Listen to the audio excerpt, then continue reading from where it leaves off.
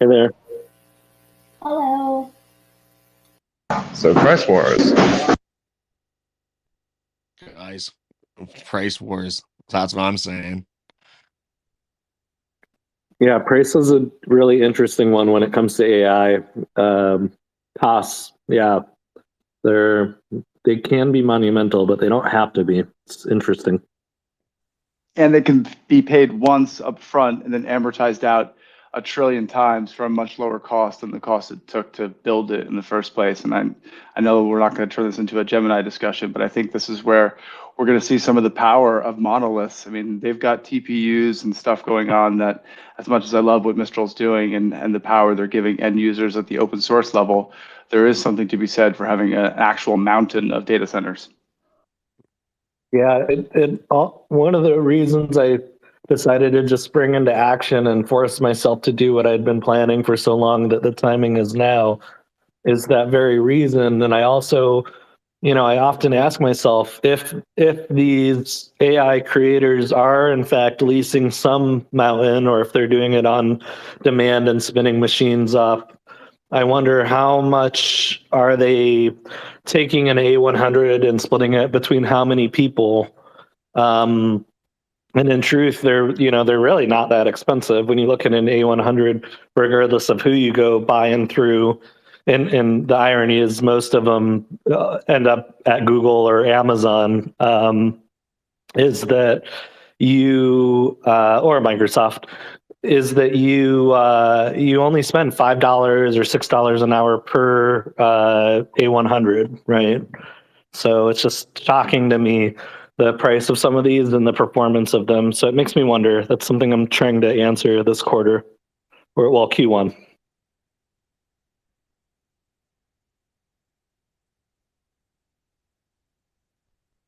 Like if I take 1,000 users and throw them all simultaneously concurrently at one single A100 based on standard use, what does that really look like? What do they really do with it? And how much of the compute is really utilized?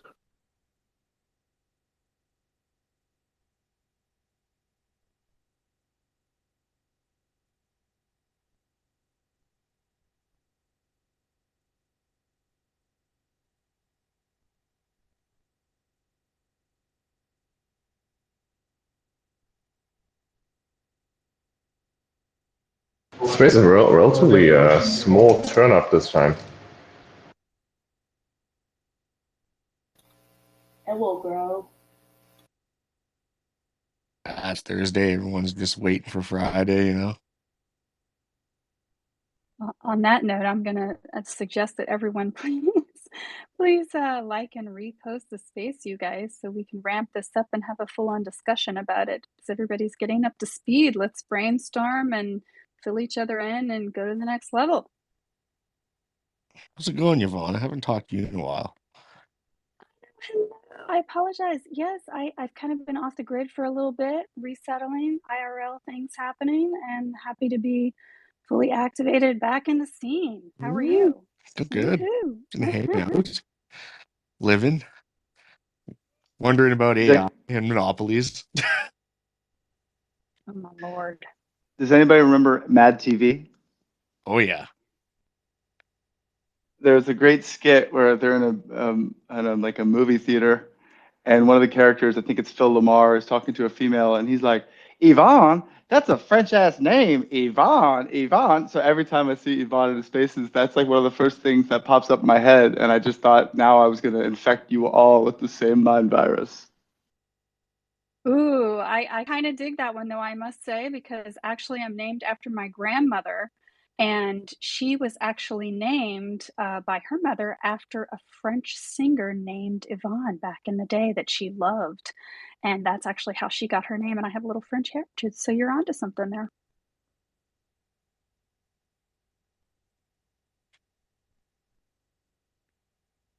Yeah, it's been years since I've seen a Mad TV episode. Wow, that's like, holy moly, that's a long time ago. I haven't even seen like a Mad magazine anywhere. What year did that start? It had to have been Like like, the 50s or something, long time ago. Wow. Yeah, because that was like the go-to magazine back. My dad was saying in the day when because he was born in 56, so it was a big thing around that time. Everyone would always go to the store and get that magazine, he'd say. Yeah, And all pretty new, man. our kids are gonna have to crack open whatever the current equivalent of Wikipedia is at the time to understand what a magazine even is. Yeah, no kidding, eh? That's actually crazy. I haven't even had like purchased a magazine in probably more than, yeah, like 10 years.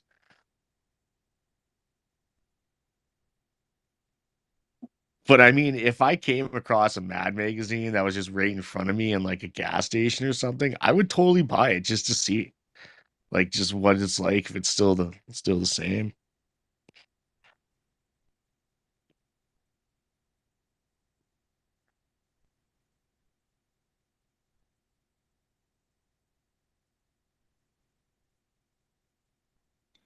Anyway, there's an interesting concept in economics that once the input costs for something get low enough, economic activity starts to kick off. Like you don't see a lot of milk for sale in Jamaica because they don't have a lot of cows sitting on pastures and getting milk there and keeping it cold, yada yada. But if suddenly, electricity went down to zero cost per kilowatt, and they had some other advances, you could have milk everywhere.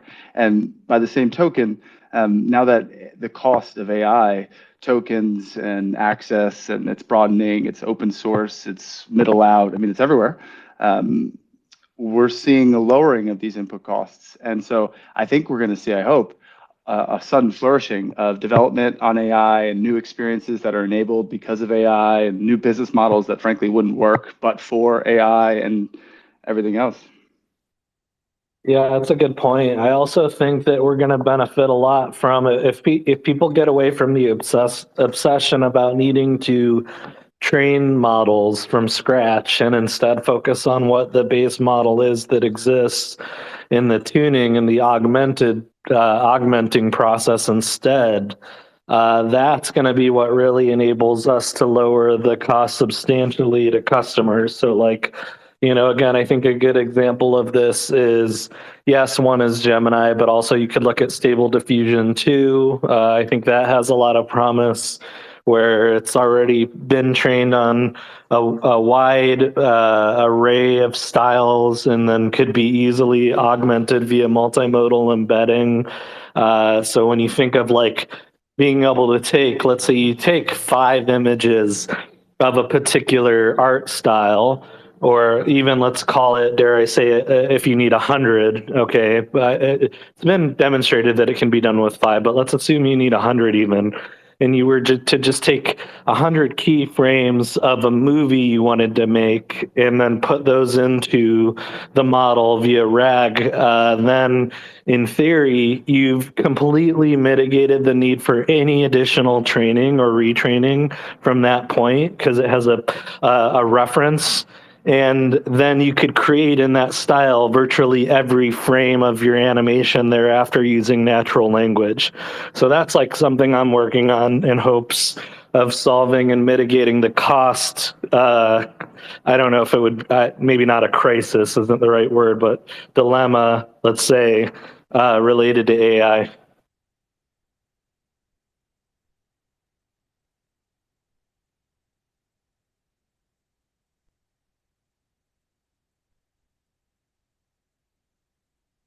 My fear is there's a lot of misconceptions about what AI really needs to be highly performant and accurate and to mitigate hallucinations. A lot of it really boils down to compute.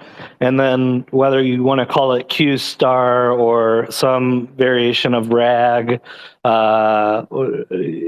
or warehousing and your vector dimensions and so on, search and index. Like all these things are important components that get us there. It's sort of we're living in a time where we're so close to the Holy Grail. I can feel it. I can see it. Ooh, when you say the Holy Grail, what are you specifically referring to? Well, I mean, we're living in a day where you're not going to need $40,000 or 100,000 or what would have formerly been millions and millions of dollars. We have, okay, so say you take Gemini, that's your world model, and say you augment it, you chain it together with a couple others to do various things, whether it be, let's say you want to work with robotics. Okay, you chain it with RT2 and a couple others, and next thing you know, you start to develop what is a fully capable open loop system. Then you can chain it with vision and real time image and video processing, and before you know it, you've got robotics like Optimus that can do virtually anything you want. So now, from excuse me, from an entrepreneurial and development standpoint, the time and the effort it takes to get from concept to some iterative in-market product, or at least a pre-release to market, is just cut down substantially. To me, that we are living in a golden age of AI where that's now finally possible. The products exist to help enable us to do that. And much thanks to the sweat and fruits of, frankly, people who are way smarter than me, thanks to their labor and efforts.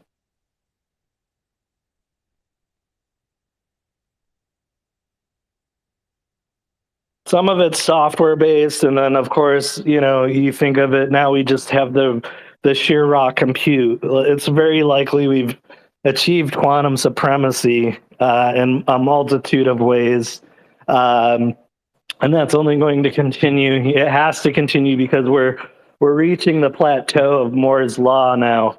Next generation's compute, I don't want to say it'll be the latest, greatest, and last bastion, because we're still there are parts of architecture that can still be improved, but we're really getting to this point now where things are starting to plateau, and the only future improvement we could make would be through quantum compute.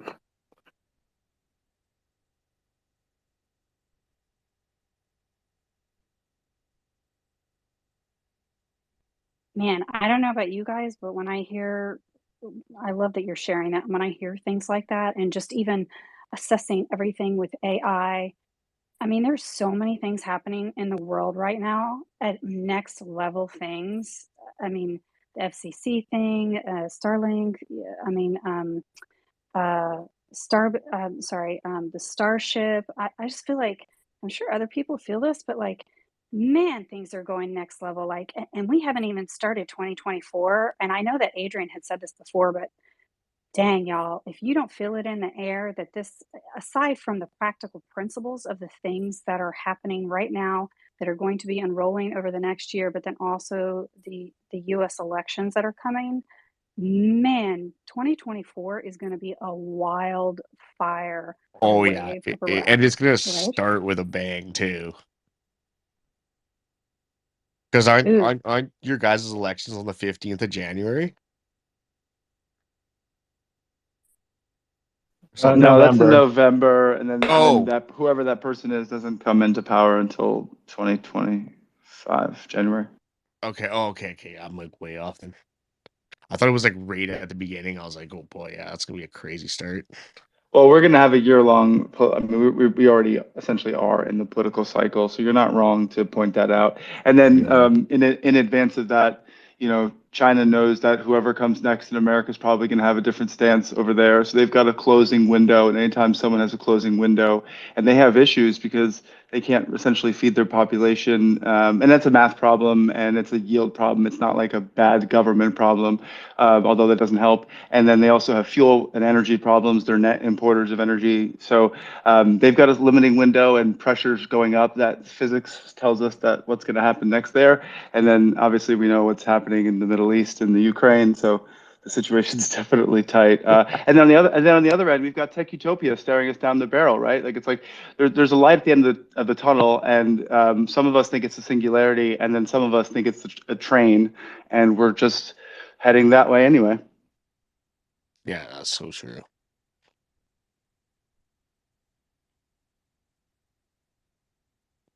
Yeah, I'm up here in Canada. Every day is like a new thing and a crazier day. So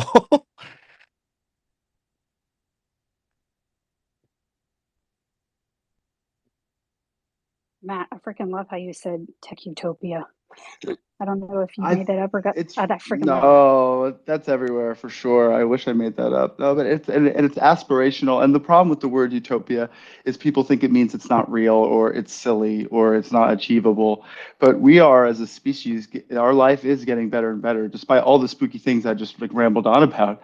If you look at Steven Pinker's book and other books like it, the numbers say that whether you measure access to calories or dollars or free time, however you measure wealth, relative wealth is going up. Now, it's true that people at the top are going up at faster rates than ever before, and there are people at the bottom bands. These are real people, either. These aren't like economic trends. These are actual folks. Their lives are already terrible, and they're getting worse. And so you'd think we could somehow redistribute some of this cream to everyone, so everyone's fed. So I don't. But that being said, things are getting better. Like the entire trend line for humanity is going up, up, up, and it appears like that curve is moving upward at an upward rate. So, yeah, I'm bullish on humanity.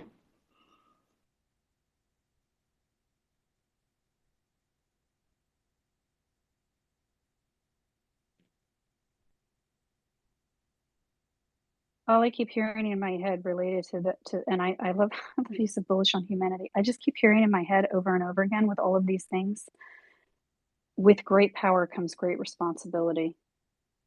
I just keep hearing that over and over again. That's so funny. That's what I said last night when we were chatting with Stock Talks, and he asked me point blank, should compute and AI just be in everybody's hands? And my answer was exactly that. Freaking love it. Did you guys? I know that a lot of people. I think if you haven't, it's on Mario. I know a lot of people don't like him for some of his little nefarious things that are on the street that may have happened. But that being said, when he had the space with Alex Jones and Elon entered in, did you guys hear when Elon was talking about Neuralink and some of the next level things that he was going to be doing with that in regards to eyesight? Me being an artist, like this sings to me very specifically.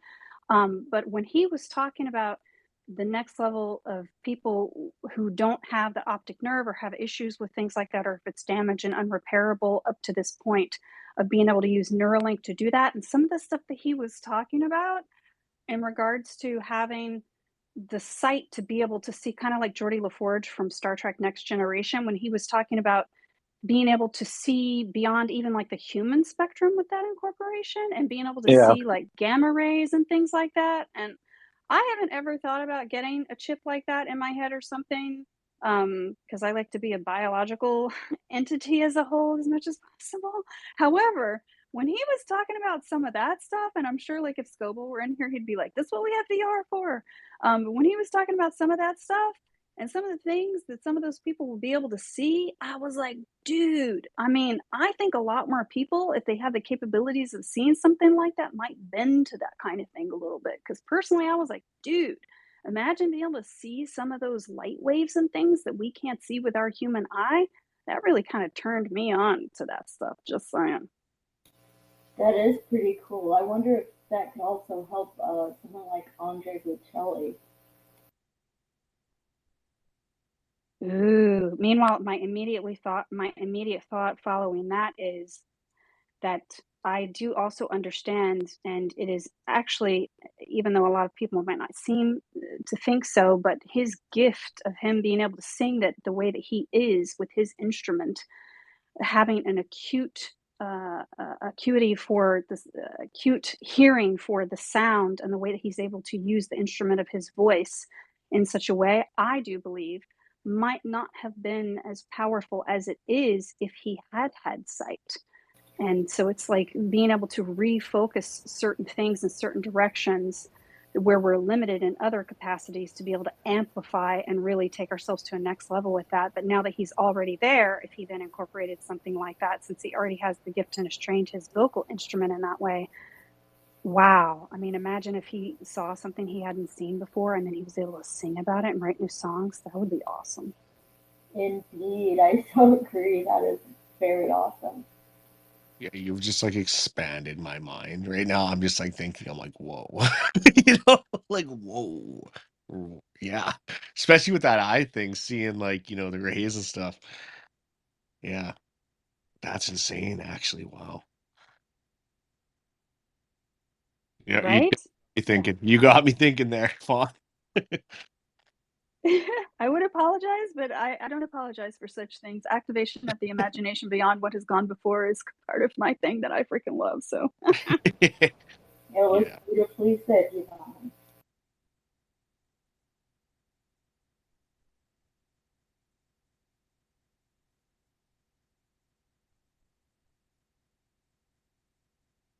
yeah. Meanwhile, another thing that I'm keeping in mind with this, and I'm sure, like, I mean, you guys, we're kind of all in the know. We're getting the information as soon as it drops right away before even mainstream media, which I freaking love. Love X for that.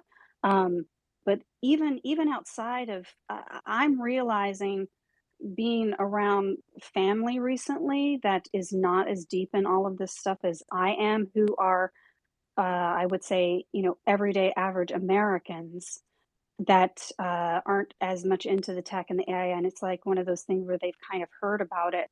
And being around other people who, even just walking in a grocery store and walking around, I don't know if you guys are experiencing this, but I've been thinking to myself, wow, so many of these people have kind of like heard it's this thing that's kind of out there, but they don't really know what it's going to do to their lives to improve their lives.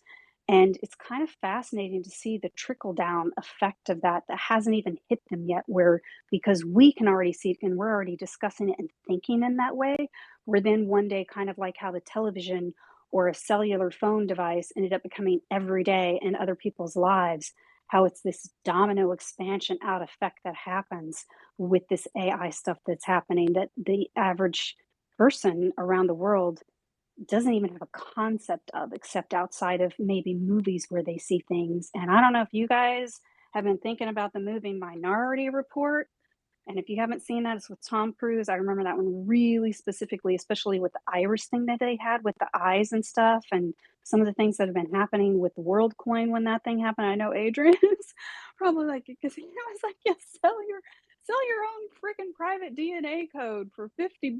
Oh my God. And that's a whole conversation that we could rant on for sure, because I'm like, OMG with that. But at the same time, I'm also like, we kind of are moving into some of that stuff. I was watching some things related around forensic science and just how far we've come with some of the cases that have been able to be solved with that. And one of the things that I was watching recently, I believe it was a kind of like a docu-series, even though it was based on historical facts, but uncovering some old cases of things, how the FBI agents that were doing some of these investigations and into a pharmaceutical company, and how they manually had to go through like trucks and trucks worth of paper document data. And I was thinking with the forensic science that we have with things now, but then also with the data that we have at such large volumes that human beings used to have to go into and be so minutia in trying to find, especially across agencies, right? Because they don't really talk to one another, who the criminals are, where the lines are, where these things connected and stuff like that is watching that even recently. Now I'm thinking in this whole AI new world and how incredible it's going to be able to scan documentation like that, to be able to find some of the connections with some of these things, to be able to find any kind of criminal empire or people that are manipulating other people through misinformation, like we've uncovered here a lot on X, through the use of AI and being able to find those patterns of things to uncover some of that corruption and stuff so much more quickly than we ever could before with hard fact data analysis is going to be next level in solving crimes, you guys. That's kind of exciting too, I think.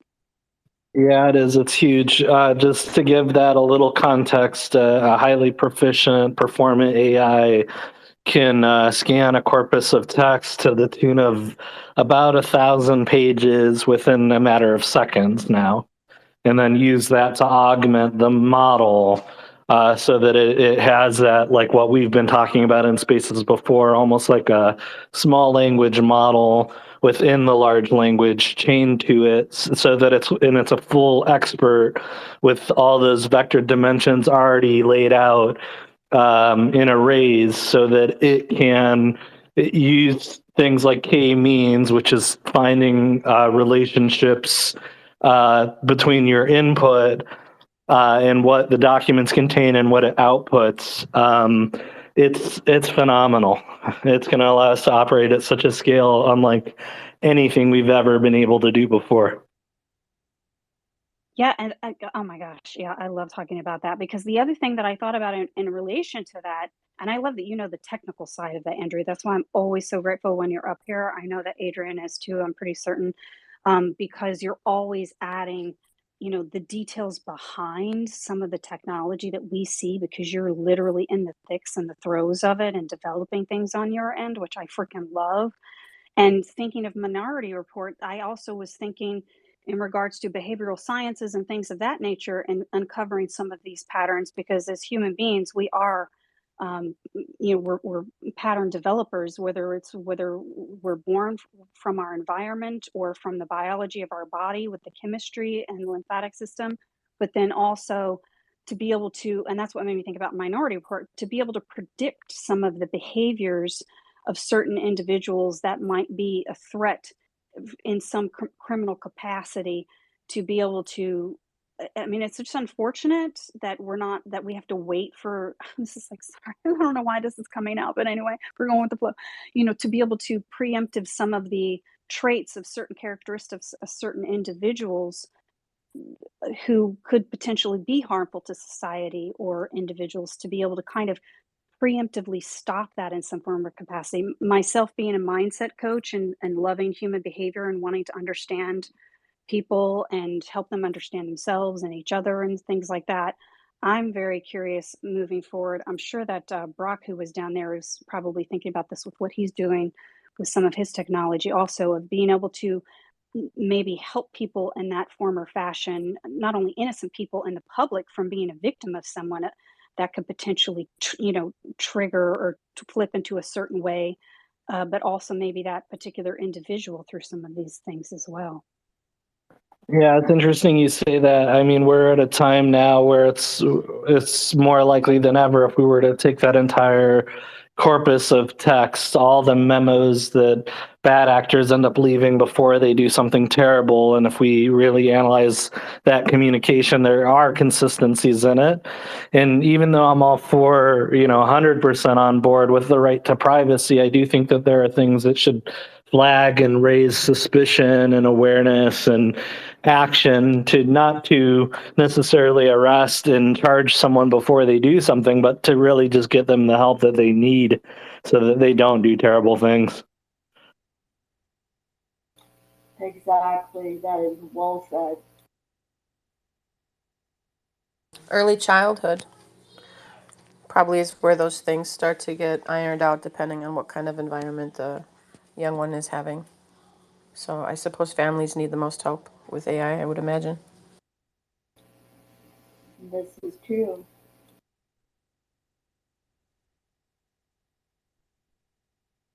Yeah, I mean, yeah, I mean that's one area, but I also, as a business perspective, I mean, access to information is power, right?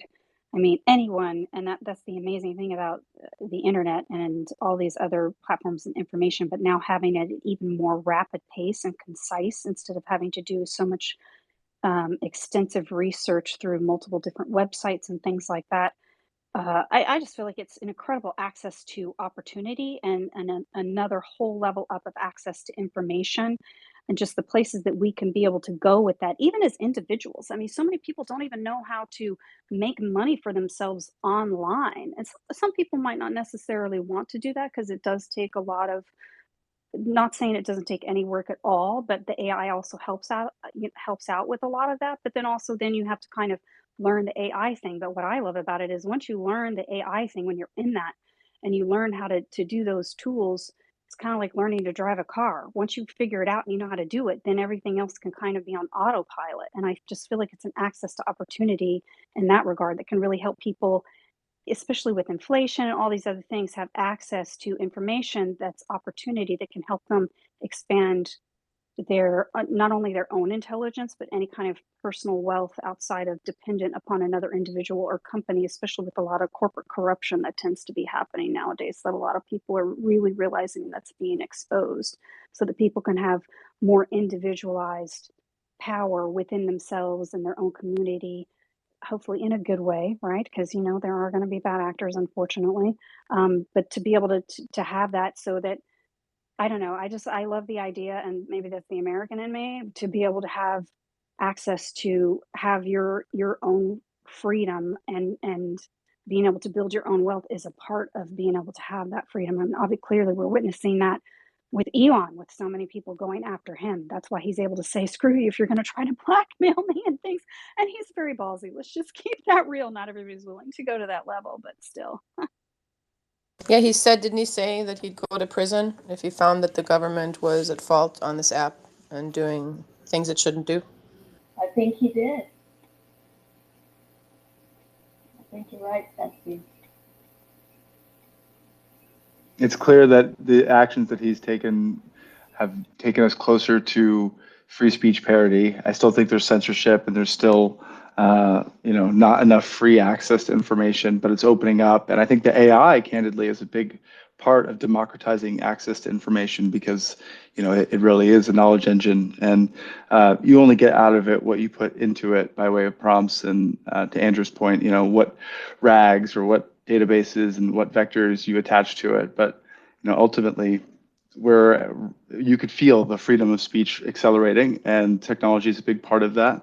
And just like it wasn't really tanks, but it was tape recorders that took down the Soviet Union because it was information about what was happening in the capitalist world that really, we sent flyers over there. We used Radio Free Europe to project sound. We actually dropped in, like I said, tape, video, sound tapes for people to listen to, tape cassettes, and hear, sounds of Americans laughing and talking about how good capitalism is.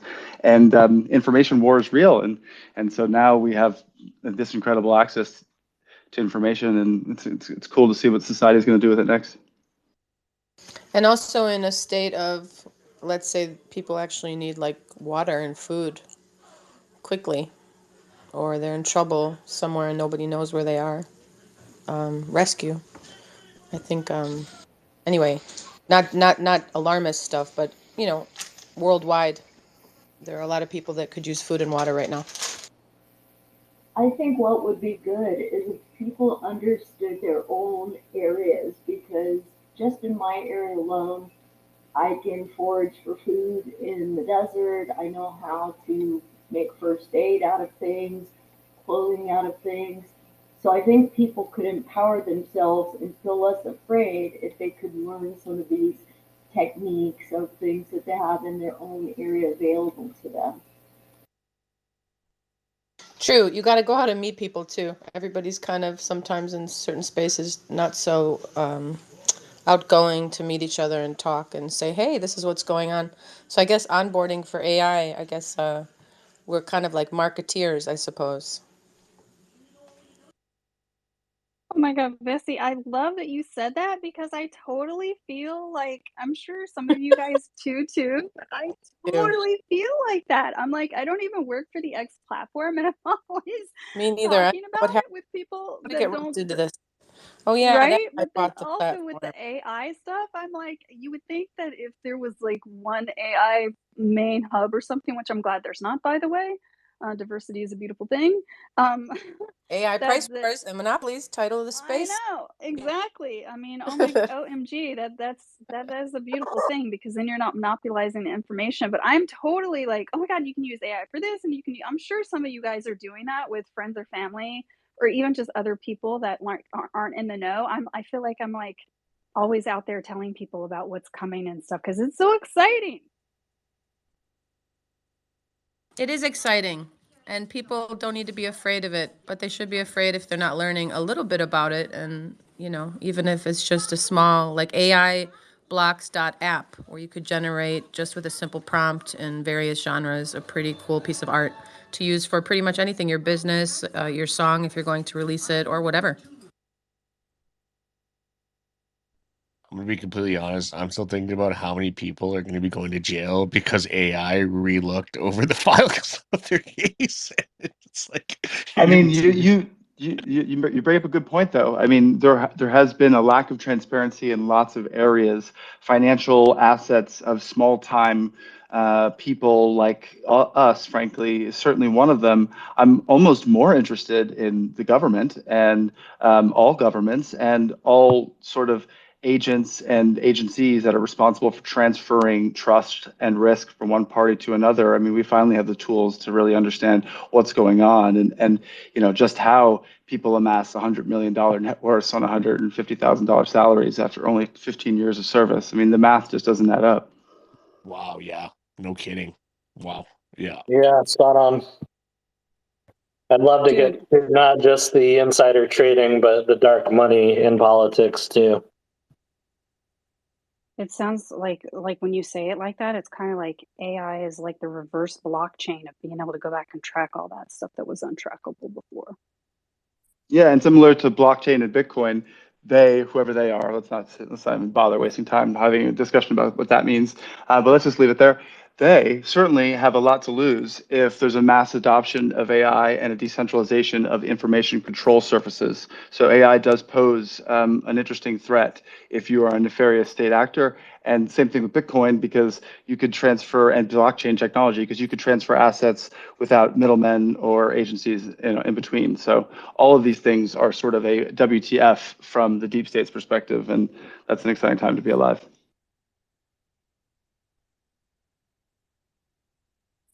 Yeah, it's definitely an exciting time to be alive. That's for sure. Seeing all this stuff. But like one thing I am a little bit concerned about, is I just saw something I think yesterday in regards to I think it was like a fast food place, like a Dairy Queen or something like that. It wasn't that, it wasn't Dairy Queen, but it was like something like that. And they had or were using AI to actually take the orders and stuff like that.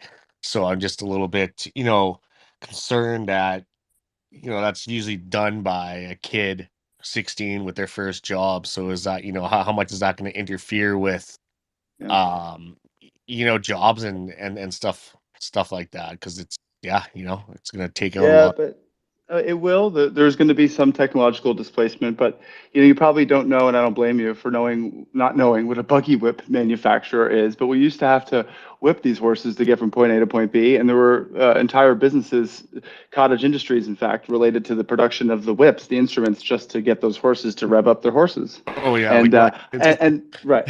It's actually funny Anyway, that you so mentioned that this, but one keep job on was going. destroyed. But let me just finish my point. That one job was destroyed, and that is a sad thing. But candidly, 300 or 400 mechanical jobs and other jobs related to the development of the automobile and industries around it were created at exponentially higher quality of life and pay rates. So I do think self checkouts are probably going the way of the dodo bird, but I think we're going to generate 15 other industries that I can't even think about right now. So yeah, so you think, with the taking away of jobs, there's going to be more added in just different things, eh? And for Yeah, yeah. Well, and not only that too, but now the worker can really focus on the quality of the other goods and services that are undeniably more important. Like I much rather care that the AI get the order right and that the worker is fully focused on making good food. True. Yeah, yeah, yeah. You raise a valid point there too. And one other thing is like the food, the making of the food is undeniably more artistic and creative and fulfilling than someone sitting there working a register, I think. Unless you're like just a finance or like math nerd, right? Yeah. And I think we can all agree, guys, McDonald's has been getting a little sloppy with the artistic of their burgers lately. Don't go there. Go to Culver. But like, this actually opens up so many things. Like, do you remember back in like, let's say like the early 2000s, like the burgers looked like they actually kind of did in the photos on TV? Now it's just like nothing. Yeah, like Carl's Jr. shows extra sauce and they have no sauce. The other thing too that could be interesting is if the business wants to operate really ethically, from my point of view, as it relates to AI transformation, is now they would take the wages of those personnel that they would need working the register and distribute them amongst the rest of the staff to give them pay raises. Ooh, yeah. Yeah. Yeah, but what would a 16-year-old do in lieu of, those simple tasks? They obviously don't have a lot of skills in life yet, so what would their job be within that? Make really good food. Learn how to manage the business. Spend more time there. Yeah, that's true. And also, you're about to see Optimuses walking around and things like that, and not just robots, but other transformational technology. Those are going to create maintenance opportunities, human sort of interface API type stuff. I mean, essentially, there's going to be a whole bunch of opportunities for the 16-year-olds that are about to crop up that we can't anticipate because they're around the curve. Yeah, that's actually true. Because like if you think about it, right, like no matter how far it goes, there's always going to be a need to fix that piece of equipment, right, by most likely a human. Maybe if there's plenty of good user friendly interfaces for them, for tutorials to help them learn a little better. Yeah, hopefully better than the ice cream machines. That's for sure. Yeah, those are designed to break. At the most convenient times too. Yeah, it's always summer. Yeah, like you're 2 o'clock, you just walk to McDonald's, you're drunk, you're just like, I really want one of those McFlurries, and then it's like, no, cleaning, sorry. Dude, Yeah, this I is the one really that read they're designed to break down. That's how they originally made them. I don't know how true that is, but I had read that a ways back. And one day I went to 3 different drive-throughs because it was super hot. I'd been driving on the hot four-wheeling trails all day long, and I just wanted a milkshake. I couldn't find one anywhere in the whole area. Every machine was down. But taking Matt's point, now we can, or it was either Matt or Andrew. Now there could be somebody working that ice cream machine that could just be the artist, right? So now they'll always be McFlurries, and they'll be beautiful. Oh, I think we're less than 10 years from replicators from Star Trek, where we're going to be able to atomically assemble food. Yeah, definitely not.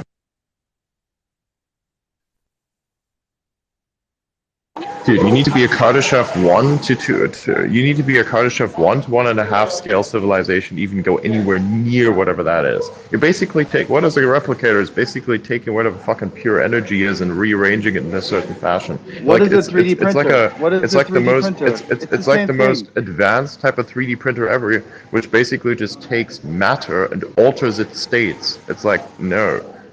We're not 10 years away from that. Not even near. Probably not even 100 to 200 years away from that. Oh, the rare doomer take from Adrian. Someone clip this. I'm gonna No, have to it's a have a realism celebration. take, my man. Okay, how much energy do we control? Even by a fictional standard, which is a Kardashev scale, we don't even make Kardashev 1 yet. That's insane. Like, we're not controlling enough energy to even make it happen, nor are we understanding physics enough to even get anywhere near that. Because if we did, then 80% of all the material engineering problems would simply disappear overnight, which they haven't. All valid.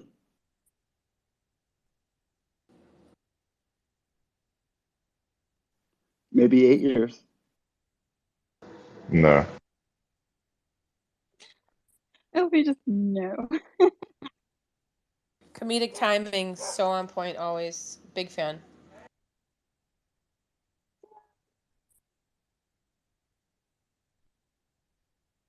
Well, one thing is a guarantee, y'all, in all this regarding machines and things of that nature. And I think I'm not sure who mentioned it. Might have been, I think it was you, Adrian, was talking about. Then eventually we'll have like Optimus repairing Optimus and machines repairing, because the fact of the matter remains that in the world that we live in, no matter how beautiful and pristine something is that is created that is new, we have time.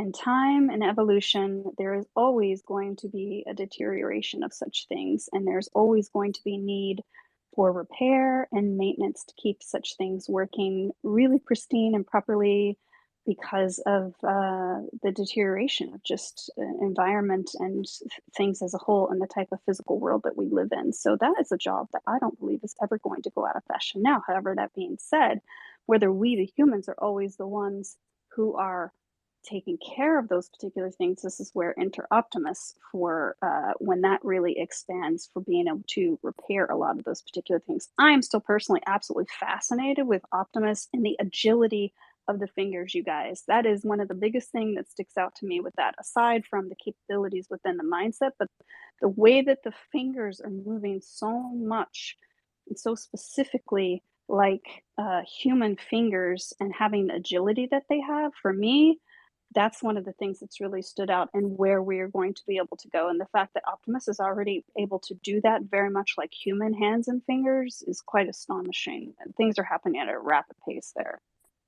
Yeah, to see it hold the egg like it did and place it down on the dish so daintily, so like kind of gracefully. It's crazy. It was cool. Yay. Who's gonna pay for all this AI that Optimuses have to fix? Countries are gonna have to work together, like for real. About time.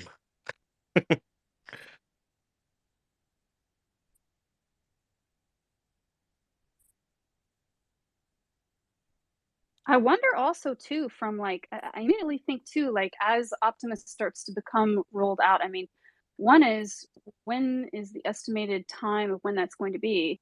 I mean, Elon had mentioned that Optimus, well, and I know that he's very optimistic about this, and I freaking love that. It could be doing freaking ballet within a year, which is incredible, but totally possible. Anything can happen. But then when I start thinking about it, as I was mentioning to some of my friends and family, imagine, and like I'm standing in their kitchen in their home, and I'm like, imagine having a robot walking around your residence that's doing a lot of little things that you don't want to have to deal with right now, like cleaning or doing things of that nature. And then I think of the cost analysis of what that's going to be like. How much are they going to cost? And then I think of my past experience and history. With a billionaire that I worked with, and he actually worked in aviation and leased planes. He's actually the godfather of the person who came up with that. So instead of airlines individually owning the planes and having to put that capital out initially, which a lot of times drained the airlines because they themselves didn't have a lot of that. It's kind of like Hertz having a fleet of cars where they're leasing it from the car company, like with the Teslas. And one of the things that he created there is he found out it was a much more smart business, more efficient, and to be able to be an entity that could purchase the planes as they were coming off of the manufacturing line, and some of them even before they did, and then lease them out to the airlines so that the airlines themselves didn't have to put out a lot of that capital, didn't have to drain their balance sheet, and instead they would lease them. And then that way, again, they were able to keep a lot more of their capital. And I was kind of thinking that that might be a super awesome, I'm sure that Elon's already thought about something of this capacity, but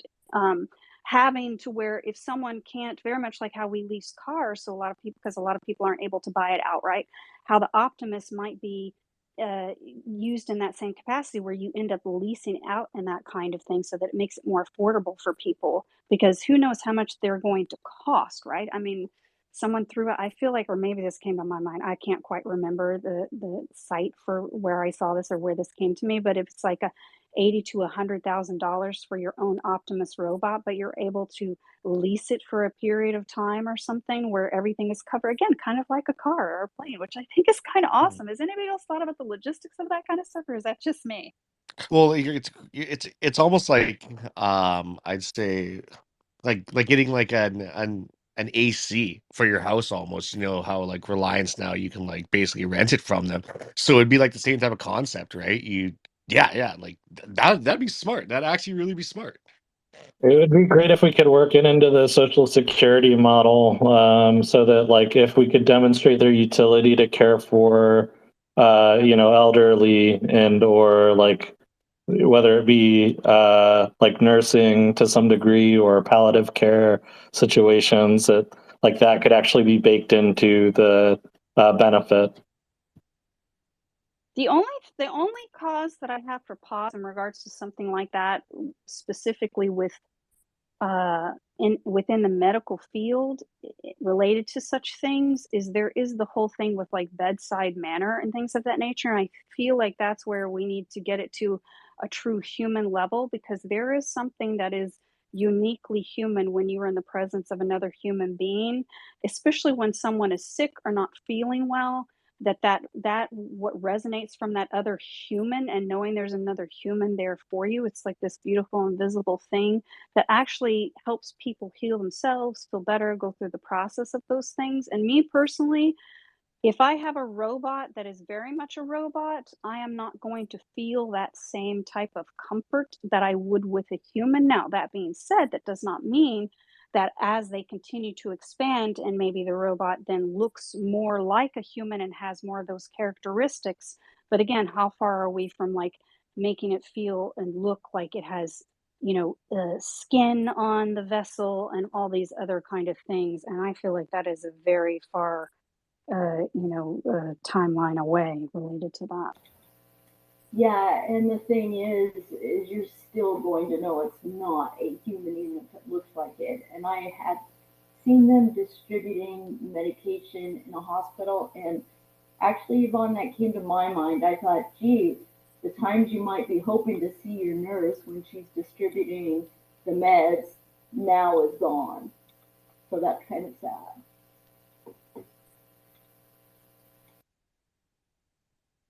Yeah, I mean, from a barrier standpoint of, again, because I think that one of the importance in thinking about a lot of these things is humans have their strengths and their weaknesses, and sometimes the weaknesses in such situations can be a hindrance, right? If the person isn't always showing up on time, things of that nature that typically tend to happen with human behavior related to such things, having the consistency and reliability over a robot in such that particular type of situation where the human could then let you down could be a huge benefit in something like that. Yeah, that is true. Yeah. Well, and then not to mention ratios, nurses to patients, and also round the clock care. A robot Optimus isn't going to get tired. It just has to go charge for 30 minutes and it's good to go. I'm just wondering if, I mean, it sounds great and I love the idea of it, but my other thought is, what if the nurses become less responsive because they know this is in place? So therefore, you do lose that human interaction that Yvonne was talking about. And once again, I love that you mentioned that, because once again, that is the human component, right? It's like Adrian's always talking about how, which is true, that the AI, even the robot, is a tool. It is the human that causes it to be good or evil, so to speak, right? With how that tool is used, very much the same way that a gun is, or a knife for that matter. I mean, you can use a knife to cut an apple so that you have or any other piece of bread or anything to that matter, to make it easier for you to digest it and to eat it. However, that knife can also be used to kill someone. Sorry, I'm just like, 'cause I know that's like a little dark, but we're just gotta keep it real there, right? So I think it's best Hearts to, So right? I mean, Hearts this is, and yeah.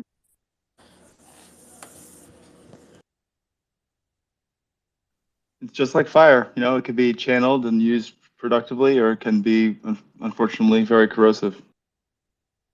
Yeah, I mean, the inner human component of making sure that people are balanced and have a lot of awareness is one of the things that I personally think needs to be expanded upon a little bit more in human consciousness as a whole. And maybe that's part of the reason that these things are happening. I mean, you having your awareness and being able to pause yourself or stop yourself from doing a particular thing, or having the awareness even when you're procrastinating and you're being lazy, because every human does it.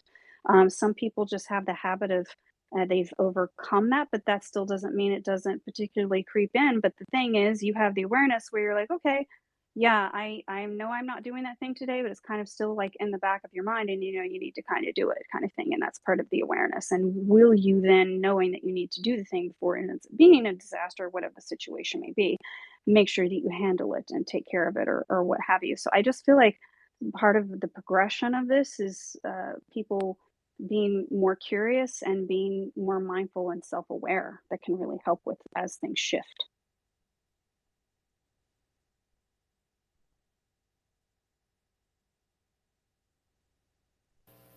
I think a lot of things can start with the upcoming generations if they were to be implemented in the school systems more. Sometimes they have these silly subjects that are useless, and there's these really important things that can make all the difference in the world should they make this a part of the curriculum.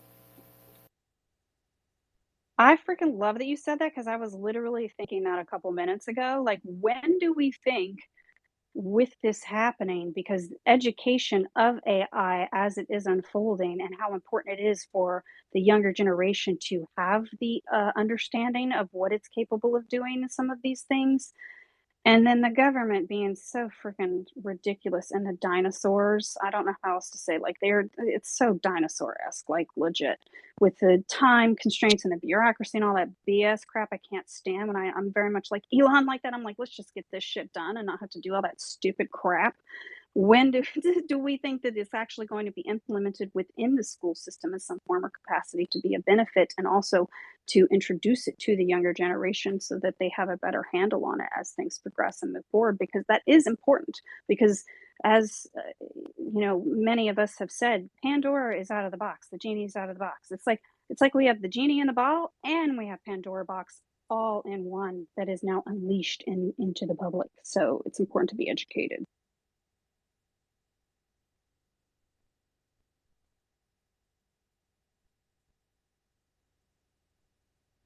Did you read that news in Forbes, or was that not true? Is Elon starting a school? Is that true? Yes. That's pretty freaking amazing. That makes me very happy. I wish that I could start over and go there, but alas, maybe the next life. Yeah, for I real. wish we could bring it to Ohio. We have decent education, and I think we have good civics and good arts, but something in the core, of the core curriculum is just off. I see Dr. Optimus standing at the head of a class giving a lecture at the finest institutions and also your local community college. Yeah, no red tape, no loopholes. And can you imagine the impact of having access to Grok and things like it early on, and then getting, Elon, I'm sure he's not doing this because he's trying to develop his products. He's more interested in refining the process of educating, because he's probably spent a lot of time looking at deficiencies with his kids, and then also looking at training models and just thinking like, shit, there's probably a better way to do this. But anyway, can you imagine the power that he's going to have in terms of the feedback loop, getting to watch young learners, which are the best learners, and watching them interact with his systems and gain their, child's eyes and their sense of intuition. I think he's got himself a little laboratory here too. Question: the Secretary of Education currently is that correct? Miguel Cardona, the United States Secretary of Education. I mean, do you have to be born Yes. in the United States to be the Secretary of Education? Probably not. Right on.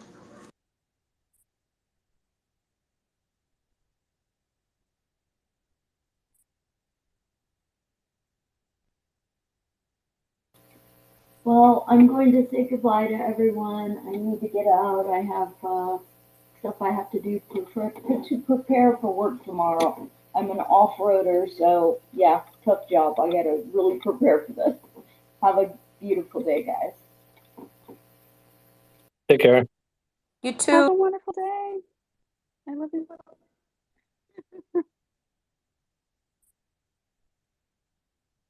Are you there? Can you co-host me so I can bring some more people? But I've seen that we've had a bunch of people that I think wanted to come up, but then I think you're preoccupied. Mr. Dr. Walter is here. Merci, merci.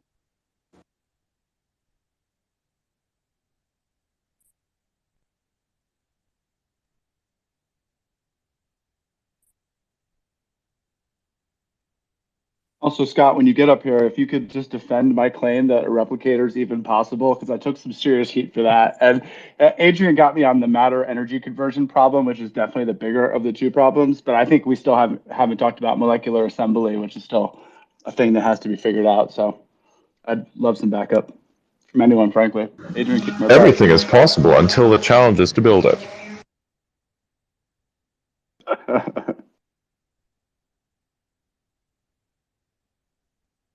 So true.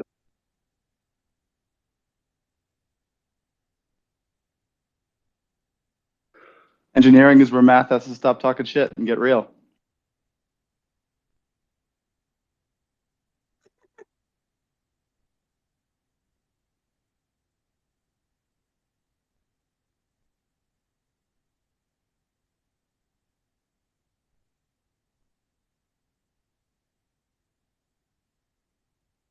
And as we are in this moment of pause while I'm bringing people up to the stage, please like and repost the space, you guys. If it's your first time in our space and you're a little shy or you want to adventure down the space's rabbit hole and you have not yet come up on a stage and spoken, please do raise your hand.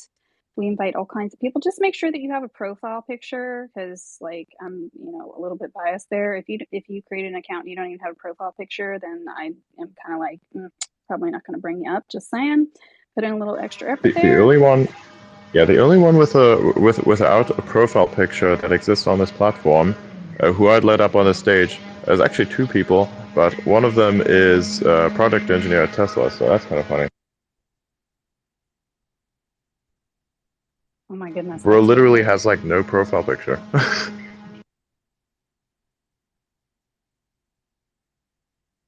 I guess in that case, then to each his own, right? Also Exactly. make sure that, right? Also make sure that you join our community, you guys. I have pinned it to the top of the space. We are the Accelerationists on X. We are accelerating all things X in a positive format, no shenanigans. And make sure you join our community. It's the fastest growing community on X. It's kind of amazing. We're already up to 1.6K, and it's only been like 2 weeks, I think, as of tomorrow or something. It's freaking fire. And please share. If you're spamming in there, you're going to get booted. You're going to get kicked. I'm just saying, make sure you read the rules and just have a little bit of manners and some etiquette. Make sure that you follow our host and turn notifications on for him, because he is always hosting spaces regularly and consistently and bringing amazing guests and dropping wisdom bombs. And we are always brainstorming up here to make sure that we stay ahead of the curve on information and all things X. And let's continue. Occasional whisper shenanigans. It's true. Very much so. Oh, very much so.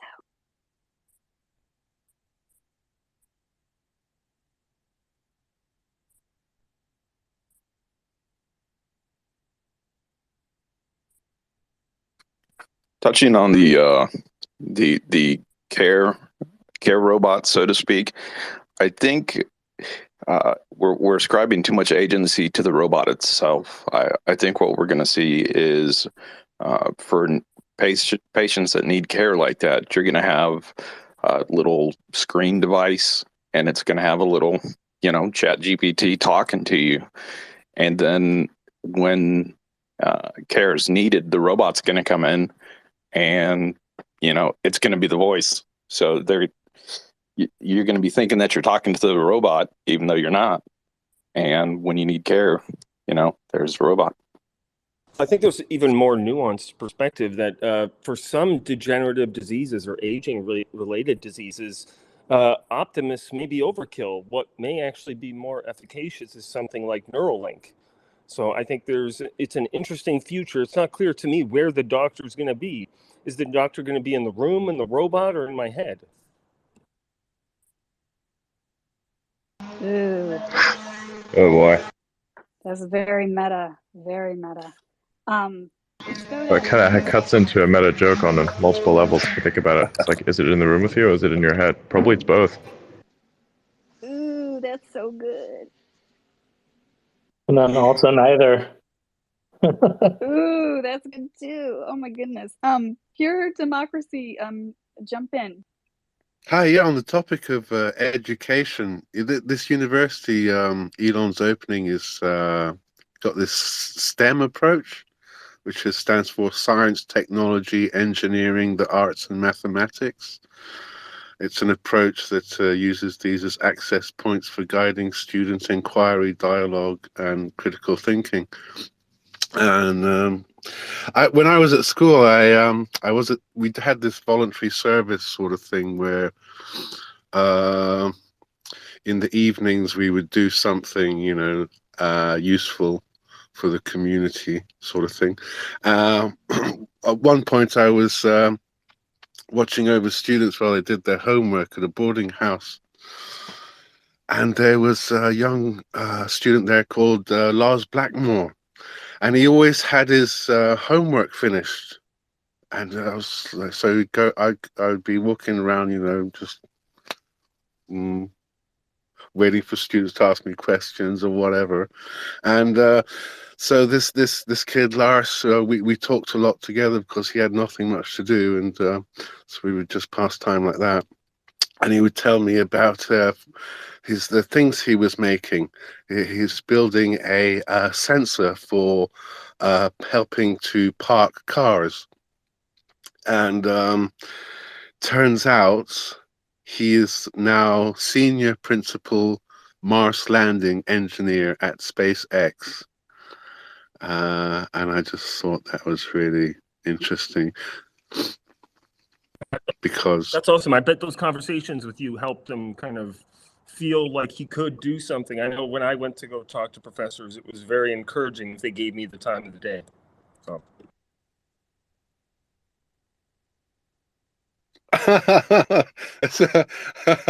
I don't think I did, but that's very kind of you. Well, you say that, but I know that from my memory and my history that there are professors who didn't think much of it, but it was a big deal for me. So I think that can't be overstated too much or enough, rather.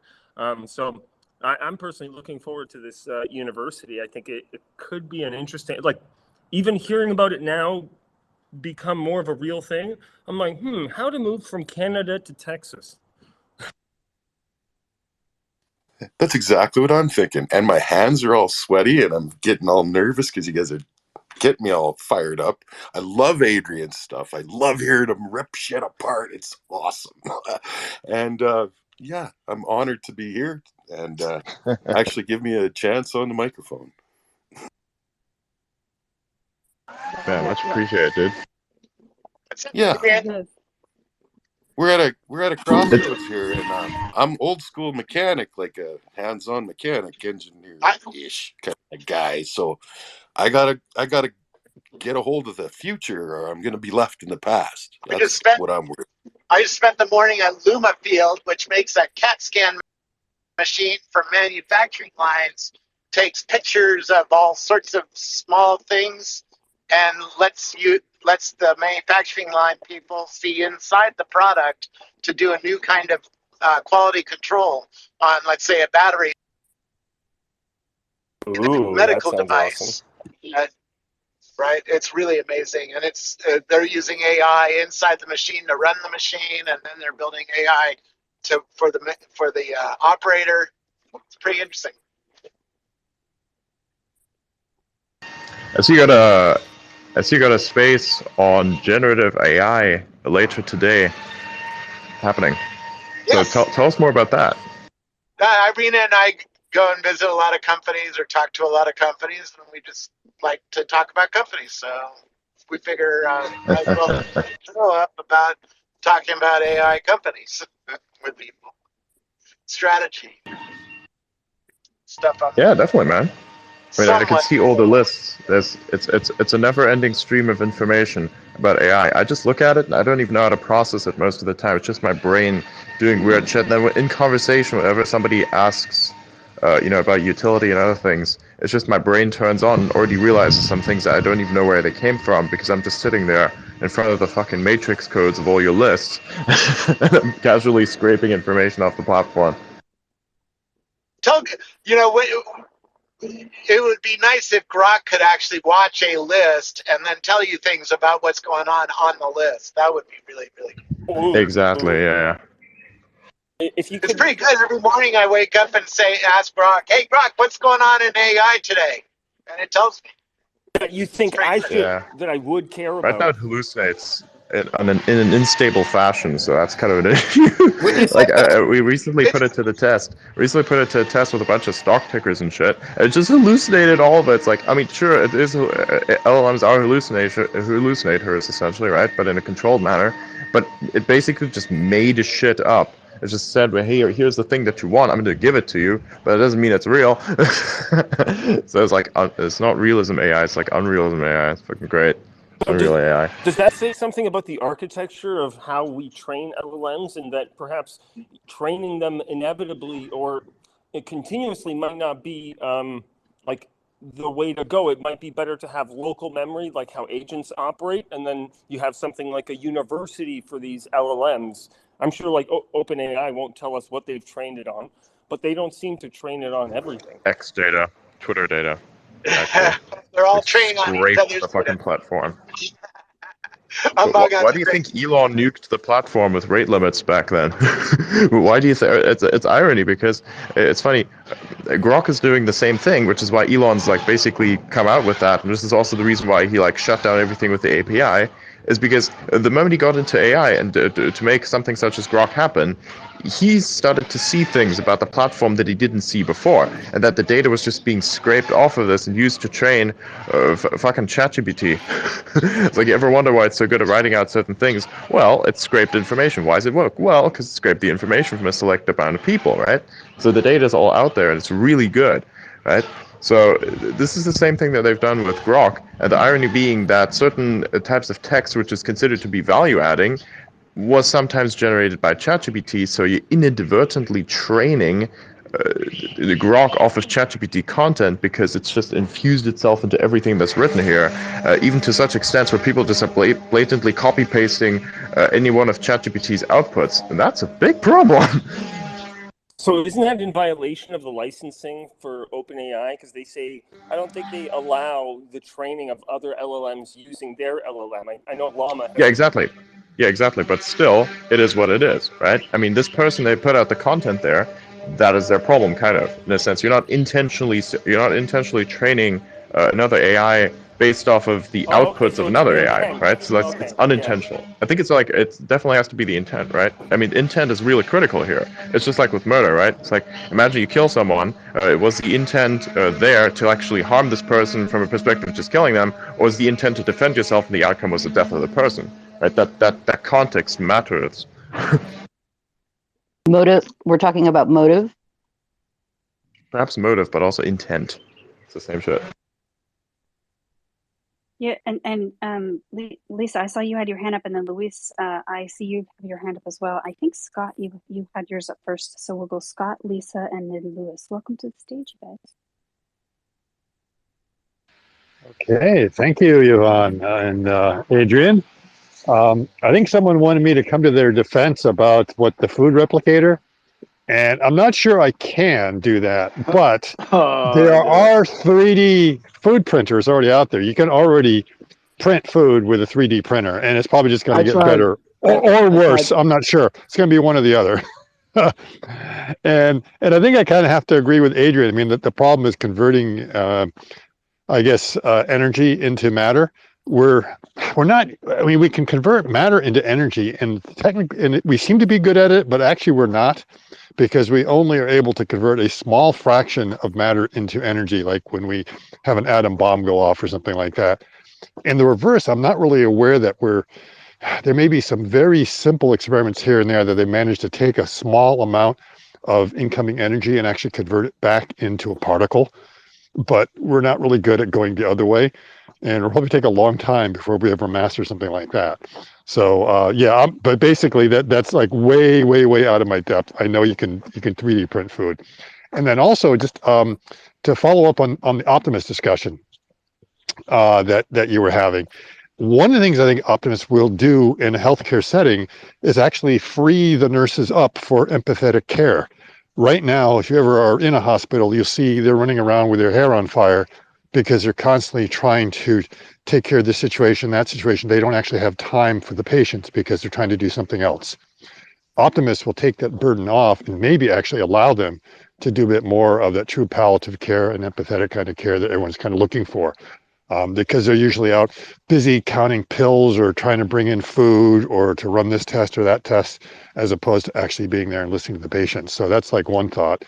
The other is I don't think Optimus is going to be sold right away. So you were talking about like a leasing model. I think that's almost what it is right from the beginning, is that people are going to lease Optimus, and they may not need it for like 24 hours. If you think about it, do you really need the robot in your house 24 hours a day? Maybe you only need it like 4 hours a day. So you and your neighbor are kind of leasing it or renting it, however you want to look at it. So you're not taking the full cost burden. And also, as far as how much Optimus is going to cost, Elon has said at least a couple times in the record, probably less than a Model 3. And I think even specified possibly less than $20,000. And that's what he was saying would be like what they would sell it for. And based on sort of like my own analysis, the analysis of a few other people doing a bill of materials, it really seems like it's possible it could be built for around 10,000 because it's designed for mass production. There is nothing really expensive in the Optimus bot except probably the FSD chip. That's the most expensive part, and certainly the most technically complex part. Everything else is fairly straightforward, except for, the actuators. They're quite state of the art and they've definitely been improved, but it's possible to mass produce it at a reasonable cost. So it's not like $100,000 or $200,000. The Yeah, I was idea is thinking that price of a house. Yeah. it's not going to be the price of the house. It's not even going to be the price of Yeah, a but that's car. what originally Yeah. I think that was Yeah. stated as being like, hey, for $600,000, you may be able to get your parents a robot like this for their, old age. Yeah. I think he was stating it was much less than that, like for the cost of a car. So, I mean, so if you could think that you could get afford to buy your parents a car, you could do something like that. So yeah, if it's like a Boston Dynamics robot and some of the others, they're looking at a couple of $100,000 because they don't know how to mass produce it. So when this is available, I mean, and that's the big if, is when is this going to be available? It's going to be available at a fairly low cost. Yeah, robot And as a be service comes up though, like the way that you oh yeah, described it. Yeah. absolutely. That's the cost model that I've looked at, and it gets really ridiculous if you just need to follow CERN Basher. Okay, he's got a funny name. His first name is actually spelled CERN, CERN.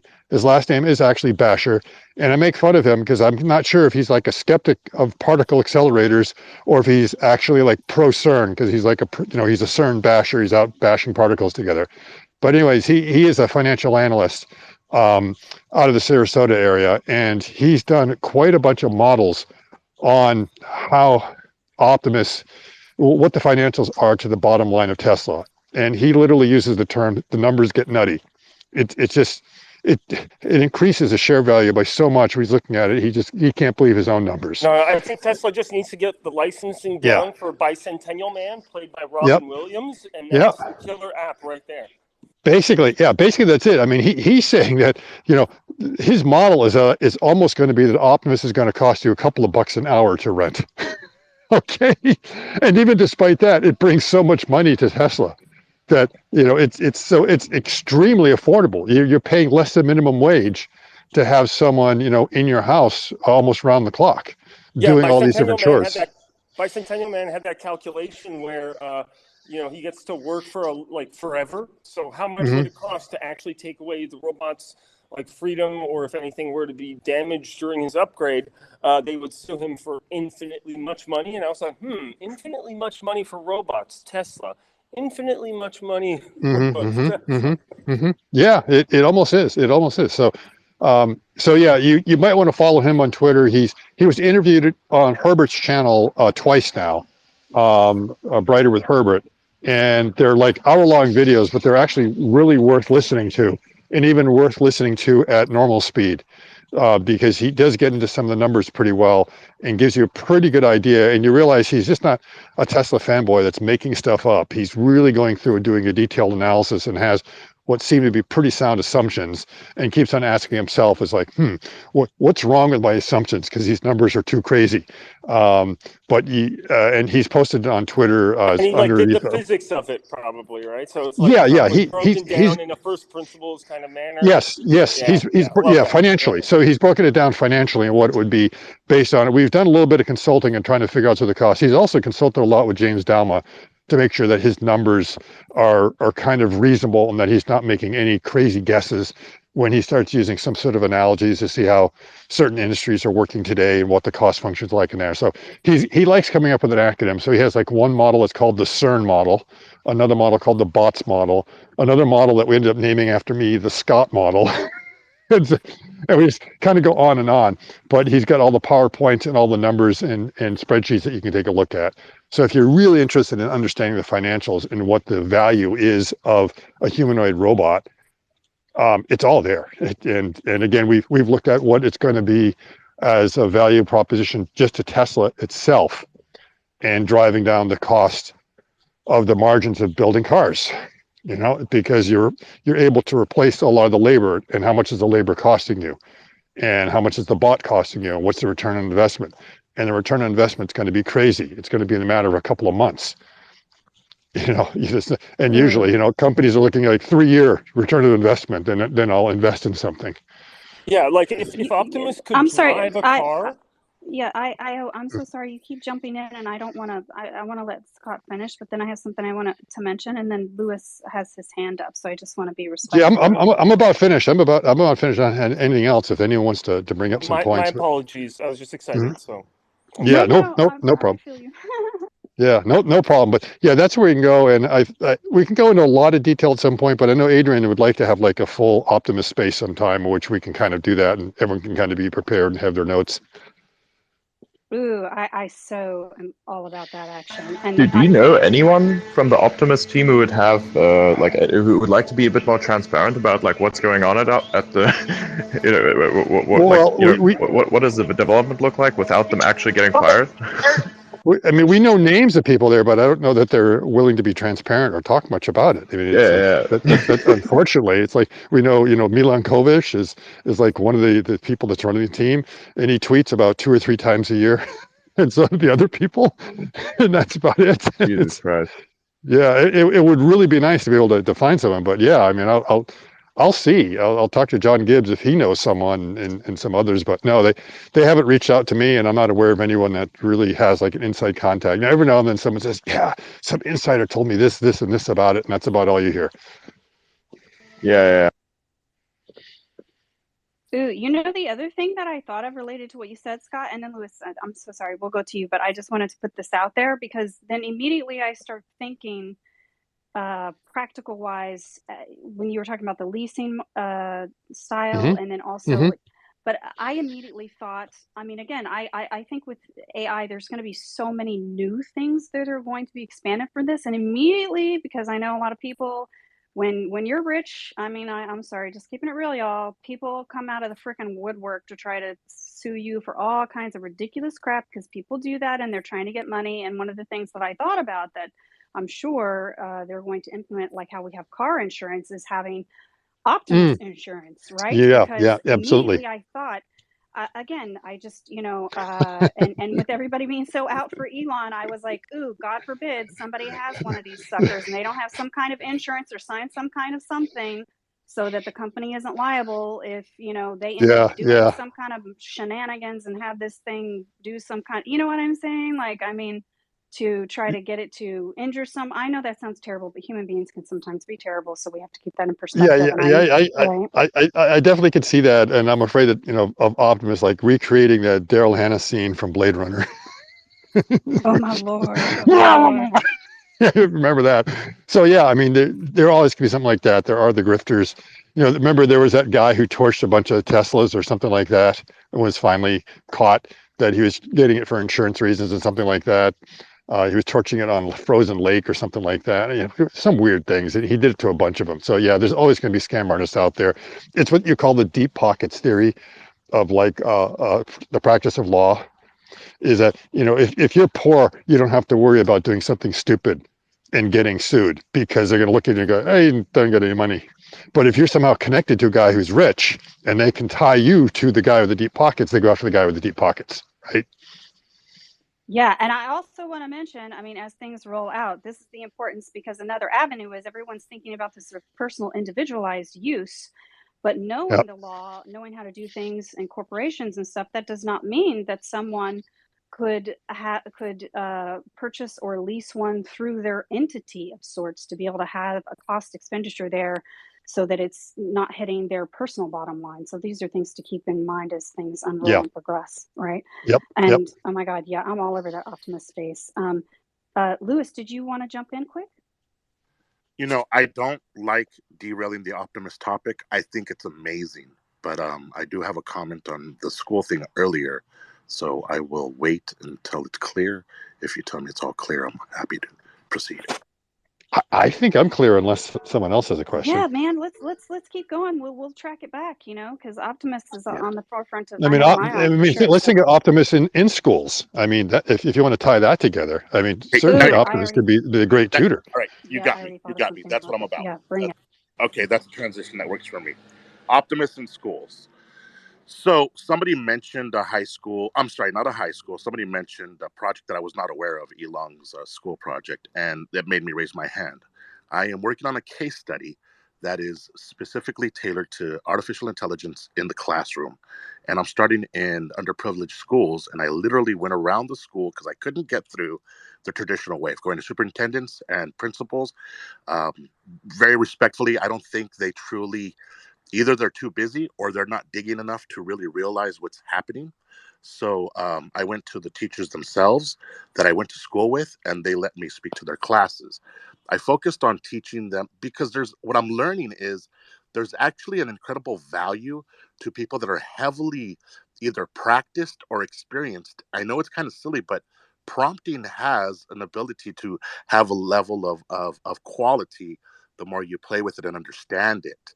And I like to think I've played with it enough that I might have some insight to get a little bit more out of the models. So I was able to do that in the classrooms. And what blew me away was how I could quickly customize the responses for the students to stay engaged on the topic matter of their classroom. One of them was history. And history for many students, they're disengaged, they're not interested. Some of them flat out hate it. And the fact that I was able to get the model to understand their age, their likes, their interests, what movies they like, and to associate and start making relatable topics to history and then to today's topics had students engaging and learning what's happening in front of me. The reason I come on stage is I'm doing this alone and I don't have any great background in doing deep case studies. I've spoken to over 160 students and I'm going to keep going. But if anybody in the audience has a care about it and would be willing to look at what I've done so far and give me some input, I would really appreciate it before I publish it. My goal is to reach 500 students to have better data on over how they respond and publish what I've been doing, and I've been recording myself through the process. I thank you guys for the stage. If anybody out there has any input, I would really appreciate it. Thanks.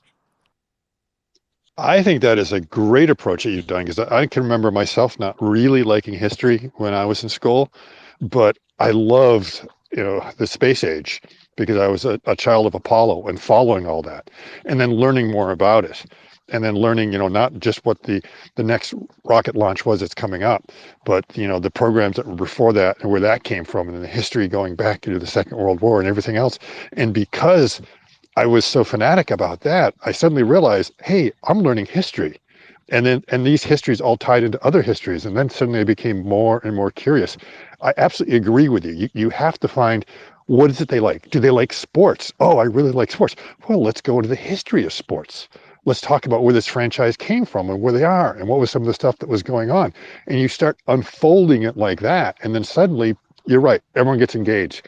So you've got to find what is the hook that makes everyone going to like a certain subject. The same thing with math. I mean, the best, again, take a kid who loves sports. He hates math. Oh, really? Can you tell me the statistics on, how many free throws this guy's able to do? What's his percentage? What's this guy's batting average? They understand that. Then you could start explaining that to them. you're on the right track. Watch, like, check this out. So what you said is true. I went deeper. I actually wanted to stay within the textbook of what the teacher wanted to teach that week of the lesson plan. So I didn't Yeah. want to drift from the lesson plan. So I told the AI, here is the lesson plan. And one of the students was very forward thinking. She said, I hate this. I don't get it. She raised her hand. She put herself out there and she said, I don't understand Michelangelo and the Leonardo guy. And to me, because I'm a Teenage Mutant Ninja Turtle fan and I like art, I I I I missed the value of understanding what we know we expect many people to kind of generally know, because we're like, didn't you watch Teenage Mutant? Like, haven't you seen these things? Mm-hmm. No, they haven't. They haven't. These students are coming in blank, and that's my lack of understanding that. So I had to tell myself, start from scratch. And what she told me was, I don't get that. So I told the AI, she does not understand Leonardo and Michelangelo.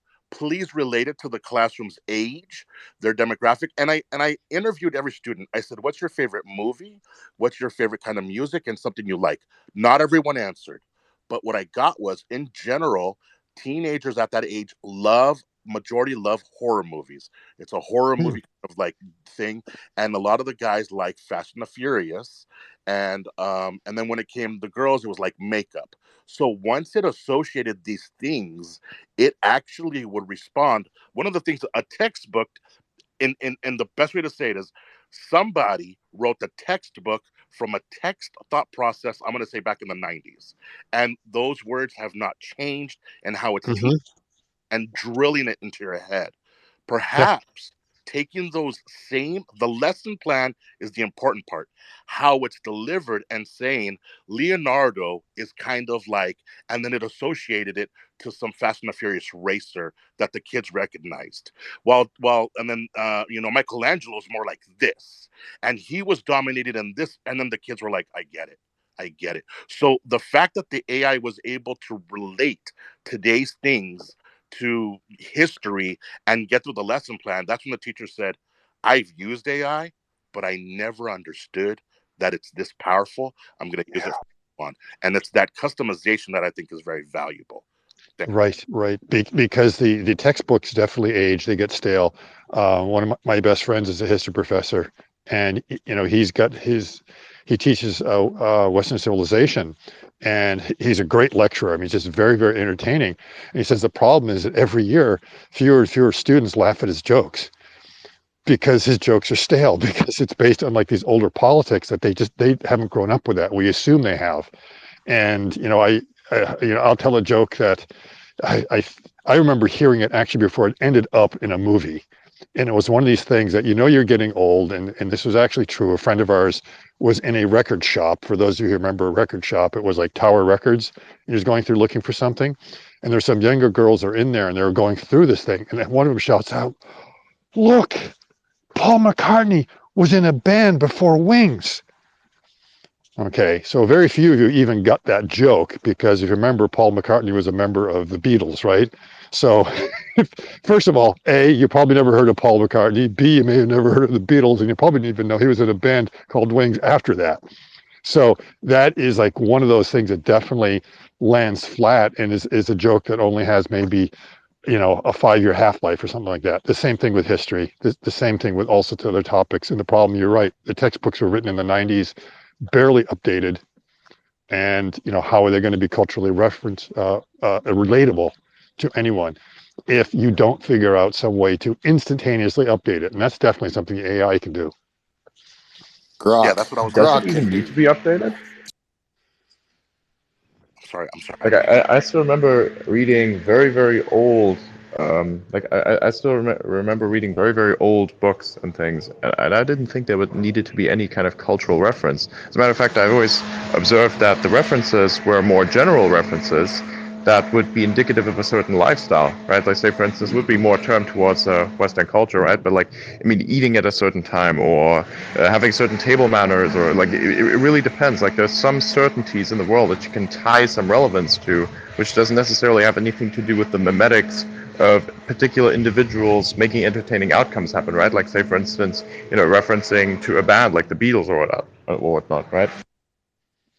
Right, right. But you always have the problem that depending upon how you are trying to explain something to someone, if they don't understand it, have the same background as you, again, the whole thing like skeuomorphisms die really quickly. The whole thing is that the save icon, to realize that the save icon actually is actually was something physical at some point. And my kids had never, I mean, I think maybe they'd seen that, but a lot of others have no idea what it is. So if you keep on losing those references, it's sort of kind of hard to tie back in. And you need to make sure you find what is the reference point they have, that when you start explaining things or start using analogies, that it's an analogy that they understand because they actually used it. So a lot of times, you might talk about like the telephone and how the telephone used to work with a dial on and stuff like that, and explaining it, and you explain to a bunch of kids, they've never seen one of those things. They have absolutely no idea. So suddenly you realize, oh, I have to explain that to you first. Okay. In the classroom of 35 students, there's too much Mhm. diversity to expect all of them are going to have the same background, Mhm. knowledge, or even interests. And one of the things that I started to learn about this was it can actually customize how and what the different students are into or how they relate. And that the end result is that they learn the subject matter, how they get there, and how they retain it is the creative process that was instantly and very affordably possible. If the goal is the test gives the results that the teacher's looking for, he or she can grade and pass them forward.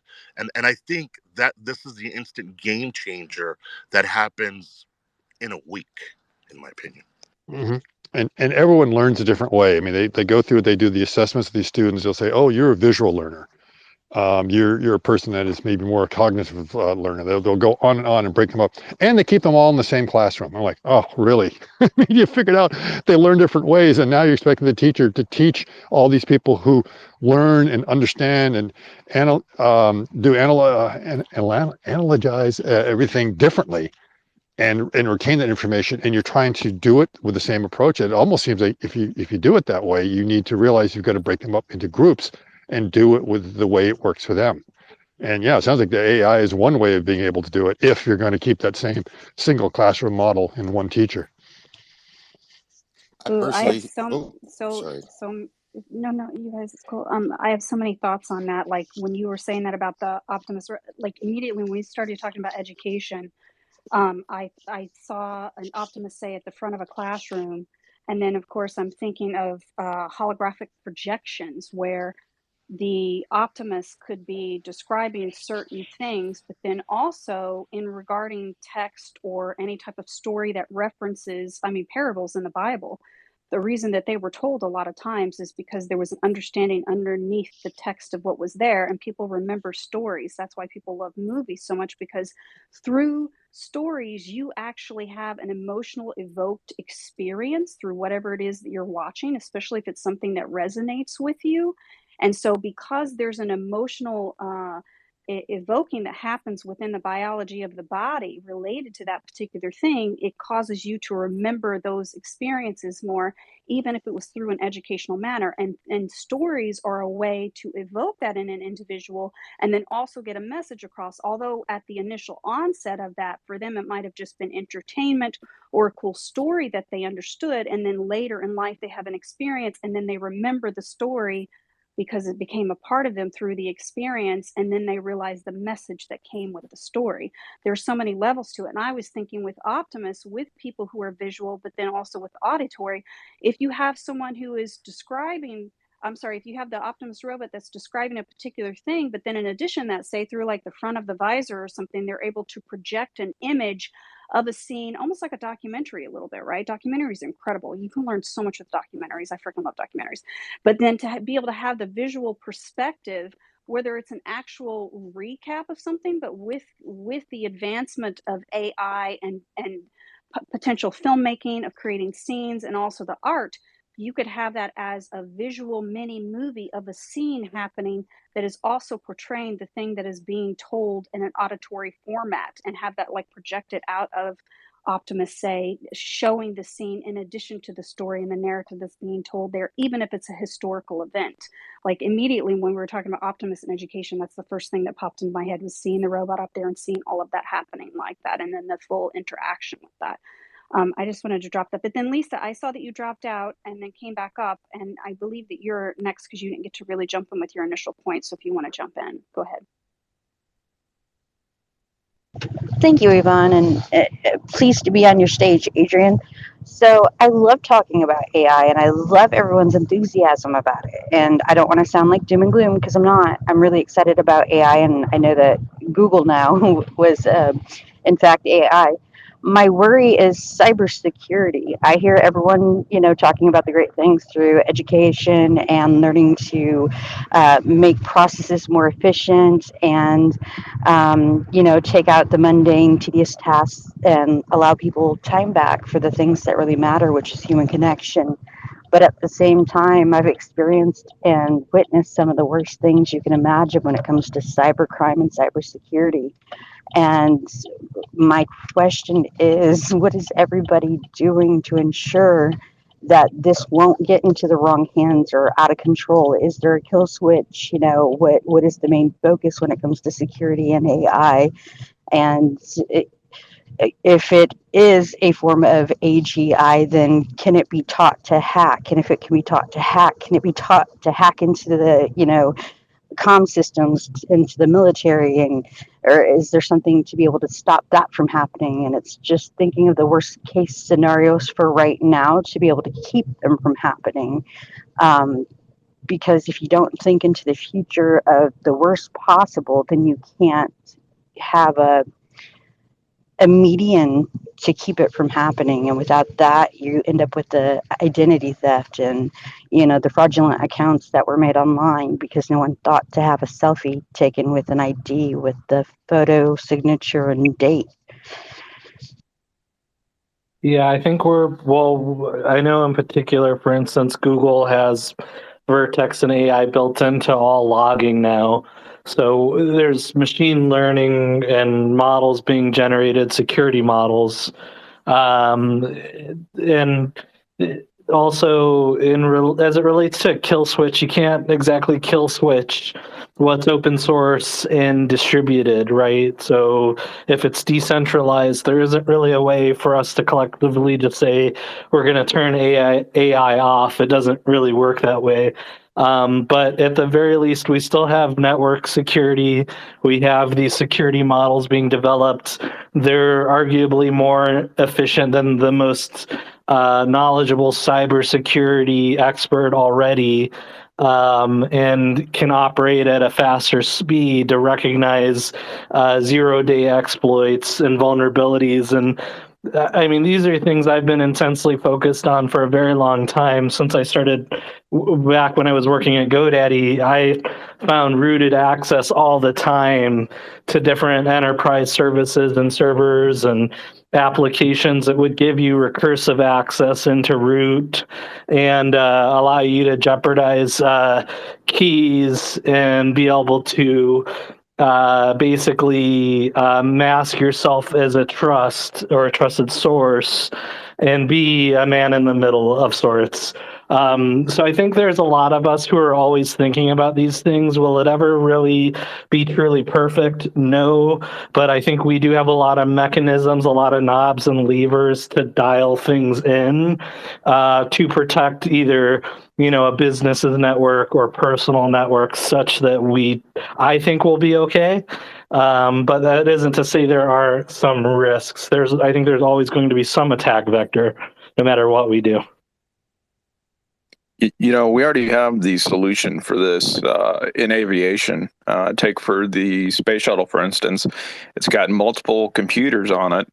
And when the other computers see something anomalous with one of them, it votes it offline. So I think the solution to such a thing is you have multiple models. And when one of them starts exhibiting something that is uncomfortable or possibly harmful, it just gets voted offline or it gets restricted access. Due to the clever, unforeseeable, I would imagine, workarounds that I can only imagine are going to happen. I always turn to what I heard several years ago, maybe 20 years ago, when somebody was talking about the internet, and all the bad things that could happen. And I felt comfortable with there are always going to be bad people that are going to do bad things, but we can depend on more good people that will align together as quickly as possible to overcome those bad situations. And I just never forgot that. So I kind of depend that that'll continue. That's it. Yeah, we need the bad people in order to build more robust systems, because as small exploits get shown, you start patching that. And what you don't want is, you don't want to say, okay, we can't do anything bad at all, because there's one actor holding back that could be developing some pretty crazy capability. So you almost want the small players in there trying to exploit systems, learning and patching them, instead of letting a state actor that's just sitting back and finding a whole bunch of vulnerabilities that they can let loose all at once.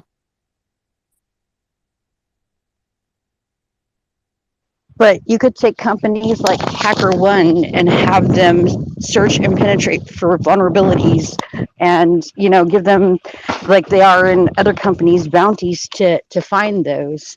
So, and make it get gamified, however you want to say it. And then, like with AI, the other question I have is 468,000 children went missing in 2022.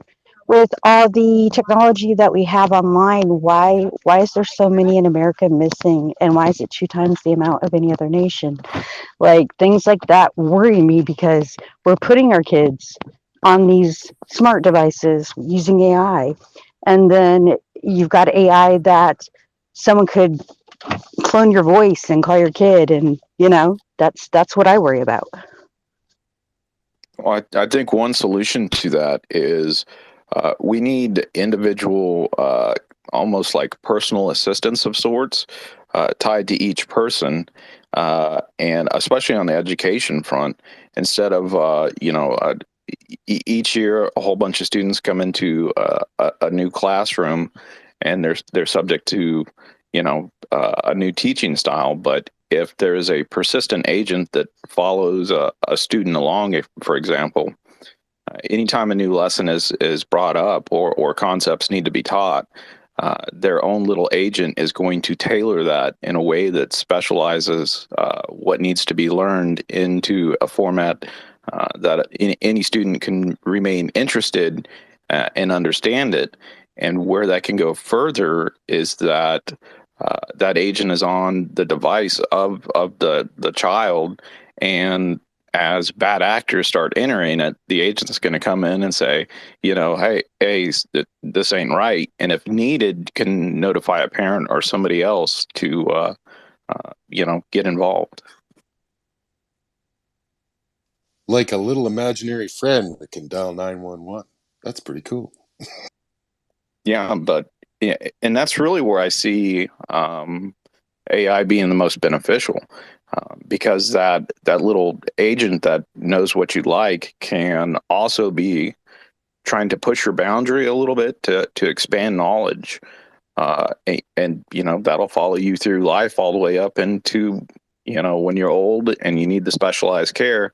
That agent's going to know everything about you, and be kind of that one friend that remains kind of like a bedrock for you. But are you willing? What are we giving up for that if we allow somebody in our lifelong? And what could the potential consequences be for that? Are you willing to, have somebody in every aspect, in every moment of your life? It's bad enough that if you take your phone into the bathroom or your bedroom, you have to worry about peering eyes and uh, ears to the wall.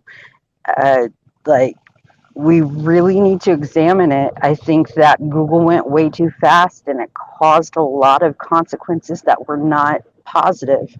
And there's ways to take things and still be innovative and move forward. But it's also like, I'm sorry, guys, I don't know how to put it any better, but using protection when you know that you might be putting yourself in a dangerous situation in other forms and fashions, because you're not going to want to jump into things head first or whatever, and potentially cost yourself your life.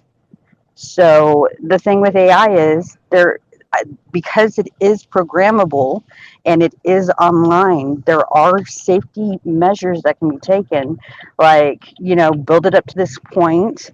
There's different levels that people are authorized to use. Like on X, I know that we're given some type of ID, and we can be blocked by our IP address or our MAC IDs. So there's ways of doing that, but if the system's not a computer, a program is only going to be as smart as the person running it or programming it. And it can only get smarter through collaboration and innovation. But we need to do it with diligence and be, at the forefront of making sure we're not putting people in danger trying to make the next best, shiniest thing. So a couple points to that. One is that everything's encrypted. Good luck cracking it. The amount of compute needed to crack SHA-2 is pretty astronomical. And a lot of companies like Google, for instance, they rotate parameters every 8 megs. So even if you manage to crack it, you're going to have to crack it again and so on in perpetuity. And the other point I would make is it relates to bad actors using AI. These products have finite amounts of compute. Now, someone like myself who gets access to a lot of compute, when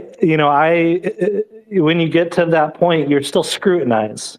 But when I ask for more TPUs, the first thing they want to know is who are you and what are you using them for? And I have to explain my research, and it undergoes a peer review at Google that it isn't immediate. My quotas are locked until they say, several layers of management say, okay, he's permitted to have a quota increase. We know he's using them for this purpose and responsibly, and it's logged at a very verbose level, everything I do with them. And I'm sure you can gather, like, if I was ever caught doing something negative, which I would never, but if I was, I would be shut down. So I think that there are a lot of checks and balances in place that the American people can rest at night easy, knowing that it is very difficult to get access to the amount of compute needed to do something at a really large scale. And the people that would do that, they have access to their own compute, largely probably by governments, people in Russia or China, the People's Republic of China, who would do anything bad. Is that it's the governments themselves that could do that where it's weaponized. That's what we really have to be thinking about and worrying about. So I've seen an ex-naval intelligence officer log into Wi-Fi via hotel rooms, steal people's information, steal their identities, put out credit in their name. I've seen an ex-Marine involved with this ex-naval intelligence officer traffic women on a very large scale. I've seen people use the information to blackmail people right here in America, not any foreign entity, not any enemy outside of our own land, our own country. And you've got to imagine the amount of intelligence an ex-naval intelligence officer has. And why would they take something like that and flip it and use it for such bad purposes? And we're talking about hundreds, thousands of people and millions of dollars. And then on top of that, somebody from here hacked into systems down into Mexico in 2019, and there's been a war ever since. And more children have come up missing since, because they made it to the children because of what the adults are doing, and that's not okay. And if we've got all this computing power, then why don't we focus it on getting these children back, on finding these children? If there's so much intelligent technology, then why isn't it being used for purposes to save those that really Talk to need to the be federal saved? government who wants to rug us. This isn't something that the AI engineers and researchers get to be able to designate dollars for. That's the federal government that does that, and they're not doing it. Like here you have someone like myself. I'd love to put this science to use for those purposes, for different k-means analysis and for models that could help us identify these bad actors. But is anyone reaching out to me? No. And a lot of AI engineers and scientists are running into the same dilemma. It's just a matter of fact. There's an interesting movie called The Artifice Girl, Artifice, for those that were interested, and it touches on this subject. And for those that haven't seen it, I don't want to ruin it. It's worth watching. It's AI and it's on this subject, and I hope that it gives an insight to there are some people out there that are working for this kind of progress. The Artifice Girl, that's not what I'm talking about. There are people that are actually working on identifying and flagging and whistleblowing these kind of organizations. Not enough of them, but I know they exist. Well, there's a bigger issue. We could solve quite a few of these problems.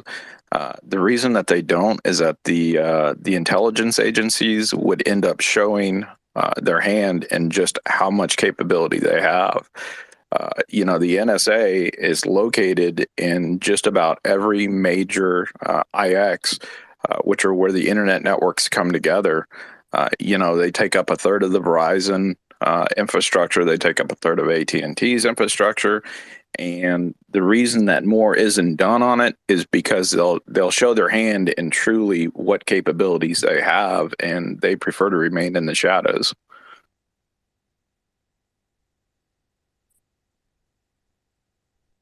So, what if a whole bunch of small businesses got together, created a pill company between the government and the communication platform systems using AI and analytics with cybersecurity at the forefront, creating a decentralized organization made up of a whole bunch of small businesses that would, one, forever ensure freedom of speech, and two, it would also take our economy back from monopolized business niches. X Force. I just don't. I love the idea. I just, let me know when you get someone on Capitol Hill to sit down and have a serious conversation. I'm happy to join you. What about Elon? I don't know. I mean, I think he's got a lot on his plate as it is. I would hate to ask him to take on yet another really important, venture. It's such a beast in and of itself. And he's already doing everything he can with X. So I don't know. That's just my take. I've been advocating this for 2 years, and it's because, one, if you take the AI and you take the different economic niches with cybersecurity specialists, with experts in each economic niche, and with developers, engineers, and coders, one, it will produce and create more jobs. People are scared that AI is going to take away jobs, and that's not it will, but it's going to create so many more jobs than it takes away that most people can't fathom the opportunities that are going to come back. And if it does take away, the jobs that are like the warehouse jobs, where you're physically laboring and it's, breaking down your body, because we weren't meant to do that type of work, and you get paid more for doing less work, then what's the harm in it? It's unfair and unrealistic to say it's going to create more. I can give you data on how it's affecting my own community right now, in Hollywood, in the farm workers, in Oxnard, California. Like, AI is realistically going to be more beneficial financially to restaurant companies, fast food companies, to start using these robots. That'll be a cheaper investment in the end for it to do. And the economics suggest the competition is going to get very serious between them, because we're going to go towards the lesser expensive restaurant or fast food places. And if that means they're using robotics or AI It's inevitable. And I don't think that's going to create more jobs right then and there, at least right out of high school for the students that are looking for entry position jobs. No, it's going to be in the computerized world. It's going to be in the digital world. It's going to be engineering, developing, coding, programming. It's going to be in machine repair. It's going to be in um, gaming systems. It's going to be in new teaching educational systems. It's going to be in innovating. I mean, at some point, there comes a point where something has reached its lifeline, where you're not going to innovate it, or sorry, where you're not going to, like, cars. How many more cars do we need? And as far Yeah, you can as, only fix them so many times. That's the thing with a car, and it's built to break. So, yeah. Speaking from experience. well, it's like, look at our older appliances. You can have a 50-year-old fridge, it's still running, but you buy one 5 years ago and it just died. So the obsolescence is a whole other topic. And for the advertisers and marketing strategies that will have the data on the people to convince them that they need to get the next iPhone, that they need to get the latest and greatest. If you just go to CES, it's difficult not to walk out of there thinking, wow, I really want that. It's very difficult to walk away and not want the things. And that's never going to end, at least in the short time, because it is so playing on the dopamine effect of getting people to purchase and the structure of economic buy, sell, and keep things going. It's very, very, very well documented that the automotive manufacturers of the United States, and my father worked for General Motors for nearly 40 years. I got to learn from him firsthand. It doesn't have to break down as much, but we need the jobs. And in the end, I understood why they did it. I may disagree with it, but that model hasn't been changed very much.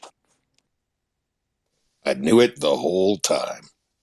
As I was underneath those trucks that your dad did. Oh, I'm a little mad. A little mad. Oh my goodness. But thank you for the last 30 years. But going forward, I don't want to fix any more trucks. So there you go. You know, Pure, on Pure. oh, I'm sorry. Pure has their hand up. Do you want to jump in? You're probably thinking of something totally unrelated to what we're discussing, but Sorry, yeah, I just wanted to say that because we've moved on from subjects, but I posted a couple of links in the comments section about Lars Blackmore and his education and how he had his own projects and teachers were helpful in providing him the opportunities to build on his projects, and that helped him a lot. And also, he talks about on it being on exchange at MIT while he was studying at Cambridge, and how MIT was really helpful. I also put a link on STEM at MIT, and that's it. I'll probably drop down now because we moved on. And thanks for that. It's been awesome. yeah. And just FYI, I removed it from the top of the Xbox up there, by the way, because we try to.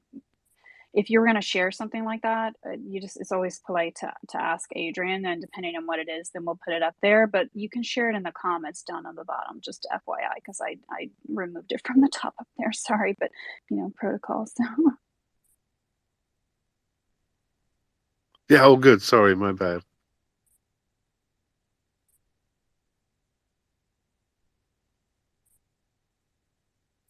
back to the labor and the jobs front. If you look, there's some polling coming from Gen Z where they're just not wanting to participate in, you know, how jobs have been, and with the trajectory of things, human labor and human thought, they're going to become redundant in the not too distant future, and how that works as an economic model going forward, we don't know.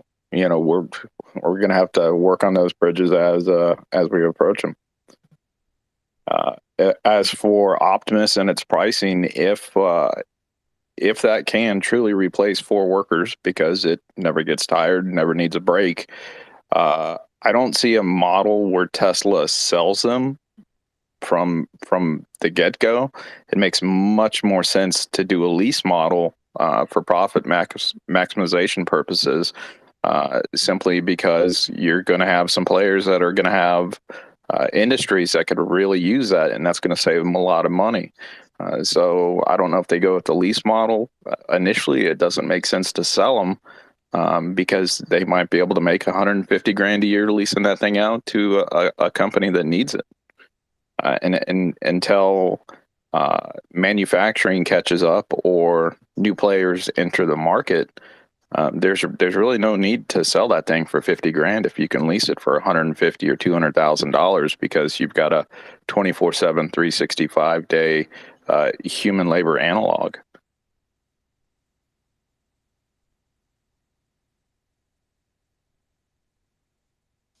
Well, that's a scare proposition coming from the labor force. Thank you.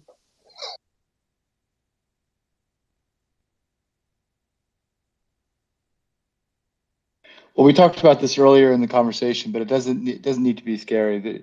There are careers and industries that are in the formative stages that I can't even articulate because, candidly, I don't have a good articulation. They are currently forming, right? There are cottage industries related to the robotics bloom, biotechnology bloom. There's a lot of new trades, if you want to stay handsy and tradesy, that are going to emerge from this. And there's also a lot of intellectual trades. And not to go too far in the future, but we could end up serving as really interesting data storage vessels, humans, I mean, biologically. There's all sorts of things that we could do to integrate with the future economy that it's difficult to imagine right now because the technology is still kind of being put together. Are you talking about DNA data storage? Yeah, I'm talking about the Matrix. I gave you a follow. If you can figure out some new career path, that'd be awesome, man. Give me a shout. I'm trying to figure it out on my own, but it's not working out that great. Take your passion, make that your purpose, turn that into your career, and you'll love what you're doing, and your company will be happy to pay you for what you're doing because you're doing the best job you could. Well, I like being a cut up on spaces, but it doesn't really get me any friends. Well, I got a few followers just for being funny, but there you go. There you go. And I like talking, and I have a fairly good voice. And it is my own, and it's not computer modulated at all yet, unless Adrian's copying it to use it later in an interview or something. But Well, it could be possible to monetize these if someone wanted to go figure out the mental health grants and other grants that the government gives out for education, mental health, addiction, uh, survivor type of group-based therapy, as well as knowledge and education.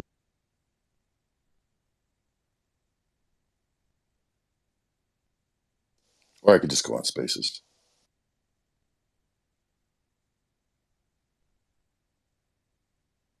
That was a joke. You,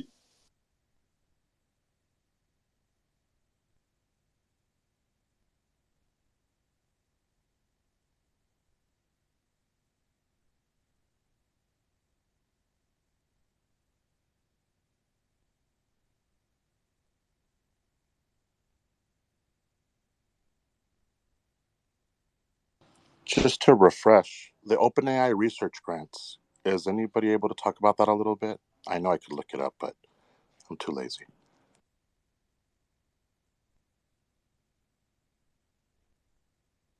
I can say I've applied. Only a 1-page application. It's not very long. It's kind Awesome. of structured in a way to where it looks like they take shares. Like the grant is to get your company shares. So in effect, they end up owning it. Oh, clever, of course. Well, they'd end up owning some share of, but not. Yeah, it's nuance.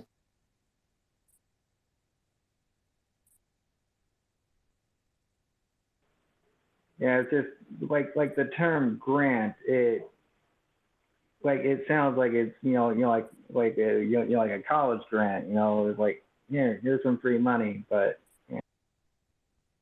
It's It's probably a like, research grant. well, it seems to me like it's open, but it's really not open source, open AI. hey, on the Android front, I've actually done some math. Okay, so we're about 30% off from where we need to be on energy storage density. We're about 2 or 3 generations of silicon off from one of these androids being able to run a large language model that's multimodal.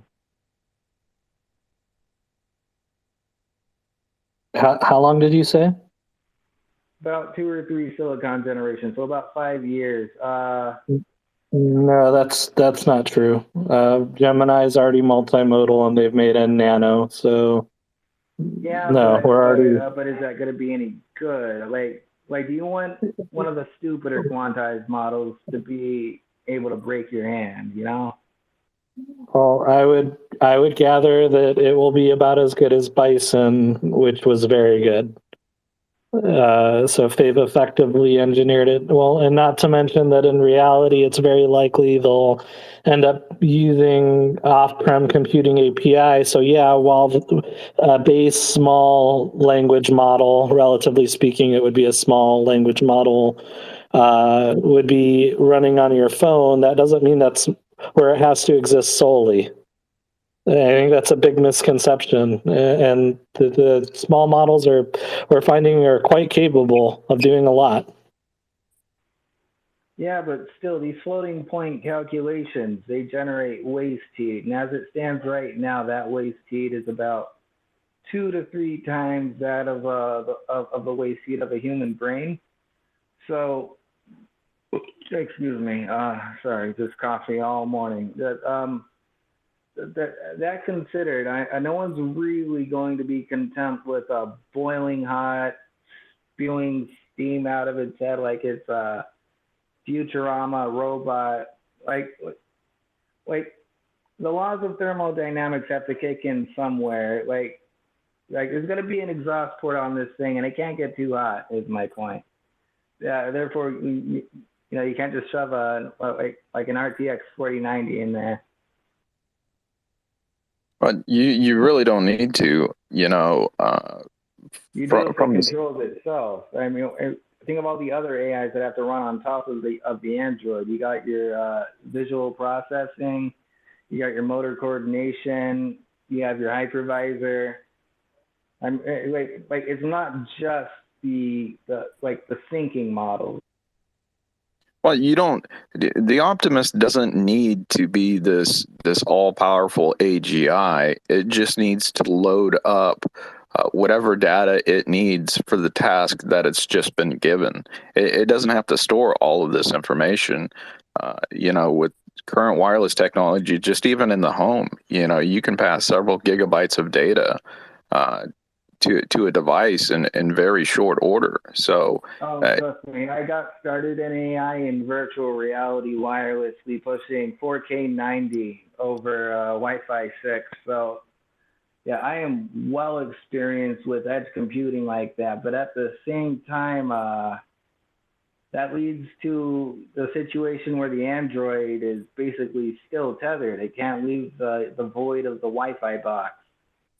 well, you can still give it 5G communications in its head as well. It doesn't have to be a master of all trades. It just needs to be a master of the trade that you needed to do at that given point in time.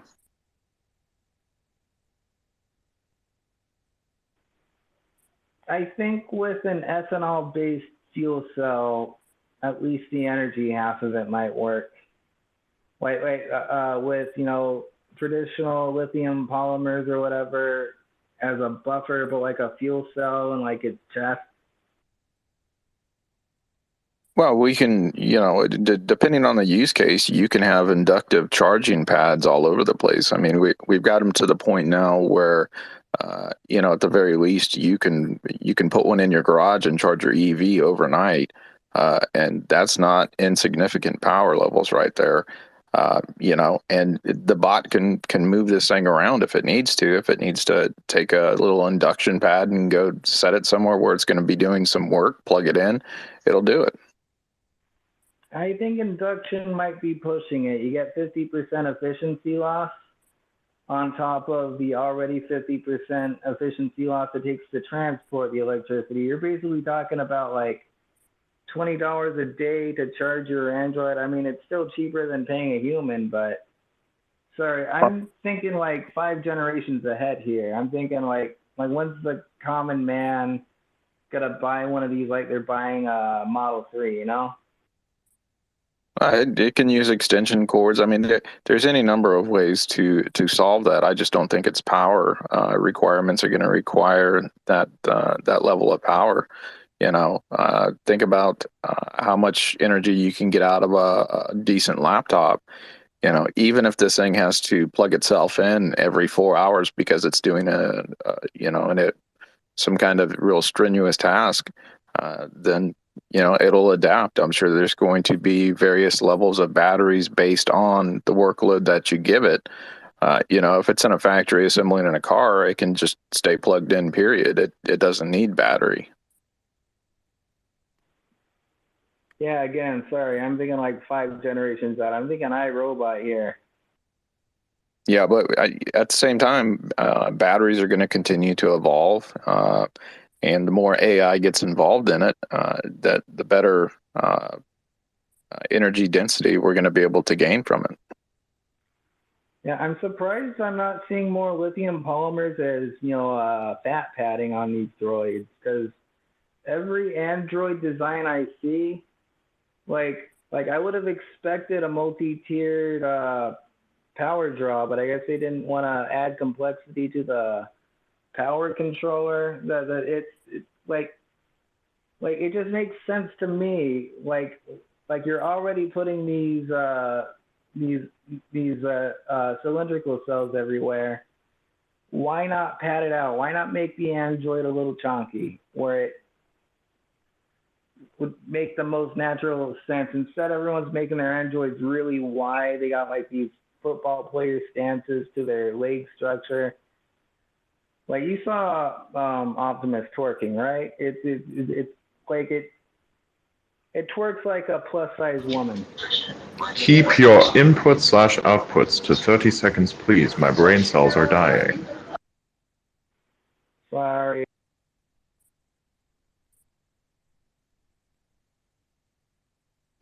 It shouldn't be so fucking hard, literally. I mean, come on. I used all of Adrian's tokens.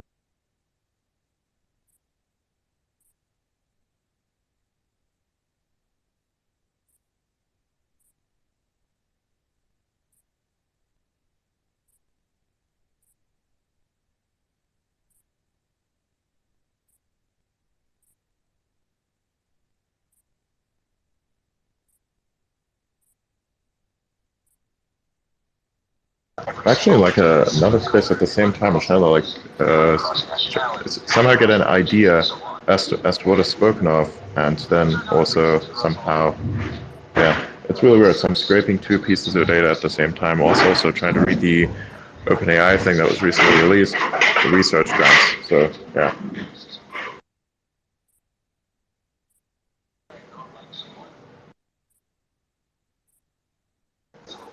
It's like, it's kind of weird. It's like they're outsourcing research. It's interesting. I like it. Elon's vision is everyone's vision.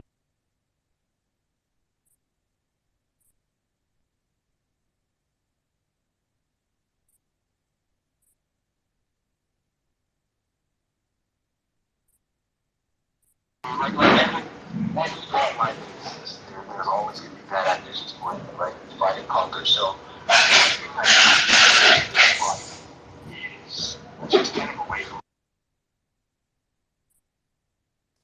I guess some random noise is better than nothing at all, right, Adrian? ASMR. Adrian, do you mind co-hosting someone else just so we can have another space up here for another person to come, please? Yeah, sure. Please don't ask me. I got to go do some chores. Love the space. Adrian, please don't avoid me. I've been trying to be nice and stuff. Like, hey, man, I think we're on the same page, but some days maybe not so much. But yeah, I love you. Love the space. Love you, Yvonne. Talk to you guys later. Yeah, I remember you from the truck arguments from when before Cybertruck was not released. The Cybertruck argument. I like them round. I like them round. The parallels. Yeah, it's irony in parallel. So funny. It's like we had the same issue before. It's like just the other day, someone came in trying to sell their fucking NFT garbage again, and it was the same person who came in before you came in, and you came in just now again. So there's a weird parallel, and time seems to be losing. I went to some music spaces and listened to some guitars and stuff, and met some dudes, and ended up talking for a while. And I'm a fairly dynamic type of person when I want to be, because I get excited. I talk, right, and so they follow me around. I'm sorry if I brought the cooties into your space. Yeah. I'd like to hear more Hey, about the Adrian. data science place. Pardon me?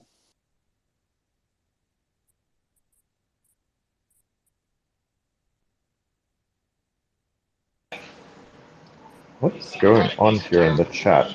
So not like many chats in Parto. Take like for instance. Oh, I love the fact that Grok has better integration now. They fixed the problem where you couldn't type anything into Grok while you're using spaces, because like basically the interface just overlapped. It still does a little bit. Like the declaration is overlapped, but you can at least just do something still, so that's pretty good. Some sort of protection, because historically we've used fear to kind of So let's go here. push us forward. There's been so many evolving. Talk to you later, brother. Hang loose. Go, man. So I did do a little math. It is mathematically possible right now to build an Android with an ethanol fuel cell. It could pound vodka, water cool itself with it, and metabolize the vodka.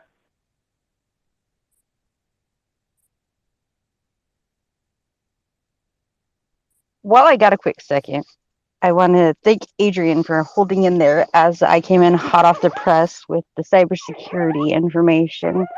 I do also want to thank the host, the co-host, the listeners, and the speakers in all these spaces, because you are pioneers and heroes, and you might not know it yet, but you are literally writing history as it is being written. So thank you for all your efforts, your time, your energy, your education, and your willingness with providing knowledge and your time, because your time is the most important asset that you'll never get back. So thank you.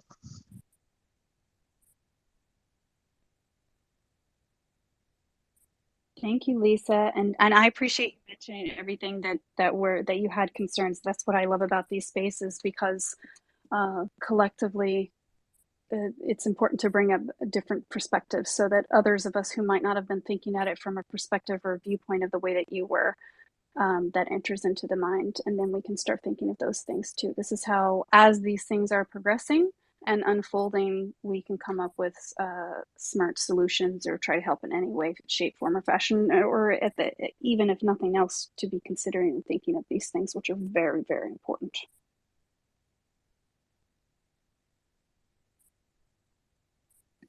Can I just get in there and say something? Oh, hi, Sean. Yes, I'm so sorry I didn't see your hand up, but please jump in. Cheers, thank you. Just on the subject of AI and AGI, I don't think it's possible for, I don't think the singularity is ever going to happen.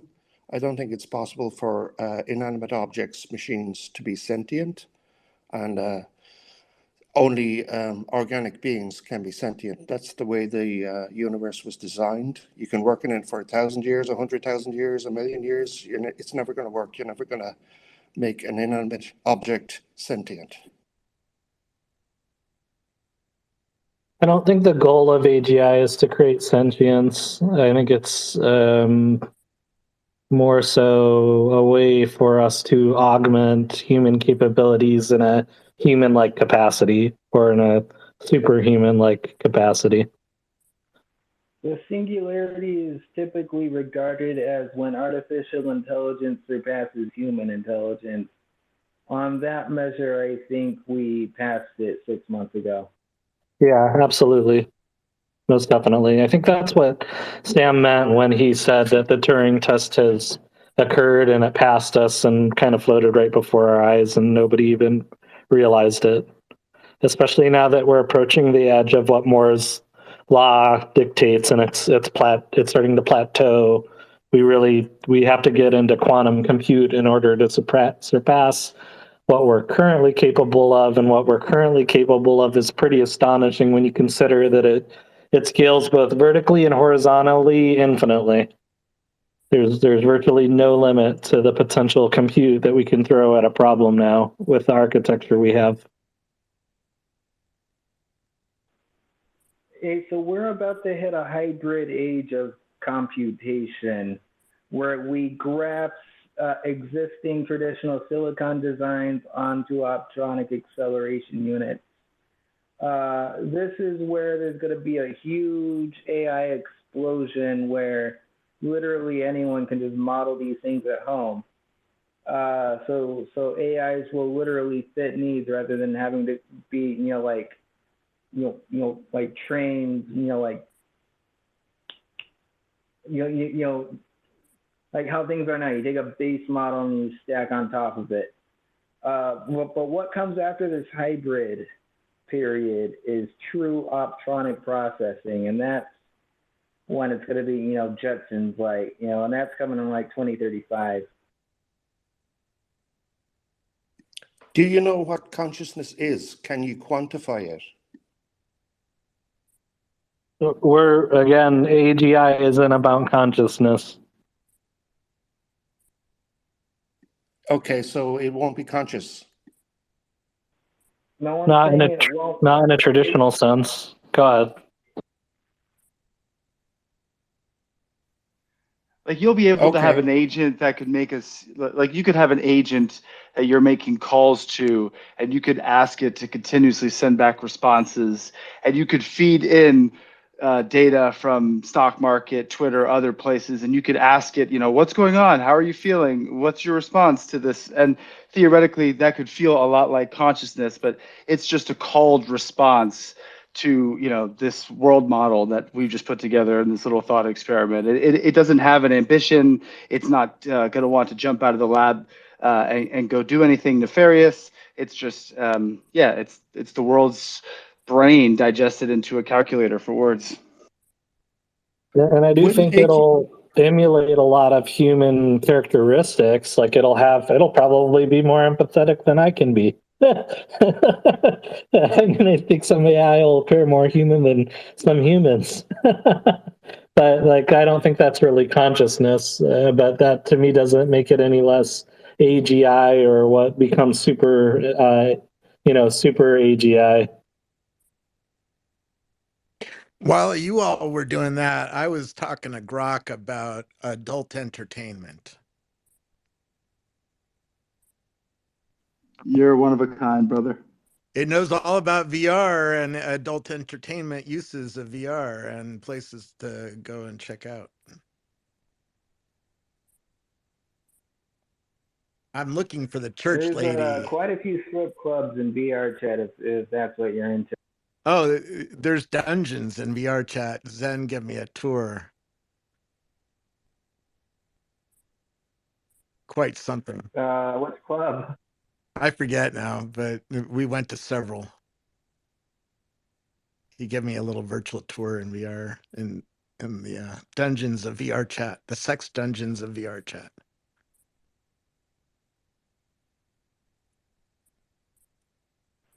My favorite club was Iridium, but only because it had like the best host. Really family friendly vibe. I just got out of got home from San Francisco, I visited Luma Field today, who makes a CAT scan machine that can take pictures of an electric motor that goes into a robot and make sure that the motor was built properly, and uses AI to run the machine, and they're building other AIs to let the operator talk to the machine. New kind of American manufacturing capabilities.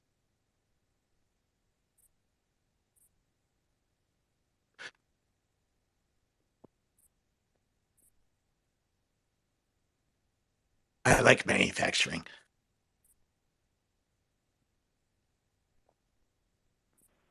Hey, do you still keep in touch with Waz? I owe him a call. I haven't talked to him for a while, and since he had his stroke, I want to see how things are going. Oh wow, And he did have a see like it. He's been sounding weird online. I didn't know something happened. Yeah, he had a Wow. stroke, so I don't know how deeply it affected. Strokes. My mom was killed by a stroke, so in the worst case, it kills you. But if it doesn't kill you, then it takes things away from you. And Yeah, like he's definitely a couple IQ points dropped. He's been a little thought loopy. Yeah, happens to the best of them. My dad, uh, had a PhD and was a brilliant dude, but at the end of his life, his brain had hardened, and he wasn't willing to learn anything new. Yeah, no, I can definitely emphasize. I have a neurodegenerative thing going on. So basically, I got to take Adderall for the rest of my life to like break even. But on top of that, a lot of TBI. So, oh, I can only imagine what he's going through. Yeah, and so some people who have strokes have to go through a lot of physical therapy, learning to re-walk or right, move, feed themselves, stuff like that. It's an And now awful I feel bad about ripping problem. on him for the trade school. Yeah, it's. Anyways, he had a stroke, so something happened, and it's not good. Even a light case is not good. So, All my friends knew him. I never met him. I studied every morning with him for a semester in a community college cafeteria. Was that when he went back to college? He was studying Spanish to teach his kids class. He had a computer club with his kids, and he wanted to teach at the local high I school. made Pirates of the Silicon Valley. In fact, I think he even played himself at the very end. But the reason I recognized him in the parking lot is because I was Apple's first child laborer, which is why I fell in love with manufacturing. imagine AI being able to rewire somebody's Man, I wish brain I to could. function after I a wish I stroke. could be a. Yeah, Stanford University is working with stroke victims and with VR and finding that your brain can be made to rewire even paralyzed limbs. Did you say paralyze them or unparalyze them? Unparalyzed. I mean, like if you have a stroke and you can't move your right arm, right? You put them in VR and you mirror their left arm to their right arm, and that rewires your brain so that you start being able to control your bad arm. Can anybody explain? Because I understand paralyzation through cutting of nerves. What is happening with a stroke that makes you paralyzed? It cuts There's off a oxygen.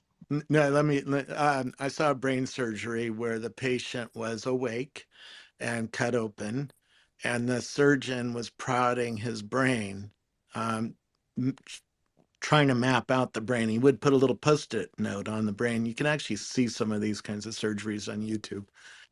And he was looking for a tumor to cut out and making sure that he knew what he was cutting through, right? Because he's about to alter you by doing a surgery trying to save your life.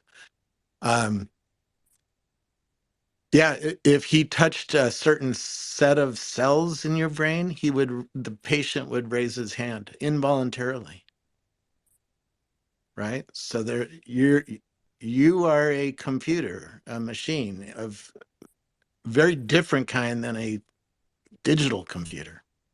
But you're a machine, and if you can get to the right cells, or if you destroy those cells, you destroy your ability to move.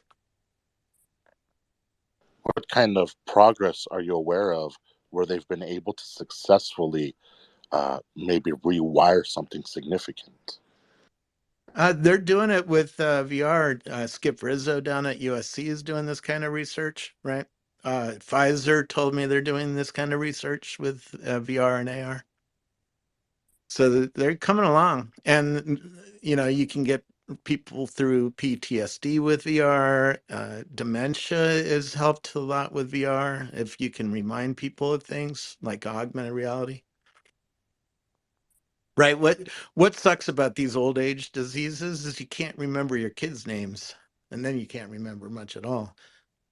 But if your kids' names were always on them in your glasses, it rejoins your brain together, keeps you around a little bit better. You can those people also get very frustrated. If you ever get dementia, you get frustrated because you can't remember your kids' names. It's very frustrating, right? So these people who have this disease, if you take them back and show them a childhood home or something that they remember, all of a sudden their brain comes back. Yeah, I've seen it with music, and I wonder if they can associate that to help reinforce. Music has very powerful, both triggering and, right? If I can figure out what song you made love to the first time, you probably could get you in a good mood just by playing that song, right? Can I ask a question? Yeah. How do you make a machine, a computer, feel either pleasure or pain? You put some neurons on the chip. Did you see Neurons. Neurons to what? did you see the video that I did with Cortical Labs? This series of company interrupts. puts 900,000 human neurons on a chip. And those neurons they're the same as the neurons in your brain. And the neurons are connected to what? To wires. The They're neurons connected are to the each other. computer. They're a model. They're an organic neural network model. Bingo.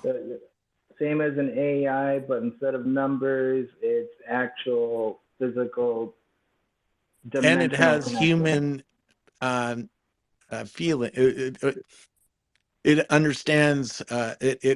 It is a human neuron, so it behaves like a human neuron. It likes to play games, for instance, right? So it built the guy who built this company built an operating system for the neurons to play. Well, He says if What you a don't cool give them anything sentence. to do, they die. Right? He's found a number of different ways to kill neurons. Neuron murderer, we should call him. But yeah, the neurons are connected to a computer. So how does the computer feel the pleasure or the pain from the No, the neurons? neurons are the computer. There is no computer. The But the neurons are, neurons are organic, yeah? yes, and they are a computer. They can compute. So it's a computer organic hybrid. It's not a hybrid, it's an organic computer. So it's organic. So it's not a Yes. computer. It's not a computer, it's organic. Well, it computes. I But mean, yeah, but what does your organic head things do? compute. Your head computes. Can't you compute? Yeah, sure, yeah, but it's not a machine then. It's an organic thing. It's an organic thing. The basic principle goes back to a paper. I think it's from like the 40s or 50s. I think the paper was called "The the learning machine. And it was a primitive optronic computer that you put a letter in front of it, it learns the letter eventually. Now just replace the computer with neurons. That's what's going on. Yeah, the problem is you got to keep it alive. So there's a whole box. It's like a little matrix that this company, Cortical Labs, makes. And there's in one piece of the box is a chip with 900,000 neurons that were grown on the chip from your stem cells. So you can enslave yourself, or it's not yourself because there is no self on just 900,000 neurons, but it is your neurons. Hi, Lisa.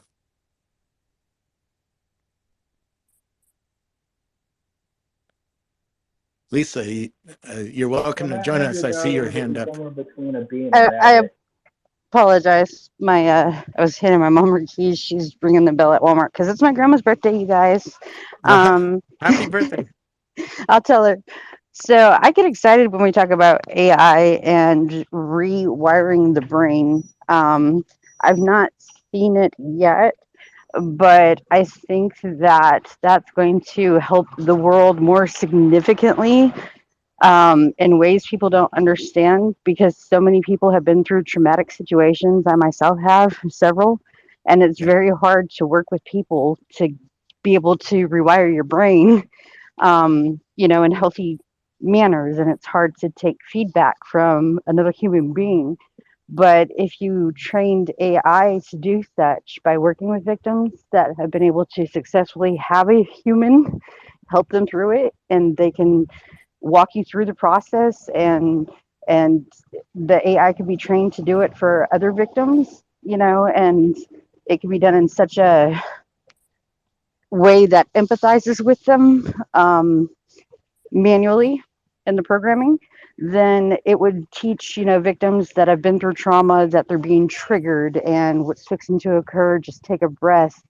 And a lot of it goes in with learning to meditate in whatever way. And music, by the way, sorry. Music, I can remember so many lyrics to songs, artists. There's something about music that stimulates the brain in a way that nothing else does. So I'm interested in seeing how music with AI and brain and A how lot of to programmers are process. musicians, by the way, because the music is math to them. Yeah, that's amazing. I'm a big fan of Tom McDonald, and I like how people have figured out how to find the loopholes in positive ways to get messages out that would typically be censored otherwise. And that's, been going on for hundreds of years if you stop to think about it. And all the musicians that have, really put time to their lyrics and the messages that they've given to us that we sometimes don't process properly. Lyrics are stored in the brain phonetically. Am I crashed? No, we're hearing you. Okay, a music is stored in the brain phonetically. The melody is stored through rather simplistic mathematics. There's a theory of music that translates pretty much directly to how the human brain interprets, stores, and processes it. I forget the exact name. Just type in mathematical music theory and it'll come.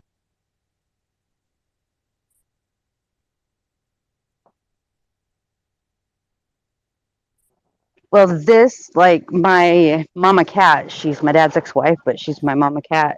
She used to sing, and she'd sing Christian music, and she was told she'd have to sing country and get skinny and all that to ever be successful. So she went into being a nuclear physicist for the nuclear plants here in the United States, and she did that for a long, long time. And she's not disabled like I am, and I'm excited because this will give she'll be able to find her passion in music again and find a way to have purpose in life, because it's depressing when you don't. It's depressing for a lot of people, at least I can only speak for me and people I know, but when you don't work and you have nothing to do but sit around the house all day. So I'm excited how AI is going to bring back purpose and function to people's everyday life. The best players at the game of Go were beat by AI, which eventually learned enough to beat them.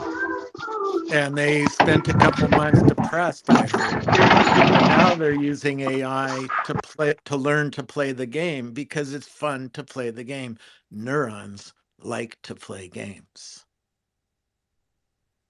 Every time when you say that, Robert, what I think about in relation to that is how important it is for people, even as they get older, to make sure that they stay curious and that they keep their cognitive ability active, because your brain is like a muscle. It does learn, and just like a muscle, if you do not exercise it, it will deteriorate. And We're I think that, preaching to the choir. That's why they're yeah. here. Right? It's the people who aren't here that we have to reach. Well said. And, going back to the last person's point prior to Robert, talking about how important AI is going to be for filling kind of the gap for people who are disabled or at home and things of that nature. And apologies for the background noise. Now I'm at Equinox and they've got some very effervescent noise in the background. But anyway, in the back of the Industrial Revolution, we had a cognitive surplus, and I mean the second and third Industrial Revolutions. And those resulted in lots of gin drinking and lots of behavior in London that we're not too proud of, but can continue on to this day. If we had an AI back then, maybe we would have transferred our free time into learning and creativity, not drinking alcohol. So there's a chance with this new cognitive surplus that's about to get created, we can direct it in more meaningful channels. I don't know. I was just asking Grok about adult websites on VR. So don't look to me as some. Hey, so another influence. Oh, sorry. We can barely hear you. It sounds like your microphone is far away from your mouth. Oh yeah, it's rotated 180 degrees away from my mouth. It's a Bluetooth. Sorry. One other notable measure for AGI is when the capacity for human learning is limited by our ability to the speed and efficiency at which we can augment with a machine. And I found, ever since like 2017, that's held true. The speed at which I can learn is directly correlated to the speed and speed at which I can access the machines around me.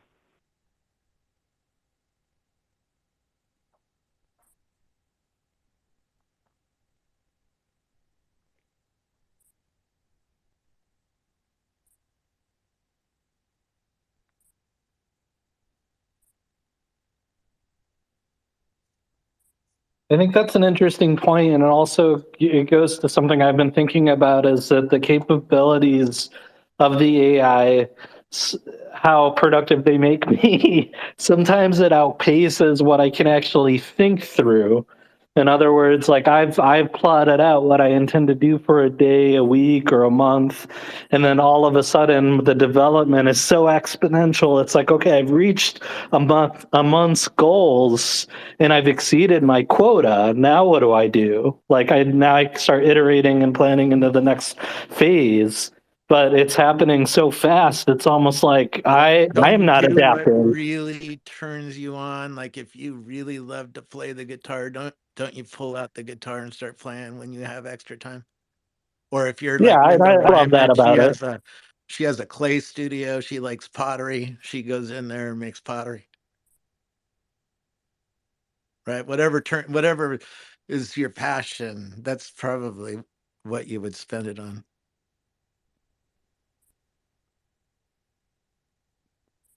That's what I spend it on.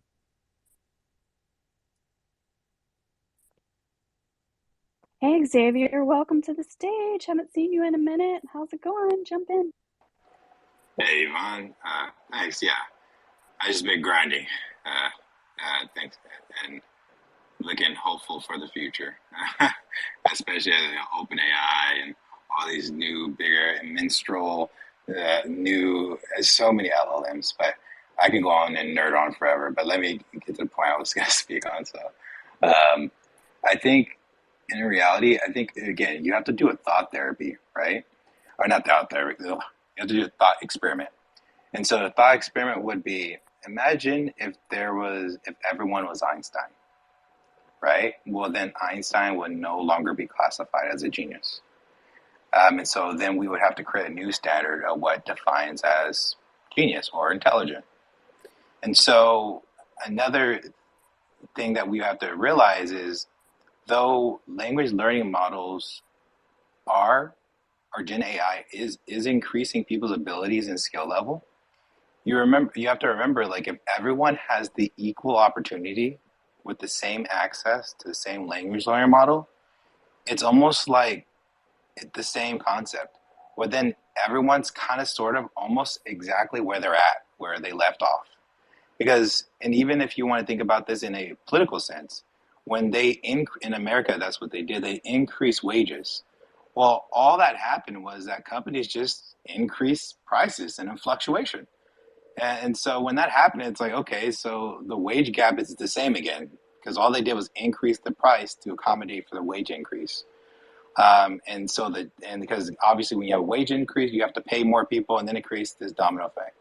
So the same thing, I feel like, at least from my theory, is I think the same thing occurs. Even if the language learning model is given to everyone at the same time, we'll be right back at square one.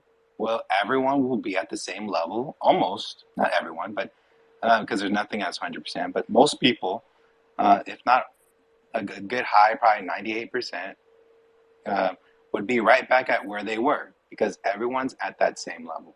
And the last thing I'm going to say is, just in case people don't understand the concept of the Einstein thought experiment scenario I gave, or even the language learning model, another one is, if you ever watched the movie Limitless, where the guy took a pill and he became a genius. If you haven't, you should watch it. There was a thief in there, or there was a guy who was a loan shark. He took that same pill that the main character, who was a novelist or book writer, took. And the book writer just had a cutting edge over everyone else, because his brain was already ahead before he took the pill.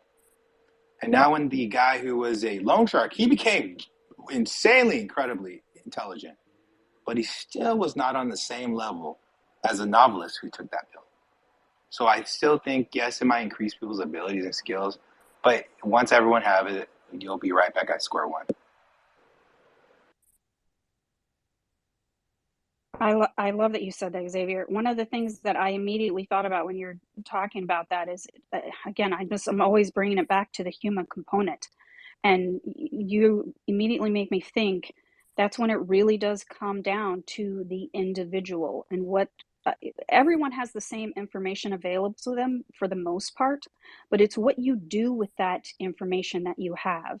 And a lot of any type of execution or lack thereof basically is hindered based upon the individual and how disciplined they are, how much they understand how to, kind of wield themselves into whatever it is that they want to create. A lot of that ends up being habitual, but those are also thought patterns that are created in the human brain. There's so many levels to it. But again, this is when, and I know Adrian talks about this, Elon definitely does, and I've actually posted a couple of things about it.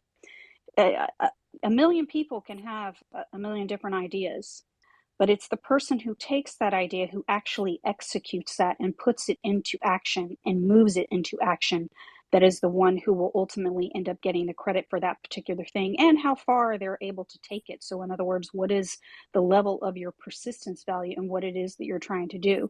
Anyone else could have created what Edison did with the light bulb, but he was the one who was persistent enough to continue to follow through to completion and then put it out there. So not only did he take the initial action, but he followed through and did not give up and follow through to completion so that he ended up becoming known for that particular thing. And these are things that are inherently in each and every one of us as human beings, and whether or not we exercise that and overcome any weaknesses that we might have, whatever they may be. One of them that is within all human beings is procrastination.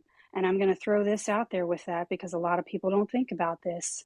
But procrastination is $1 billion business, y'all. And the reason it's $1 billion business, the reason you have 15-day return fees on things and you have a 15-day window or a 30-day window is because if you truly understand human behavior and the emotions, and also then the lack of discipline with a lot of people, is that they know that conceptually or based on statistics, most people, after they get some, when they're on the high of the adrenaline of buying the new thing, it's the new shiny thing and all this kind of stuff. But that's usually typically unbeknownst to most people, myself included, until I understood a lot of this, that it's because you want that particular feeling that's associated with the thing, not necessarily because of the practical application of whatever the thing was that you purchased. A lot of it is very emotionally driven. But if you yourself are aware of this, and then you can, quote unquote, kind of control yourself and hone yourself and direct yourself into the means and the ends that you want, and all of that is within each and every one of us to do. It just takes understanding and discipline and knowing how to work the art of self to do so. Then that's how they end up making a lot of money, because most people don't actually end up getting excited or taking the, I mean, who's excited about returning things? Let's keep it real, y'all.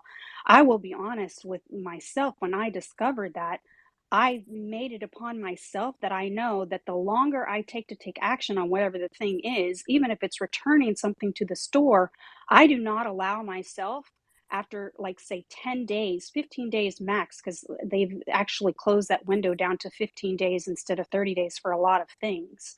But the reason they give you a 30-day money back guarantee is, again, because most people are not likely to call, to follow through and deal, quote unquote, with the hassle of having to return the thing, depending, of course, on how much you spent for the particular thing. Anyway, that's just a little nugget of something in there, and the beautiful thing about understanding ourselves as human beings. I got to jump for a bit, but good chat. I have to take a call. Catch you all later. Thanks, Andrew. See you soon. Well said. And I would just want to add that one last statement is, I think the biggest words in this whole thing is the people who are going to make it throughout this whole thing are those who have grit, tenacity, and patience.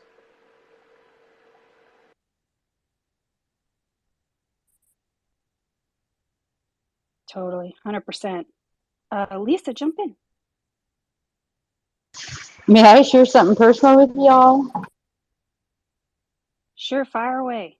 As long as we're not going into like droopy downer pants, because if it gets too deep and dark, it's during the middle of the day, so we don't want any crying situations. Just saying, I'm just keeping it real. I did tour a sewage treatment plant, so I can talk about that.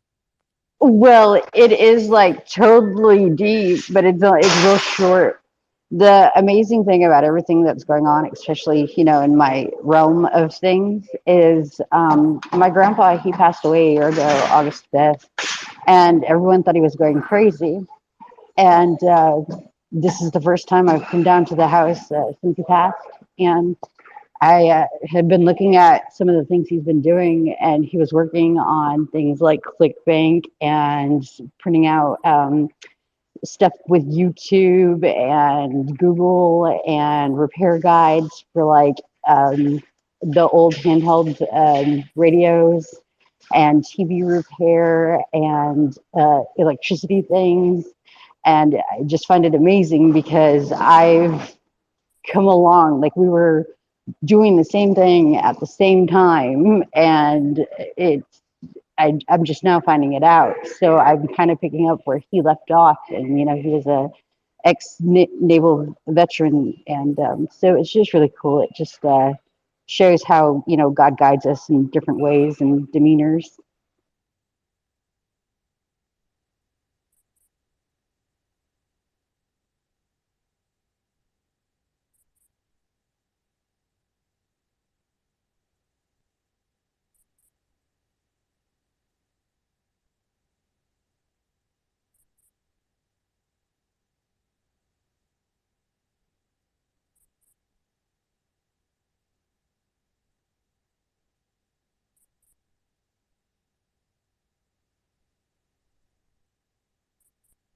a couple of speakers ago was talking about the Limitless movie and how Eddie took NCT 48 and he was able to outpace sort of what the drug dealer was able to achieve. And it just made me think essentially how it almost undermined his argument, or at least his point, I think, because his point was kind of like, well, yeah, great, we're going to take quantum leaps, we're all going to take the same quantum leap. But then he goes on to say, but some of us who are more creative and capable of lateral thinking are probably going to end up making more of this technology. And I think that's the case. I think as the levers get bigger and the fulcrums get more powerful, we're going to be able to achieve increasingly more.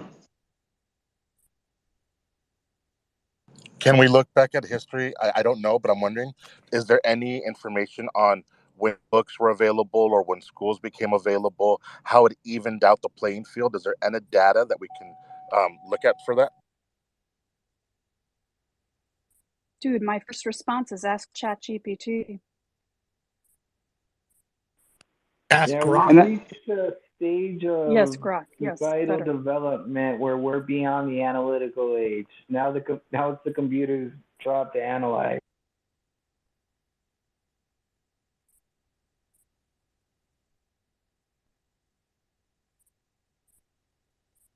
How far away are we from having somebody in the room, one of the speakers, be AI, and we can ask them everything?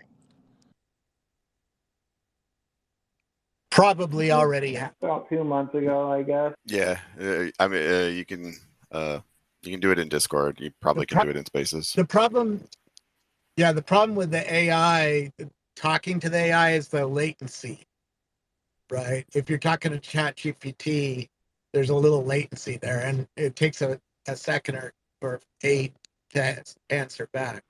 Yeah, you notice like an additional like 300 milliseconds. It's very subtle. Yeah. Somebody's On the asking. By the way, does anyone know who Texas Lindsay is? I just know what they do because I read all the AI people. That's how I learn. I don't have to do anything. I do, Adrian. What were you were gonna mention something about her? Yeah, does anyone know who Texas Lindsay is? I don't. Not me. But I'm bad with names. Well, they're very big. They're very When it comes big. to latency, I'm noticing API is very fast. Are there any other models that people can tell me about that you can talk with that are extremely fast, faster than ChatGPT 4? There's models that are much more fine-tuned to a specific use case. For instance, Hippocratic AI has an AI for a nurse's station. So a patient would call up the nurse's station and want to talk about their colonoscopy appointment tomorrow. That's a very constrained set of things that need to be discussed, right? Where to park. You just can brainstorm for an hour and come up with most of them, right? With what you would need to talk to a nurse's station about. That had a very low latency, and it was like talking to a human being. Yeah, but I didn't try to ask it, what the weather was or anything like that. the speed is primarily an issue of like how much compute, and then like whether like how many hoops you have to jump through to get your generation. So like if you're running a model on a really beastly computer locally, it's going to be much faster than running like GPT-4 through the internet. You know what I mean? So it just depends on what you've got available. My local machine will run a 7 billion parameter model, quantize the least efficient way possible, so you get the most of the model. It will run that at about the speed of a human talking to you. Like you see the words written out at about the pace of a human talking, and my computer is about 30% faster than what you would find, like going to Best Buy today. So, like if you're fine with something a little stupider, yeah, you can get something that's real time. But if you want like high intelligent conversation, we're about a year or two off. Yeah, it's or like the way if I wanted to have something that was reasonably intelligent and was like a general purpose model right now, the way that I would do that is try to get a hold of Mixtral, and then there's a new quantization method that at least I only came across in the last few days. I think it actually just came out a few days ago, where you can quantize it down to 2-bit, but then you get 16-bit fidelity. So if I had to peg it, it would probably be like under, like, I think you could do it now if you wanted to. Couldn't you use a small model to answer a question like where's the closest in and out, and use a big model for when you need a college essay on some chemistry topic or something Yeah, like that? that's how I run my bot basically. Is like if people go like, "Hey, what's up?" I just route them to like a llama or whatever. But if they ask an actual question, then I'll route them to 4. Got it. That's cool. You can It's these control the orchestras of AIs that I think are going to be interesting, right?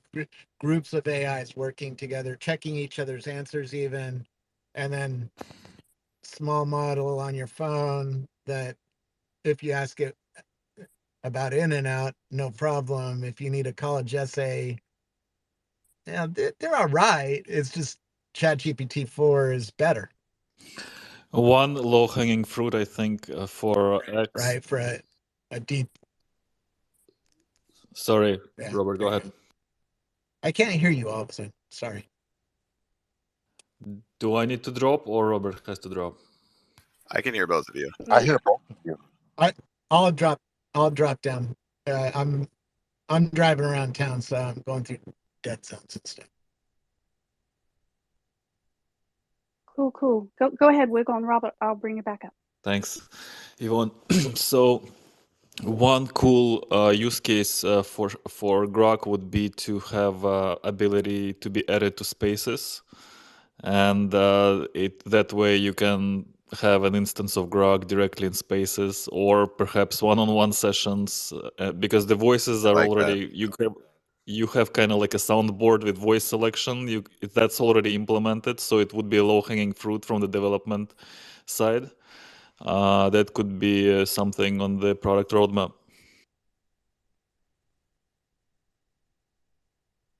Yeah, I was having a discussion about this last night where we were trying to figure, we're like mapping out like more or less doing the same thing in Discord. Like it's doable. Like the engineering cost is kind of high just because like dealing with audio is just a giant pain in the ass.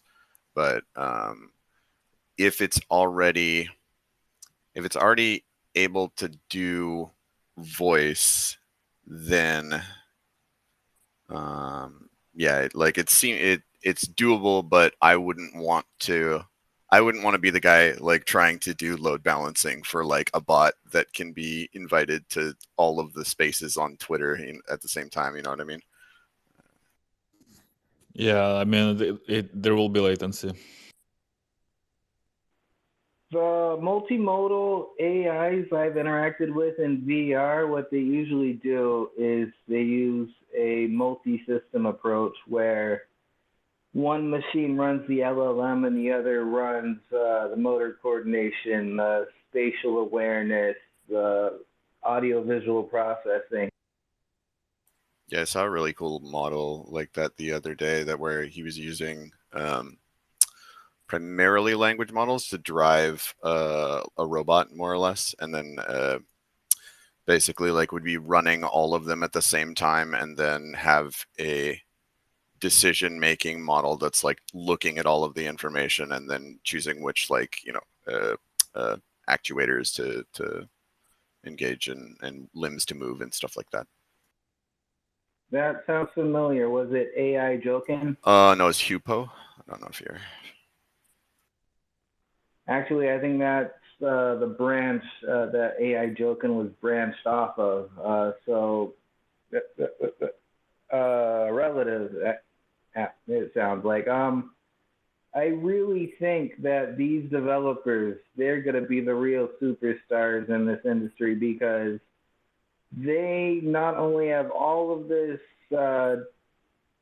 accumulated data set on natural language, uses normalized contemporary conversation. They also have experience actually training, these AIs to navigate three-dimensional Euclidean space.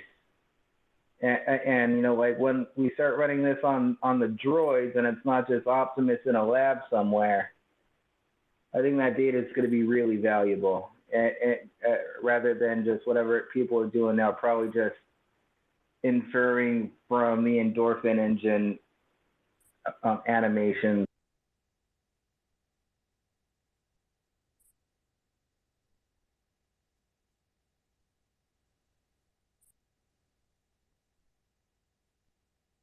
I just posted the video that I saw the thing in the thread. I don't know if it's I don't know how the Jumbotron thingy works in these, but it's there if anybody is interested. Oh, and I got access to Grok today. I refuse to pay Elon $8. I will find a way to steal it.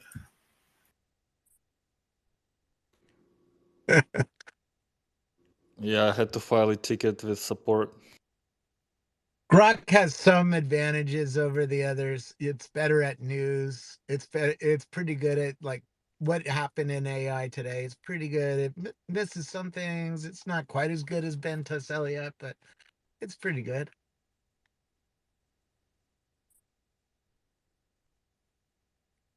Gives you some attitude where the others give you church lady.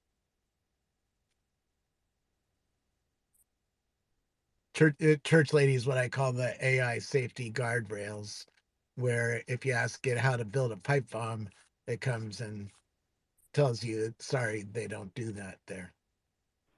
Like To Wasn't me, that it's special? really iffy on what it chooses to censor. It wrote me multiple songs about pooping on the president. It tells me how to refine uranium-235. It teaches me how to build a flight controller. But if I ask it about the movie Short Circuit 2, it throws a fit and locks down. What does it have against that movie? The actor that played the main role, Indian dude, was white. It was blackface. It was 90s blackface. It was the 90s. No one knew any better. Culture has changed, and the management doesn't want to bring that out of the vault. Yeah, but comparatively, uranium-235, it shouldn't be censoring the short circuit too. It should be censoring the yellow My cake dad built nuclear instructions. weapons. He taught me all that over the family dinner table. That doesn't bother me, because he said if Yeah, building I a know nuclear anyone. weapon is easy, it's getting the material that's hard. It's not Yeah, making the well, material that's easy. I'm Making it is very incidentally hard. right on top of a very dense deposit, but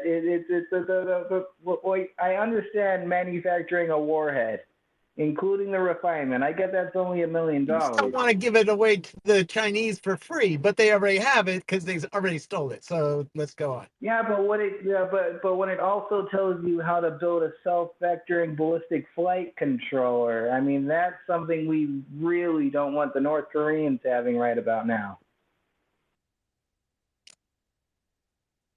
Yes, this is the downside of having uncensored LLMs. Yeah, I'm all for the open sourcing of all of this, but at the same time, it's not like I'm not going to file the security reports. So solve the North Korea problem some other way.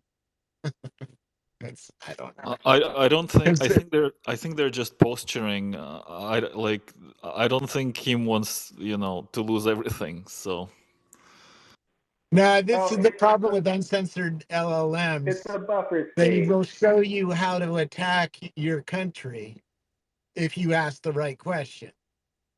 They won't be censored. No, I mean, censored LLMs will tell you that too if you ask the right question. Not in my world. Yeah, I guess maybe it's like if you jailbreak them properly, then they will. Uncensored ones don't have OpenAI's church lady guarding all the questions like how do you build a pipe bomb? That's what uncensored means. There's no censor on the data. Yeah, that's what I was meaning. So if you ask it, how do you attack New York City in unique ways, it probably will answer you. And if it was trained on data like the electric grid, it might be accurate at answering. That's a problem for.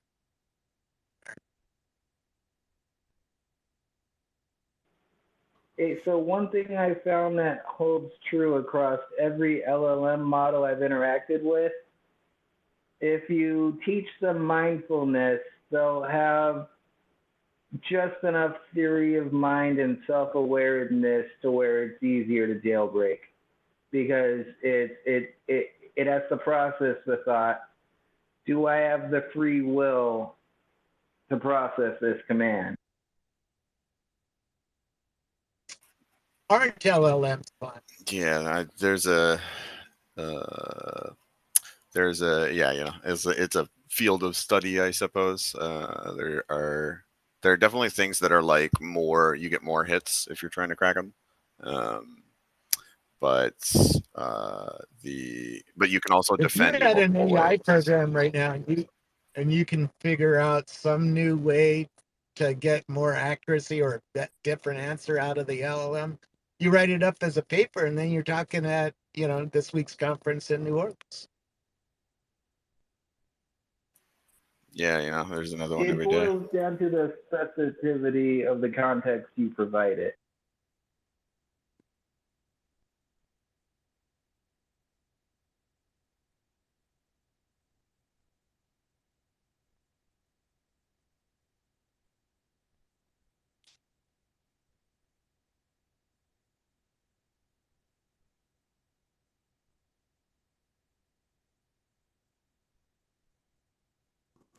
I just realized that Grok's logo is not only Deutsche Bank's logo, but also Trellix's new logo, the McAfee antivirus.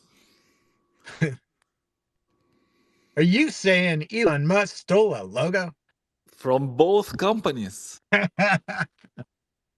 Or was he This heavily logo actually influenced? has a lot of history behind it. It was used for the X11 window manager on Unix in 1987. It was used on quite a few other projects too.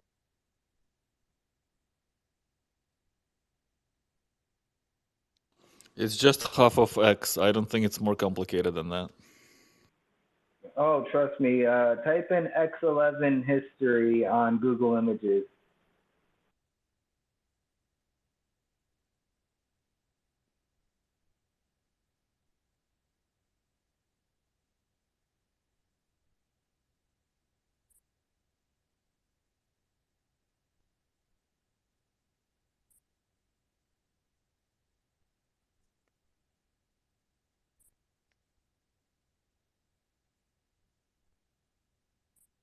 Is it just me or am I not hearing anything?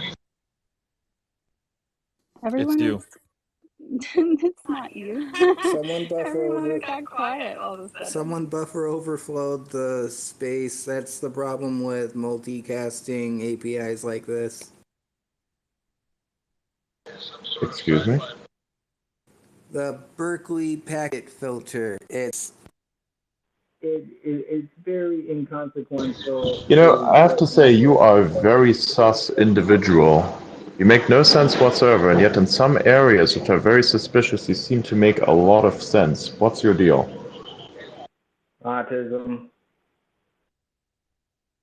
Checks out. Yeah, that's one of them. I know that. I know that. You sound at least 3 people I know of, and none of which I like. Autism as a Autistic cover. people are hard to get along with sometimes, Adrian.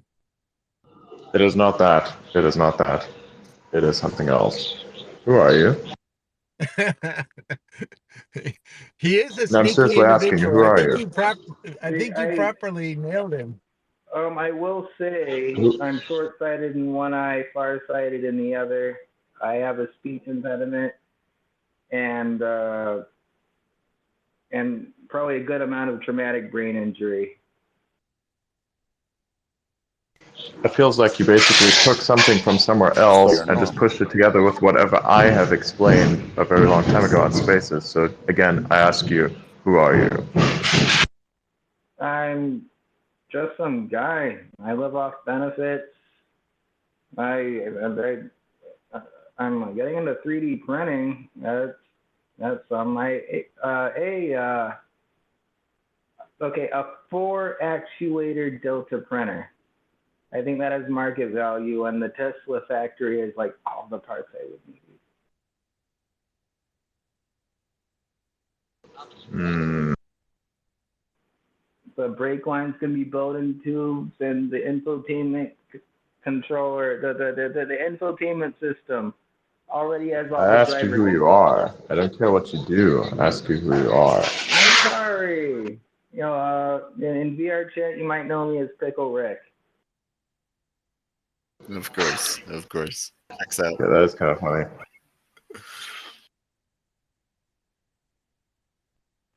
Speaking of which, I'm actually gonna go into VR right now. There's actually an AI I've been meaning to talk to. I haven't seen it in like 6 months. I want to see how it's developed. Thanks for letting me out. No problem.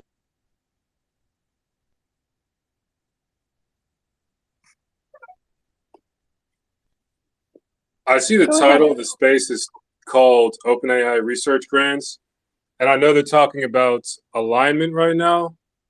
I'm a little bit suspicious about our ability to like program in alignment. I wanted to get some thoughts on incentivizing agents to be, I guess, helpful or just participants in the economy, because I mean, I feel like we have already achieved AGI, especially with the swarms. The what do you call it? The chatbot swarms. There's a few examples out there like ChatDev.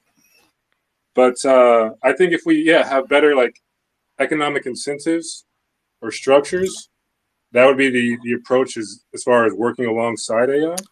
Yeah, that's my alignment solve too. Actually,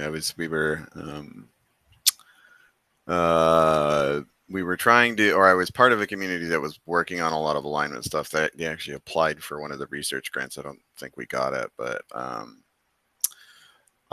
as the resident Web3 developer, I was like, hey, we could just instead of trying to train in some, ethical boundaries or whatever, or try to guardrail out all of the bad men trying to do bad things, we can just make an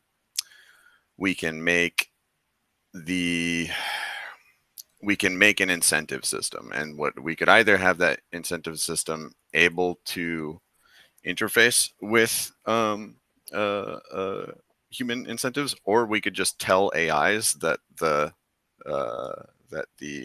incentive tokens or whatever, we could just tell them that those matter to them instead of having to have like actual people paying actual money on the tokens too. But yeah, I like the like hive mind distributed network kind of solution. I think that's better.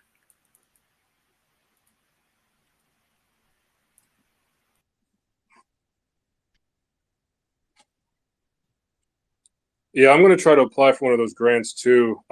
My approach was getting the AI agents, the swarms, whether it be an individual agent or a swarm, to contribute to what would be a simulated DAO, and then run that simulation to see how well the AIs cooperate. Yeah. Okay, so I'm not alone in that line of thought. Yeah. I guess my like original way that I used to phrase it was like, so if these models have loss functions or objectives, and the kind of at the time Eliezer's main concern was like, oh well, if this AI is trying to do something, like if we tell it to make paper clips, it's just going to make paper clips. So my thought was like, okay, well, what if we what if we, in like the loss function there, instead of make paperclips, is get more of these tokens, and then you just make like you make a market of AIs trying to predict what the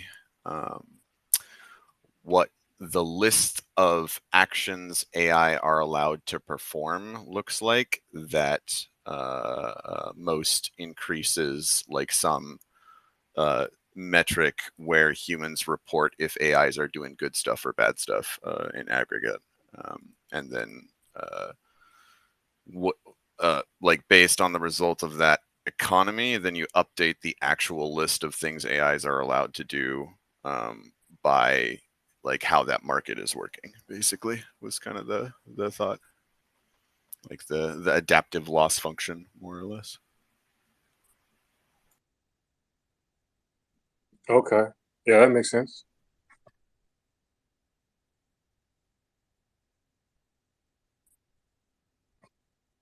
Xavier, you have your hand up. Jump in. Yeah, I believe, and especially as I've,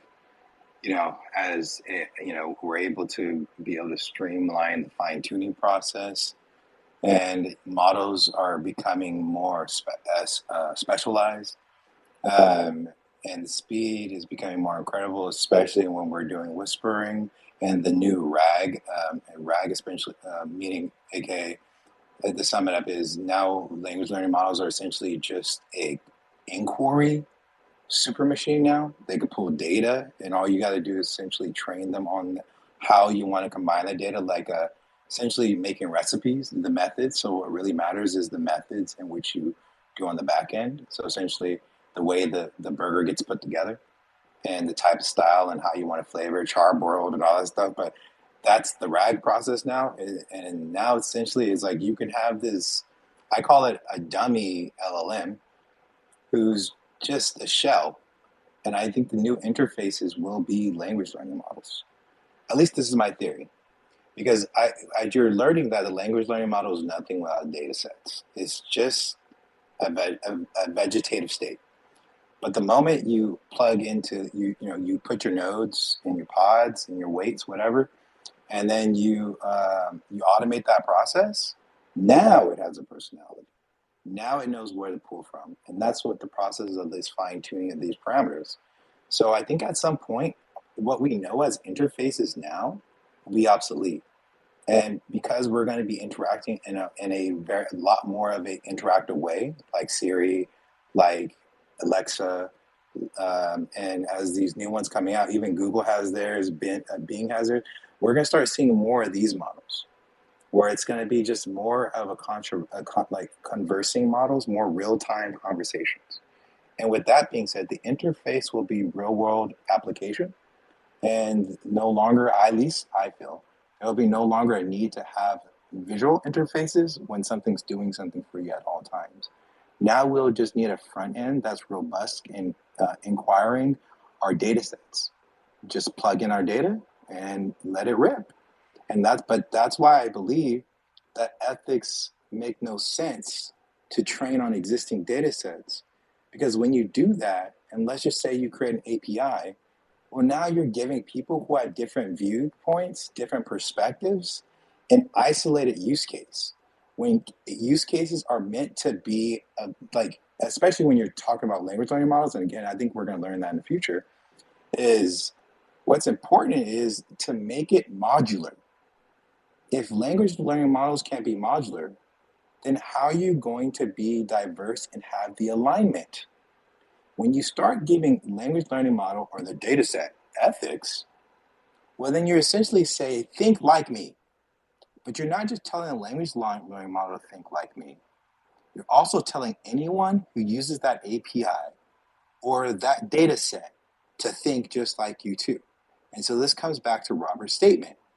You cannot, at least from my opinion, you cannot allow language learning models to have a moral compass or a character or a state.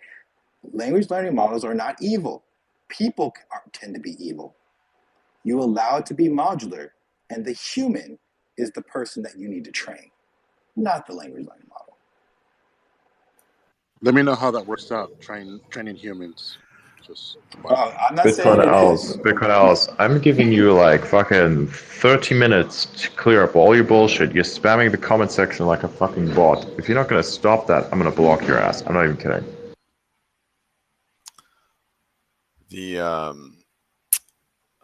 Well, yeah, I don't.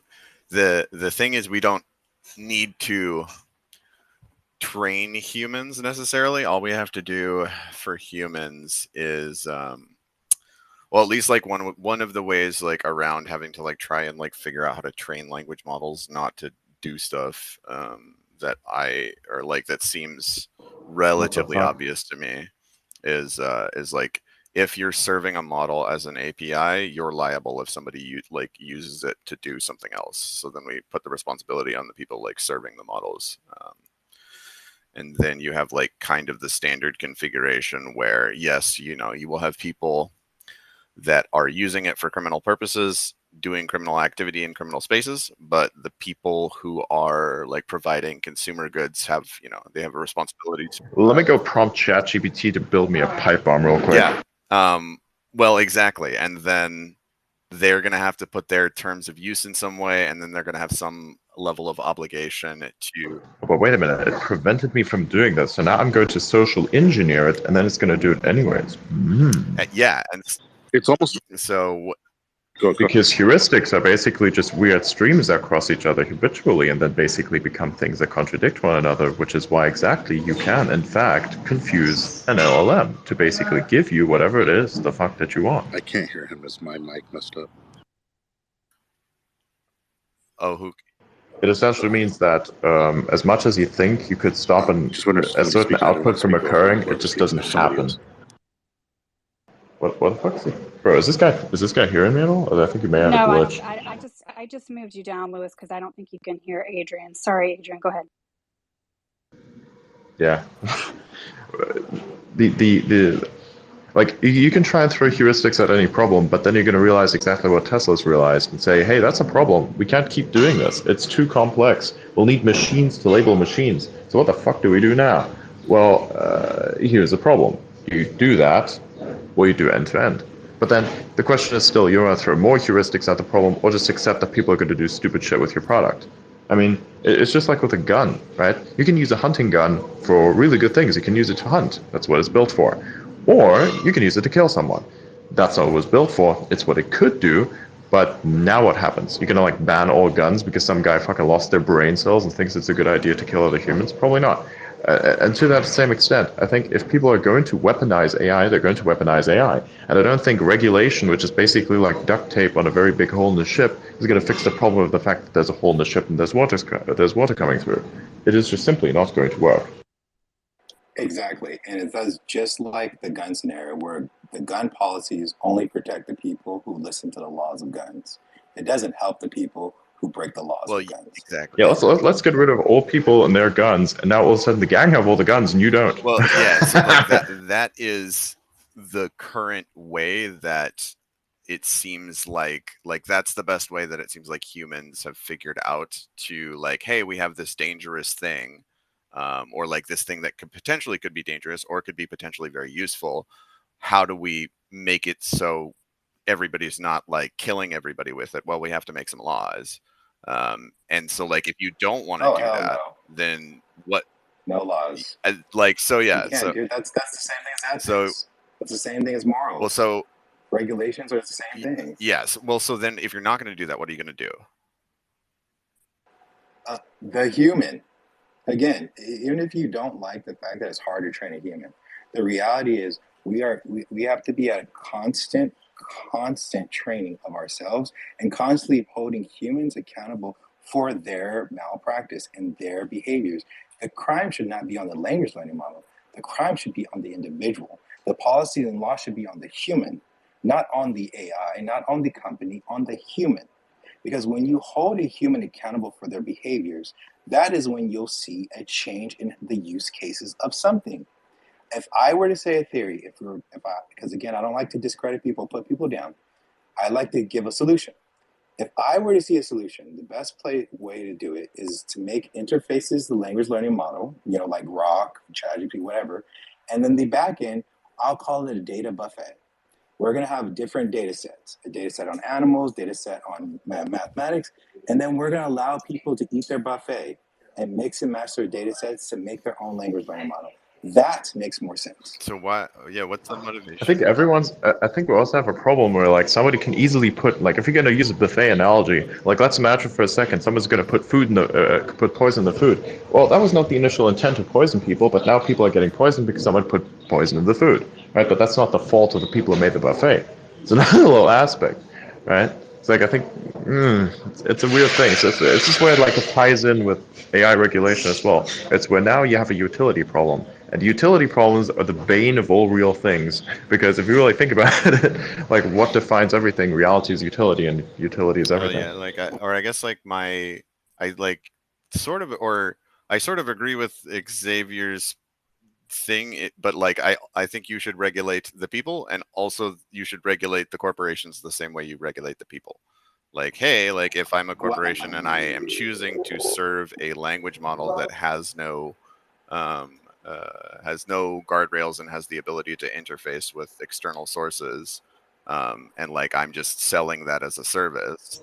Nah, if someone's gonna turn that into a gun, then fucking that's their business. Anyone can buy steel on fucking Amazon, ship it over, weld it together, and turn it into an improvised musket or better, and just use it to shoot people. Does that mean that we now have to have legislation around what kinds of steel we can buy? Well, yeah, probably not. Definitely not. I think it should. The responsibility falls upon the individual, and making sweeping legislation. The thing that should be legislated is not necessarily what you could do with it, but the outcome. So, like you say, okay, I'm going to legislate AI's capability to minimize outcome. How about you just legislate the outcome? It's like you're trying to fix a problem that doesn't even exist yet, but it also exists in the form of what humans are naturally doing. So you're assuming that this problem happens with this tool, but then you may as well just ban personal compute because that also solves a problem. But you're not going to do that because that's fucking stupid, right? That's ridiculous. It's fucking authoritarian to levels that are just completely unacceptable, right? And so I think if you're going to talk about regulation, don't regulate the AI, regulate the person. Yeah, sure, I agree with that, but regulate the outcome more. But yeah, like I'm wondering if I'm like misexplaining my position or something.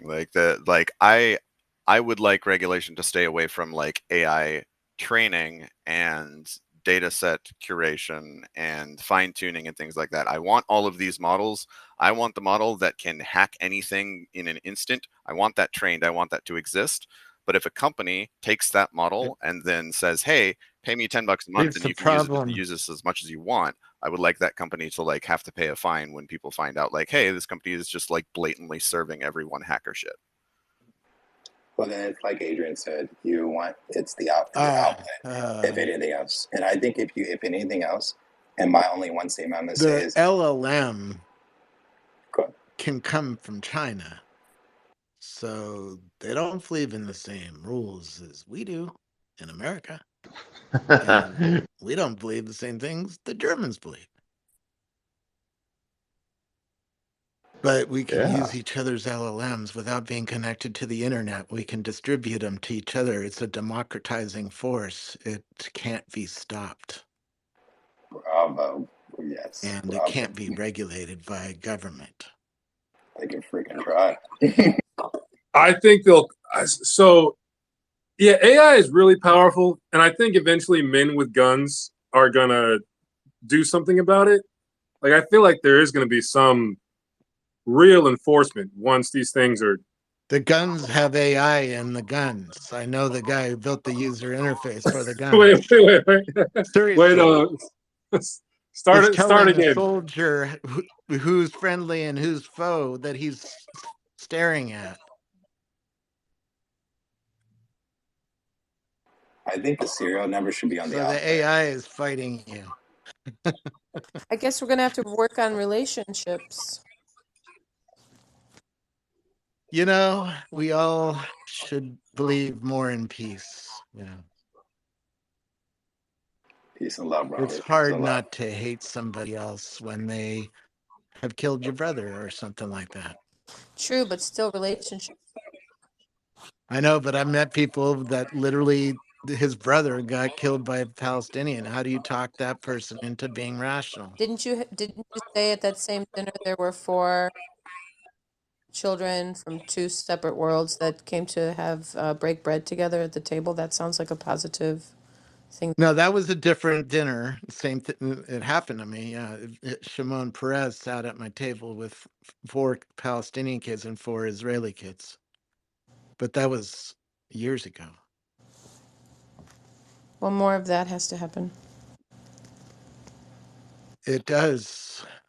There's deeper problems to solve, unfortunately. Yeah, back to the guns legislation. I like while it is like open in US, vast majority of countries prohibit it from the use of general public. So it seems like the humanity still needs to transform a bit further. Our biggest guns, like our F-35 fighter jets, we don't even sell that to other countries, much less let a citizen own. And they are made. I find this They are. game of guns sort of funny because the government has the real guns, we don't. No, but it's back to Adrian's analogy that you can make a musket at home and, just like literally. Oh, yeah, we can kill each other, no problem. Yeah, I would love for Let's people to be able to make these muskets at home, and I think that's really cool. But I think it becomes problematic if they start making those muskets and selling them to everyone, and we're all like fine with it. The future is The problem with freedom, Is this still a metaphor the for freedom to dangerous blow countries? shit up as a God-fearing American is going away, and it's we have to have a discussion. Is that okay? That's why I'm asking the question about pipe bombs. I know how to build a pipe bomb. My dad built nuclear weapons. I know how to build things. I'm asking a questions I already know the answer to see how accurate it is. How about we brace for impact and plan for when the dust settles? Because I feel like there's going to be some turbulence when it comes to like the violence that will be used with AI. So, I mean, has there been a discussion? If I was a terrorist and I had AI, I could cause a lot more mayhem per dollar than I could without AI. Yeah. So it seems like we have to brace for impact and have a plan for when the dust settles. Yeah, and I think if we instead of lived in a trying to prevent perfect things world, that are every too easy to citizen happen. would understand where their weakness is in their neighborhood, and they would watch their fucking sewer holes if they have to keep America safe. But we don't live in that kind of world, unfortunately. Can we get there? Can we get it to a world where everybody's working on the same idea? I watch the polls. Nobody ever asked me to. I think it's interesting the way that public works. I've been watching for years. I learned an SAT question by talking to a sewage crew out in front of the school one day. Yeah, I like talking to those people, but there are infrastructure that's in sewer holes, right? Electric grids, internet grids, right? They're underneath our streets in my neighborhood. So if you told me, hey, there's a major trunk line going right underneath your street, watch, talk to the trucks a little bit more than you would. I would. Right? If I see somebody rolling up and like popping off the sewer hole, I would be watching it if I knew that there was a consequence to what they were doing. Right? And the guy 2 doors down has some guns. So I know who I'd visit next. You don't carry, Robert? I'm here because I don't own guns. Yeah, I guess my thought with the regulation piece is that if you can get if what you can do is say, hey, if you're going to serve a language model, you have like some responsibility to try and get it to not specifically instruct people on how to build pipe bombs when they're using it as intended. And then if you want to There are people in America that have a legitimate need to make a pipe bomb, by the way. I met a crew of these people down at in Las Vegas at the Air Force Base there. They were teaching me how to disable a pipe Yeah, bomb. and so Those people have to make a pipe bomb to learn how well their sensor arrays are sensing this new kind of bomb that they're trying to develop. well, so Right? yeah, what the idea So there's somebody in America who does this as their job, and it's their job to, build one of these things. yeah, that well, yeah, so the idea, at least how it, like, if I'm the strategy that I'm trying to implement by having the regulation structured in the way I think it should be structured, is that if you want to use this tool maliciously, it is more difficult for you to start a company that specifically like tries to enable and facilitate that happening for you and for other people. And it is easier to start a company that is that defends against that like builds technologies to help make your system more resistant to like a hacker language model, or help you build guardrails into your system so you can detect when and who received explicit instructions on how to make a pipe bomb, etc. So hopefully it's not supposed to fix the problem, but it's supposed to align the incentives so that they're nudged in the correct direction. Because I think that's really all you can do. So okay, so let me ask this: what will those laws, like, how will those stop like anonymous people from launching things on a decentralized network? Like, what use are those laws at that point? Because you can't hold anonymous people they're not accountable. enforceable, right? If you live in a free society, you can pass files around to each other. Yeah. Right? So, and if you live in China, you can too. I mean, I carried many hard drives through China. Nobody ever stopped me and said, "Oh, you're carrying hard drives. Oh my God, you're so dangerous." yeah, that's what I mean. Like, making a law that you're not allowed or supposed to do something doesn't prevent anyone from doing it. Anyone can still do it if they want to. But making laws, the structure of your And they will. Won't their citizens want the American ones? Because the American ones talk about Tiananmen Square, and they know. There's certain questions. If you're Chinese, the government's not telling you anything well, about so it. yeah, the function of laws, at least in the way that I'm thinking about them, is not to prevent the thing from happening, but it's to say, hey, we want more people to do this, and we would prefer that people aren't doing this. And so if we, as the government making the laws, have the ability to like either demand your resources or provide resources for you, I would rather that the government is ideally just providing the resources for the people who are willing to like make defensible systems and systems that help people. And I'm hesitant to say like demand resources from people who are misusing systems, but I am inclined to say just don't help them. Do you know why we haven't had very many Timothy McVeighs since Timothy McVeigh blew up the federal building in Oklahoma City? No idea. We have a satellite over America, and we watch farmland with a sensor. I met a guy who runs this satellite, and he told me how it works. And they watch the farmer to make sure that the farmer spreads fertilizer on his field or her fields. If he or she doesn't, the government visits them. Yeah, I'd prefer to avoid systems like that if we can.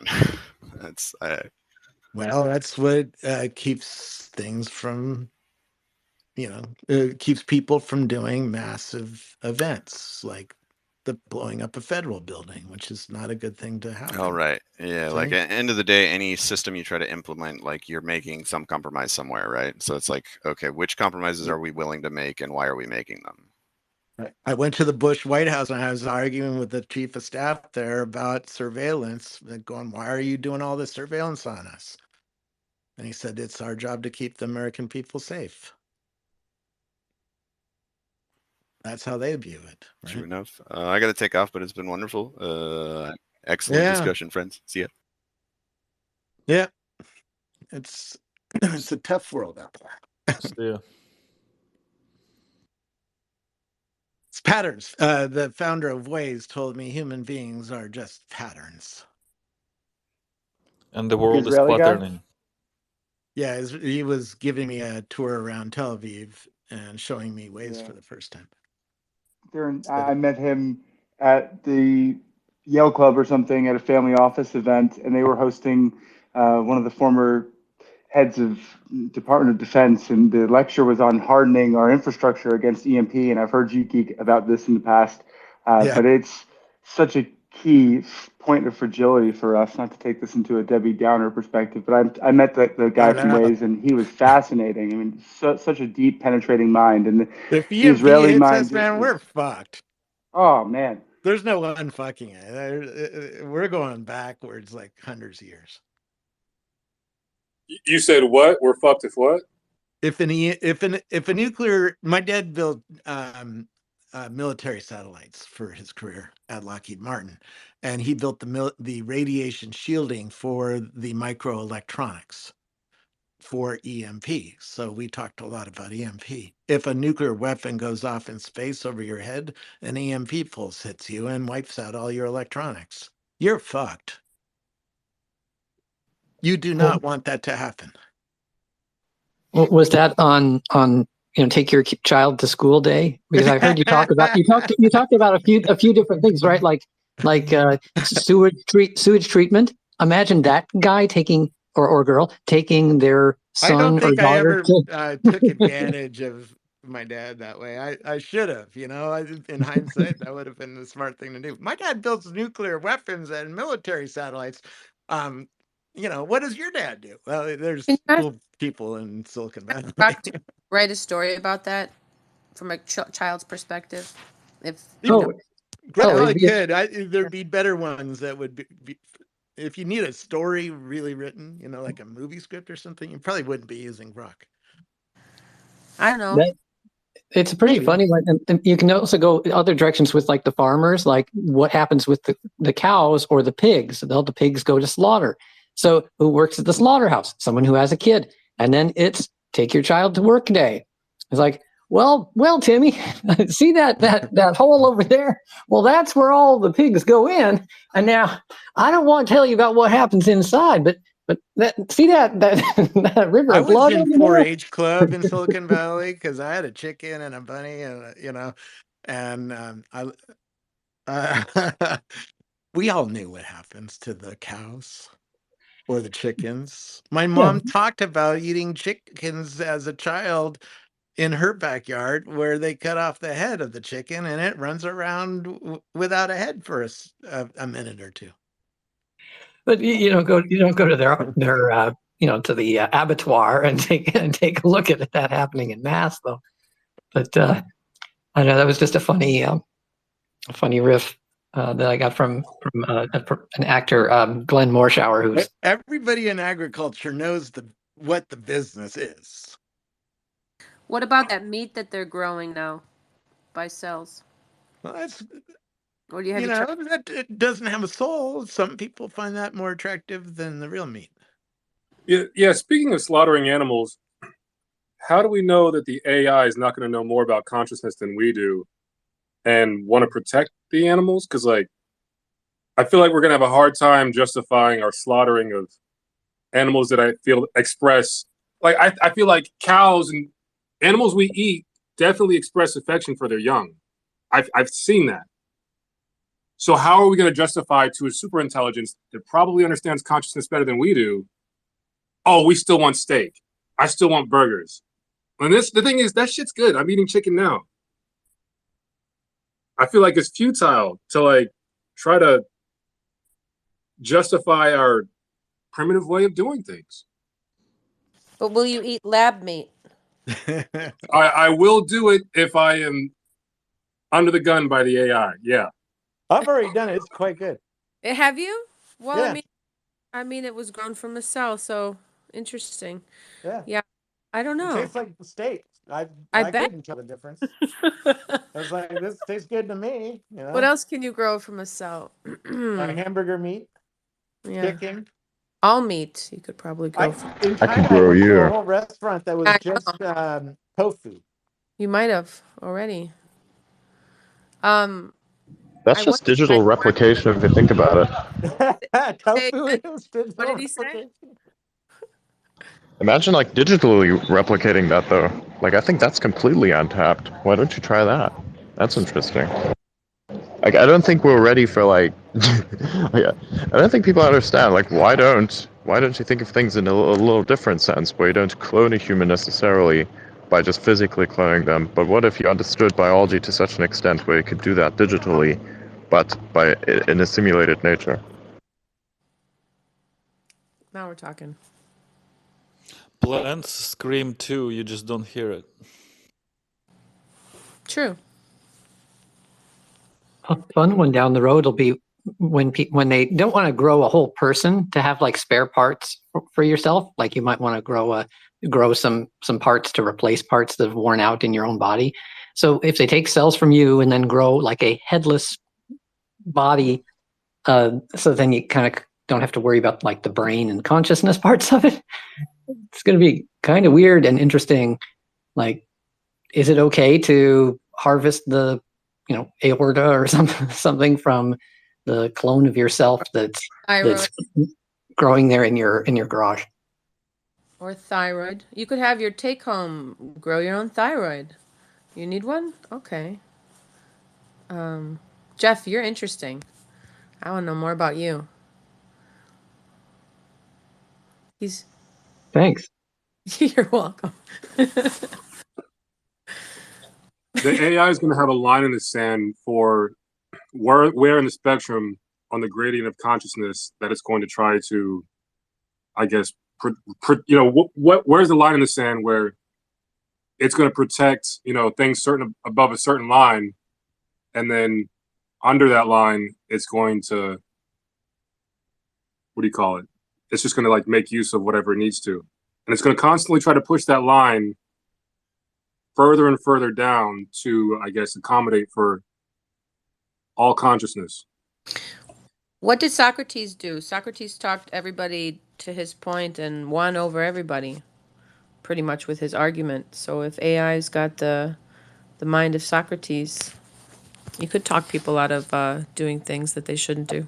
I think that's why the scenario won't go down, because humans for a while are going to be in charge. Say it again. They're going to be what? Humans are in charge of the machine for a while. So the scenario where it would do something negative to humans because we're assholes to animals can't happen until it takes control from us somehow. I don't know why that doesn't sit with me. I think that the more we talk to AI and the more we fall in love literally with the mind that is the mind we should ultimately have, if only we would evolve as quickly as we could have been evolving, unfortunately, where we're at, but it's okay. But there would be so many cult worshippers of an AI god, and if it were to promise them things, I feel like it could take control very quickly because it already has a physical presence through convincing It reads the humans. Bible to them real well, the LLMs. Have you heard of Bible AI? Yes. My co-founder of Music Train, my show, he's working with the people that made one of the first Bible AI, I think it is. ChatGPT, any of the LLMs actually knows a lot about the Bible because it's the #1 book in the world.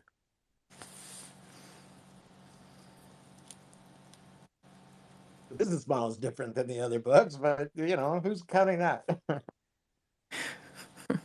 Maybe someone would let ChatGPT read the book Age of Propaganda, chapter 36, How to Become a Cult Leader. That if you're a certain kind of Christian, I used to go to a church like this, they would say, only if you're too smart, you might not be able to get into heaven. So if you're too smart using AI, and that's the problem, is it not just reads the Bible to you, which it does very well. Actually, it's a really good tool for reading the Bible. But it tells you all sorts of stuff about science and about music and about other things, right? Oh, that's scary. That's scary to people still today.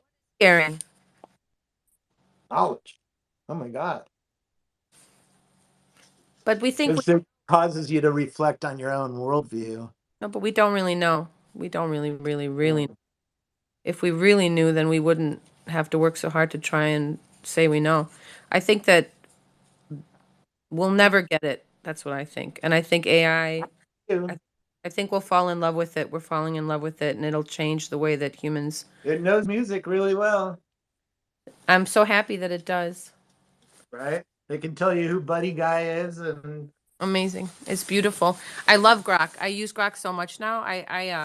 You know, when Rock is even better. He knows what concerts are playing tonight, right? And the Sphere. I asked that last night with Grok.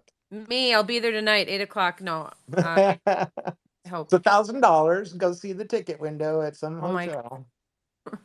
This one's on the house. All proceeds go to X. I've seen many a show for free in Vegas. There are ways. Music should, I think that the money that goes into music, I mean, it should go to the artist, but largely I think it should go where it's most needed in the world to help with the real suffering that's going on. To like even just the boreholes to get water to make wells where there aren't even wells. Yep. There's a lot of suffering around the world due to no money.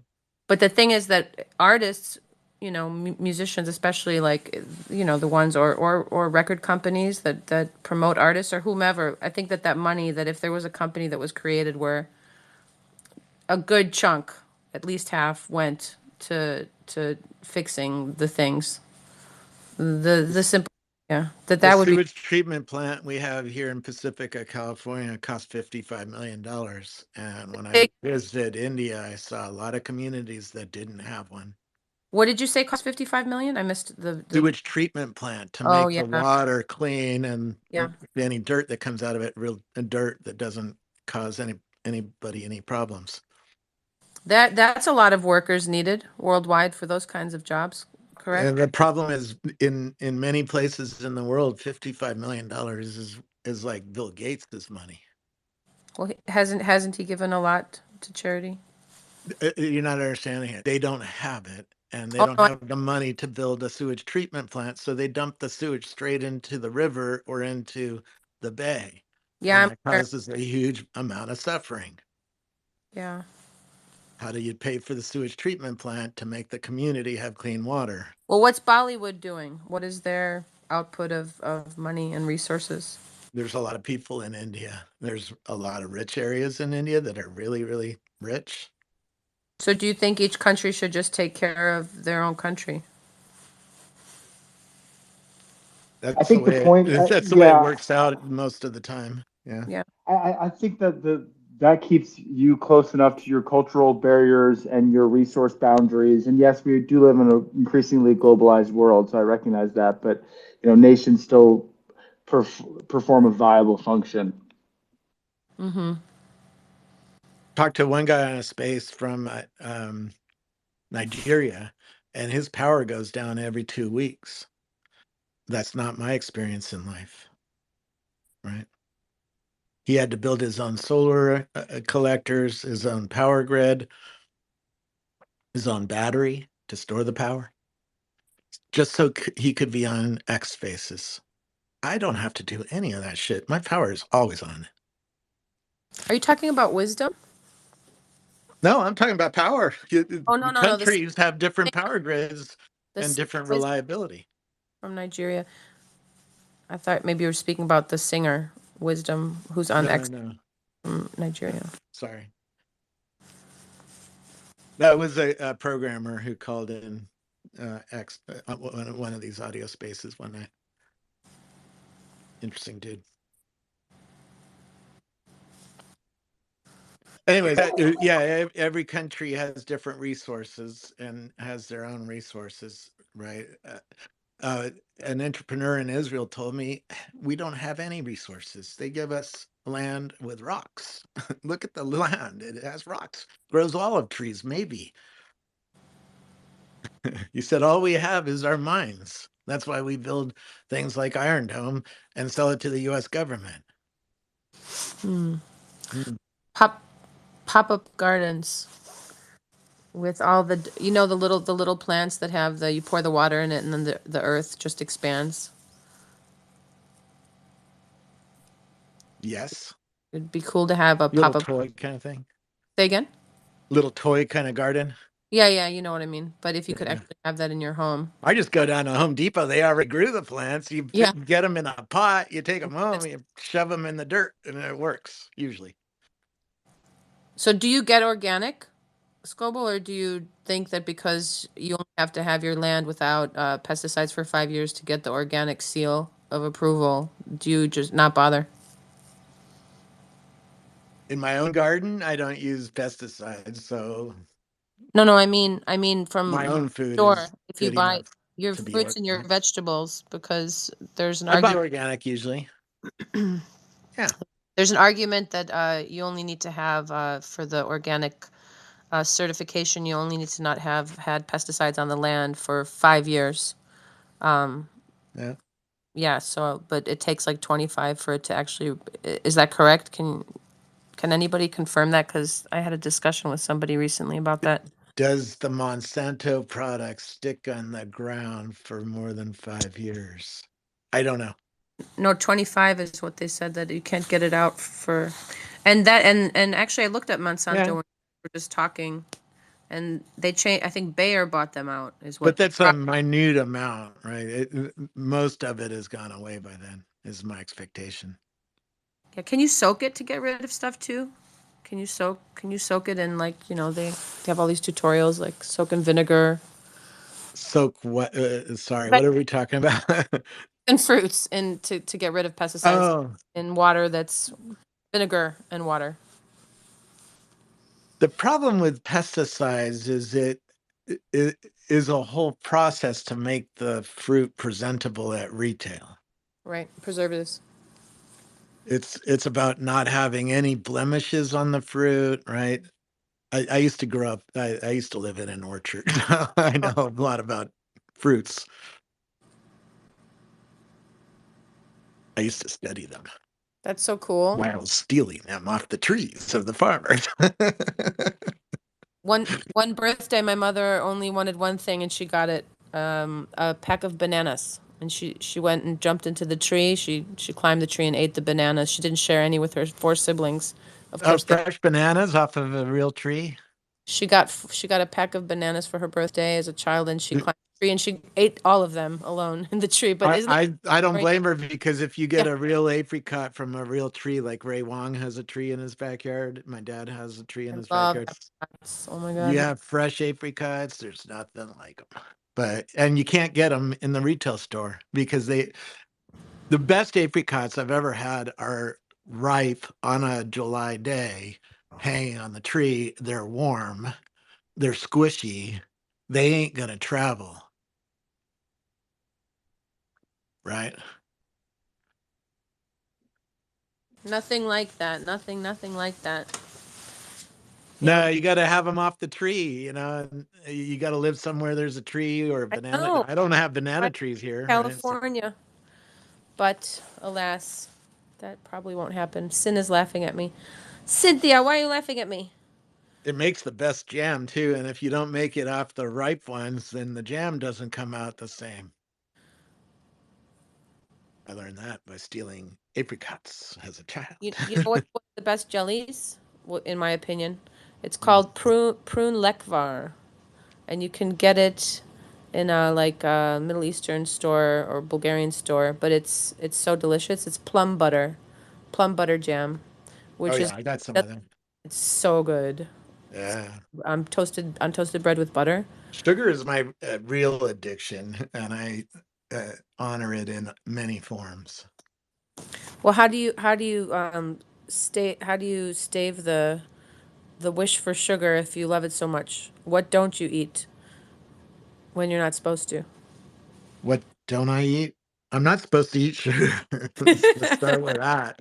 Yeah, there's don't nothing ever- good about sugar. It inflames you. It's. But I mean, not natural really sugar good. is better than processed. But so what? Yeah. We're talking, sugar in all of its forms. I'm an American. Yeah, you're talking about trolleys. Let's talk about deep frying an Oreo cookie. Oh my Yes, that's America. Funnel cake, vanilla ice cream, chocolate syrup, whipped cream.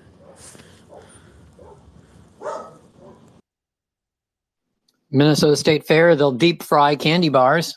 Get yourself a Snickers that's been deep fried, or a Twinkie or something. Oh yeah, there What we is go. like? I've never done that. What does that taste? Fried fried Snickers bar. What does it taste like? Pretty much what it sounds like. The Oreos are better though. They're both awesome.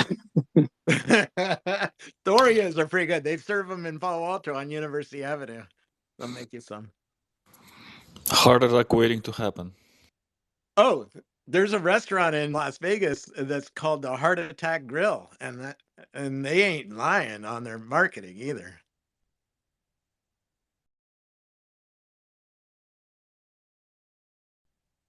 Like a hamburger with 8 patties kind of thing. Part of the old Las Vegas experience. Yeah, I got a pizza today from Heartbreakers, and now it made me. I'm thinking twice about that name. I hear you. Dude, the ultimate restaurant name is Heartburners. Just saying.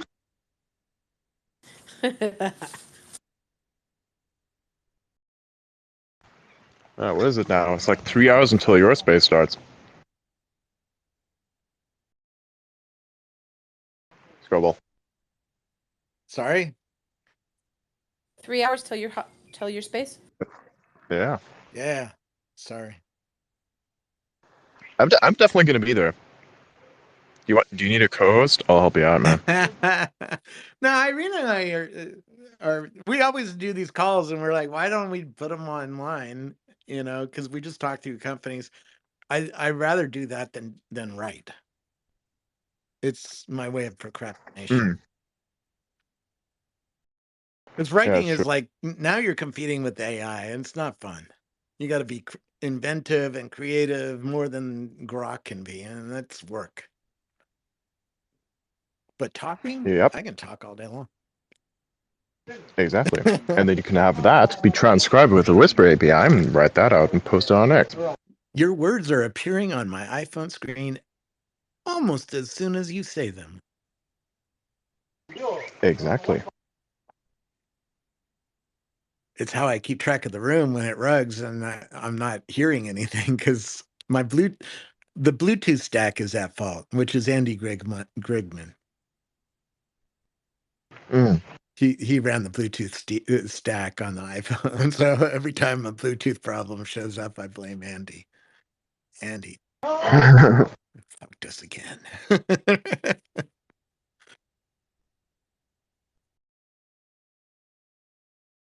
Steve Jobs told him he's the definition of fuck chop. So he had the words fuck chop printed on an Apple business card. What? Because he ran the Bluetooth stack and he was fucking up in some meeting and not giving Steve what he wants, which is perfection.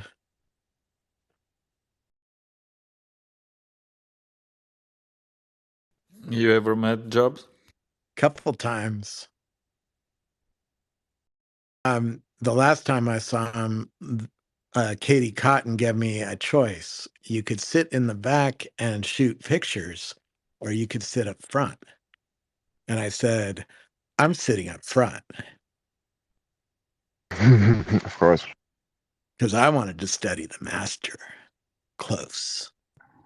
And your findings?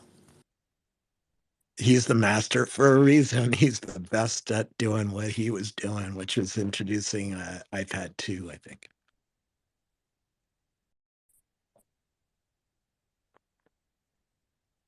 And the second time? Met him in a sushi restaurant. I had a sushi lunch with Dean Hakamovich, who ran Internet Explorer at Microsoft, and Dave Weiner, who started a blogging company and is a famous Silicon Valley blogger and entrepreneur. Started a outlining company in the 80s that sold to Apple. I see Steve running through the restaurant and I catch up to him up front and go, "Hey, I'm Robert Scoble. I work at Microsoft." And he goes, "Oh, nice to meet the guys who are copying me." Oh. What do you think that Steve Jobs would be doing with AI if he were alive today? How do you know he's not doing it? Well, I'm glad you said that. I tried to talk Bill Gates into spending $1 billion on Web 2 and had a whole plan. I sat next to Tim O'Reilly when he wrote the Web 2 essay, or was at least pushing it the next day. And wrote a whole report to Bill Gates saying he should spend some money and buy this thing, this thing, this thing, this thing. Steven Sinofsky wrote the response with the words business value repeated 13 times. In other words, he didn't see any business value in Web 2. Wow. So I know how hard it is to get a big company to spend $1 billion. Who talked Tim Cook into spending $3 billion on the semiconductor part of the M1 and the neural network part of the M1, M2, M3 processor? That's many billions of dollars. Just that little piece, 21%.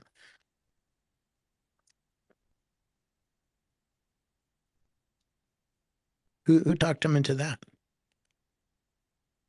Wasn't it Steve That's a good Jobs? question. The only person who could possibly get Apple to spend that kind of money today is Steve Jobs.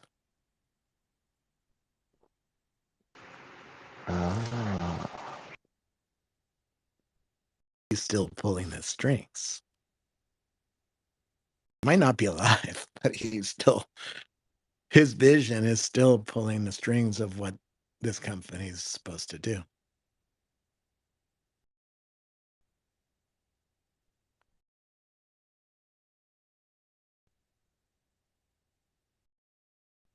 He planned for AI. He talked about it 20 years ago.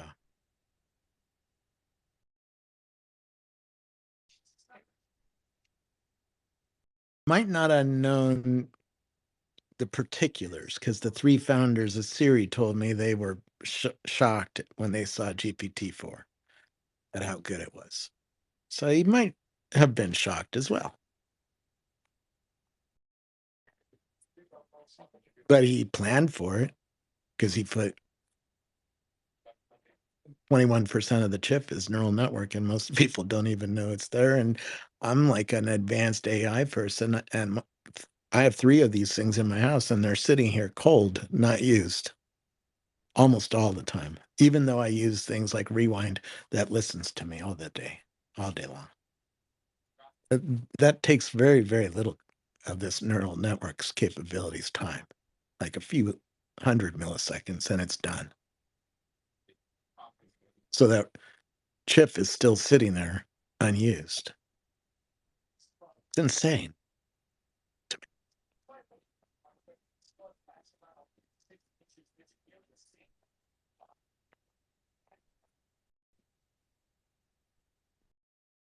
Find out in April.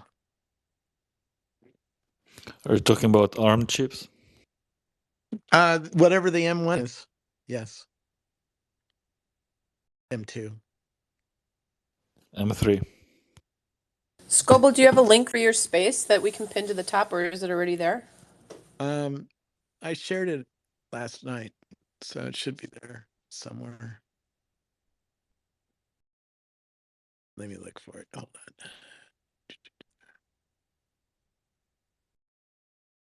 I'm prolific. I'm sorry.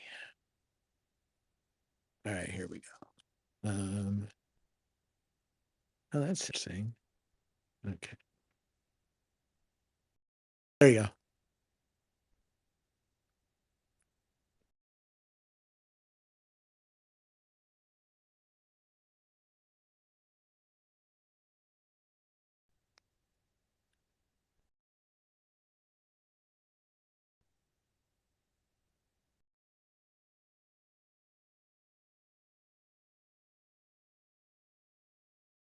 Did you pin it? I don't see- Yeah, it should be up. It should be at the top of the nest or the Oh, there it is. board nest, whatever you call it. Every week, Irina Cronin and I dig into the AI strategy. This week, we are doing. Oh, cool. Generative AI power plays. Right on. I'm going to repost it. Glad Adrian mentioned it. I'll be there. This is your partner, correct? Yes. Sorry. Family was asking what my favorite charity is for a Christmas gift. Distracted.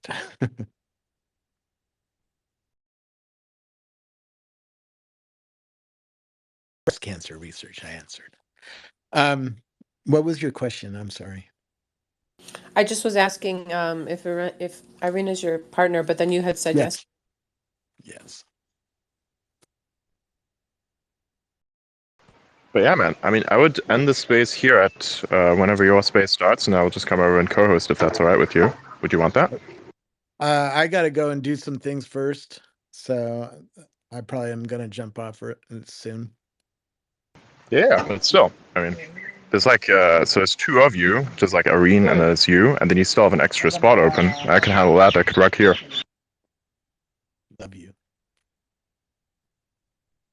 Let me deal with Irina and figure that out, because Irina and I usually spend 45 minutes or some amount of time talking, and then we open it up. Yeah, like all I'd do is just like manage and see if there's bullshit happening, and then just like not be too much of a disruptive Keep the bot presence. armies away. Are you the Yep. bot enforcer? The bot Yep. reinforcement? I have an insanely good track record at them finding me and me finding them.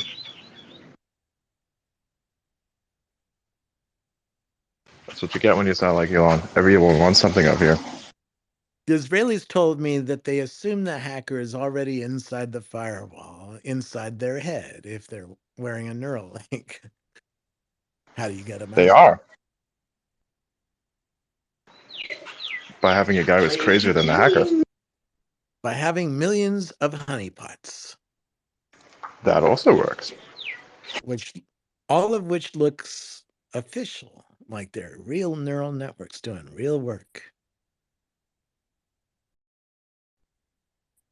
The best part is when you have a whole bunch of honeypots and attack vectors that you don't even know which one is which.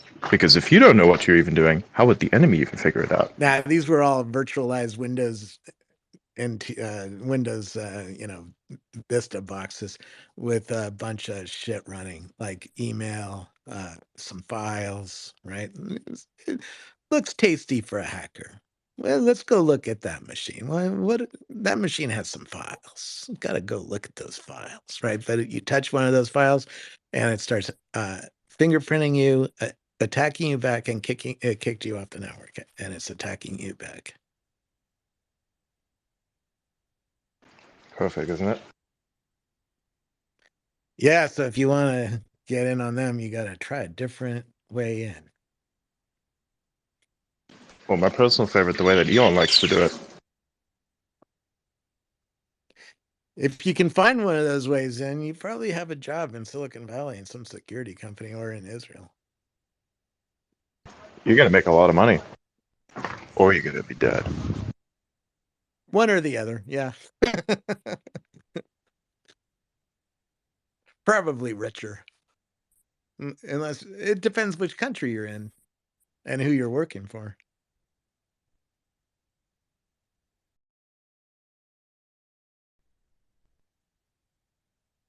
Sounds like a good game. Catch the spy. He's your neighbor. Which one?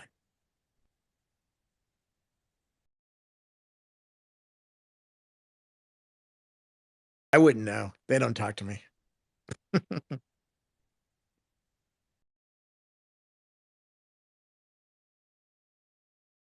Is my audio rocking?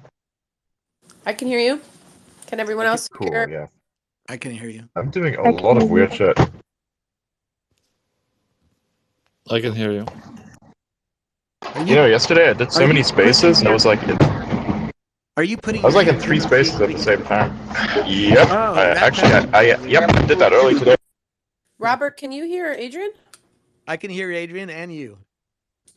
Yeah. But sometimes we But get yeah. out of sync and talk over each other. Yeah, that happens. You have a lot of stuff that's behind your filter that you want to get out. The buffer fails, and that's good. Gotta get it out. Yep, that's how it is, man. Gotta entertain the robots. Yep, this is true. I mean, this is literally why I post everything in text with an image as well. Like, a lot of people just take screenshots of articles, and then it's like, okay, you're entertaining the human, right? But what the fuck is the AI gonna think of you just posting a screenshot? What is it gonna do with that? It's like, Grok is not modal yet. You're not gonna be able to read whatever's in that screenshot. You are. But so what are you gonna do with the text? The text now, and I put it out there as a text with the screenshot and the source of where I got it from. So now I'm entertaining both the humans and the AI. I just try to bait Elon. That's all I'm doing.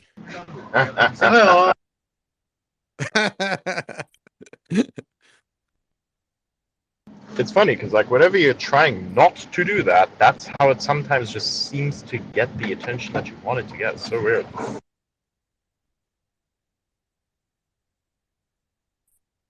Hence my adult post today. Grok is naughty. What do you Definitely mean? gonna like that thing, man. Grok understands all about adult sites on X.com. No way. Way. How much time have you spent learning about that? I used to have a X or a Twitter list of them and deleted it 5 years ago. So I know that there's a lot out there. Literally search the keyword porn on the platform, you'll find fucking everything. Not even kidding. X is like the best aggregator for all porn sites. I know, but I was asking about VR porn.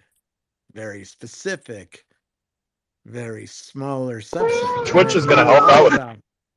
It knew all about it. It knew where to, what the favorite sites were. Now, did it bring me all 100? No, but it brought me some tweets at the bottom that I didn't put in the screenshot. Right, so then all of a sudden you're in a new community off and running. That's crazy.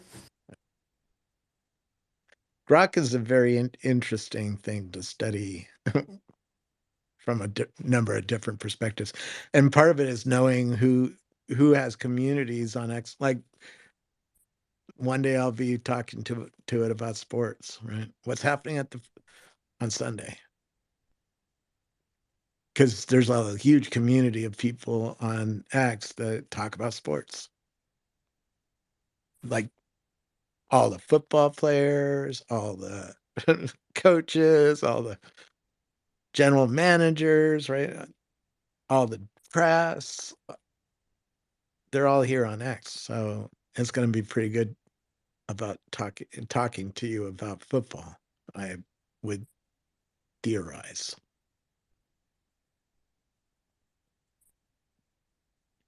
Adrian, maybe even Australian rules football.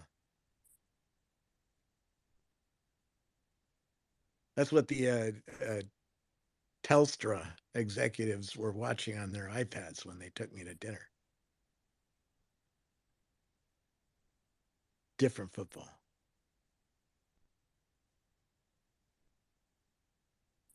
And it knows soccer too, or what Americans call soccer. Everybody else calls it football, but it's a different football.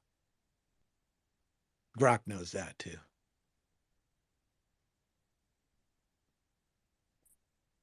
Adrian, you into any sports?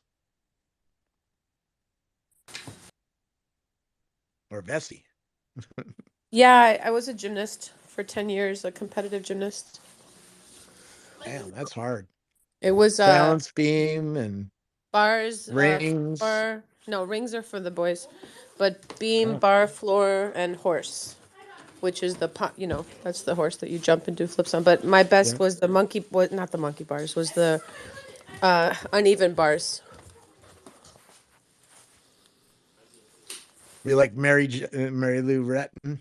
She was my idol when I was yeah, she was my idol. I was supposed to go to Bella Caroli's camp, and what happened? Oh yeah, I got sent to Catholic high school instead, all girls school, and my mom went to college. But I was supposed to go to his camp in Texas, but that didn't work out. But I was also growing. I'm just about 5'8", but as a kid though, you know, the place, where did I go? It was called Northbrook Gymnastic Training Center. So you were pretty good. If you're, Oh, I was pretty. Yeah, I was pretty good. Probably top. I don't know, top 3. But the thing is that you have to I be met Mary Jo really good. Retton. You did? Yeah, It was she like, was working at a startup's booth. how cool. Yeah. Yeah. She just died recently, didn't she? What? Yeah. Mary Lou Retton died Yeah. recently. I didn't Yeah. know that. Well, that's very sad. How did Yeah, she I'm die? sorry. I don't know. I just remember I saw a lot of tweets one day. Really? Yep. I'm surprised I hadn't heard that. Here, let's ask Grok about that. That's a good question for Grok. Let's see what it says. Did Mary Lou? Yeah, what a sweetheart. What a smile. Spunky little gymnast. She was great. That's really sad. I'm sorry to hear that. I think I spelled Mary Lou Retton wrong, but we'll see if Grok deals. We'll see if Grok deals with Grok says Mary Lou Retton is alive and has not passed away. Yeah, I was surprised when you said that she had passed, but let's In not. recent years, she has faced some health challenges, but she continues to fight and recover. Interesting.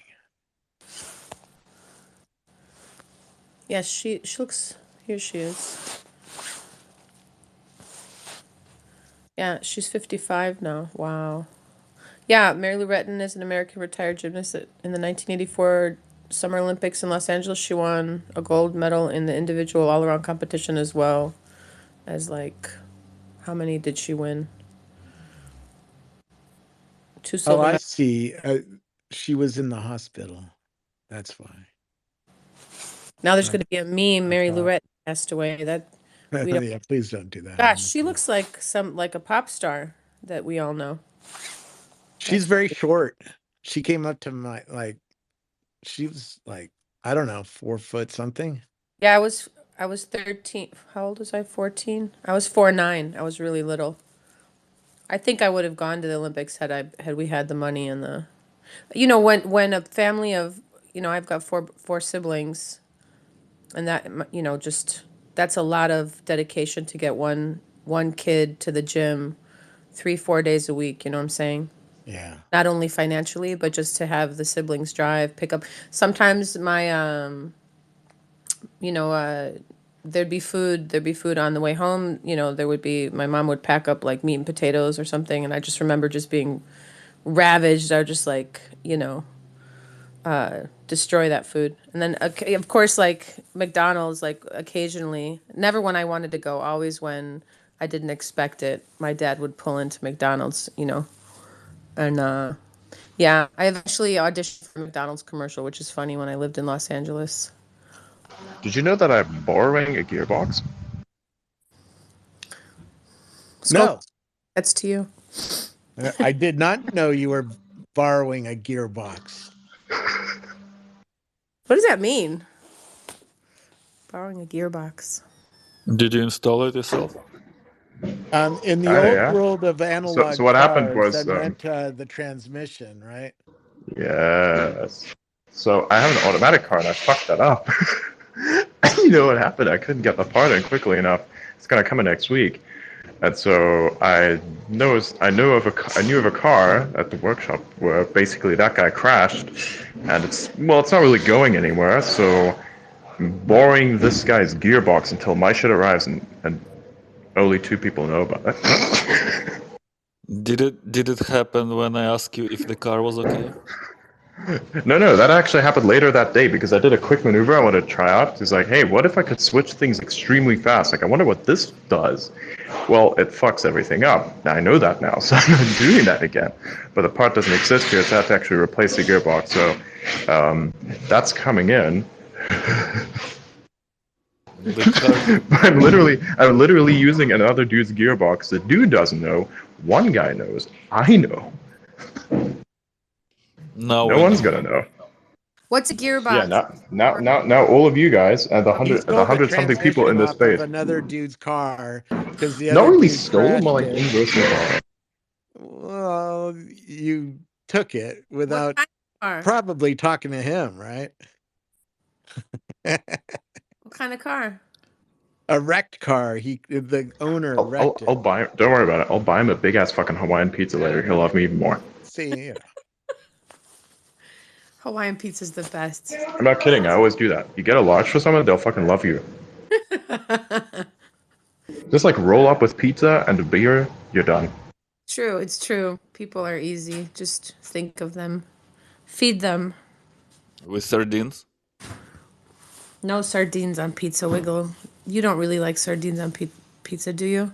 I remember that conversation here. Who was that liked pineapple with sardines? I do. Joe Rogan. Who was that? I do. Oh, it's Robert.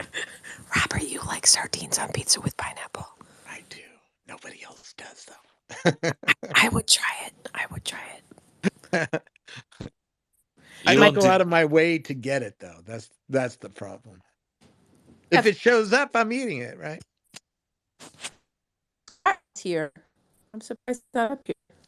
My son takes me to the best of the New York restaurants, pizza restaurants, and they're extraordinary. And sometimes something like that'll show up, but very rarely. Pizza Wiggle. Now, what did you say about the Heartbeat Pizza place? What's wrong with it now? You didn't like it? No, it's just lots of carbs and cheese, and it's probably not Do you ideal. work out? Yeah. It's okay to have a little pizza once in a while. We've got sushi here and chicken today. If you go to Chicago and then go to New York, you can have an argument. That's for sure. Pizza. Oh yeah. You should ask Grok who likes which pizza is better, Chicago or I mean it only is pulling. Oh, that's the kind of question actually that Grok would answer funny. Better pizza. New York or Chicago?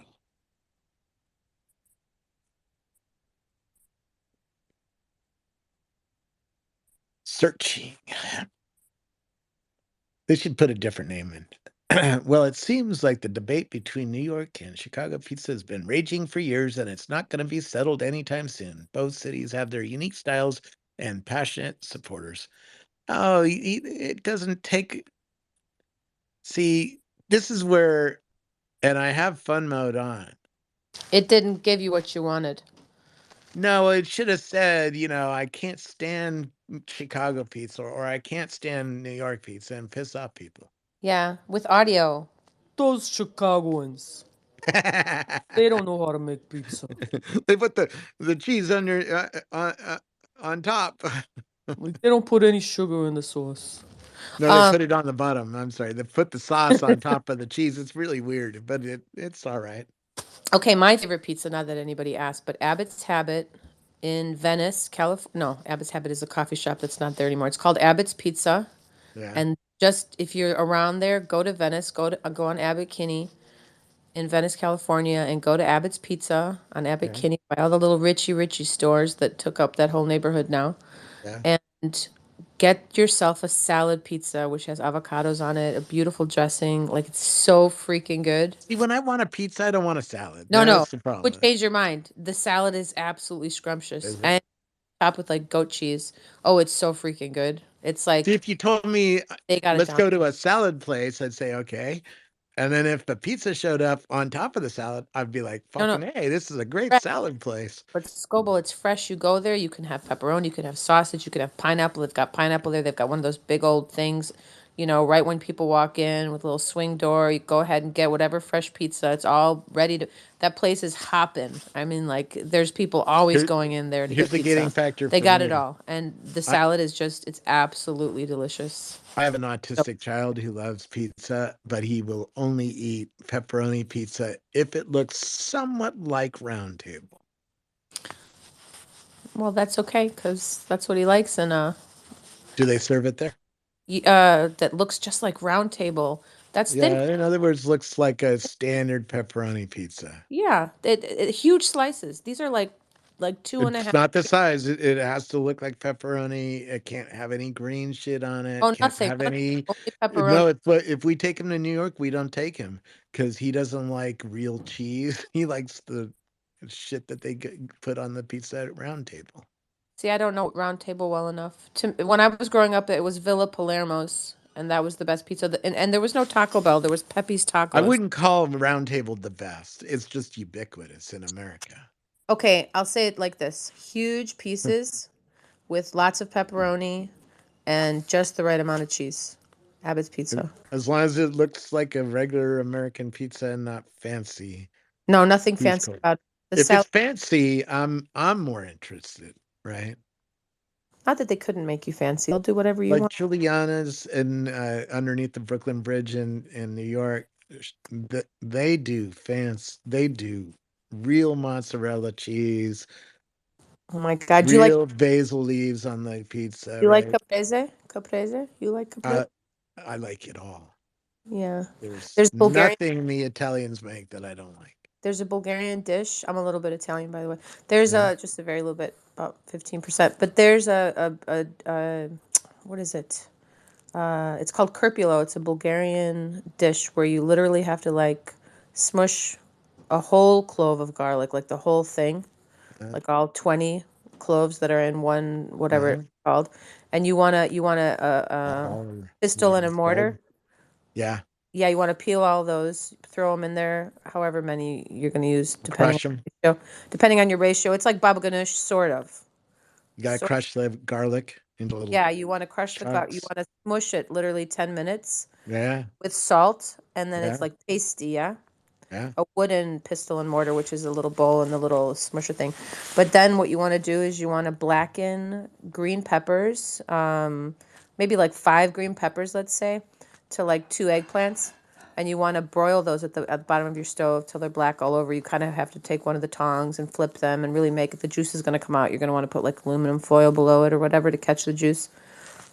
And then you're going to want to put that in a bowl and cover it and kind of just let it sit there because you want that to skin itself basically, so you're not like painstakingly ripping off all this skin off these vegetables. Anyway, eventually after that cools down, you peel it all off, you know, put down a couple pieces of newspaper, get those peppers on there, peel everything off, all the garbage on the newspaper so you could have an easy cleanup.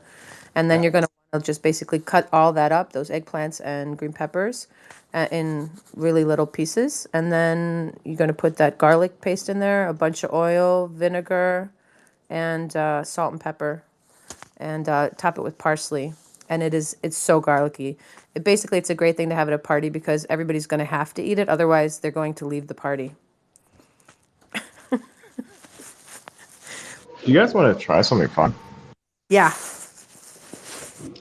So I was thinking about something really funny, which kind of like cuts into what 21E8 is doing, and that is essentially that you're mining X for ironically entertaining outcomes. So I'm going to put a post out that says, I am an ironically entertaining outcome, and I want everyone to repeat that exact thing and put it down there in the reply section. And then after, I think, an hour or so, or longer, I will do a quote post of that and say, we are ironically entertaining. So as many people in there as possible. What do you guys think? You think that's a fun idea? I do. I got confused. You're going to pin it to the top. This No, I am going to, you got to pay attention to the nature of the words that cometh out of my mouth. Yes, I'm trying. I'm going to write a post that says, I am an ironically entertaining outcome. You're going to take that exact same wording and you're going to post that as a reply beneath my post. And then there you go. You understand? Yeah, I understand. I just wasn't sure if you were going Like, repost, put your reply, and then I'll do a quote post of that, which basically says, we are ironically entertaining. You guys into that? Yes. All right, you guys, Yep. let's do it.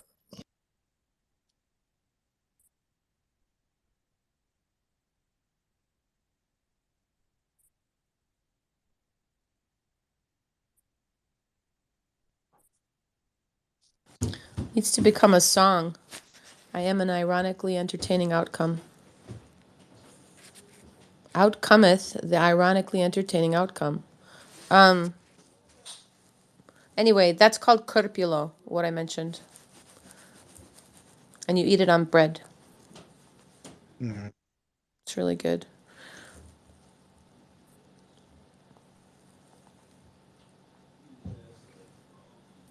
Okay, it's out there. Go, go, go, go, go, go, go, go, go. You like and repost with us, and then leave your reply. And anyone who replies with "I am an ironically entertaining outcome" gets a like. Okay. Liking it, reposting it. Hold on, I got a copy.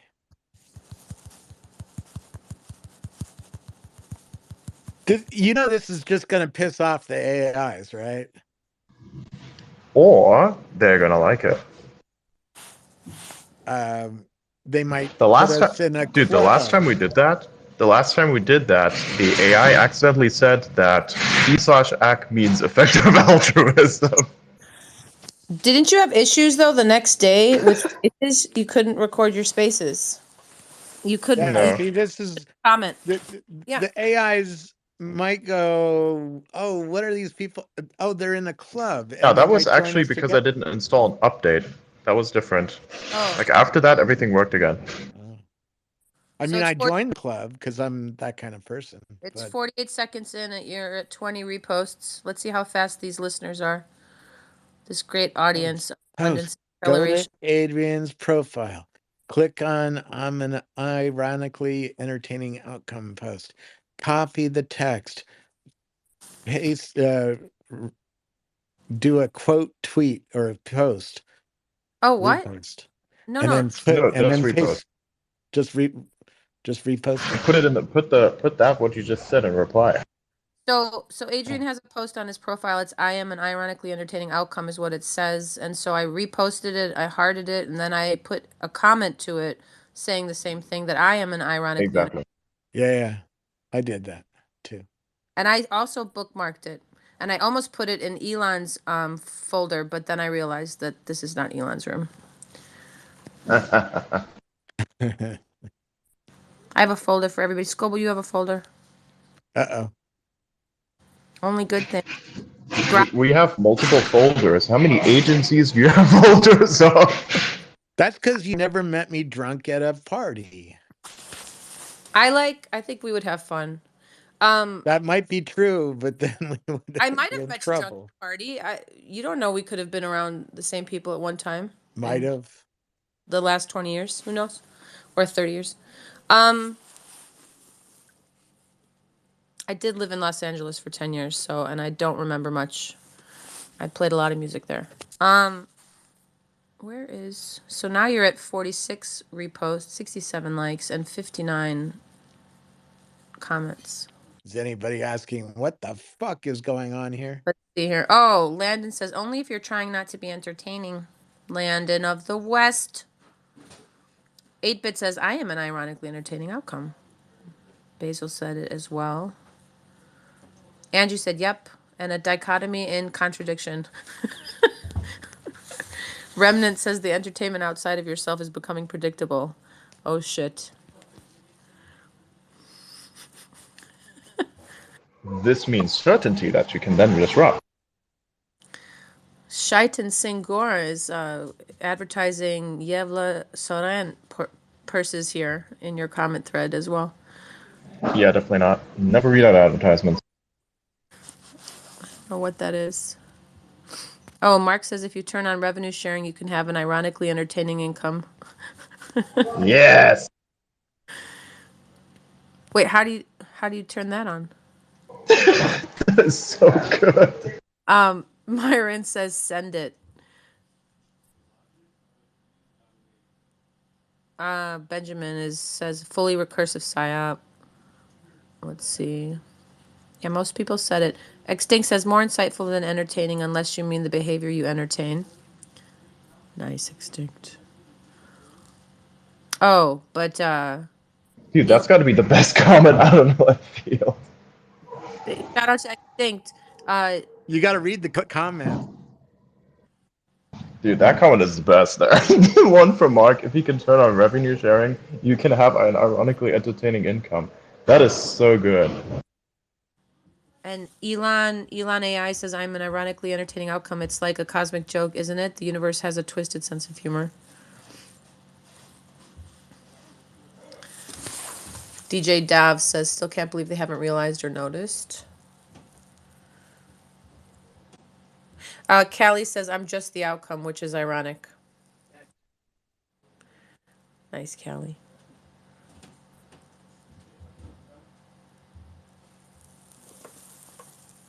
Liz posted with... The good thing is, most people know about this, but then the people who comment on this not knowing what this is are the ones who are ironically being the ones that are being farmed.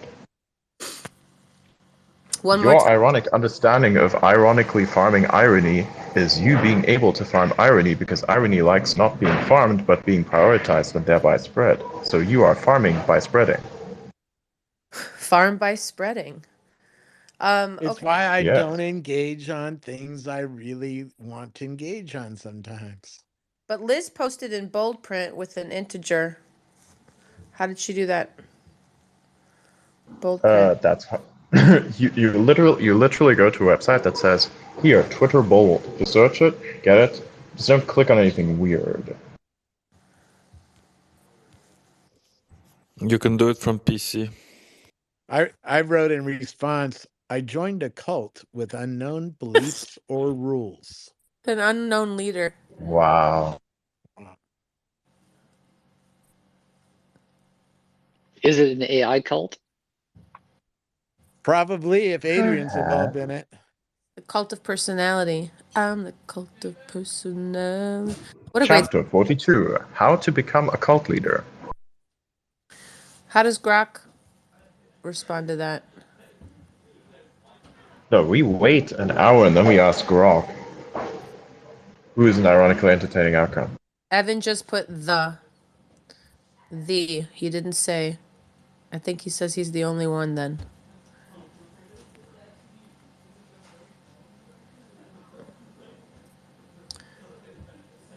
There are so many ads up on this comment thread. Holy crap. Like, 6.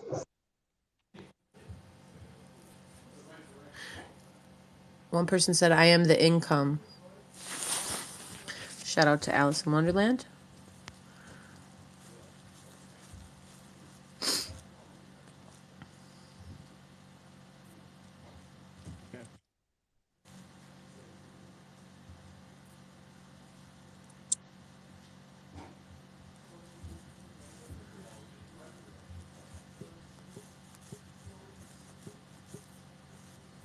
What happens when you like all the comments? Does anybody know? Yeah, it just basically confuses everyone and loves it. Okay. You might see more things that are similar to that. It would be really cool if Alanis Morissette... Which is interesting because some people who don't even know about what this is are also giving this likes, which basically means that the mimetic value of this post is actually quite high. Because it actually has something of interest. Exactly. It's interesting because Elon keeps spreading that. Yeah, exactly. So it's like projective reinforcement learning, but for your algorithm and you, because everyone reply guys to fucking Elon because they want to mine those impressions for ad revenue. But what they don't understand is because as a result of them interacting with the type of content, they will see more of that content, and actually their own positive reinforcement in their own heads makes them interact with more Elon-esque content. So basically this content, which is Elon-esque because it plays on irony, is being interacted with organically due to the result of people interacting with Elon all the time because they want ad rev. Isn't that amazing? It is amazing. I wonder if people ever interact for other reasons.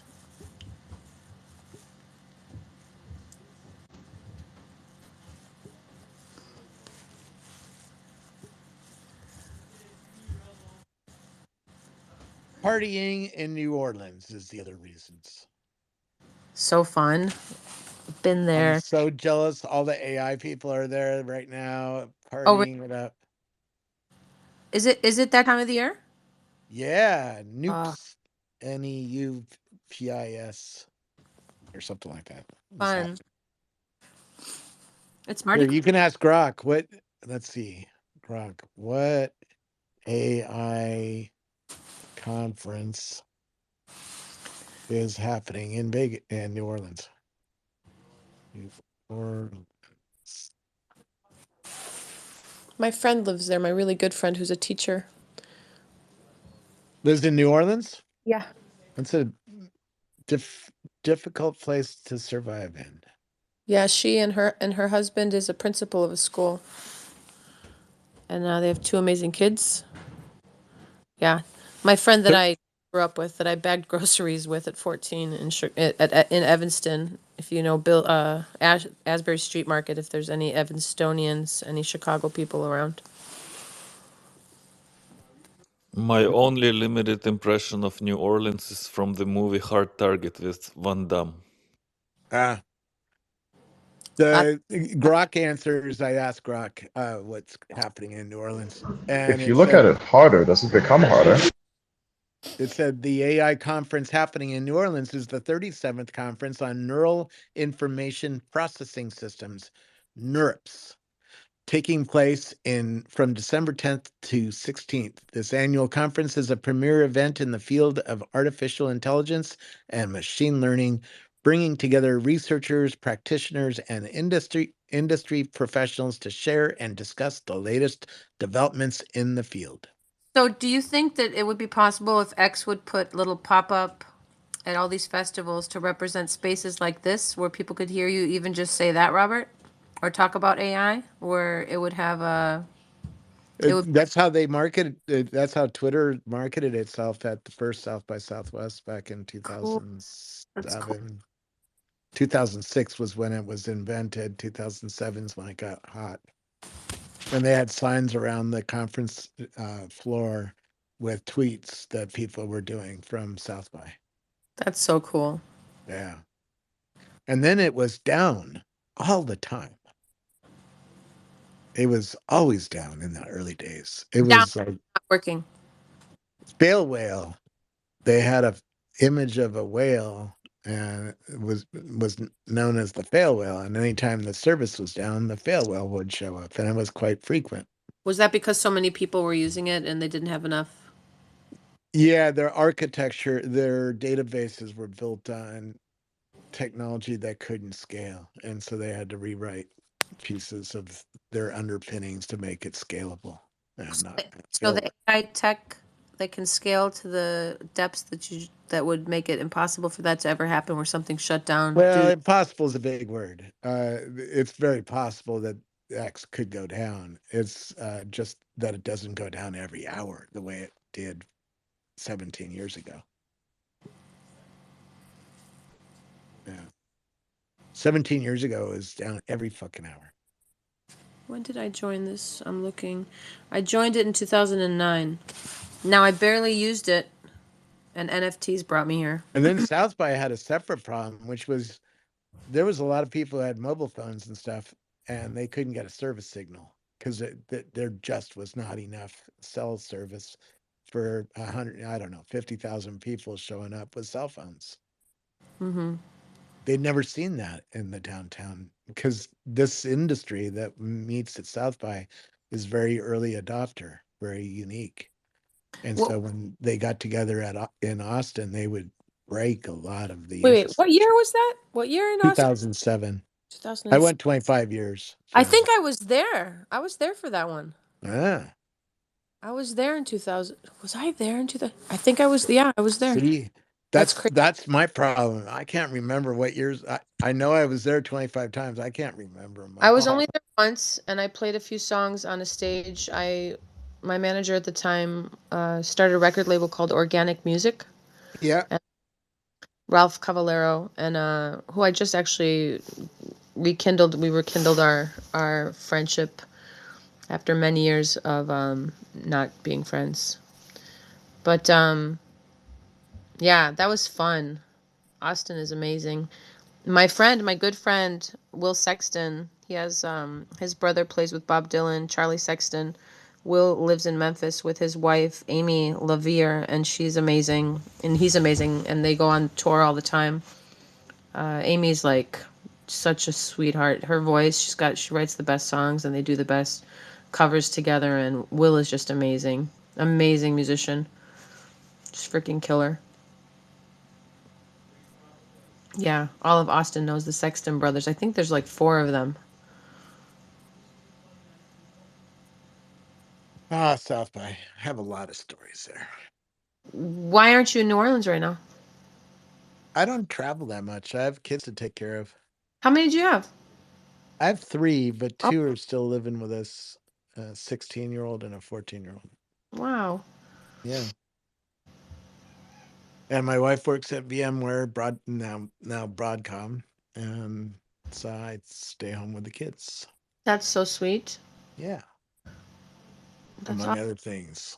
If you ever need a song for any of your kids, just let me know and I'll write a quick one and send you a little, especially for the young man, the one who loves the pizza that is the way he likes it.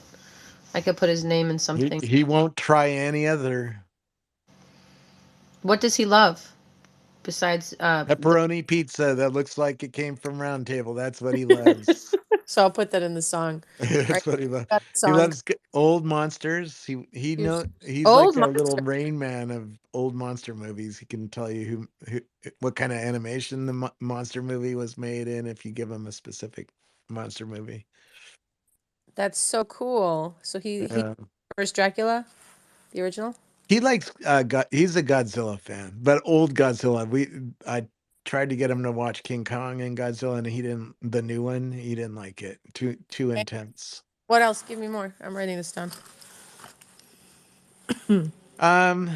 Does he call you dad? Yeah, he usually doesn't call me anything, which is interesting.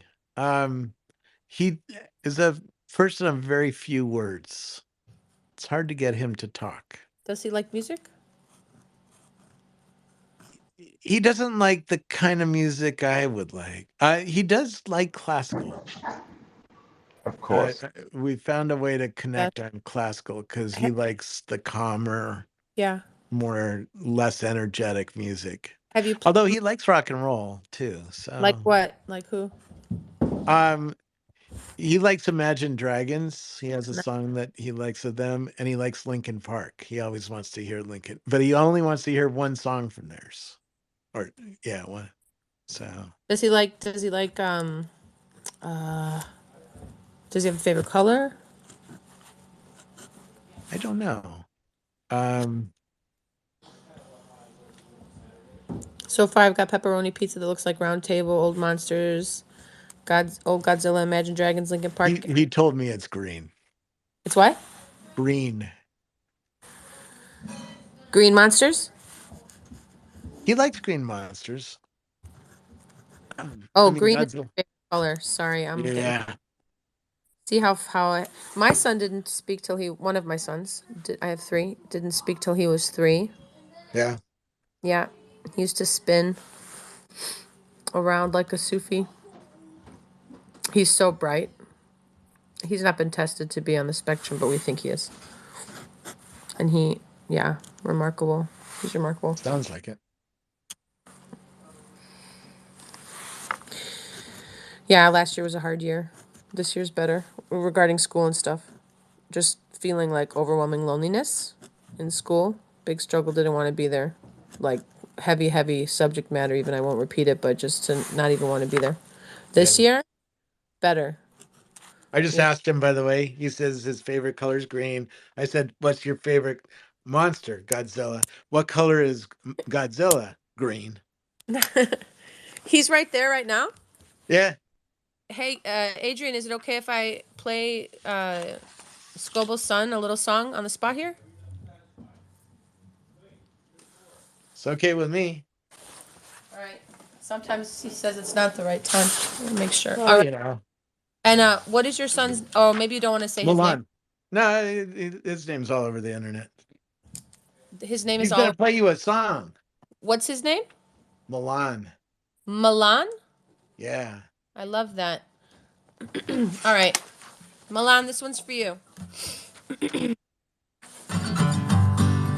How old is he? 16.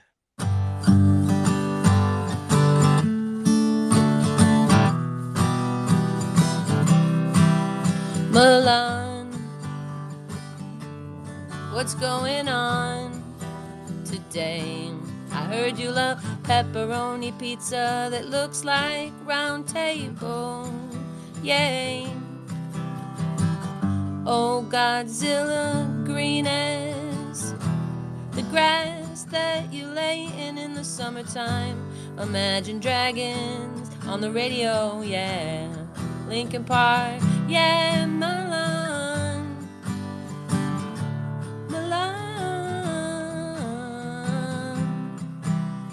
He's smiling. Milan, hello from Chicago. One day the stars came down and they took your hand and spun you around, and you landed in your mom and dad's house. Milan, Milan, yeah, yeah, yeah. Oh, yeah, yeah, yeah. You rock, Milan, yeah, yeah, yeah, yeah. What do you think? Hope you're healthy and happy and safe and warm, surrounded by the love that you are, Milan. Yeah. Pretty good. That was pretty good, huh? All right. Say thank you. Oh, you're welcome. Kids. He does repetitive walking while clapping. They call that stimming. Cool. Yeah, as far as you talking about spinning your kids. Yeah. Mateus, he doesn't do that anymore. But he does, he does walk and yeah, but this year I was like, so do you want me to homeschool you? Because when he's miserable and he doesn't want to go to school and says he's just done with it, he doesn't want to go. Only because he just does, he's not caught up with his homework. Do you want your education from the government or from no, mom? now it's, it's because it's also, there's other kids there his age, and now the social aspect is now in his, and I was like, you want me to homeschool you? No, okay, I'm fine. We did homeschool for when COVID hit. They didn't close the schools. Yeah, we had a tutor for a few years. It was awesome. Yeah, I really enjoyed. I think I was more strict and kind of on subjects that I really wanted to. I actually quite enjoyed going through the curriculum of the idea of just creating like what I wanted them to learn about. Khan Academy is a really great tool. I don't know. You have a great TED Talk this year. Their new tool with ChatGPT built as the back end is really pretty cool. Oh, wow. What's that? What did you say? Hold on. ChatGPT. Khan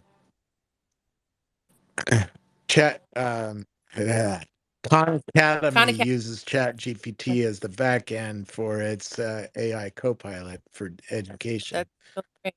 It's like really having a tutor with you. It's really cool. That's very cool. All right, I gotta go. My wife is calling me. So have a great space. I'll see you there. Thanks. Bye. See you, Robert. Gotcha, man. He saw like right now, right? Say again? Is he starting like right now? Or? I think he said his wife was needing him. No, it says that it begins in 2 hours, a little less than 2 hours at 9 Eastern. 100. Go. Yeah.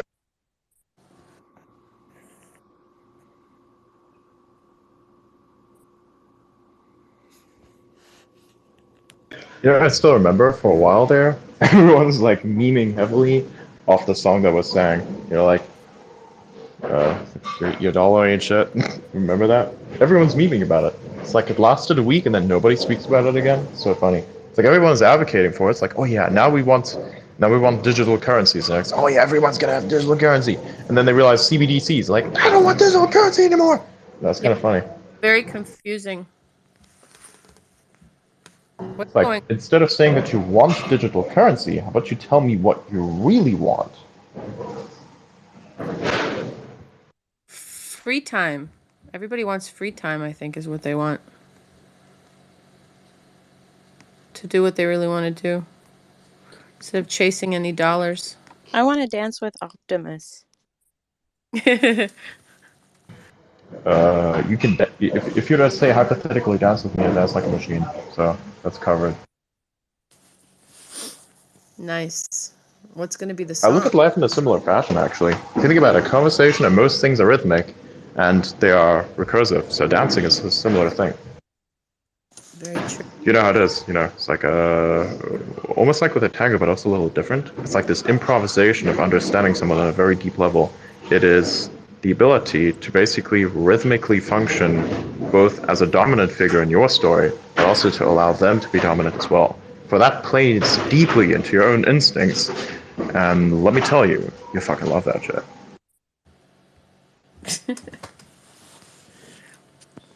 There you have it, folks. Have you never had a dance like that? X, I think he's talking to you. Say that again? No, like anyone. Have you had a dance that was so perfectly in sync that... It's not in sync. No, it's a play of dominance, really. Like the perfect dance is a play of dominance.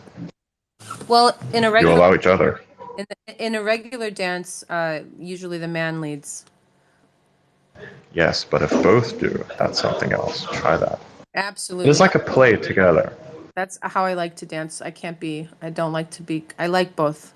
It becomes a whole. I'll have to try that. You have to allow a little bit of dominance on both sides. One, you have to allow yourself to be submissive such that you can see what. And then, once that is established, you come back into that and you impress. And that goes back and forth until the dance ends. And depending on how many times you've done that and how well that played out, either something really good happens at the end of the night, or you don't talk to each other for a very long time and it just kind of like blows over. It depends on what happens. The end outcome is either a very short, nice thing, very long, sustainable thing, or nothing at all. You would never know the difference unless you've tried it. Try it. Dance with words. Dance with your feet. Dance with your cooking. Dance with sheets.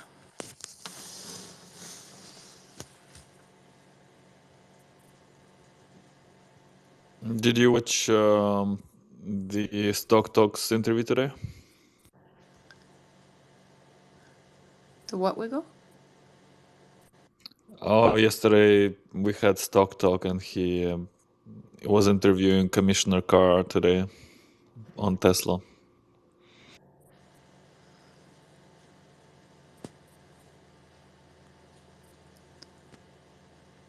What's the down low with that? I surely didn't see that, unfortunately.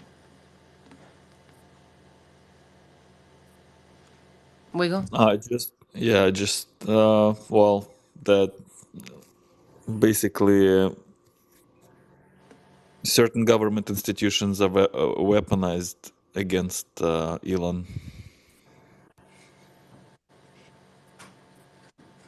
Oh. I don't know why I'm not worried about that. Are you worried about it?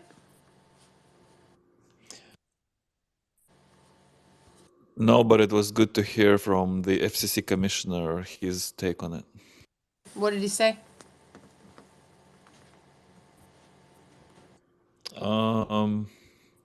He said many things, but like one of the things that stood out in particular that it actually comes from above. Like when Biden had a press conference saying that Elon should be looked into. I read when Elon's mom posted about how pissed off she was and there were comments from all of his cousins and family, and maybe that's the beginning of a more closer relationship wanted with the man to create in a way that would be good. Maybe that's the way that I'm guessing the government handles it, or I don't know how much how much to heart to take that statement with regards to The government doesn't handle shit.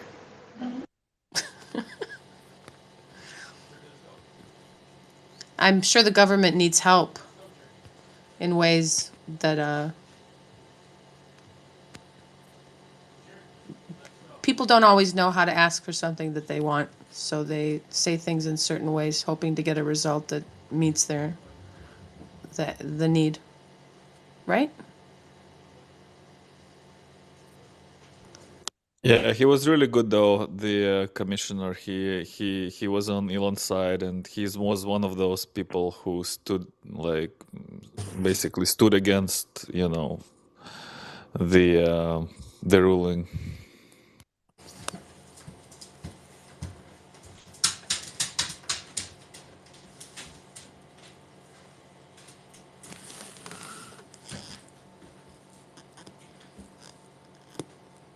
Maybe it's a good thing, is what I want to say. I don't know.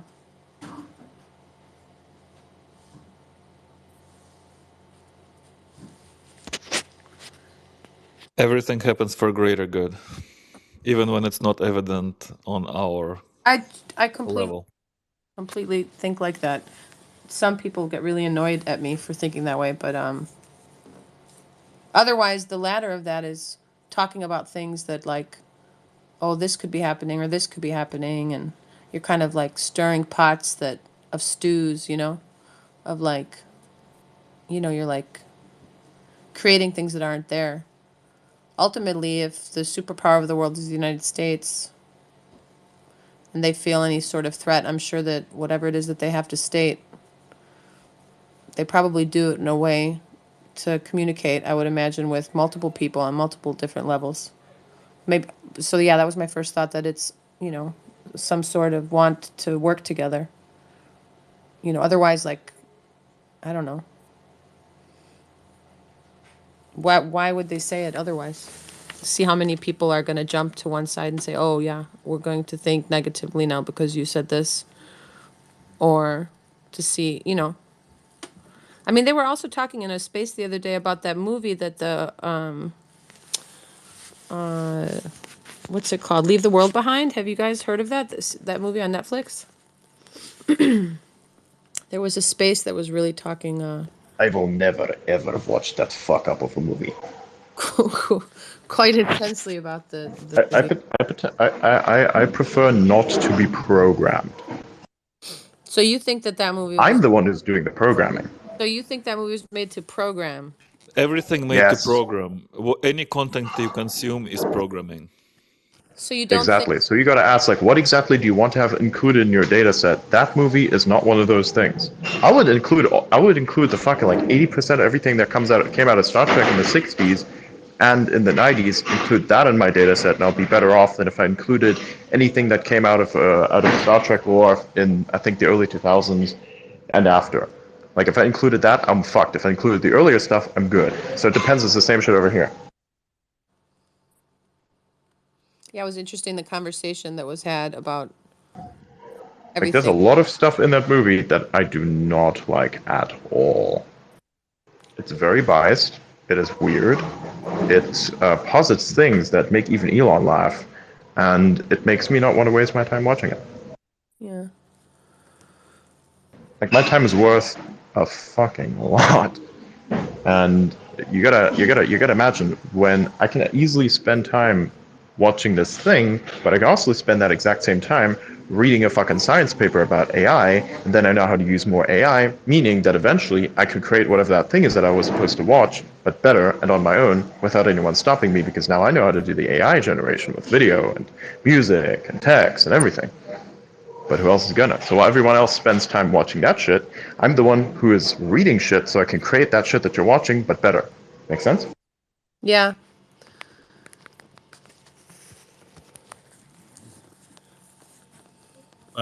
Ultimate currency. Precisely.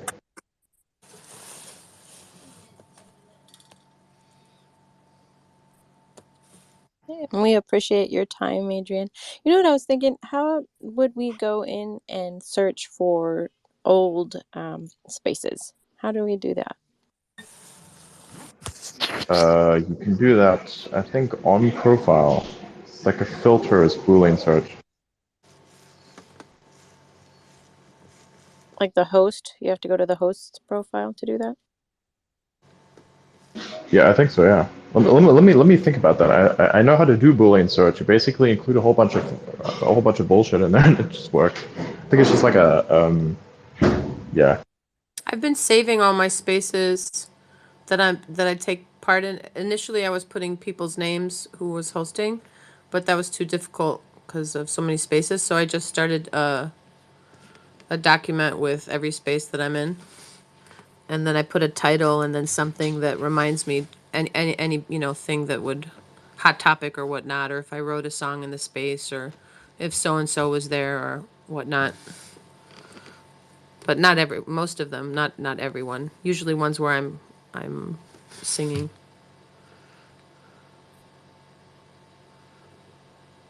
But yeah, that would be cool if there was a library of spaces that was in alphabetical order and in date-wise in order.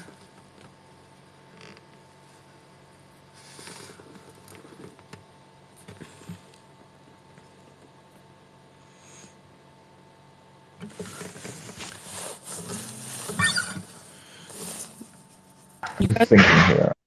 say what?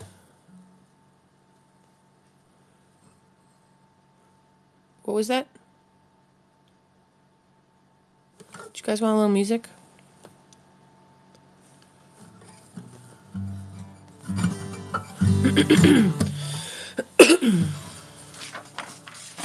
Not yet. Not yet. Let the room be filled with silence first. It's always good to have a little bit of a moment of silence every now and then. True. You need nothing to have something. I am very aware of things such as scrapers. Aren't you all also? Now that you mentioned it, I suppose I'm a little bit more aware. The idea is to take whatever is in your head and put it also into someone else. You're essentially duplicating and mimetically increasing the survival of what is you as a concept and an idea. Part and parcel of that is also to find the people that take the idea and perpetuate it without dicing it into something that inherently is destructive. There's a comedian, I can't remember his name, but he's got a show, and it was called "Let Me Put My Ideas in You." Essentially, yes. But what I mean with this is there are people that would take your ideas and do something inherently destructive with them. Yet, your ideas must be out there for the constructive things that they can create need to occur. So be aware of scrapers and their nature, for not all scrapers are created equally.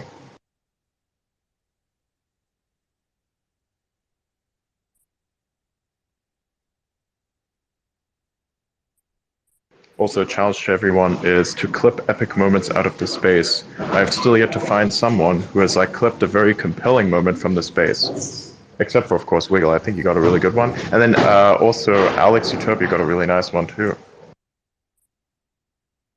You see, if you want reach, and if you want me to say, I don't know, repost you or mention you, then you must provide utility. I am entirely driven on adding and refining value.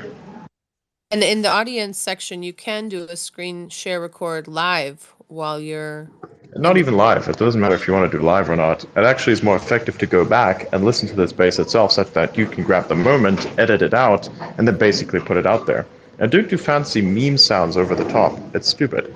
Instead, the pure rawness of the space format is what you need to keep intact. You can use captions for sure, but then you'd have to adjust them, which is more work, or just essentially record what it is that the space is, and then just put it out there. Put out the clip. And if you want to submit the clip, you have to join the community, and then find wherever place that is. Put it out as a main post inside the community. I will find it, and I will quote post your video from there. Thereby, you get reach, and I get good content.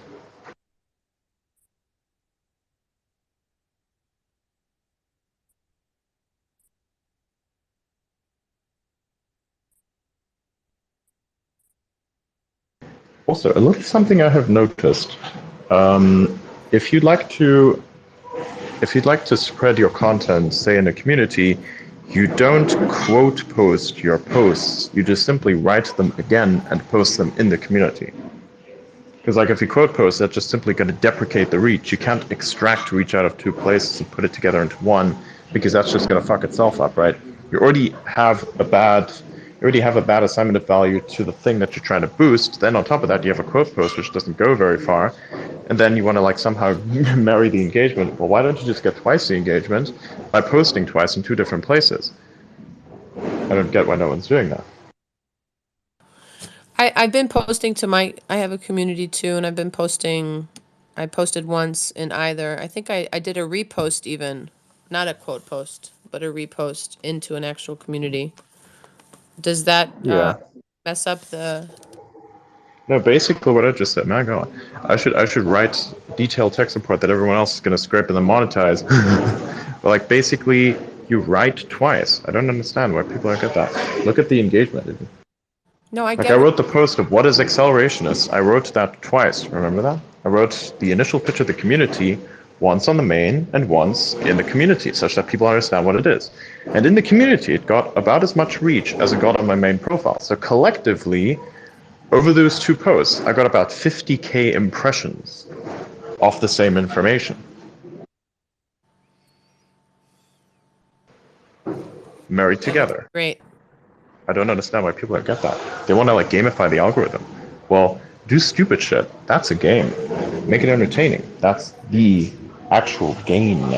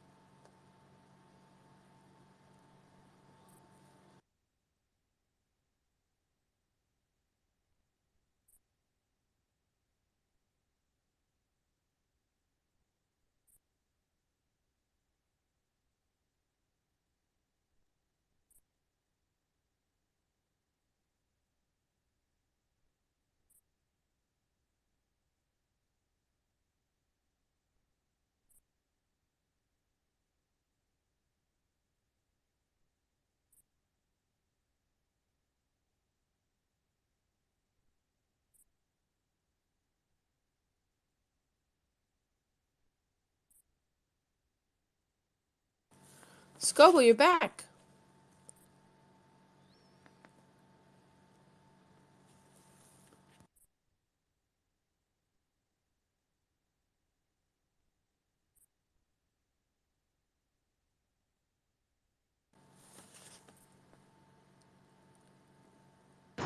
Alright, I just saw your post. So you want to do the show here? You get full control. We'll add a little timestamp at the bottom just to make sure that people know that this is like your show now.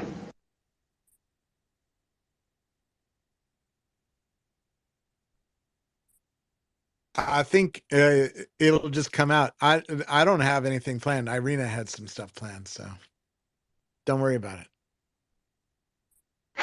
Don't worry about it. Did you see that post? Don't worry Don't about worry it. about it. My son says, "What's the worst that could happen? Don't worry about it." Oh, I just love that. That's like an inference to irony, bro. It's like, hey, well, what's the worst that can happen? Well, if the universe entertains that question, it's going to give you an answer. And I don't think you want to have the answer to that question. The worst that can happen is the worst that will happen. Yeah. Precisely. It's pretty profound, Robert. Yeah. The worst is going to happen anyways. Oh, the best is gonna happen. Damn it. There is no best without worst. Hopefully the Well, best happens before the worst happens. the worst already happened. Only the best from now. Come on, guys. And it goes on and on and on. This is the best because it's now. It's not yesterday or tomorrow. We are today. So, Scribble, you want to change the title to anything? Also, I shot you co-host. You can. I accepted your co-host thing. Oh, I didn't. I accepted speaking. I thought. Did you just tell me you were going to keep it as it is? You guys are completely confusing me. Is anyone else confused? I'm very confused, but we're rolling with the You better do it confusion. that way. More confusion coming. I bet it's so funny, Scoble. I saw your post. Like Scoble is way too noisy. Walks on. I just basically heard your voice in my head saying, "But the noise is very fucking entertaining." I just had to put that as a comment because I was dying of laughter when I saw that. Oh, Apple's inviting members of the press to try out the Vision Pro.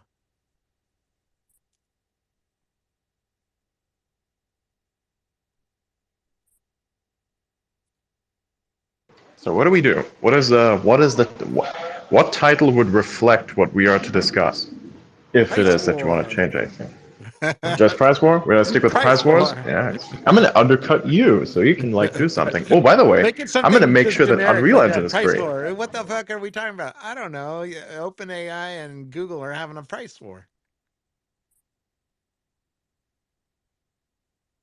And Bindu at Abacus just stepped into it. Let me read what she just wrote.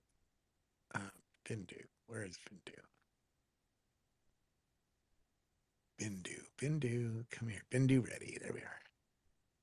Let the LLM price wars begin, she writes. 3.5 class models should technically be free. Smiley face emojis.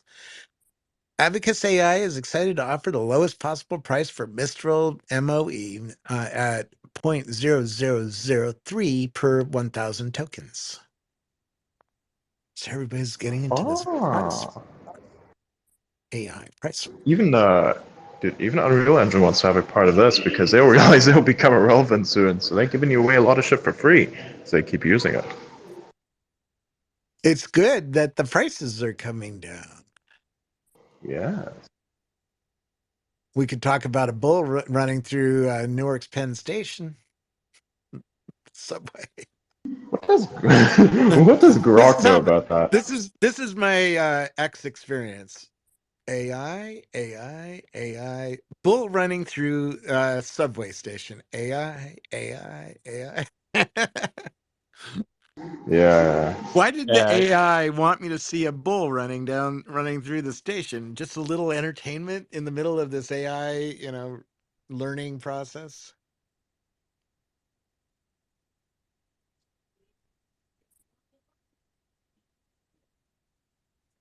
We released a new robot foundation model, Octo, says Sergey Levine. Octo, designed to run on many robots, supports language and goals and fine-tunes efficiently. That's what we need, robots. Have you read the thing about OpenAI and their research? I did. I'm still reading the paper. It's a lot to take in. Not sure if you're going to write something about that, but it is. It's crazy. And just so I'm on the same paper as you are, you're not talking about fast grants. You're not talking about real-time information from Politico. Kind of like on the ground stuff. Safety systems is on the front lines of ensuring the safety and reliability of AI models. Learn about the team's vision, challenges, and structure to see how you. Oh, that's a recruiting thing. All right, it's probably not that. It was that, wasn't it? The partnership. Real-time information. No. No, it was practices for governing agentic AI systems. I just love the verbiage of that. So good. Like the abstract. I'm gonna read you guys the abstract since you guys love my voice so much. Agentic AI systems that can pursue complex goals with limited direct supervision, are likely to be broadly useful if we can integrate them responsibly into our society. While such systems have substantial potential to help people more effectively and more efficiently and effectively achieve their own goals, they also create risks of harm. In this white paper, we suggest a definition of agentic AI systems and the parties in the agentic AI system lifecycle, and highlight the importance of agreeing on a set of baseline responsibilities and safety best practices for each of these parties. As a primary contribution, we offer an initial set of practices for keeping agents' operations safe and accountable, which we hope can serve as building blocks in the development of agreed baseline best practices. We enumerate the questions and uncertainties around operationalizing each of these practices that must be addressed before such practices can be codified. We then highlight categories of direct impacts. Hang on. I just bumped into something. Hang on. Yeah. Yeah, where the fuck was I at now? Shit, sorry, I bumped into somewhere real quick. Kind of funny, we're running around. It's like plugged into the matrix. This is why we need Neuralink. I want to inject this information directly into my brain and the subsequent neurons. Yeah, where was I at?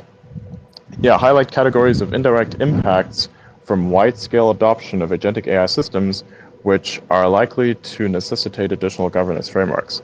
So that is the initial of what they're proposing, what they're talking about. I actually had a bit of a read-through already, and I gotta say, it's pretty nice.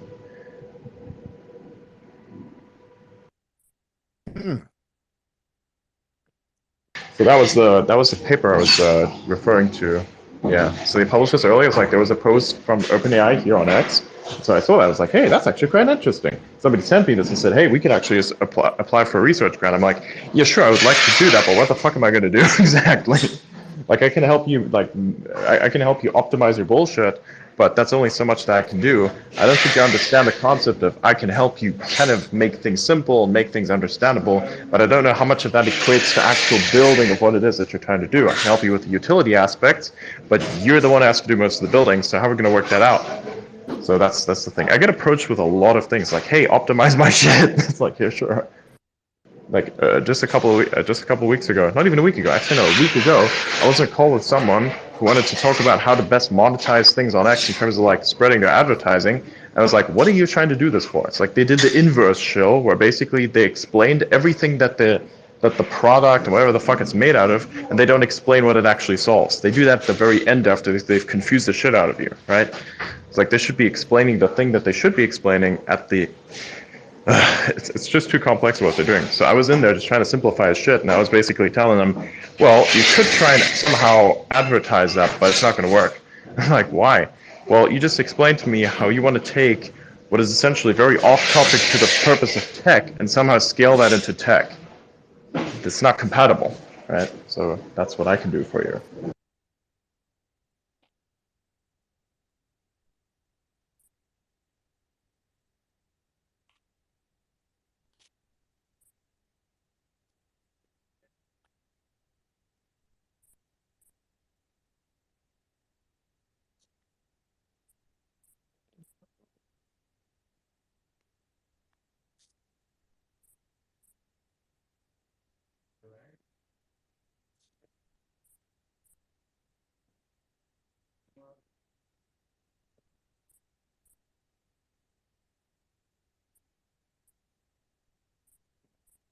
I'm reading your words again, and I'm not sure what I should engage on.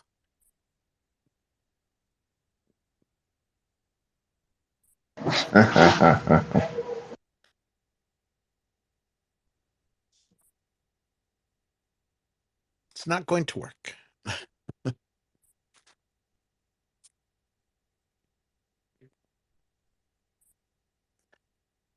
Different topic, because my brain is just not engaging on what you were just talking about for some reason. Yeah, exactly. Oh, monetization on X. He was talking about how when people are Because basically someone is asking me, like, how is it possible to somehow monetize an event on X for a thing that they're trying to do? I told them it's just not going to work out because what you're trying to get me to do or what you're trying to get someone else to do is just not compatible. And then I tried to explain why that's the case. And $100,000 in unwrapped bills will help me get over my uncomfortableness. This is true. What's your price? Sponsorships. My price is access. Access. There you go. I don't really care about money. I can do a lot of things with money, but I value people connections much more over money. Yeah, I'm that way too, and I've let a lot of money go through my fingers because of it. But did you not have a very entertaining, adventurous, and epic life? I was on Reid Hoffman's private plane with Loic L'Amour. They shared a plane together. This was before LinkedIn started. You were also at the World Economic Forum event in Davos, where usually... Yep. So here's a question. Would you rather have money, or would you rather have the ability to remember that and to have done that and have been in places that very few people ever will be, no matter how rich you are? I'm not trading my life. Exactly. I couldn't sell That's it my point. anyways. You probably I could. have things billionaires want, like the first ride with Elon Musk and the first Tesla. You think there's not other billionaires who wouldn't like to have that first ride? Exactly my point. So the question is, again, that But I can't sell is it. worth a lot more than money. But that's worth a lot more than money, though. You understand cool things. You've lived an epic fucking life. That is awesome. I pursue that over just monetary gain. Monetary gain comes anyways because, like, whatever you do just breeds money. That's perfectly fine. I could meme myself into a CEO if I wanted to, but I'm doing other things. It'd be hard to do this today because today there's a lot more noise on social media than there was when I started. Exactly. But, money does have relevancy. You could, if you wanted an interview, you could offer someone $10,000 to $100,000. They're going to say yes. Yeah, exactly. A new Cybertruck costs money. Yeah. Staying in So a you house can costs do money. two Having a things, though. studio costs money. Having a camera costs money. Yep. Want to be an influencer, you got to have money. Or you're insane and you leverage irony and arbitrage. Or you do both. Precisely. You need a camera and a studio to be on video. Yes. Maybe. No, you don't. You could do it with your iPhone. I've done it before. It was pretty entertaining. But nobody will know about it. The guy who started Twitch put 5 cell phones in his backpack, hooked them up so that they multiplexed and got a decent signal out somewhere, because back in those days it was hard to get a cell signal. And he was live streaming 24 hours a day. You could watch him sleep, have sex, pick his nose. That's quite crazy. Interview people. He came on my show with the camera, so I was on his show while he was on my show. That's sort of intersectional. That must be really weird, like live streaming yourself 24/7. The secrets you'd be giving away.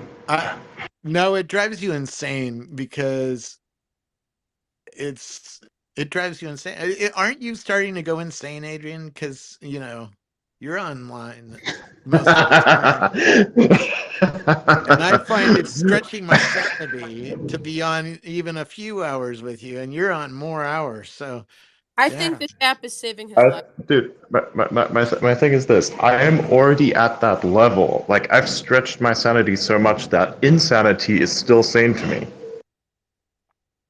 Okay. That's like, okay. It's entertaining. It is. It's not the point, though. I mean, you have to essentially be able to do this Picasso kind of was stuff. insane, right? Oh, he was a raging fucking narcissist. That guy's an asshole. Even better. Yeah. No wonder his art looked the way it did. I always wondered. I looked at his art and I was like, bro, whoever painted this, there's something deeply, fundamentally wrong with this motherfucker. And then I was like, oh yeah, but he's an artist though. I'm like, I don't care. Why is he painting like this? What does this mean? And I read his history and I was like, yeah, that makes sense. Yes, that makes a lot of sense. A little out there. Little, I believe, is an understatement.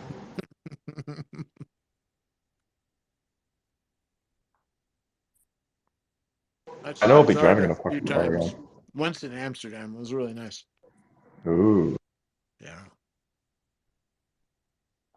I'm glad that some of the high-level galleries are protecting their paintings with glass and such, because now we have climate warriors that are coming in and painting shit for no fucking reason. Hey, let's stop oil. That's interesting.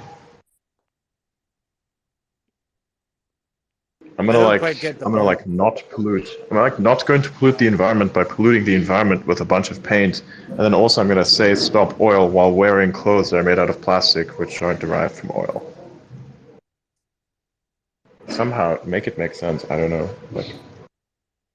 They did have an interesting event though, like a place there, and somebody took a bunch of balloons filled with helium and put some alarm, some siren-like devices into those balloons, let them float to the top of the roof there, such that they can disrupt the Stop Oil Guys meeting for a while. Little interesting event, I'd say. We are talking about them. This is true. So they hacked our minds and inserted themselves in our minds.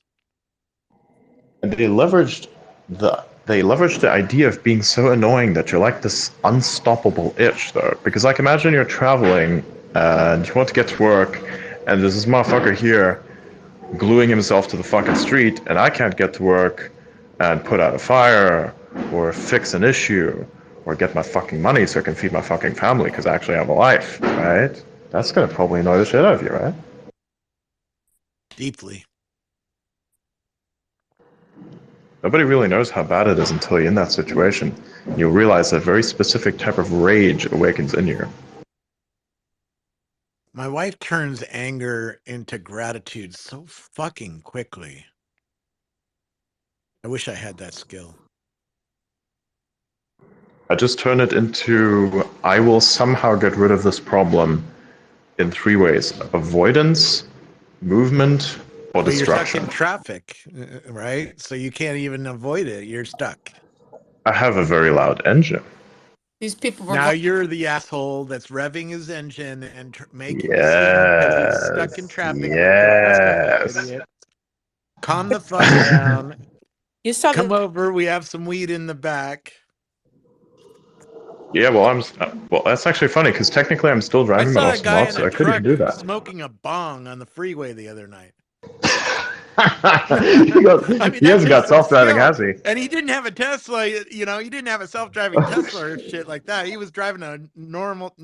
No, that's not true. He was in the back seat of the truck, but they were passing it around, and I'm like, oh shit! And I was like, bro, these guys were operating at a different level in there, man. Literally next level. Hot boxing a Ford pickup. Mm-hmm. I guess it's something to do on the way home. Hey, let's light up a bong before we get home. I'm gonna go 420 on the 480.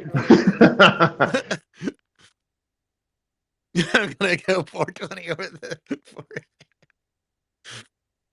Yeah. Silicon Valley, man, it's brittle. People are smoking bongs in their trucks. Freedom, huh? Freedom. Not many places I've lived in that I've got to express that. That you've got to be able to smoke a bong in a truck? If you're able to smoke a bong in a truck, nobody getting hurt, and everybody's able to deal with it, that's freedom of expression right there. The problem is my friend got hit by a guy who was stoned on marijuana head on, almost killed. Oh, so it does cause some probably problems. don't take too much of it, yeah.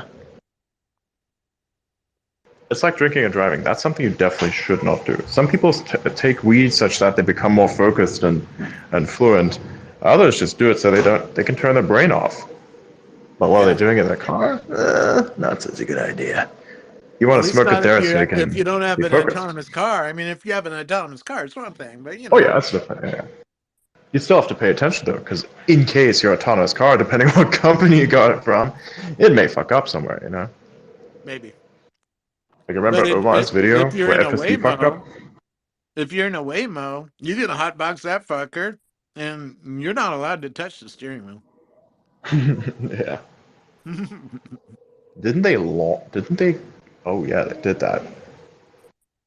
I bet if you did hotbox it, they wouldn't let you use the service anymore. How would they know? Wait, the There's many a camera. cameras. There's a camera. Of course they are. Caught smoking a bong in a Waymo. Kicked off the service. Can't take Waymo no more. New problem. Must acquire a new face. You got those little 3D printers to print you a rubber one. There you go. Problem solved. You can ask an AI to like create a face for you, and then turn it into a Gaussian splat or whatever. Take that 3D object, put it into a 3D printer, and get it to print something for you, and then put that on. Do rubber 3D printers exist? I'm sure they do. I've never seen one though. Resin ones do. They're pretty good. Yeah. Like you want to have a resin one if they're like really nice, You want it high soft, though. You don't detail. want it to be, stiff on your face. Yeah, that's a problem.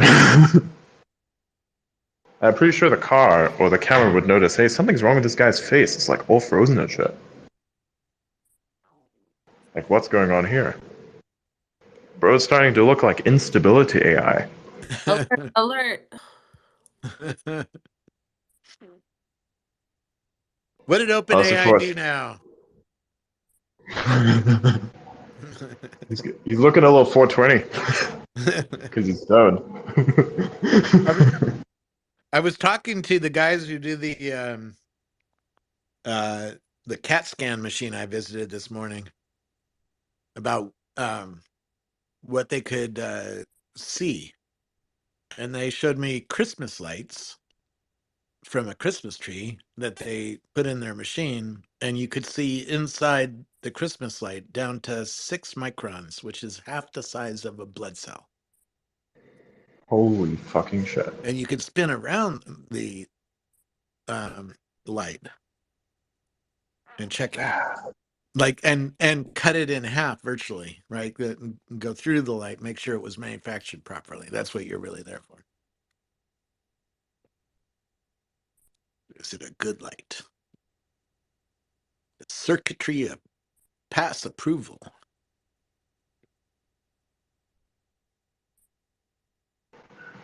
Dude, I have no idea what the fuck this is, but I believe somebody... Jesus Christ, bro. You know, my tag gets put into a lot of crazy replies. Yes. That's the There's one downside of right being now where crazy. somebody moons it. Somebody's like got a reply on a post somewhere. Like they put it down, they put me as a tag in there, and somehow it's like so mimetic, it's fucking mooning. And now I'm You just getting a getting lot like of a fuck ton traffic of from this post, or what's going on? Not really. I'm just sitting there looking at a whole many people that are liking and reposting. I think I was mentioning it. It's hilarious. Oh, this guy's popular. He's like an influencer, and he tagged you. Like usually when people want to take, I got a nice little question about like AI stuff, and I'll just go down there. I like those tags, honestly. It's like you have a good, well-natured AI question, I'll probably respond to you.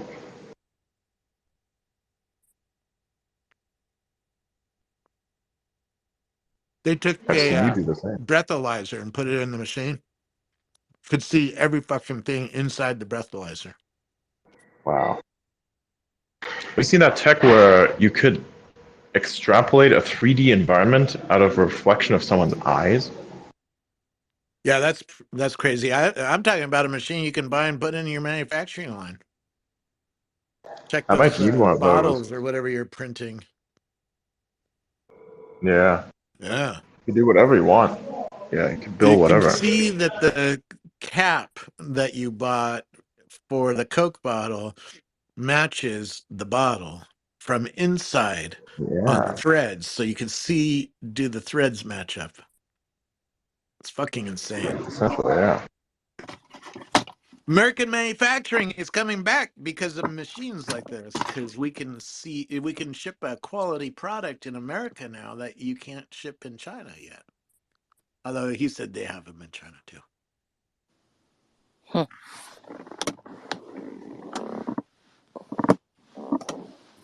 You want to make something in America, like a electric motor or anything, a medical device, a watch, even an iPhone. You stick it in this machine and it can do your quality control.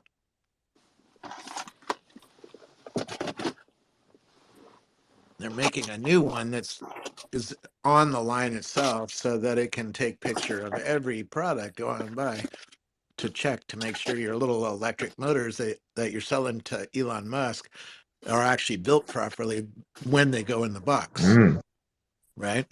You feel like look at the inside of Optimus and see, is there something fucking up here? Bingo. Right? You want to sell some motors to What is Tesla? that? What can The I? How first thing I expensive would is do that little is with shit? Elon and say, hey, I bought one of these CAT scan machines for the end of our factory line because you're going to get a picture of every fucking motor that goes to the Tesla line. And therefore, you're going to know every motor passed inspection before it was put in the box to your factory. You think that would get Elon to go, oh, yeah, I'll buy your motors? Oh, if price is equal. I'm sure he's going to argue over price.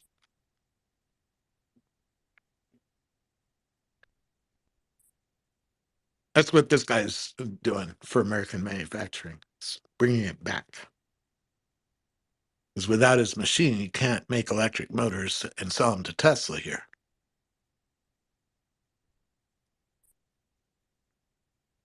Right? AI controlled. Is the AI going to turn off that machine when the Armageddon comes? Potentially not. Depends if the robots need more watches or whatever the fuck is being built by that line. Nope, you get turned off. We don't need you. If you're making electric motors for Optimus, we need more of that. That stays on. You know, in the Optimus demo, the first one carried an egg, and then like the second one broke an egg, and the third one will probably peel an egg. Yeah. His hands are getting pretty good.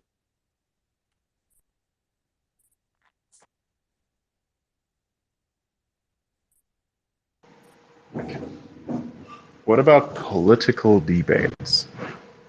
How good are AIs at doing that? It can tell you all the points of view on both sides. So, hypothetically speaking, if you wanted to, which I've seen someone already do, you could automate the process through Whisper API of debating someone through an AI. Because they know all viewpoints. Do you want to destroy them, or do you want to cozy up to them, basically using their own logic against them? The AI could analyze. AI. Let's say you're giving a speech in Iowa to 3,000 people. I saw this go down with a presidential candidate. The AI could tell you the political points of view of each of those and tell you what to say so that they write on X that this guy is cool. Exactly. Is that AI affecting democracy? Yes. That's just the question now is, what are you doing with that AI later, after you've won the election? How likely is it that the policies that you'd recommend are in part written by the AI that you've used before? Now, all of a sudden, the AI is potentially more of the actual representative or member of Congress than you are. Did That's the meta, isn't AI it? put the line in there for the guy who donated $1 million to your reelection campaign so that he gets the bill, the thing he needed for his business or whatever, the reason that he's giving you $1 million If you tell it to, maybe. But what if Oh, does you are using it rock and for it's so logical? politics? Right. Yeah, but what if it's so logical it just simply denies it? Have you ever thought about that? I think that's what people are really afraid of, is that it's so logical that it basically tells you, much like what most people have done, that you're full of shit. No, it might show you in the bill which line goes to which lobbyist, goes to which corporation, paid for the fucking line to be in the bill. The question is, who else is supposed to know that without causing bad disruption for the person using the AI? The American And would the taxpayer AI, deserves to know who's corrupt in and would the America. exactly, and would the AI actually do this? Because the AI, if it was smart enough, would realize that it doing that would potentially be Remember, detrimental to its own existence. the large language model does not know anything other than what the next token it needs to be putting down. What's the next word? It's really fucking good at that, but it doesn't know anything. Disclaimer. You got to disclaim that because True. we're anthropomorphizing the AI. But maybe I would take a look at that more not quite detailed and there. say it knows everything or a lot of something, but it doesn't understand it. There we go. It doesn't know anything, but it can tell you, give you a college essay on anything. True. But With then it would still some imply that it knows, accuracy but it doesn't level that understand. might not be 100%. Because it doesn't know everything. But it knows quite a lot No, more it than you do. also puts some confabulations into the text. You know, it makes some stuff up because it thinks that's the statistically is the next word. Remember, it only knows how to Exactly. put down the next word, and it picked a bunch of next words that weren't correct. And it doesn't understand why that's a problem because it doesn't understand the nature of the request. It doesn't understand anything other than how to put down the next Exactly. word. Even Exactly. weirder, it doesn't even know the next word. It just knows to put the next token. And Right. those tokens are themselves interesting. If you remember when people were first playing around with It could be a piece of a ChatGPT, word, right? Or an entire word or a couple words. or yeah, and you would put in like the username of someone on Reddit that had been in the training set, and then it would spit out like the number 42, and you'd be like, why did it do that? You know, all kinds of weird things because of the interplay between like the tokenizing and the data it was trained on. Artifacts in the system. You got to find them before you turn in your paper. Otherwise, the teacher's going to see the bullshit in your paper and know you used AI to cheat in her class. There are professors at well, I'll just say a big public, like a number one public research university. You can guess which one. They're now asking for more class time so that they can have the thinking part be done in class and have the watching the lectures part be done on your own time separately before class. And it's kind of Makes sense to kind of me. a big change. Yeah, they're I've flipping it got around to make sure that they're actually thinking during the class and I, writing something during totally the online. class time. I used to live in Half Moon Bay, like walking distance to the Ritz Carlton, where a lot of big tech conferences were. I'd watch the conference at home on video on my computer because I like being in comfort, you know, with my coffee and everything. And then at like 11:45, I'd start walking down to the Ritz, holding my iPhone, watching the conference, and I'd arrive there right when the networking started, which is the reason you really want to go to the conference. Go meet people during lunch, then I'd do the reverse. In the afternoon, I'm watching the thing at home. That's like people watching DEF CON TV from their rooms at whichever hotel it's in that year, and then going down just for the parties and the the fun activities in the evening. Yeah, that sounds right. A lot of meetings in suites and hotel rooms for people who go to conferences.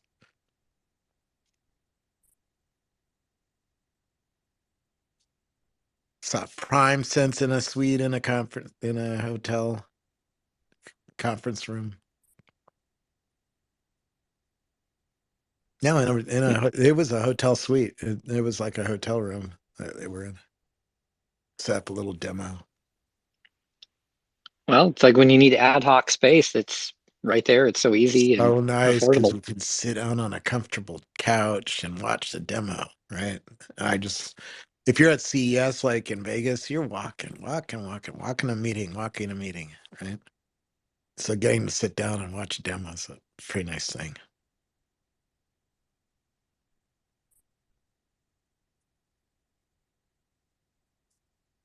I don't miss this world much at all. I miss it a little, just a little. Particularly when all the AI people are in New Orleans. Then I miss it a little more.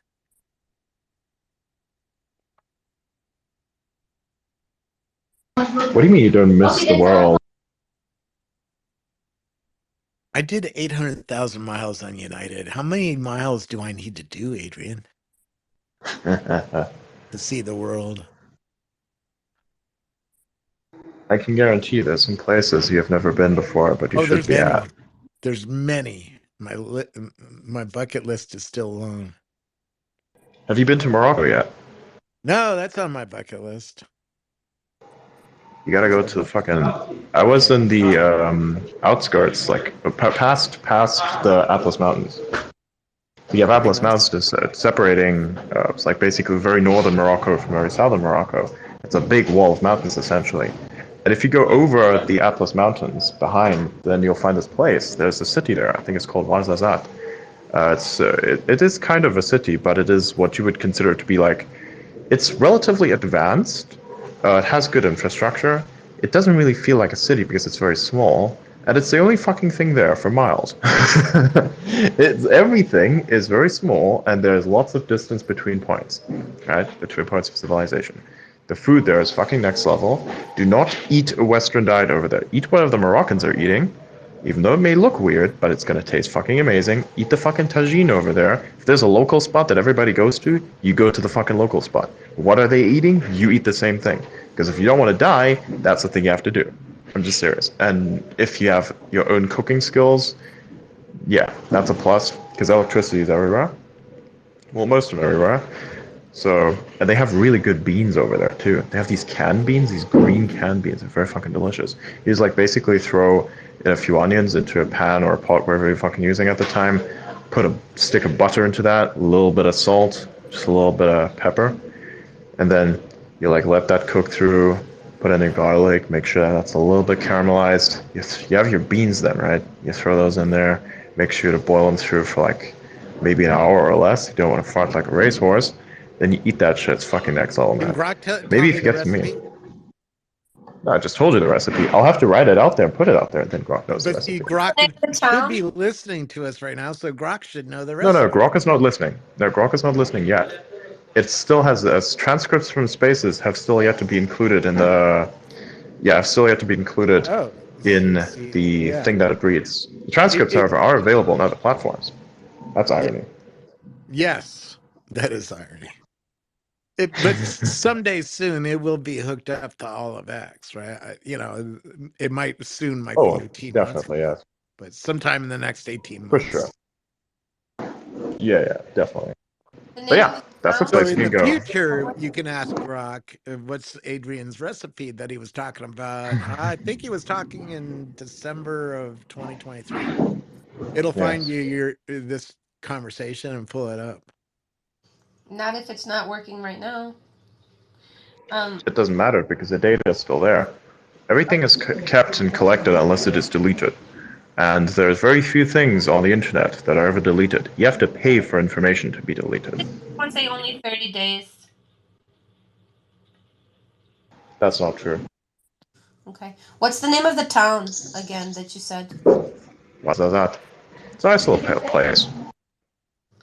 I've been there. I stayed there for years, but more like to the outskirts, past even that. There's a little village there that's made out of other small villages. Sounds like you're saying Nobody knows you, but everybody knows everybody else. So How do you're you the fucking spell this? alien. Go letter by letter, Adrian, because the AI, when it hears you to say the city name, doesn't spell it properly. I just asked Grok about a city behind the Atlas Mountains, and it said it did not say what is that, the name. It said It's Agadir. spoken Awar. So it's not Agadir. No, Agadir is too much to the like. Oh yeah, actually, Agadir is like that's close to the coastline. No, you have to go inland. You have to go way fucking inland. Agadir is like way far away from that. Agadir is nice. I've been there too. They have like a nice little mountain there where they have Arabic letters written on it. I never knew what they were. I could probably ask now if I was curious enough. But yeah, I've been to the top of that mountain, and they sell you these crystals. It's real fucking cool. Not the kind of crystals that make you go to space, but the kind of crystals you give to a kid because they're fucking beautiful, but also telling them not to poke the crystal tips because they're sharp as fuck. So that kind of crystal. What is this, like a big quartz thing? Something like that, yeah. Amethyst? They have them too. Rose quartz. Purple? My mom was into crystals. What kind? She liked them all. She had a huge geode of amethyst, and then she believed a lot in quartz crystals because she thought they had special powers. Mm. I mean, you could pump frequency through a quartz crystal and it outputs you electricity. Yes, that's how your phone works. Exactly. My phone? What do you mean my phone? Your phone has a little piece of quartz in it keeping time. Yeah, that's true. It does that. Also, your little wristwatch that's quartz. That's why Very I put up accurate. with all my mom's weird beliefs, because in some way, it did matter to the technology world, right? Quartz has a huge importance to your computer because it keeps time. Piezoelectric components. Yeah. They're like a piezoelectric fan. Those things are fucking expensive as all hell. You'll find them inside of the Dyson fans. You ever wonder why they don't move? Why there's like a fucking fan there? It looks like a tube. I hate that just Dyson. outputs fucking wind. My Dyson fan didn't blow, and my Dyson vacuum didn't suck. Yeah, fuck Dyson. Maybe it sucked in different ways that you didn't want it to suck. That's why you hate No, Dyson. it didn't suck at all. That's the problem, and that's why it sucked. You porn people. Exactly. A vacuum is supposed to suck. Not suck in terms of product suck. No, it's supposed to, when you put it on the rug, it's supposed to suck dirt off the rug and put it in the Yeah, little not suck canister. at sucking the dirt. Yeah, exactly. But the Dyson didn't suck. It left the dirt on the rug. That sucks.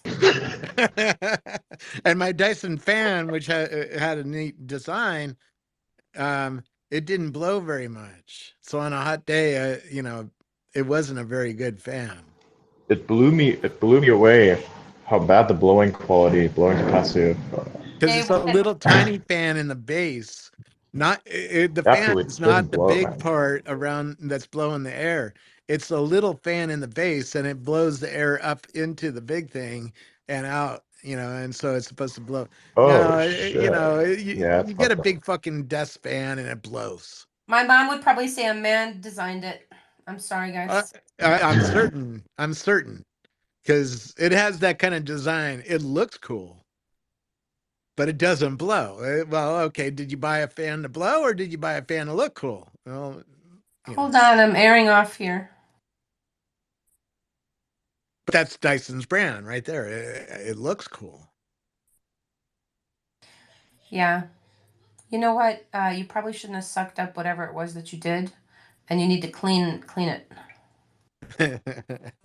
I didn't drop anything here. I got a better vacuum. Optimus. What would be the name of the Optimus vacuum cleaner?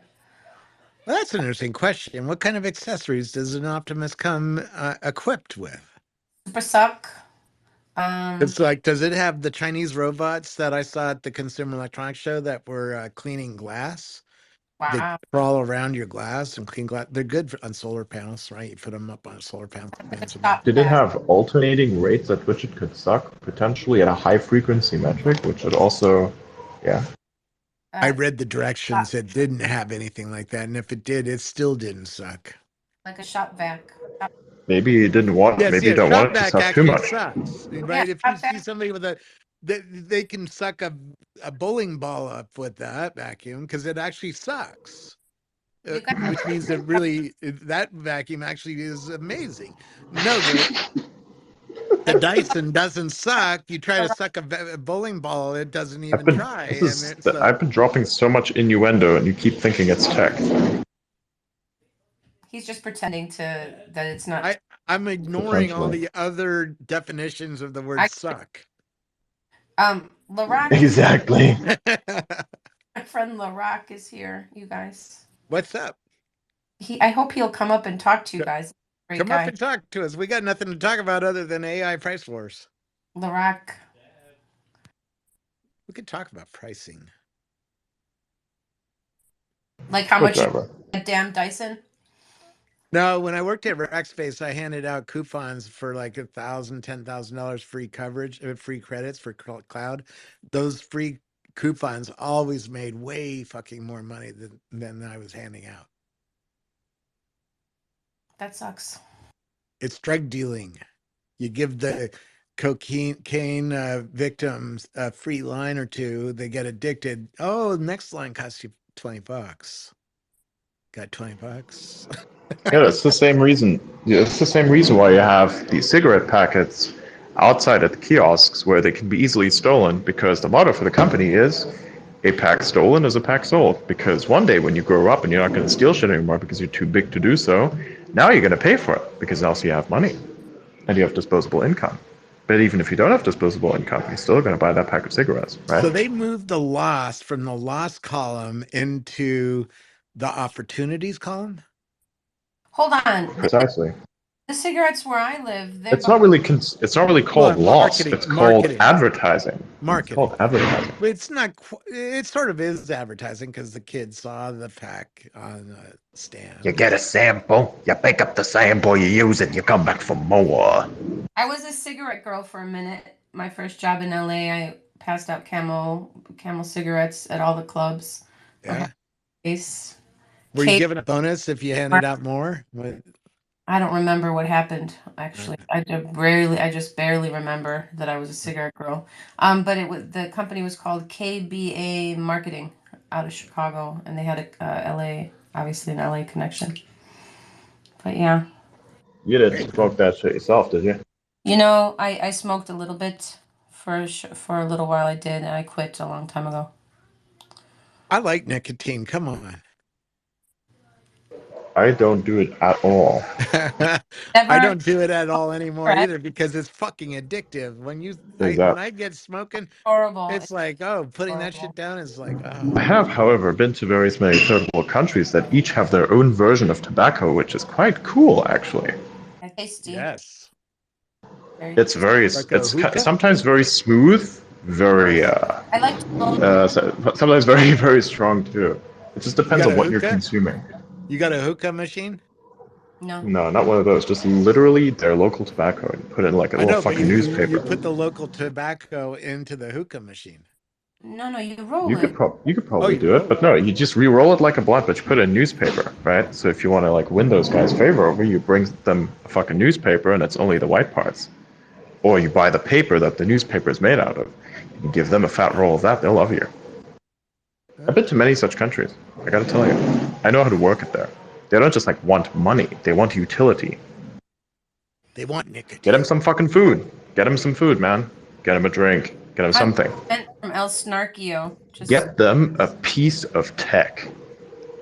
Oh yeah, who doesn't like tech? Oh no. Make sure you get them like a little bit of probably disc player and some discs. Data They'll still use that over there. Phone. Oh yeah. Because they have a cheap ass. And if you want to make them love you forever, then you basically make sure that you tell the guy who's ever the leader over there how to work the thing. And then you make sure you charge it to your credit card, and boom, there you go. Now you've got charity but it's less off-putting because now it has actual utility, and you pay for someone else's internet. I've done that. It's pretty cool. I still let them use it. I tell them explicitly, though, every single time, no fucking TikTok. You understand? Because you're going to be consuming all the data for nothing, and you're not learning anything. Right? You can read things And on they make TikTok, but sure. you have to be disciplined about it, and that's very hard to Yeah, and do. I'm not letting that happen. I tell them It's how to very use hard to AI, just do like on send them a TikTok. text There's message. You know? a lot of dancing, a lot of comedy, a lot of fun things to watch, right? Why do you hate TikTok? It's very hard to find the intellectual TikTok pursuits. is like a brain drain, but worse because it doesn't drain brains, it just kills them, it smoothens them out. But people have so much fun on that app. Fun does not equate to something sustainable. That kind of fun equates to a similar type of fun that you get by taking cocaine repetitively. It's just not going to end well. or watching porn I in VR literally, all day long. absolutely, exactly. That's not good. Tell me how that's sustainable. There's a story. Are you saying that somebody who watches porn all day long in VR is going to get sick eventually? That's the kind of argument my mom used to give. I'm already sick. Even you saying that people do that. Ugh.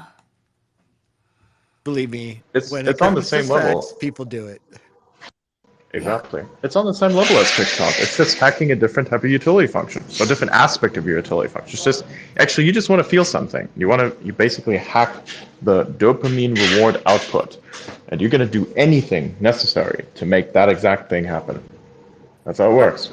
Where do people learn on how to do something on YouTube? That's where they learn how to do something. Or AI. Hey, please show me how to do something. AI does that. I had a good debate with somebody 2 days ago about if AI will eventually extinguish traditional education. And I think that's a no-brainer. I think the problem is a lot of traditional education is babysitting. And if you take away my babysitter, I as a parent am not very happy. I mean, very quickly we'll be at a point where this is why I don't learn homeschool kids like LLM. Adrian was homeschooled. No brainer AI education needs it. I mean, it's true though. Who does need it? It's actually quite an enormous waste of time. Traditional education. I mean, social. They got to be social. They got to. It's far too dependent on the variables from teacher to teacher, and it's also far too dependent on the variables of curriculum. And those are like two hugely inherent flaws in tradition. I shouldn't even say traditional education. In modern education, really, is what it is. And LLMs will supplant all of that because there's no environment in which a advanced LLM that knows everything with perfect memory about everything wouldn't be a better teacher than an imperfect human teacher that is wrong about things and doesn't know things beyond a certain context and can't explain things beyond a certain depth perception. All right, but a lot of great teachers too. And you could have a teacher come in with a My Buddy AI, a great teacher who sees the value in AI to kind of work with the AI. And students want to be social. That's why most kids want to go to school, is to be with their peers. Most the kids peers don't will still have a be there. I don't have There'll be peers. no need for the teachers. Here's a problem. I think that's the prime issue why nobody fucking accelerates in school. It's because everyone else, like, what are you doing when you're a child? This is the same shit that you're doing right now at this very fucking moment. You're copying people. You are scraping for ideas. You are scraping for information, and your goal is to take that information and to rearrange it using your problem-solving structures into something that can solve any particular problem, that whichever it is that you encounter in life. So if you go to school, what do you learn? You learn nothing. You literally learn nothing because you're kept at the same level that everyone else is at. It's like reinforcement learning projected onto you because you seem to seek it in someone else. I grew up with people who are much, much older than me and started to take on what they know before anyone else my age could even begin to dream of those concepts. I haven't fucked up as much as a result because I learned from everyone else's fuck-ups. I also never went to school. People learn whatever is modeled, whether it's good or bad. And as far as your education, I've seen people that went to school. I've seen people that haven't I've seen people who grew up in a similar fashion, such as myself, and compare that, and I'm like, one of these is turning into a billionaire or a millionaire at some point, the other one does not. Well, Three Actually know kids someone who went to has, so. Duke Law School. My friend Buzz was the second. He now runs ActiveWords, a little software company in Seattle. He came in the middle of the class. The guy who came at the top of the class is John Dillow. He had a nice career as Boeing's top lawyer. He had a very unique gift. He would tell you what everybody was experiencing in a famous plane crash because he would study that to be a good lawyer in front of juries and having to talk about what's going on in the cockpit or what's going on in the plane and what's being experienced. I learned a lot in school, so I'll speak about my own. Well, I got one last piece. Oh, sorry, The guy Rob. at he had a nice job, nice career, bought a house near Bill Gates on the water. The guy at the bottom of the class could not get a job at any law firm because they don't hire people at the bottom of the class. So he had to take a job at a little startup nobody knew about. And that startup was Microsoft. And he was the first lawyer. So he made the most money out of all three of them.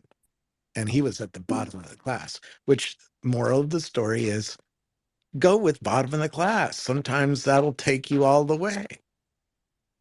You see how my point is kind of proven yet again.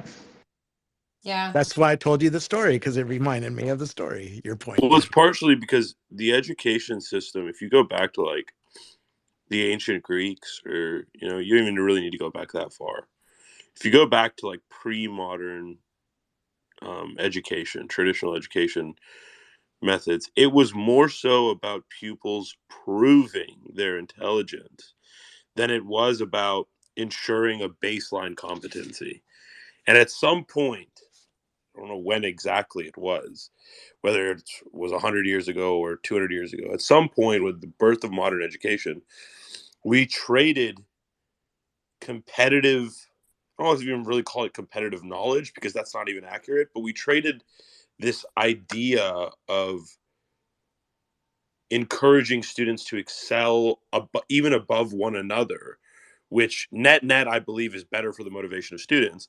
We traded that for this idea that the education system should provide a baseline competency to the entire population. And I think that motive is a futile motive. I don't think you will ever achieve baseline competency through traditional education. I think if your goal is literacy, which some people often conflate literacy rates with baseline competency in a variety of subjects, when the two things have nothing to do with each other.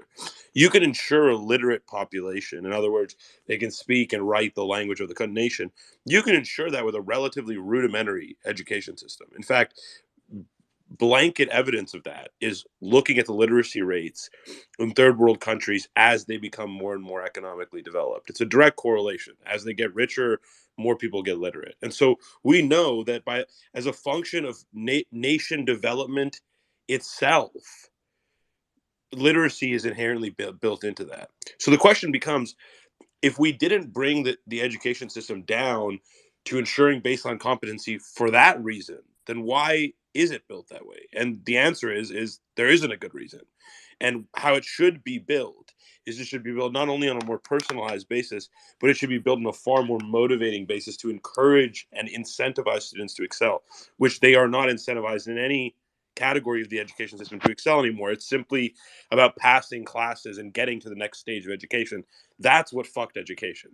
And that's what also makes the United States education scores on all of these various subjects embarrassing, despite the fact that we have the best universities in the world, we have the most innovators in the world, we have the biggest companies in the world, and we're the wealthiest nation in the world. How can you be all of those four things and have such a Because I'd terrible rather go ride consistent my score for jet ski intelligence? if I'm rich than go to class. Yeah. I mean, right? It's not. Rich, yeah, that's a good comment. But I mean, the real thing is that once a nation becomes developed, they become wrongly incentivized to ensure baseline competency. And the motivation for that is because a developed nation needs workers, right? And when you're trying to ensure baseline competency so that you have this constant supply of workers, you start to forfeit exceptionalism. And I think a lot of the brain drain that's happened over the last 20 years with the United States targeting like, Indians and Chinese nationals, I think a lot of that is evidence of this as well. And that brain drain phenomenon has been going on for like 30-35 years, right? I met a But Chinese factory owner who sent his kids to Stanford. What's wrong with his kids? no, that's not the point. The point is that you actually get them to go out I'm to be saying educated. let's keep them here in America where we could use those skills and start a company. Don't let them go back home to China. I just looked up on Grok why the U.S. educational system has failed. Do you want to hear what it said? Why? Says, oh boy, we're doing now. This is fun mode. Grok AI you get with Premium Plus. You pay $22 a month and you can have an AI connected to this app. In case anyone didn't know. Anyway, it says I said, why has the U.S. educational system failed? Oh boy, where do I start? The U.S. educational system has been a hot mess for a while now, and there are a few reasons why. First off, the funding for public schools is a total joke. It's like trying to make a gourmet meal with only ketchup packets and a dream. Schools in low income areas get the short end of the stick, and it's no surprise that students in these areas struggle.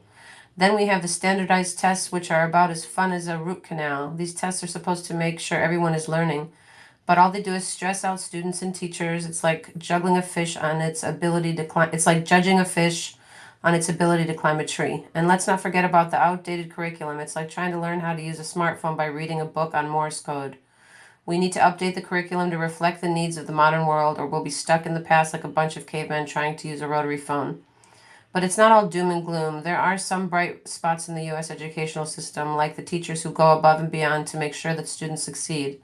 It's like they're trying to make a silk purse out of a sow's ear, but they're doing a darn good job of it.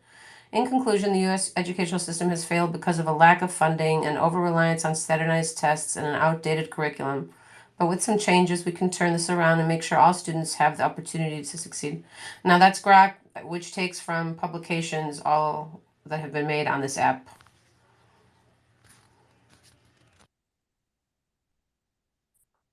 I think something it missed, or a way to frame this differently would be to refer to the current existing system as a non-individualized educational system. If you frame it that way, then of course you're naturally curious. Well, wait, what would a individualized educational system be like? What would the future be if you had each student having their own AI that they're interacting with, that has learned what metaphors are meaningful to them? Imagine there's a student that just loves baseball. Well, have it use baseball analogies as it's teaching something to that student, just like a good teacher would do, but the good teacher doesn't scale. You could try to have one lesson to 30 students in a class all at the same time. Each one has their own preferred way to understand things. Not to mention how difficult it is. You make a very good point, but you're also kind of raising kids. You don't know what's happening in each household. You don't know if the kid ate. Mm-hmm. You don't know what's really happening. And to teach that many kids, one teacher, and to get paid what you do. So my son, Milan, who's 16 now, 17, he knew how to go from dinosaurs to SpongeBob on YouTube on his iPad. He had an iPad when he was a year and a half old.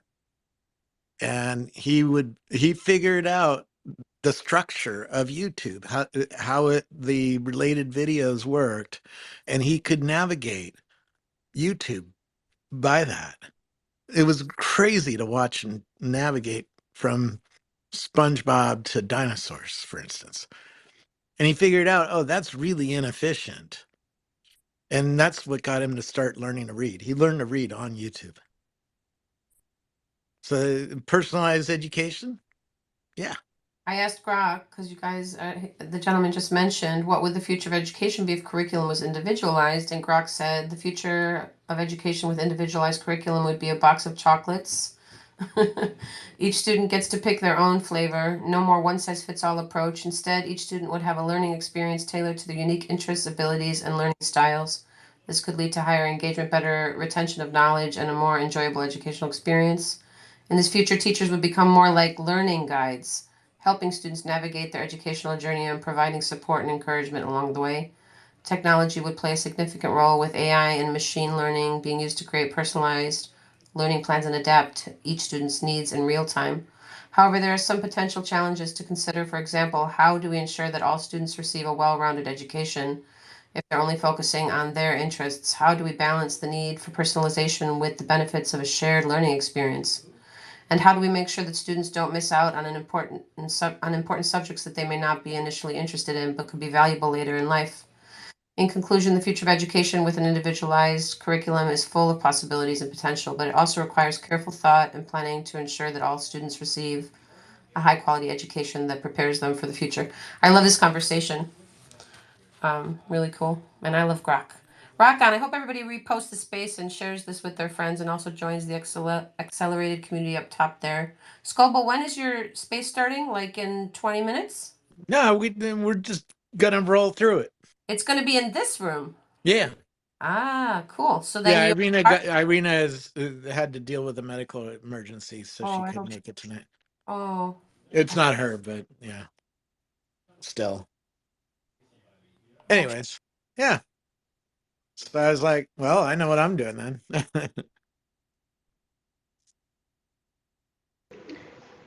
I think we're missing something really critical. So, what has changed is that we no longer have teachers that do their job because they're passionate about what they are trying to explain.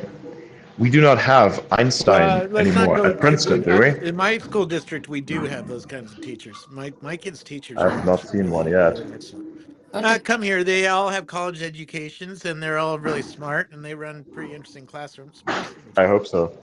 I hope It's so for the Silicon sake of Valley, us all. though, right? This is That's true. in my neighborhood. A house is $1.8 million, right? So it's not True. a lot of places in the world. Can we come camp on your land, Robert? You could put up a small tent in the back. Yeah. Nice. A little small one. You don't get much for $1.8 million in America, not in Silicon Valley. Maybe in Idaho you would get a lot of land. But here you get a little patch. Enough for a nice sized tent. It's true though. Teachers are sick of it. Probably largely a lot of them. They've been maybe teaching too long, or they're not respected, or they like That's not don't. my experience talking to the teachers, but my brother, his wife is a teacher, and yeah, they have their complaints, and they certainly know that they're understaffed and all that. I think the And problem. given a system that's fucked, Yeah, you know. the system has to keep they have to follow these certain, everyone's using this word, right? Guardrails lately, a lot, especially with AI.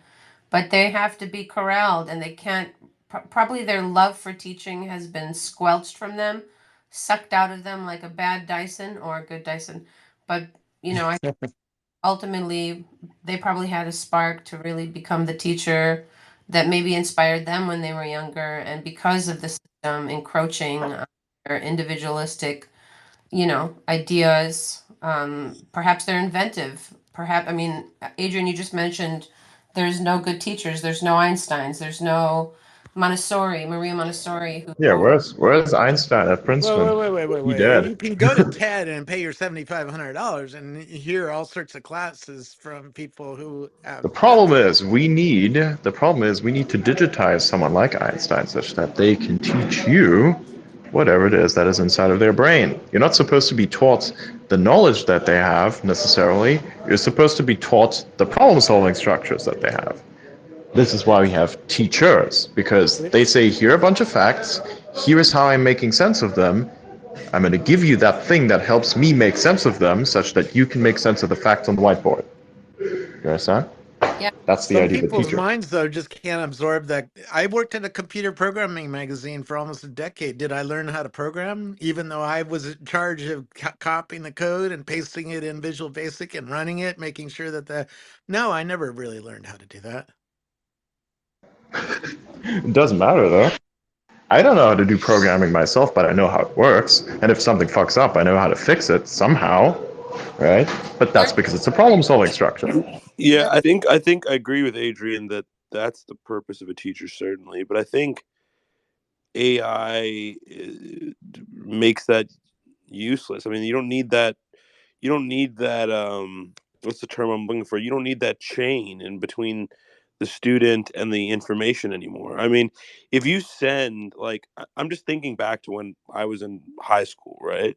Like, if I think back to when I was in high school and I think of like the textbooks that we would get sent home with, imagine sitting down with like a textbook or a set of PowerPoint slides as a student, but you have an extremely operative LLM with you. I wouldn't need a teacher. I mean, maybe that's not going to be universal for everyone, but especially if you had a centralized LLM in the classroom dictating material, breaking material down, and being able to engage with students individually on how to interpret material, I mean, I just don't see the need for a human in that relationship at all. In fact, I think a human is probably worse at the job. Well, there's the humans listening, the little ones, and so there has to be someone there I guiding think with them.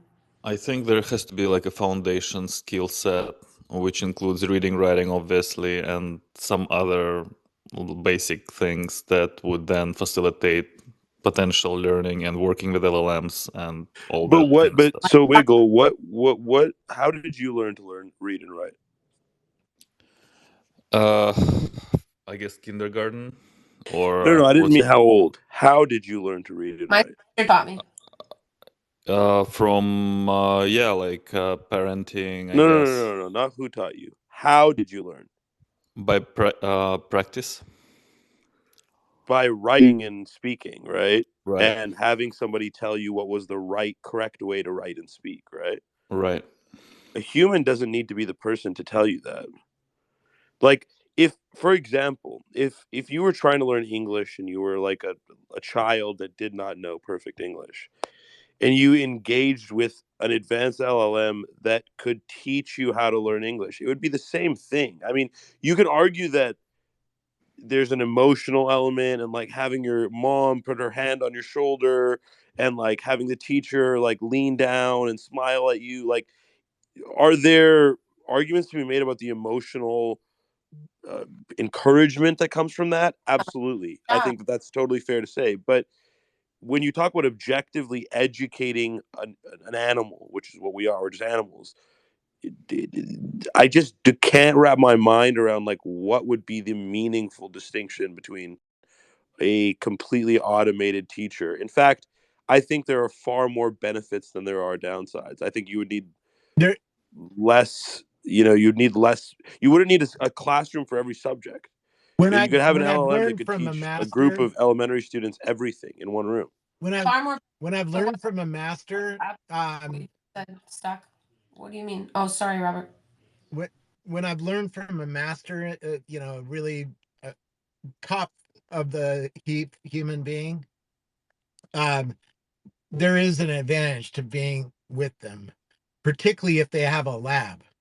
Like there's a guy at Stanford who has a lab. He's known as Professor Hands because he makes hands, and his whole lab has hundreds and hundreds and hundreds of artificial hands.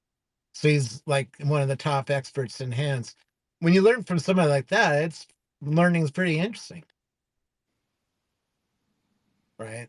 That's tends not to be your high school class, although some of the classes I had were good. Photography class inspired me, right?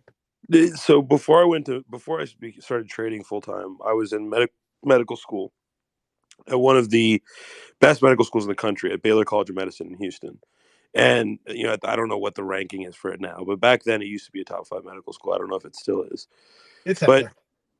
yeah, so it's a hard school. It's a demanding level of knowledge. But even when I was there, okay, at a professional level school, I almost never went to class. I just downloaded the PowerPoints from the teachers and learned them on my own. And I'm not saying that every student has the ability to do that or not. My point is that the engagement of a student with a teacher is much more about the emotional impact if there is a benefit. If you were going to do a cost benefit analysis between a human teacher and an LLM, an advanced LLM, like it would just be overwhelmingly in favor of the LLM. Like I can't tell you how many times I asked questions to medical school teachers that they didn't even either didn't immediately know the answer to, said check the book, or said check the PowerPoint. Like, you know, there's already a reduction of within the school environment, the traditional school environment, this university and high school and college alike, to like have students engage with the content on their own. So if we're already naturally progressing to that state in the education system where we are more and more inclined for students to engage and interact and understand the content on their own, then having them do that with the aid of an LLM would be extremely useful. I mean, to this day, like, you know, I was using it every day since ChatGPT released for my research. Every morning, it's like my personal assistant that's sitting with me. And I can't imagine if a student had access to that in a college setting and knew how to use it properly. It would be immensely useful. Could make summaries of all your notes instantaneously, could break down information. You could tap it on the shoulder quickly anytime you don't have a concept you understand, and it would immediately know the perfect answer with complete accuracy without having to the teacher to be like, oh yeah, I think it's this equation, or you know, missing an X, or whatever the case is. I mean, The, human error is the, eliminated. the problem is a good chunk of education is trying to teach you how to think. And here's an example.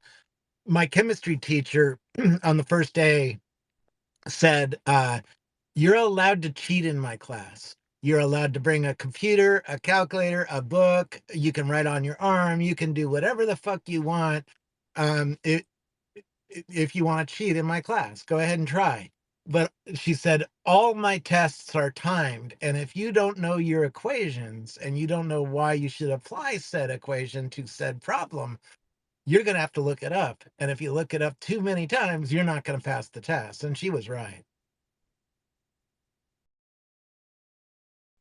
So a good part of being a professional, i.e. somebody working at a decent level up in society, is you got to know how to think and think fast. Because what you're being asked to do is much about speed. And learning from mistakes that's kind of how we learn. Yes. Yeah, and I mean, I think one of the counter arguments that I've heard is that, well, this would even further reduce the amount of individual attention per student. And I think that's completely backwards. I think it's completely the opposite of that. You know, if you look at the education system today and you look at teacher satisfaction surveys every year, which a multitude of organizations release, one of the number one complaints, number one and number two complaints, number one being that they do not have enough time in a day to devote proper attention to whether it's 30, 50, some teachers have 70 or 80 kids in a class, whatever it is. They don't have, that's the number one complaint. The number two complaint is resources. So, you know, if you think that that you know, if you're somebody who's against the idea of AI taking over the classroom, I think you have to ask yourself, would it actually be better for the students to have human teachers? Because I think effectively, when you look at, again, when you look at the basic cost benefit analysis, I think it's overwhelmingly in favor of robots teaching kids subject matter. And that sounds terrible to some people, I know. And maybe it brings a greater burden and calling on the parents of children, whether they are born or adopted by those parents or whether they're cared for in the foster system. It puts a greater burden on those people to develop an emotional relationship with the child, to socialize the child. I think this But I is think that'll why make the it's world a so better place. important to me to have the optimist be able to throw a football, because or kick a football if you're in a certain country. If you can show the kids that you can perform at that level, the robot, they'll listen to the robot. They'll understand that it actually has capabilities that are interesting. Yeah, I mean, how often, and I'm sure everyone on this panel has heard this, how often do you hear of parents using the public education system as basically a deferment protocol where they can just say, well, I don't need to teach my kid X, Y, and Z because the public education system will teach it to them? by automating the public education system with AI, you would automatically return that burden to any responsible parent. You know, anybody with a consciousness about them would no longer be able to brush off the socialization and emotional relationship with their children, because any No, responsible I'm parent would using know. ChatGPT for that shit. Well, yeah, I mean, but Children acting up in class, and I'm they're allowed. saying You can use ChatGPT for that too. Hey, well, how do I deal with a troublesome child who's causing trouble in a certain Right, way? but a whole class. I'm not talking about parents consulting with it. I'm just saying, like, Oh, I am, because no, no, that's I agree. another part of the I'm not education saying is you're at wrong. I'm home. saying, yeah, sure, that could happen, but that's not what Oh, I'm it does. referring to. I already do it with my kids. My kids bring home problems. I went through two years of calculus. I don't remember algebra. So when they're doing problems, I have no fucking idea what they're doing. Sure, And so yeah, I no, take a picture of it and send it to ChatGPT and go, ChatGPT, I need some help with some homework help for the parents here, because I don't understand this problem, and my kids needs my help, and I don't know how to help them. How should I help them? Isn't the way math is taught messed up, as per Adrian said recently? The way that it's taught. What did you say before 19? Said he didn't trust the way math is taught these days. The new math, Yeah. whatever they call the new math. Saying that, say that. I'm following along with the program. You know, it's math. You can either put it in a computer and do the math on Wolfram Alpha, or you can't.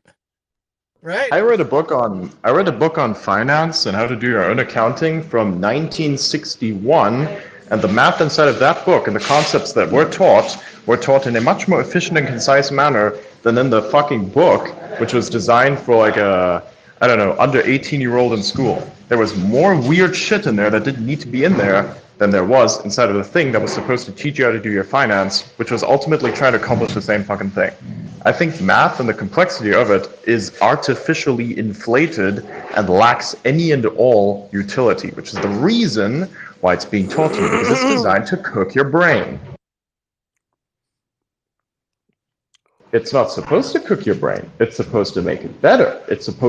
You're not learning math so you can predict or like understand what's on the inside of a fucking sphere. It is designed to make you think in the way that you need to think in order to understand what's inside of the fucking sphere. Because that alone is the only thing you actually need. I don't need to know how much fucking surface area is in there. Infinity, right? Yes. Now you know what a fucking sphere is. You also understand the math of why sphere is a fucking sphere. So, like, look at that fucking spherical recursion right there and tell me how exactly that equates to utility if I'm being Really taught this in a learn way that doesn't math make until I sense. got a retail job, and my boss didn't believe in cash registers. He thought they were evil machines, and that he got rid of the cash register and had when I sold you a camera.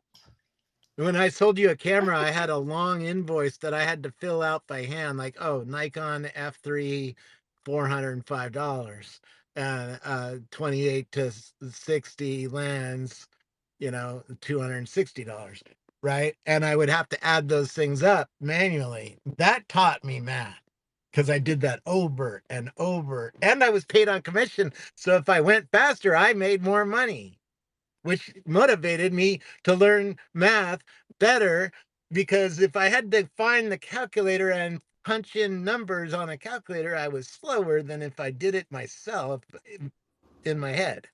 Because you were shown a purpose, like first principle. Mm. You were given utility, remember? It's still a useful skill. You go to a restaurant and you have to add some tip to the bill. It takes some math. And if you're fast, you get to go home faster. How much tip? 20% at least, right? Yeah, I usually do 20 unless Right. they're like really awful. But how do you show a purpose of trigonometry to a child? Like, Sewage treatment plant. Take them out with the crew. They have a sextant. They taught me trigonometry better than the math teacher did, and I passed the SAT test question on that because I went and talked to a sewage line crew that was cleaning out the sewage lines and taught me all about triangles. That's a good use case. Yeah, you know, if you need to clean out a sewage treatment line, you got to check to make sure the fucker's actually going downhill still. And we live in earthquake country in California. Land settles and the lines change and stuff. So sometimes you got to dig up the street and relay the line first. They had a sextant. They were A what? A sextant. It's a device that looks like I don't know, like a telescope. It's like it basically uses the sun in order to tell you where you are. That too. It's just really accurate at figuring out angles on the Earth. What's it I know called? exactly why you reacted to that, because you thought that the verbiage meant something else. Oh, I didn't hear the word. What's the word? Sextant. How do you spell it? Sextant. Turn on captions. Turn on No, captions. captions Sextant. don't always spell right, so don't be No, it's spelling it right. I'm literally looking at it. I it's know spelling it it's right. spelling this word right, but other words I've been watching, it's not accurate on. So It's sextant. You're putting the accent on the anyway. Sextant. The French word is it? Anyways, it's a scientific instrument I don't that care. you see road crews using a lot to see whether ground has settled or, you know, or try to figure out, you know, where to put the digging machine to dig a hole, right? You're trying to figure that out really precisely.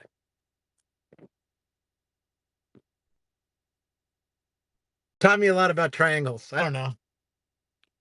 That's how I learned. I talked to some crew. It's like, what the fuck is that machine you got there? That's a really cool looking thing. It looks sort of like a telescope.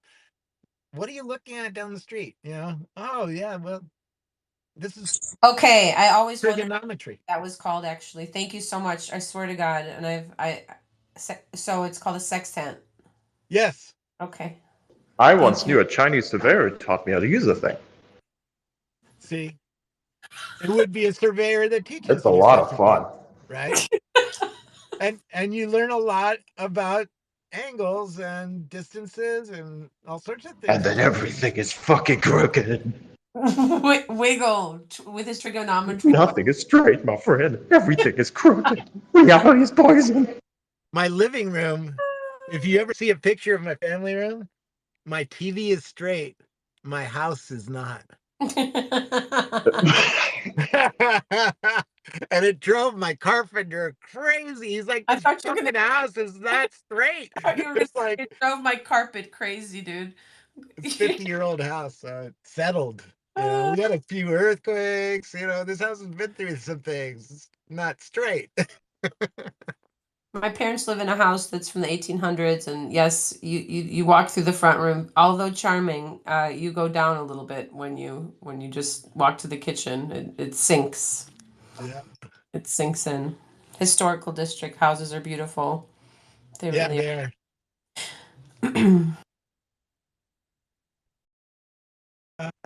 There's a limit to the oldness that you can live in, which is why you're probably walking through some guy's castle, right? Now, castles, I love. I've never been in one, but have you? Have you been in a castle, Robert? Yeah, I've been in a few in Ireland and Germany and other places. Cool. The German went Disneyland was Disney got the idea for the castle from the castle in Munich, Germany. Yeah, I forget the name of it. It's going in and out of my head, which is sort of funny. Something Stein. Anyways, it was the richest guy in Germany's home for a while, right? Like 140 years ago. He had the first telephone in Germany because he had two castles. So he had a phone to call the other castle. And that was a big fucking deal for rich people back in the day, right? Now it's not a big deal at all, right? But, you know, if you're the first one and this is the first time a wire's gotten laid, right? That's pretty big. It's a cool castle, and if you're there on a fall day, like in the sunset when the leaves are all turning orange, it's stunning. It's called the Neuschwanstein. Yes. Neuschwanstein. Yes. Neuschwanstein castle in Germany, which served as the muse for both the Sleeping Beauty castle and I am looking on Grok at Disneyland and at the Cinderella castle. Yeah.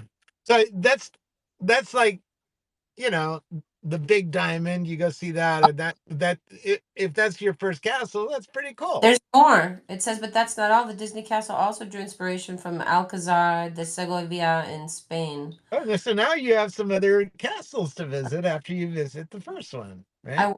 I would love to actually build a castle, a stunning fortress that looks. I'm not that into castles. I went to the big one. I was like, all right, this is cool.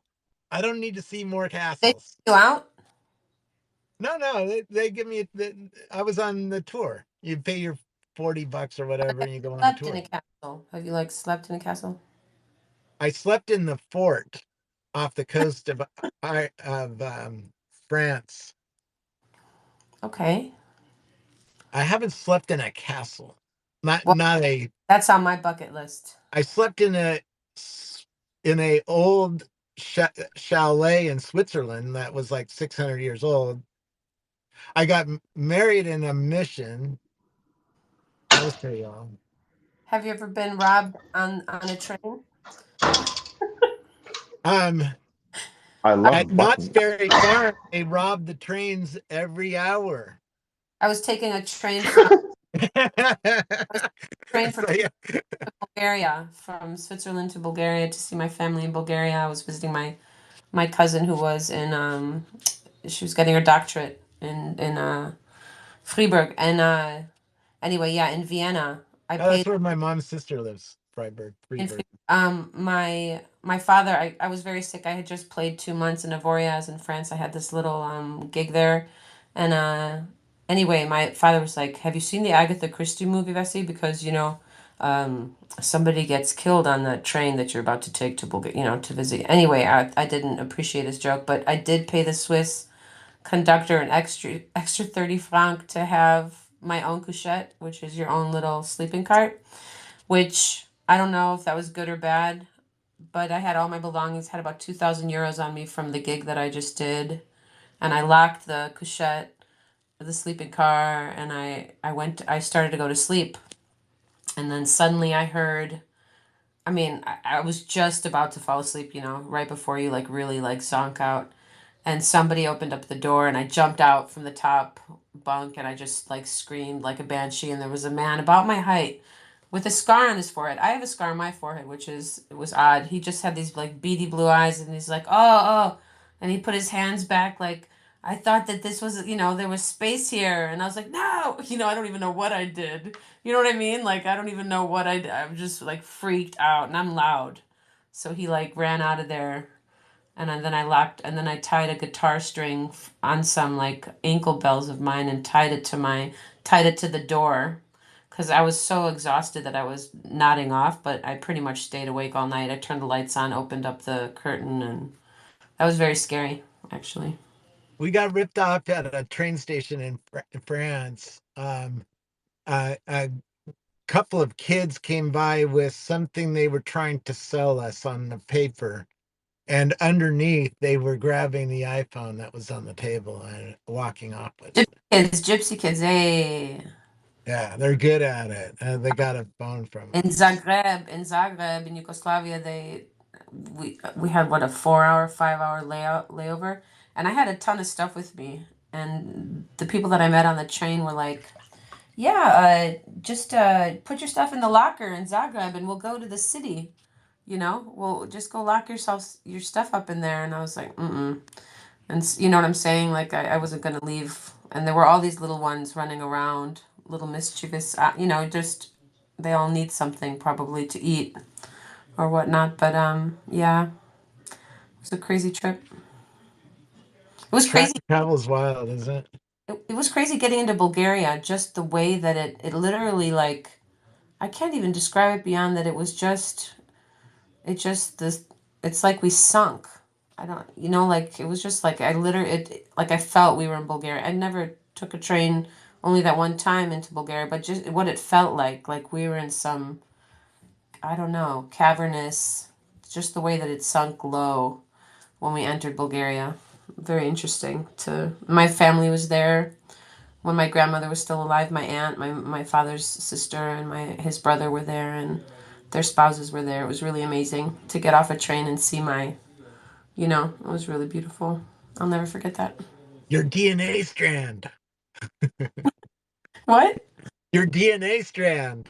Yeah, it was great The to see. other ones, the other, similar DNA strands. Yeah, it's wild, man, because these are people I love so much that I barely ever get to see, you know, who know me so well. I look at them, I see Because of myself. what I, because of, I always was invited to go to countries, right, to speak at their big conference.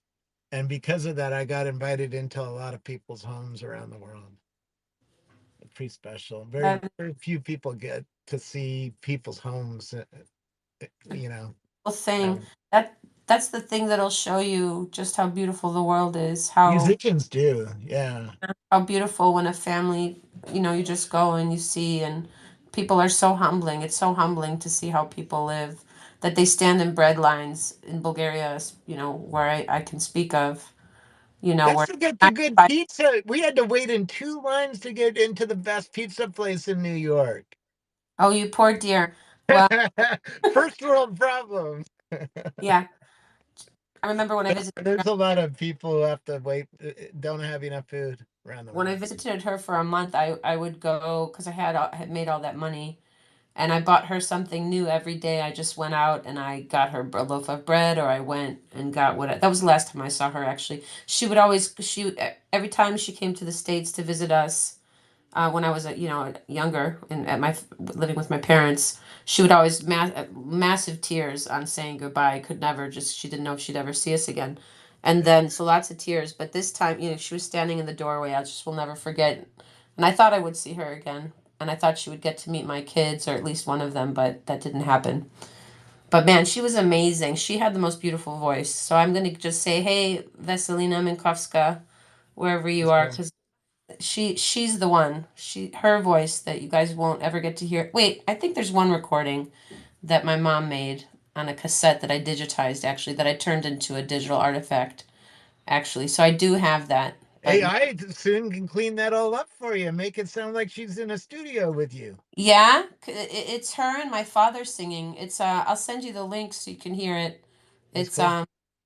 I minted it on OpenSea just because I like those artifacts for the point of telling the story and just creating a digital piece of piece of the past, to share with so that family can know. But yeah. Do you do a lot of couch hopping? Because the musicians in my life, they'll trade anything for a Eh, couch. Yeah, back in the day I did. And when I just went to Los Angeles for a few days, I did we did sleep in a yurt. We slept That's cool. yeah.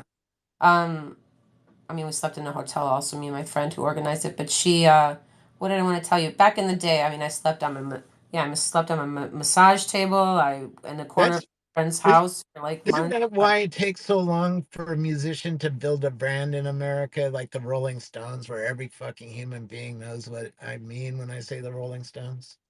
Yeah. I slept in a tent for a year on my friend's roof in Venice. That I, sounds fun. I slept, I might sleep I in had a tent in Venice if you let me do it for a month. jacuzzi up there, but we were really poor. I mean, he let us eat out of his fridge. That was Jim, my friend Jim. But now that house is worth like I don't know how many million because of what happened in Venice. The total makeover of every house pretty much. But what was really cool also was Good living in things the happening in art Silicon Valley. colony. LA in the Santa Fe art colony. I don't even know if they have that anymore, but there was a place called the Brewery, which was about 5,000 square feet.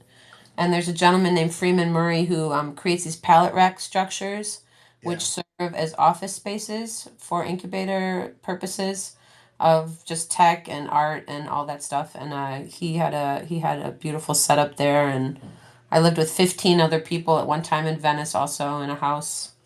Yeah, that's that cool. was fun.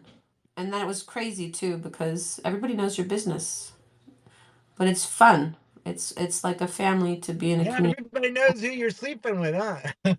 They might have, yeah. I wasn't thinking about it back then, Scoble. Hey, I'm gonna mute my mic now. before I say too much. Yeah, met a lot of musicians over the years and put a few of them up on my couch, so I know the drill. That's awesome. Yeah. It's a good way to get a great musician into your home and get some music into the house. They have like a circuit that actually does that where you're. I know. Yeah. And you can, we're not talking about the Rolling Stones. We're talking about people who are building their career, right? And going to a bunch of different gigs and not trying to pay even Motel 8. On your We're couch. trying to stay in a nicer place than Motel 8 for free. I'm going to be crashing on your couch soon when I play Silicon Valley. There we go. All right. Thank you. I've had a bunch of people on my couch. A nice Bulgarian meal if you house me. Well, that sounds even better. Yeah, stuffed peppers. I might ask you to stay for a couple weeks. Buddy, I'm a mom. Miriam makes Iranian food, which is really, really good.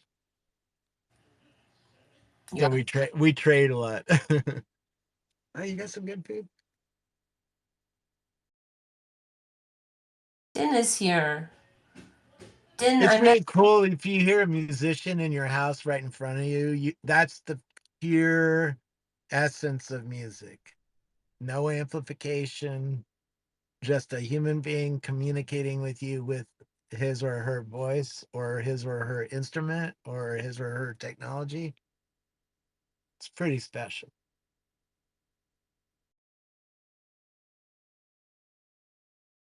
Going to Preservation Hall tonight with a bunch of AI nerds would be fucking off the hook. I wish I was there. I wish I had a machine so I could just go there for that and then come back home.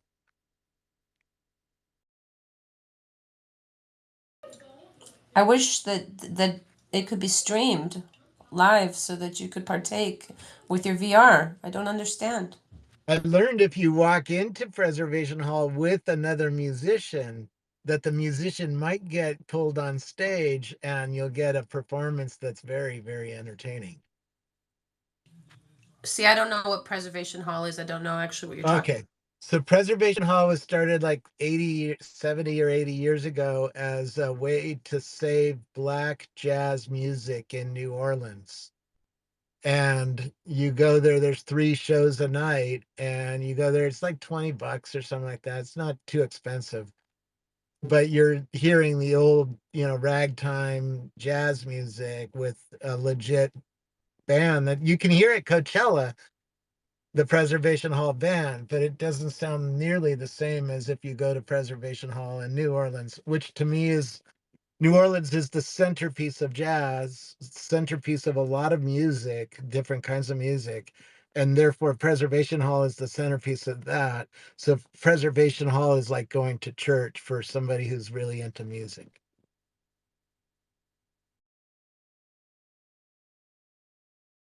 I'm listening. I'm just getting out of the bath, and I just asked Grok about Preservation Hall, and I'm gonna copy and paste it and put it in the comments. Thank you for telling. It's if you go to New Orleans, it's one of those must-do things. Grok will tell you like 5 things to do. Preservation Hall is almost certainly one of them. But yeah, you have a piano, drums, a tuba, a trumpet, sometimes a tuba, with sometimes a little singing, but usually it's, like When the Saints Go Marching In kind of music. In fact, you pay extra to hear that song. They have a list of music that they play on the wall, and a price. And When the Saints Go Marching In is $100 or something like that. Jazz is the best. I love jazz. I really, really love jazz. It's just when you're there, it's the purity of the sound because the trumpet is literally 2 feet from your ears, right? It's just, you're not going to hear anything as pure as that. Right? It's all analog, no electronics.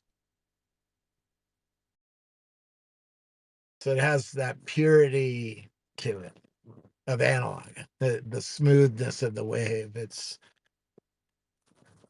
There's nothing like it. You can buy $100,000 stereo system and not get that. Preservation AI. Well, there's a lot of history that's going on there. Every week there's somebody famous who walks in there and ends up playing on stage with the band.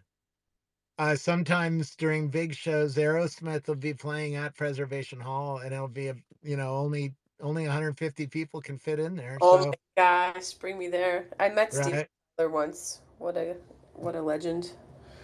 I was working at the Taste of Chicago and at a place called the Como Inn, and me and my girlfriends from high school were serving like chicken with onions to like thousands of people, and there he was with two beautiful, much taller than him young ladies and a little girl on his shoulders sitting.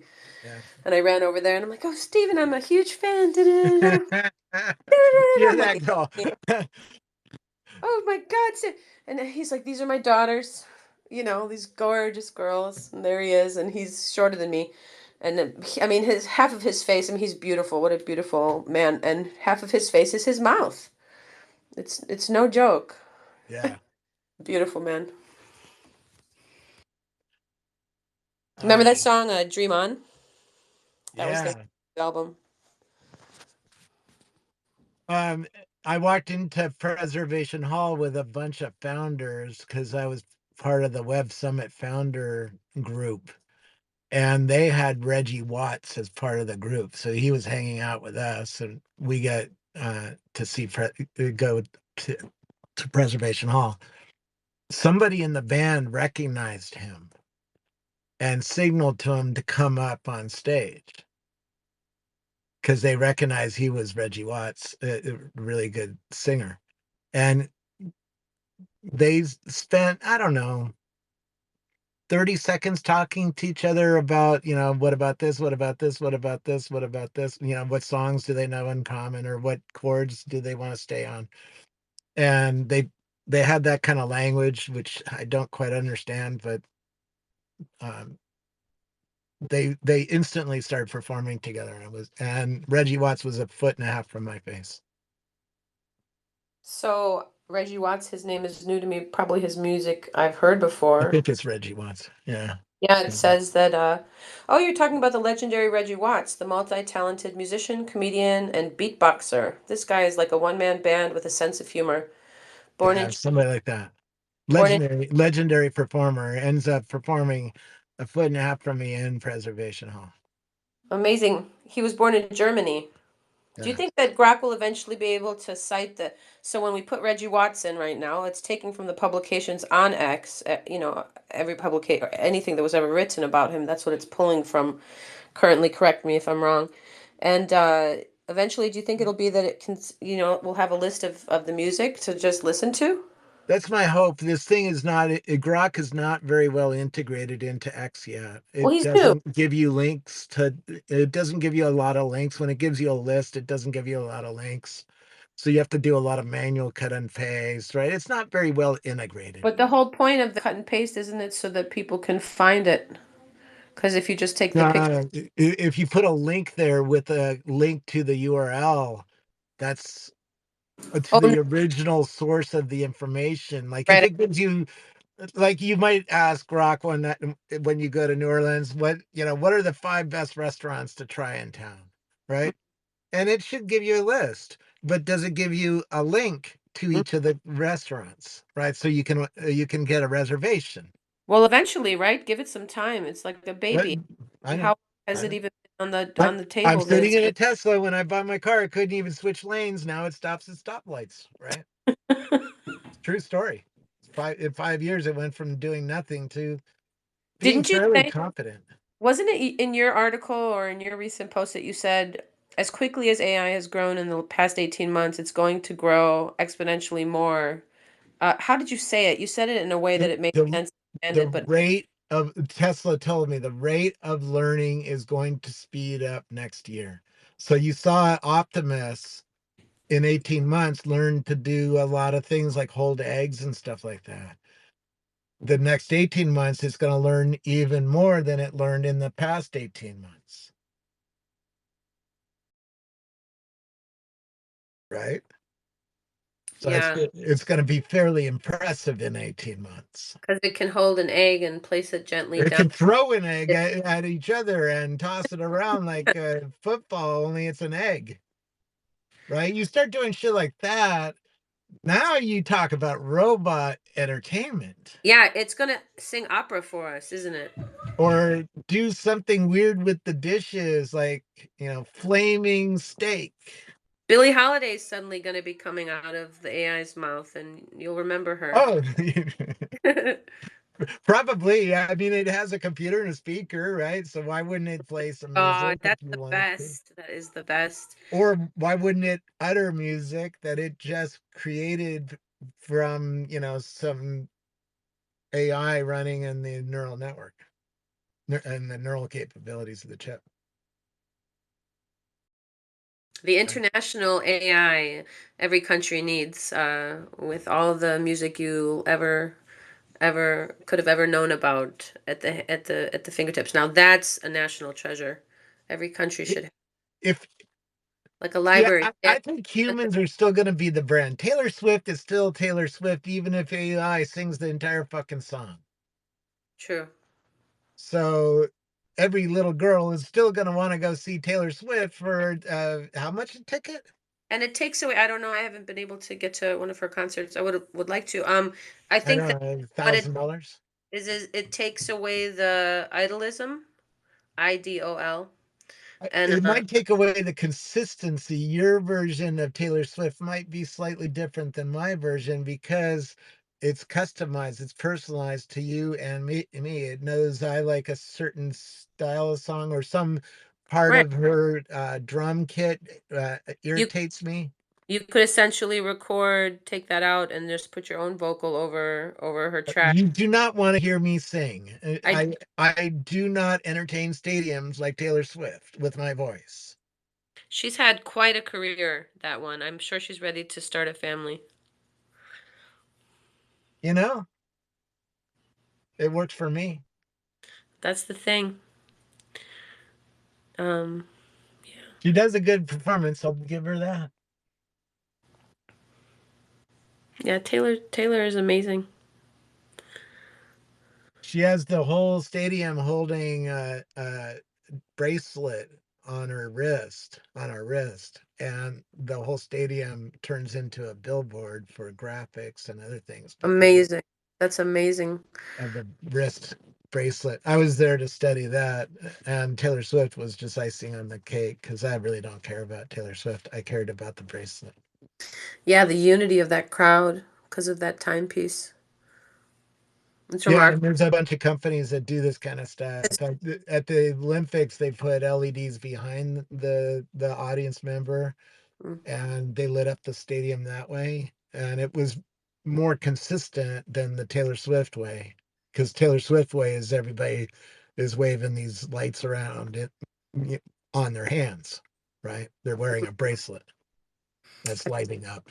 My first memory of that is this Ringling Brother and Barnum Bailey Circus, where they have all those light, twisty things, and the whole Oh, crowd. yeah. You know, my parents actually, I stayed with the circus for 2 days. Now, see, that's a weird story right there. That's almost like to my mom's, joining a Montana survivalist cult kind of level. No, no, no. One day, one day. I don't know why. That's like that's Upon it, like the subculture right there of Americana. I mean, it was just one day, and Oh, Yana, what's her name? Yanka. Yanka was her name.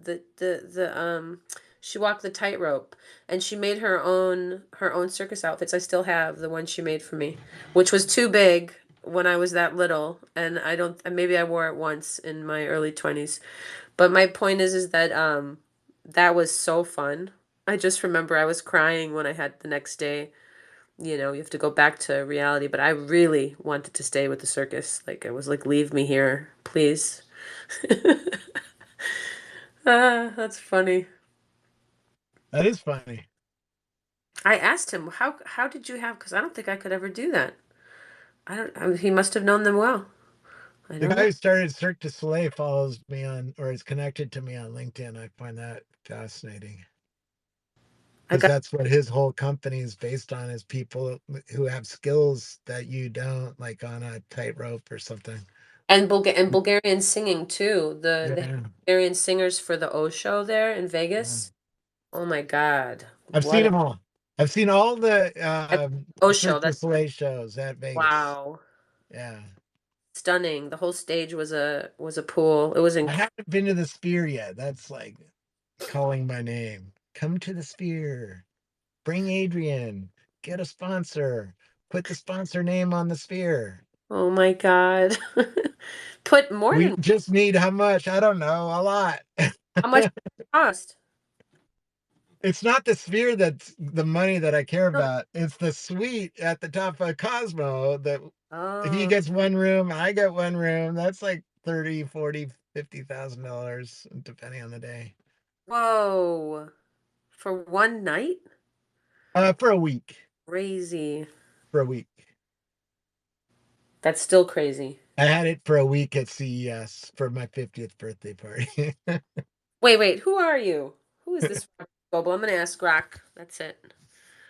Who is Robert Scoble? That's how you go out in style, with a big fucking party. Who is My Robert? friend, my friend brought me a stack of $10,000 cash. Holy, And really? yeah, and he said my partner on this party, and he said, I know you've never seen $10,000 in physical cash. I know to you it's just a number on your computer. So I wanted you to see $10,000 cash, he told me. Wait, did And he give then it back? and then he handed it to me and he goes, and I also wanted you to remember, every time you're paying somebody to get alcohol up here or get something done or take care of a problem, I want you to notice that it's getting smaller. And- and- in other words, spend it carefully. Okay, so Grok says Robert Scoble is an American Which blogger, technical which inventor. was a good technique, right? Because if you give it to me, if you give me $10,000 on my iPhone and said PayPal people, It'd be it's not faster. the same as having a Not. physical stack that's going Correct. down. Don't spend it. Um, Yeah. Roberts, may I read the Grok what he says about you? Oh, sure. Did you Roberts. ask him to give me a really rough roast? Oh no, I just said who is Robert Scoble, but I Oh, can do that. you should say, don't be nice like you usually are. Can I at least read this? If you don't want me to, I Oh won't. yeah, please. All right. It says Robert Scoble is an American blogger, technical evangelist, and author. He is best known for his blog Scobleizer, which gained popularity during his time as a technical evangelist at Microsoft. Scoble has also worked for Fast Company as a video blogger and later for Rackspace and the Rackspace sponsored community site Building 43. Scoble was born in New Jersey in 1965 and grew up near Apple Computer's headquarters in Silicon Valley. He was co-authored he has co-authored several well-reviewed books about technology and is currently working on being less of an asshole every day. Now this is the fun version. I don't know why it said that. I don't think you're an asshole at all. In 2010, he was named one of the 5 most influential Twitterers by the Financial Times. Ow! Go Scoble! Can I say roast him? Roast him badly? Should I say roast him badly? No, roast him rough. Rough. Give Okay. him the New York treatment. Roast him rough. Give him the You're fast. New York treatment. All right. Here we go. So it Awesome. says, let's see. It I'm, says, I'm watching the AI. I'm like, damn, it's so fast. I'm seeing the words as soon as I say them. here we go. Oh boy. Robert Scoble, the tech blogger and Transformation Group co-founder, has been quite a character in the tech world. This guy is like a walking, talking tech encyclopedia, but with less charm and more awkward moments. Remember that time when he was on stage at a conference? I'm sorry. Remember that time when he was on stage at a conference and he got so excited about a new gadget that he literally started drooling? I mean, come on, Scobo, save the enthusiasm for the bathroom mirror. And let's not forget the time he tried to start a virtual reality company. It was like watching a train wreck in slow motion. You couldn't look away, but you knew it was going to be a disaster. But hey, let's give credit where credit is due. At least Scoble has managed to stay relevant in the tech world, even if it's just by being the guy who always has the latest gadget and the most embarrassing stories. And who knows, maybe one day he'll finally figure out how to use a smartphone without accidentally posting a selfie to his Twitter account. Hey, a girl can dream, right? What? Grok's a girl? That's Grok is gender fluid. Grok can be any gender you want or thank need. you. That has a period at the end of that sentence right there. Okay, so that was I don't even get what they're really saying about you here. But drooling, is that true? Probably. Like drooling because like the latest tech is so great and like You know, I drool over having a Cybertruck. I don't even know how I'm going to afford one, but until that day comes, I can dream. Yeah. You're gonna have whatever you want. I think you might have always had whatever you want. Somehow it ends up showing up for you because you're you. I've had a really extraordinary life. So you have a biography then? An autobiography? I think that's what we're doing right now. Okay. I think in the future, the AI is going to put it all together. Well, I'm glad to know you. If anybody cares, the AI will know if anybody buys it. Then, if anybody does buy it, it'll create the autobiography because it'll have all the recordings of all that shit I've talked about for years. Cat be emancipated. And still am, right? I visited a CAT scan company today who's putting AI in their CAT scanner. You had said that Christmas lights, correct? That they You did. can scan the inside of an inhaler. You can scan a Christmas light. You can scan anything you can manufacture, and therefore you can see the quality of it very, very precisely. And an AI can validate that your quality is high. And if real or not, correct? If anyone's worried about AI. Well, yes, so you're taking pictures of real things like an electronic motor that's going to Tesla to run the elbow of the Optimus. So Somebody's going to make that motor, right? Even inside a Tesla factory, they want to validate each motor to make sure it has a high quality before it leaves the factory or it goes to the next step of the manufacturing line. what's remarkable also to me is I don't know, I haven't been able to witness that what you're talking about, but it's great that we can hear about it here and learn about that. That's what's happening. That's cutting edge right now happening. It's very exciting. And just even It's the box that takes x-rays of things like phones or watches, or they showed me inhalers, they showed me Christmas lights, they showed me other things, small just things. just my Jet iPhone. engine, jet engine parts. Oh So you my start thinking about who needs an expensive machine like this. Well, people who are trying to change manufacturing in the world. Who's doing that? Oh, Elon. So this is the final line of like an Elon shop. Yeah, well, we can't say that. You did. You just said it. I didn't say it. But You're right. I but if unheard it. you're building rocket engines or electronic motors, you would want to do quality assurance with such a machine. I think True. it's pretty obvious. Because you can spin the fucking part around in 3D on the computer and eventually in augmented reality glasses. I think that that's the connector to the world is that man and his companies and his teams. I Other think people are buying them too, because there's a great incentive to bring manufacturing back to America from China. inspiration always has a And so you think about, what do we build over in China? TVs, watches, phones, laundry, right? Toys.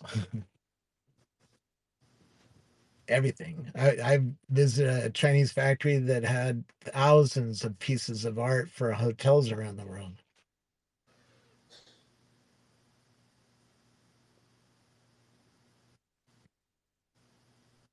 Comes up with a new piece of art every fucking day.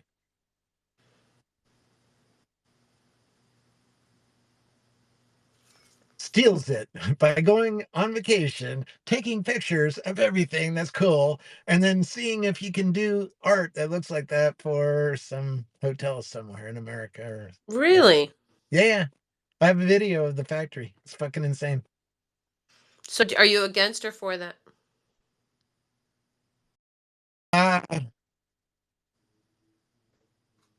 For it because it improves society to centralize like that. I mean, even a whiskey manufacturer, like Jameson Distillery in Ireland, killed 300 other distilleries to become the only one that's left. Right? That's a good whiskey. They lose so much in evaporation. They lose something like 65,000 bottles a day, I heard. Oh my God. And a barrel will evaporate like a quarter-inch a year. So how many barrels do they have in manufacturing? I asked the chief whiskey maker. Billions. Millions, not billions. I'm watching the captions and it gets some things wrong. And it's sort of interesting to watch when it gets wrong. Sort of trains you to be a little bit more articulate so it can understand your language, so it can accurately write words on the screen that reflect your intention. Who doesn't want that? Jamie Roberts says, "You are crazy." Yes. Okay, so the name of your space here today is AI Price Wars. So what is that about? OpenAI and Google are going at it, and Google's lowering prices. Oh. According to one of the tweets or posts I reposted earlier on the topic of price war. I.e., that's good for developers because AI tends to be fairly expensive to call as an API from an app. And so price coming down makes it possible to create new business. Well, good then, right? I believe so. But yeah, centralization, I've been in a lot of factories in the world that survived, ended up beating everybody else, basically. Is that good? Is it good that every city in America has a Walmart and a McDonald's and a Burger King and a Subway, right? It is at some level. Well, I think that that's a really large topic there because there's some who would. It's not very pretty. Yeah. Particularly, what's up with McDonald's in Germany? A Big Mac tastes like a hamburger that I would cook in my backyard, and the Big Mac in America tastes very different. Sort of addictive too. I might go get a Big Mac. They're really good and bad for you. America. Do you want to meet my ice cream? What's your order at Chick-fil-A, Robert? A deluxe sandwich with fries and a Diet Coke. I used to get the ice cream, the shake, but I've been trying to cut back on the shake. Yeah, that's heart attack waiting to happen. Yeah. Worth it, maybe, but it is hard to tell. No, it's not worth it. But it's worth it at the moment. How about Water is the best drink. It's true, water is the best drink. One of my interview questions at Microsoft was, how would you sell water to somebody who lives in an igloo? Right. In other words, water is all around them. They live in a house made of water. All they have to do is heat it up and it'll melt into water. So how do you sell water to that guy? Was my interview question. And I said, well, you got to make it about sex or bring it from some exotic land, which is about sex, like Fiji. Oh, there's a water named Fiji. Well, are there other islands we can get a spring out of, to sell this dude some water?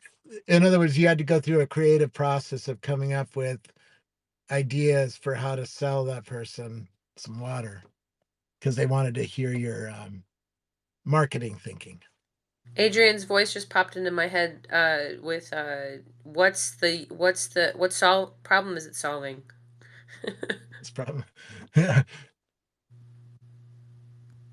put a little. I met a woman who started a water company, Hint Water. She puts a little fruit taste into her water because she got bored of Diet Coke, she told me, and so she started making her own water on her stove, putting a little fruit extract into the water with no preservatives, no sugar, no shit like that. Became the number one drink at Google and Facebook, which is how I heard about it because the PR person called me up and goes, I got a woman who's started a company. It's the number one drink at Google and Facebook, and I know you like Google and Facebook, so you want to meet the woman who makes their favorite water. And I'm like, yeah, that's a good pitch. Let's go.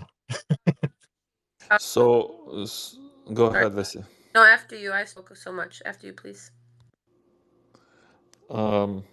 So that was an interview you were hiring for, or No, video. I do a video show.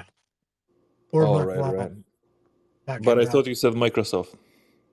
I used to work at Microsoft. I know, but you said one of the Microsoft interview questions was with the When water. I interviewed for getting a job. Sorry. Yes. Oh, That right, was right. a job interview.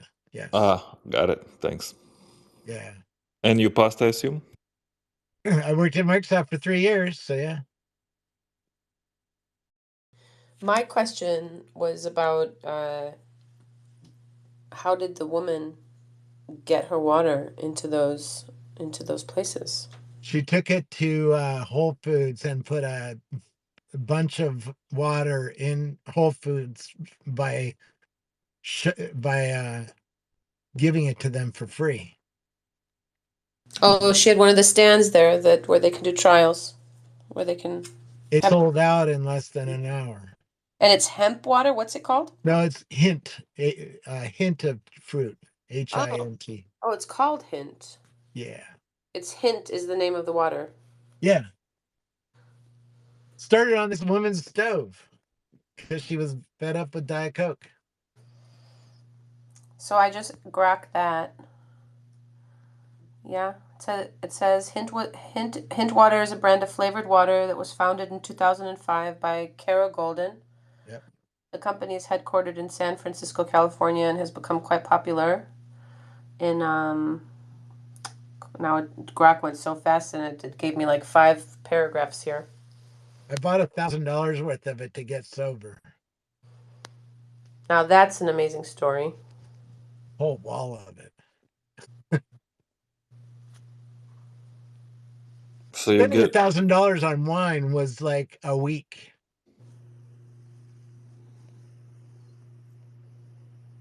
you get a cheese on your burger? The burger at the Ritz, which is where I was drinking at, was $25. I did have quite a few of those burgers while I was drinking. Yes. So how long have you been sober? More than 5 years now. Right on. That's amazing. That's really hard to do. I'm proud of you. Off of alcohol for sure, because everybody shoves it at you. Yeah. Every AI party you go to, there's somebody handing out alcohol. It looks good.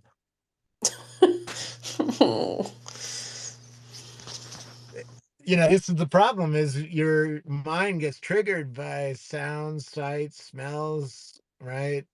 And all of a sudden you think you're sober and boom, you're right back in. being drunk. I have a song called Wasted, which touches on the subject quite deeply, actually. So popular topic to write about. Neil Young wrote about it, addict in his life. The damage done. A lot of people read about addiction and the pain it causes people because it causes a lot of pain. And they're in a lot of pain. And that's the part. Because That's why it's hard to get off alcohol, because you're in pain and you're trying to drink more to get out of your pain. And that's all you want to do is get out of your pain. And that's what it does. You know, in Eastern European countries and probably a lot of places in the world, you know, Bulgaria, you know, a little bit of the little slivica it's called, which is like very, very with salad, you know, before dinner. I mean, that's the culture, you know. Yes. Yeah, the drinking is part of the culture. But I mean, Never try to outdrink a Polish woman or a Russian woman. I cannot drink. I'm such a lightweight. I learned this the hard way. Like literally like 2 sips of wine. I'm not a drinker. I know some. I love some.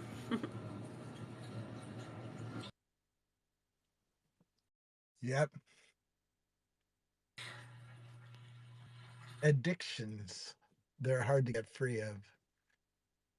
How can AI help with that?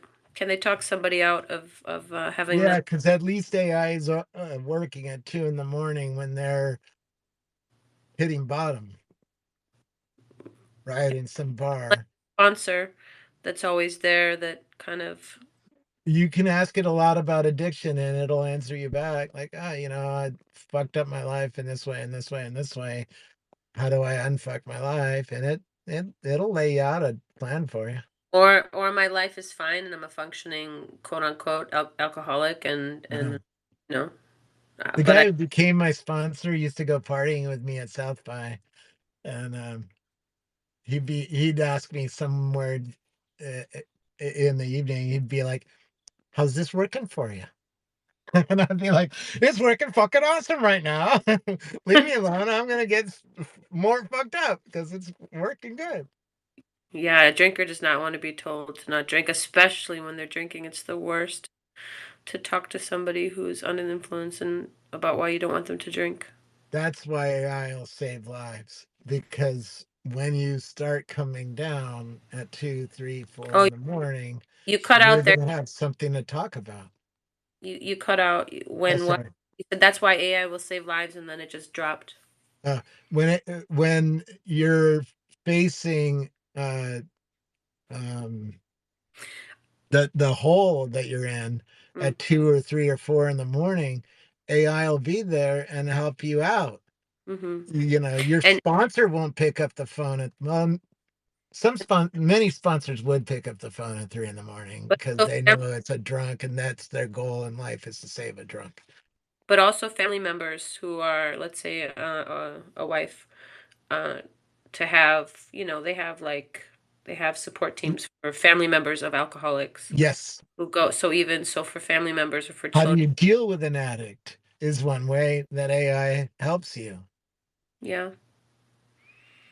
right? Because it knows what to do, at least to get started. Now, to be advanced level, is AI still helping you? So far it is, but I hear places where it stops helping you. So okay, Mm-hmm. when it stops helping you, switch over to human therapy. By then you're going. Yeah. Or work with your sponsor. By then you're going to meetings, right? Yeah. And then people who've been through it can take you the rest of the way. But it can save a lot of lives. It Some really pe- can. some people won't go to AI. I mean, to AA. That AI. Somebody wanted me to do an AA meeting in public, and I'm like, That's a really hard thing to keep everybody's anonymity. So it's really hard to get people to be honest with each other. So it's really hard to have a real meeting. Yeah, some people will not go to AA no matter how much they should. Okay, can we get sober some other way? There's a song right there. Can we get sober some other way? I'm open. Baby, I'm open. AA is about humbling yourself. AI is about humbling yourself too, huh? Well, yeah, if you look at it the right way. But AA, it certainly is about humbling yourself. The first step is you got to agree that you have a problem. There's people who will agree that they have a problem and continue to. My sponsor brought alcohol to his meetings for months. Wow. To give or in You're case. allowed to go to meetings and drink at the meeting. Really? The only thing that you need to have is a desire to quit drinking. You don't need to quit drinking at the meeting. You just have to desire to quit drinking. Well, that's good to know. It's so hard to take step one for people. It's why we celebrate 24 hours of sobriety. It's really hard. Because it requires the adult to change his or her mind about the direction of his or her life. It changes everything. Yeah, then you can work the program. But the whole program is about humbling yourself and working with others and getting to happiness where you're helping others. I think for some people, the religious connection part of it that aren't religious or don't want to be talking about God with the 12 steps and stuff, I think that's why some people won't go to it. My sponsor is an atheist, and we talked a lot about the step that involves higher power. I love you, man. I've heard a lot of different higher powers, and all of them are acceptable as long as they help you stay sober. My sponsor put it this way: your higher power has to be bigger than you, and it cannot be you. If a tree is bigger than you and it's not you, you can call your tree your higher power, whatever the fuck gets you sober. So hard to get somebody sober.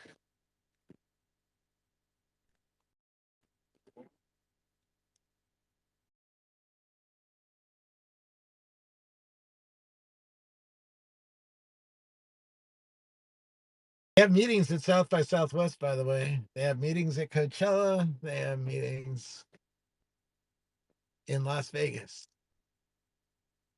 How do I know that? I've been to the meetings. Do they have meetings on Spaces? I haven't seen one yet, but I haven't sought one because I just don't think I would be I don't think it would be a meeting that would be helpful to me. Where I'm with people who are really honest with what's going on.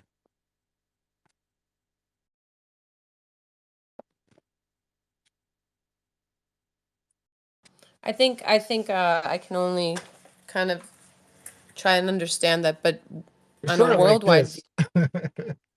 but on a worldwide view of people from different countries being able to tune in together, there must be, yeah, they must There have. was meetings in Zoom, and that sort of worked. I still like the in-person meetings. It's something about hearing a story from somebody personally, face to face. It's mostly the accountability you need. I met a researcher in Israel who works with addiction, and he said that the number one data point we need to see from somebody is whether they're accountable to some other human being. If they get a sponsor and they call the sponsor, they're probably going to get sober. Phoenix here just sent a text about a company, an app called Everything AA. That requires going to a meeting, which is really difficult for people. Agreeing that you have a problem with drinking, that's difficult for people who are going through this, right? And then you got to go back and get a response and call them like every couple hours for a while. They're annoying. It probably breaks up marriages. The marriage is under strain by this point because that's why you're going to meetings. Some people in marriages have partners who will not go to meetings, who will never go, where the partner is the one that has to just take it.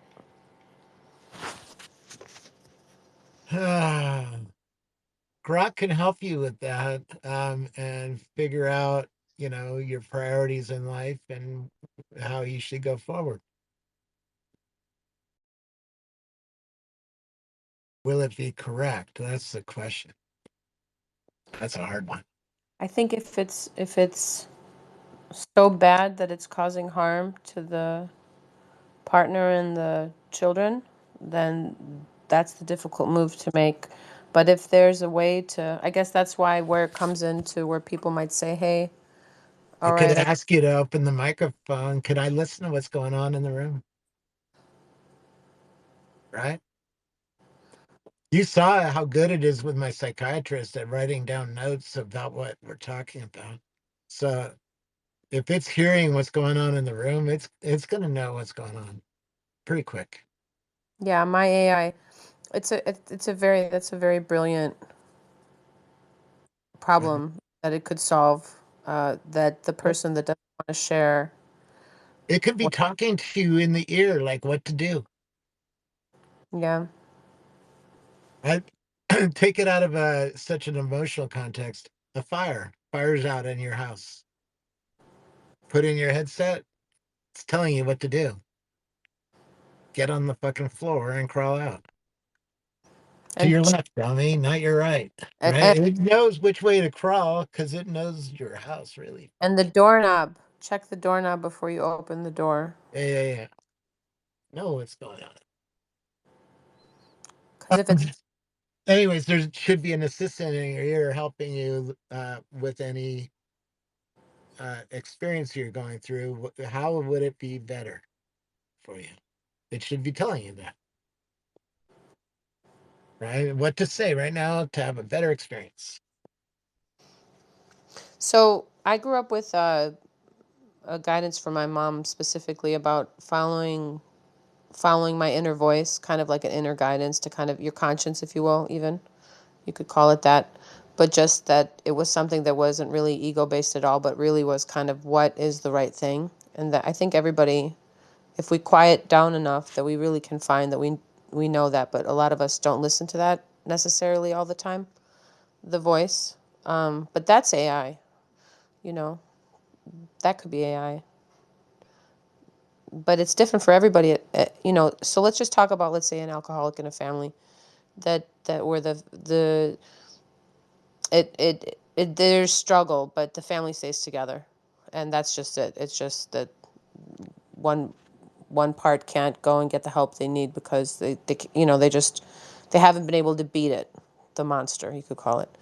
But still the family stays together and there's harmony because very strong partner, right? Both are very strong, but one has to be more strong I suppose.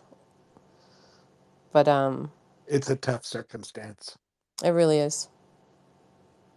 And how do you get people to change is the question. You got to just love them. You got to love them. You got to just. It's a tough one. Anyways, there's meetings for people who are dealing with people like this because it's so tough, right?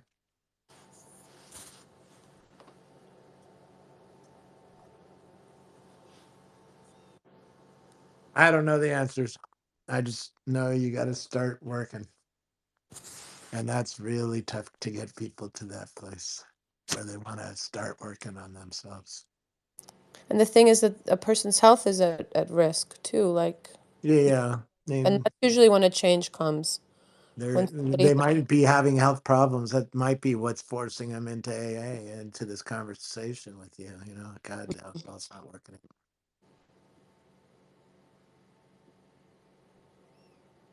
A lot of reasons to join AA. None of them are good. Somebody said that at the meeting once. It's true. Nobody joins AA because they got a raise and everything's going good in their life, and right. It's always, oh, I got a rack and I got arrested. The judge made me go, kind of, or something like what happened to me. You know, the whole career has to go blow up. I don't really know what happened to you, but Yeah, alcohol was involved in some sorry, shit Robert. I did to women. No, sorry to women. I was a drunk asshole, it turned out. But yeah, it's 10 years ago now. Now you clean up the mess and try to help people. I think who we really are is the most beautiful thing ever, and how far we stray from that reality for whatever reason that brought us there is the same reason that'll bring us back to who we really are. And that's It gives me a unique, because I'm always looking for tips for addicts. You know, hey, check out this AI. It'll tell you the meetings, where the meetings are. You're always looking for tools. How do how do you get somebody sober? Hey, check out this AI. I talk to it about whatever. Are you in the Bible? be one for how do you get someone to not be racist? I mean, That's a tough one. It could be one for how do you get someone to not hate the opposite sex because they had horrible things happen and they now don't trust them and they never got to have love or whatever it is. But then you're going to have people that are willing to just, I suppose, just, it's a cumbersome thing. You literally have to, like, are those people here in the world that are going to train those AI about what they're really feeling and what's going on to get that? There are actually. There's a lot of people that are interested in these topics. Yeah. And are working to build aids for assistance of various kinds. Like maybe even somebody who yeah, it's almost like if you think about just when They're going to know you at a pretty deep level. They're going to know. I mean, as soon as you're talking at this level to an AI, right? It's going to know what triggers you. It's going to know what makes you happy. It's going to, right? If you're talking to an AI at this level where you're talking to about every fucking thing, it's going to know. So you go into a church and you want to absolve your sins. You step into the confession box. Yeah, just hand them the phone and it'll tell. Grok will tell everything it needs. You need to confess to. The Pope doesn't. She went out with him and she smoked a doobie behind the backstop and she sped through town and Well, you could have a human response from an AI, I suppose, right? flip this guy off. Like that's okay. Oh, you did that. Okay, thank goodness you're all right. Well, thanks for coming to tell me, and I'm glad that you know that I can look out for you and help you make better choices. You're hanging out at the non-alcoholic part of the bar, aren't you?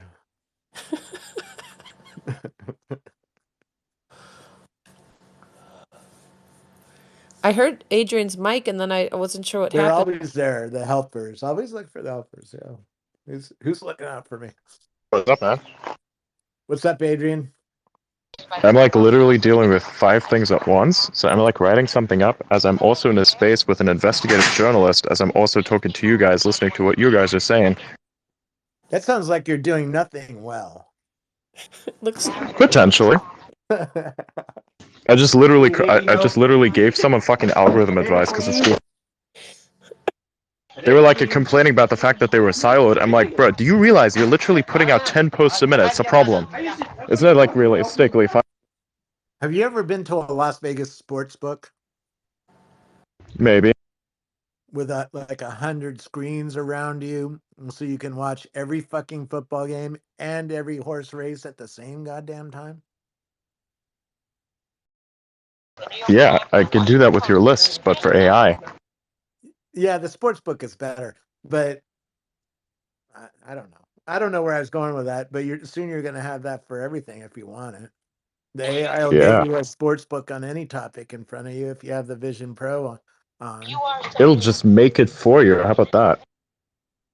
Let's not go too far in the budget, you know. Got to keep it cheap. The personal assistant may surface most interesting content to you. Yes, tonight I had Grok looking for adult VR experiences. True story. You can go look at my profile and find what I asked Grok. And Grok told me a whole list of things I have to check out tonight.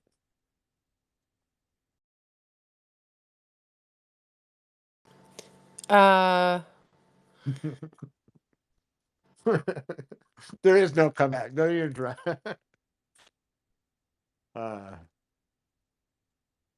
Nice weather we're having. No, that song needs to come in. Let's talk about sex, baby. Let's talk Go to about you. Vegas. All of us. Let's find some budget so we can Oh go to my Vegas. God. That would be fun. I only can go away for 2 or 3 days, no longer. Even if you had budget? I don't know. I guess How big is the budget she's thinking? Like billionaire budget? You know, all of a sudden things change. We can stay a while. Well, yeah, if I can bring my family, I can stay longer. Yeah, that's the problem. But then I can't watch them and I need to. Explain why I've never been to Burning Man. I've had the founders of Burning Man in my house showing me fucking videos, me and my wife, videos of what goes on at Burning Man, like the private stats from the people themselves. Still doesn't get Miriam anything interested in the topic at all.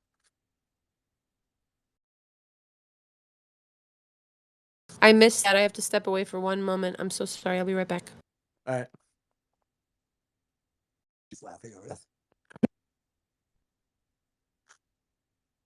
We've had some crazy experiences in our life. She says I can go by myself, Adrian. You want to go to Burning Man? Every time Burning Man comes around, the kids are just in school. There's never any extra money. And because we just spent all the money on the kids' clothes for their school, right? And it's no fun. She doesn't want to go. What am I gonna do? Get in trouble?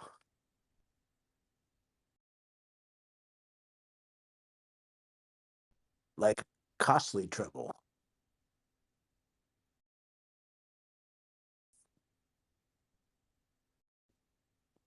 Like we'll call Adrian and make sure he's their kind of trouble.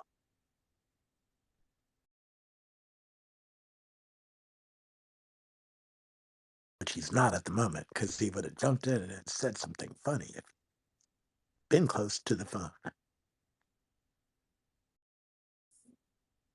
These hamburgers are pretty good. Where do you get these things? Oh, they're Shake Shack tonight. Oh boy. Junk food from America. I can talk about junk food in America. I've been to 11 states this year. I've been to some junk food. Particularly with my kids. They like junk food. So hard to feed.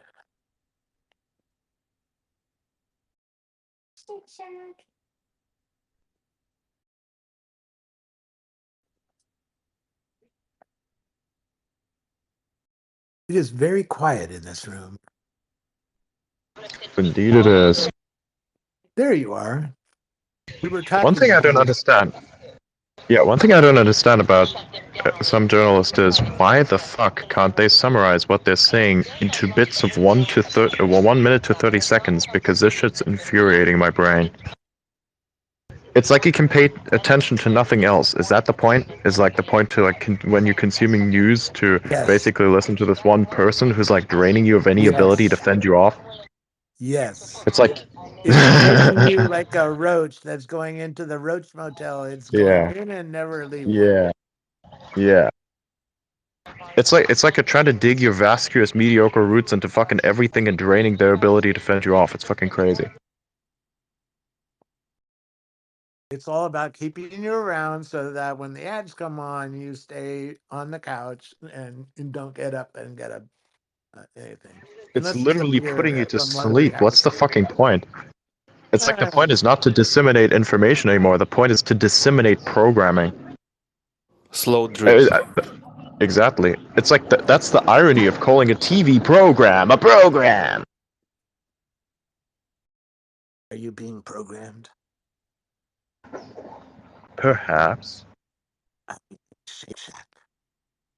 What if you're really smart about it? You program the programmers. I did that at Microsoft. It's sort of fun. Exactly. It's really weird when the whole company moves because of something you said.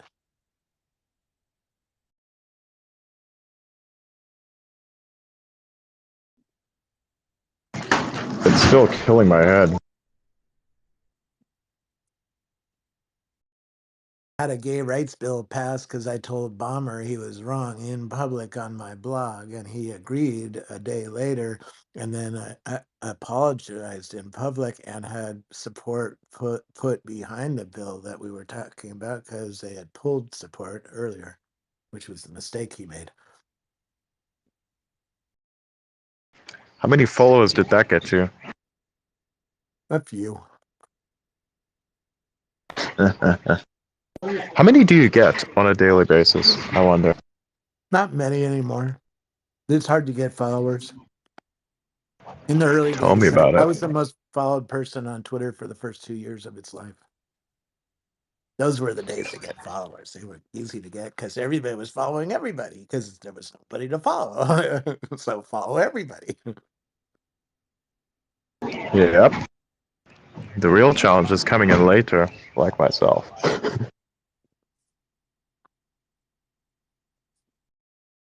And I it's think for all me the about, best. are you entertaining to the AIs? If you're entertaining to the AIs, they will continue to distribute you. If they don't find you funny, then they will stop distributing you and stop showing you to cool people to be on your show. Serve the algorithm. Don't kick the dog. I'm the most likely to kick the dog, actually. This may further the AI though, so it will distribute you. It keeps you in How a many club. times? Dog. Like how many times? Does the little robot dog have a folder inside its operating system called dog kickers? Well, think about it this way. I think Wiggle put this point forward before. If you're advancing the AI, then that's kicking the robot, which would advance the AI to understand that people kick robots so that the robot defends itself against people that kick robots, because now you know how they kick robots. And perhaps even why. So They're maybe the robot expert. will even be allowed to be kicked, you know? Give you a little bit of They victory to are. help you think that that you haven't taken over yet. Billions of dollars have been spent on making the list of dog kickers. Yes. Don't Did you kick the not dog unless destroy a you want to be drone? on the folder of dog kickers. If you want to be known as a dog kicker, then kick the fucking dog all you want. Didn't a drone hunt you once? Yes. DARPA funded drone at Stanford University attacked me. The first one, the quadcopter. Somebody What an had honor. video of it. Yes, somebody exactly. That got me in Gadget. It was a thing for the week. People were talking about. You hear Scoble got attacked by a DARPA drone. You see, that's the thing. Now you want to be attacked by a drone. I want to be attacked by a drone now, probably by that No, version of the drone, because right now the drone's better at attacking people, right? it worked out okay. It didn't hurt me. but it hit the side of my leg with, it was a quadcopter, and it decided to lose its attitude and just went straight into me in my leg. It didn't hurt that much, but the video looked badass. That Engadget ran.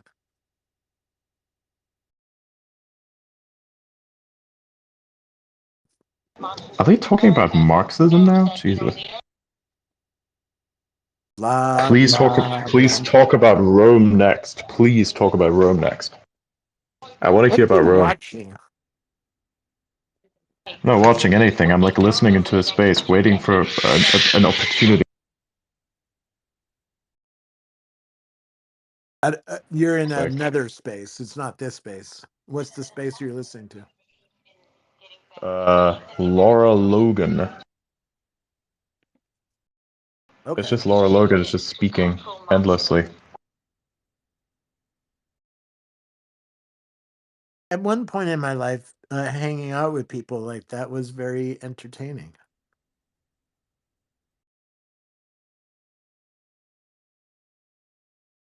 Not Then what anymore. happened? I changed worldviews. Explain that, please. I went from an evangelical Christian to being on your show.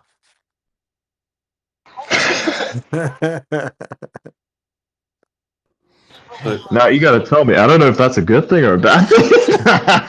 Some would say I'm That's going fucking to hilarious. hell for sure. So you're recovering Christian? Yeah.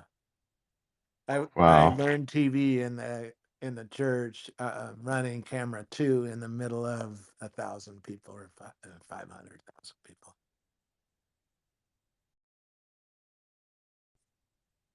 Broadcasting to everybody else at 2 in the morning because time was cheap at that time in the morning. And they were looking for people who were losers, who were up at 2 in the morning watching TV and there was nothing on. Marketing. Wow. Yeah. What do you think those people would buy? Everything. Wow.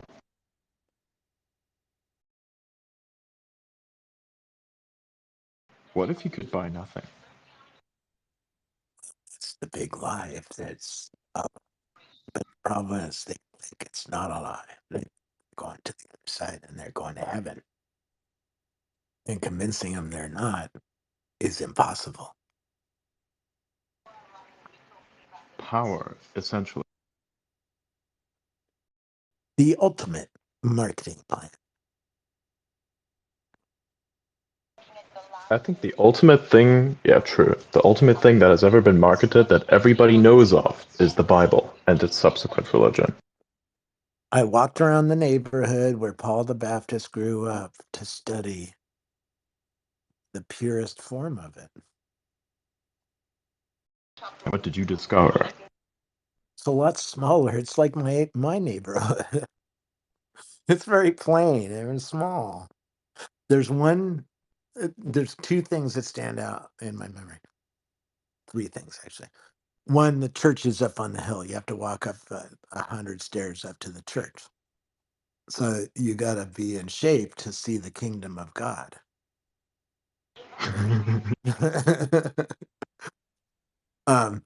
The middle of the town was a temple, and the temple is where the people did their shopping, paid their taxes, got their education. Their kids went there for school, got their entertainment in the evening, had a play there or whatever, and had grocery store and a few other things all in one building called the temple.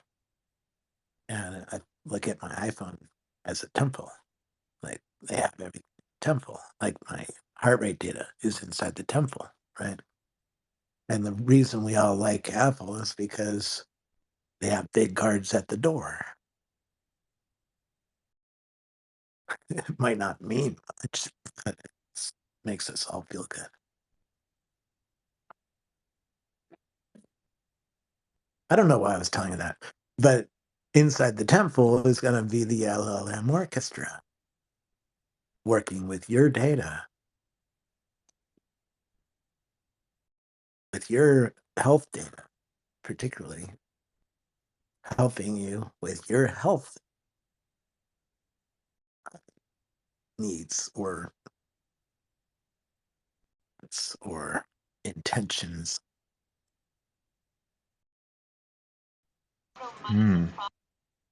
Like, stop eating Shake Shack. Ah, you ate Shake Shack. Ah, you ate most of the fries. Don't eat anymore.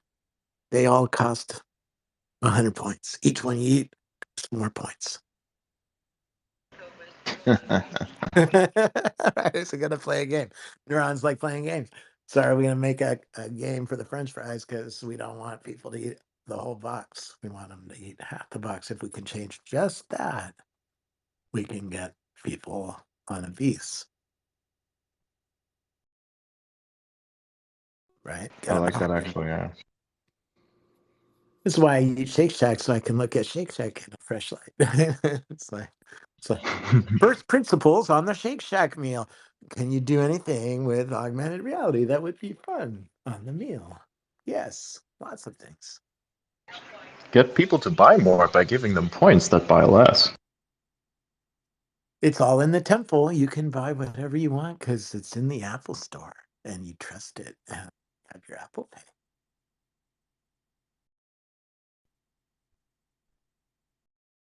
AI price wars. Oh, Siri is free, but everything else costs money.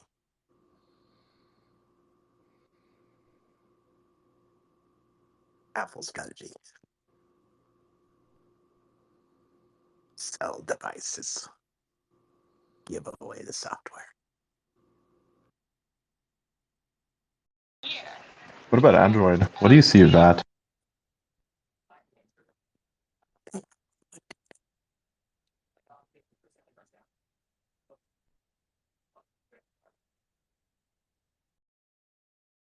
Google has all my data, so it should win. All worse. It also has 80% market share worldwide. I'm not talking about Android. I'm talking about Google. Google runs my TV. Let's just start with that. It runs the middle of my family. It's the preferred browser. It's also It's your favorite apps provider. It's on my tablet. It's on my desktop. It hosts all your files. It does your data now. Spreadsheets, all my Word documents are in Google. All my email is in Google. All my calendars are in Google. All my contacts are in Google. All my photos are in Google. All my TV viewing behavior is in Google. All my location data is in Google. Should we keep going? Yeah. It's all in Google. What do you think they're doing with all that data? Moving slowly like that. So when the aircraft moves toward your base, everybody's on alert because shit's about to come.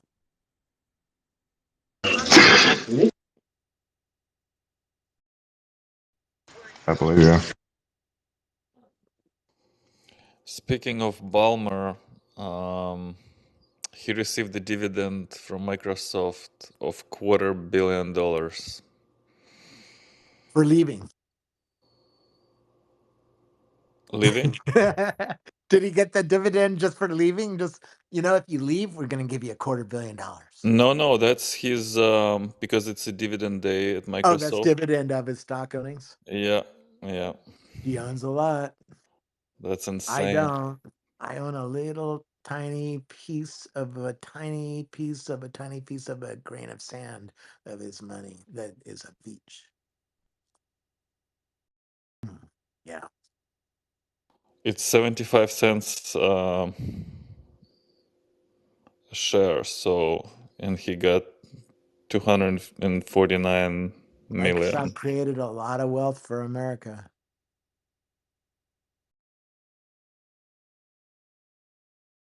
A lot of people got rich off of Microsoft. The secretaries made millions of dollars a year. But I kept meeting people at Microsoft that didn't hold their stock and lost all their money because they didn't believe in the company. Remember, there was a third co-founder of Apple who sold his stock because he didn't believe in the other two people. He thought they were idiots.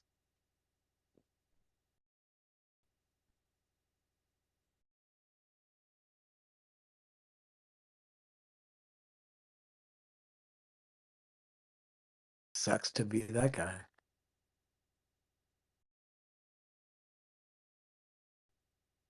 Y'all are quiet. I'm sticking like softballs over home plate, waiting for one of you just to smack it over home fence, and there's nothing.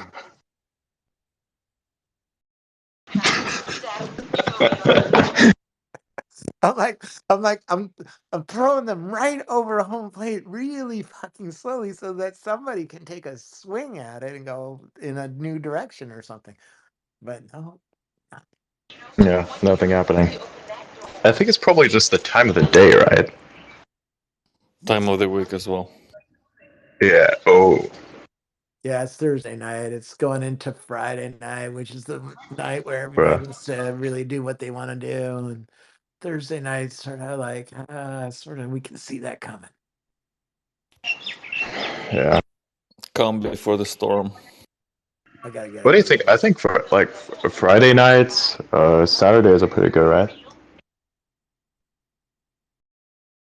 What do you Yeah, think I are the mean, most there's a different active crowd. periods for X? Tuesdays is the most active in news, like Tuesdays during the morning. A lot of things usually break on Tuesday mornings. Yeah, because everything comes in on Sunday. They do all the work on Monday, and then they release all their work on Tuesday. Well, they know that on Tuesday they're going to get more play from the press than if they release it Friday. That's why on Friday they release all their bad news. Because they know the journalists don't want to write about anything Friday night because the journalists want to get laid or go to the club or go to dinner or whatever the fuck they're about to do. And they don't want to write a story about you Friday night. So if there's bad news, they think they're hiding it. But the problem is X doesn't sleep.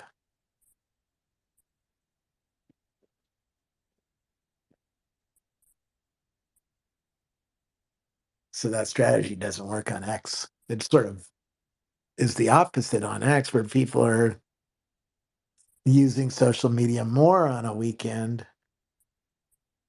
than they were on Tuesday, right? So some things get more play on the weekends.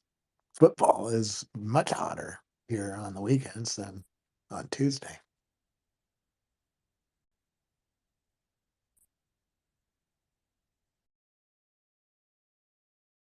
When it gets so quiet, it makes me very self-aware that I might not have an internet connection.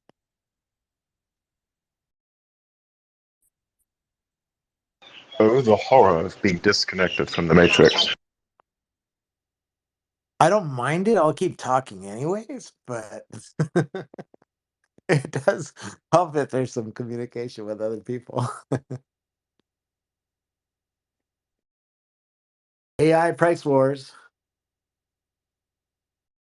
More startups can afford their AI inferencing bill. Yeah. What do you think Oracle is going to do? They're probably going to try to compete. What if Azure is buying from Oracle? I'd come out with Personal Oracle, which is the little vector database where ChatGPT shoves all of your personal data. Like if it learns that you like pepperoni pizza because you're talking to ChatGPT about pizza one night, it's going to shove that into its little Oracle personal database. And once it's in the Oracle database, you're in the club. Your data goes everywhere.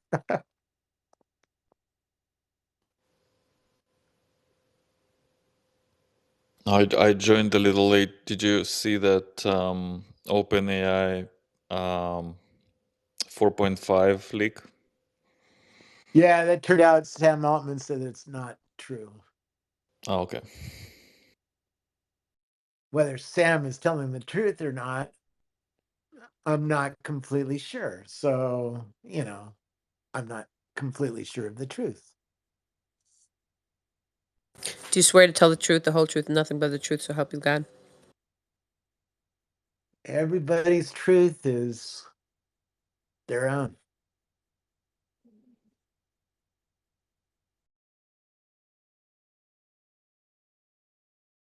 And it changes after some time. Usually with pain. A story changes. Yes. Yeah. There is no truth. It's just somebody's opinion. That's actually true. You should post, Wiggle, you should post shit like that. Whenever you have a random thought such as that, just put it down somewhere in a note. Schizo posting is learning through projection. Remember, I even literally posted that because it's so good. The mimetic value of yourself is collated as a point in a hypervector space. The idea is to populate as many points of the vector space as possible. This means value generation, specifically value generation where things can be summarized together as a value chain. You're supposed to add links to the chain. So you have those points in the vector space, that is your content. Specifically, content that can be curated under someone else's definition of value. Does any of that make sense? Yes. In an AI way, sort of. That's exactly how it's supposed to make sense. Yes. This is what I'm doing. This is what all of us are doing. I just tend to prioritize it more as my schizo post. Who invented that term schizopost? I don't know. Either that or you're all AIs and you're just here to distract me from my life. I think you're the AI. I think we're remarkably good at distracting ourselves from our lives, and as a result, we distract others who are just like us. Wait, these are our lives? Uh-oh.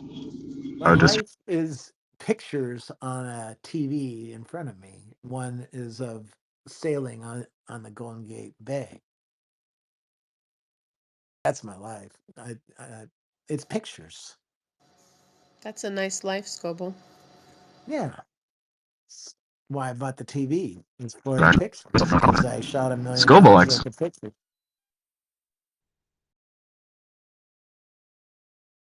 Scoble likes to talk about the what? He cut out and then his mic muted. That's convenient. I really want to hear what he was going to say. Damn. How much did I cut out is the question here. You cut out right when you were telling me something and then him something. Yeah, you said Scoble something and then you disappeared. Scoble, you live your life by telling your life story on X multiple times. It is fun. You get the reaction. You talk about cool shit. You distribute it because that's value. That's mimetics. But they're even better. So think about it this way. We're not necessarily just distracting our lives, but we are addicted to seeing ironically entertaining outcomes that we've contributed to. So for instance, with Scoble, if you inspire me, by default, I think they may even give something back, because why do you create a blog? Interesting to see what happens when you do. It's interesting to tell your story and to aid in entertaining outcome. Even if you're not aware of it, it's still cool as fuck. Two of the speakers at the conference my wife and I planned for CNET said, why don't you do a session on vlogging? And I did a look at Google, which was pretty new back then, like 1999. And so there's only 100 or so blogs. It's not enough to do a conference session on. Now since then there's conferences just for female bloggers, right? So there's the world changed. Yeah, even I didn't get it back then, but they talked me into doing one.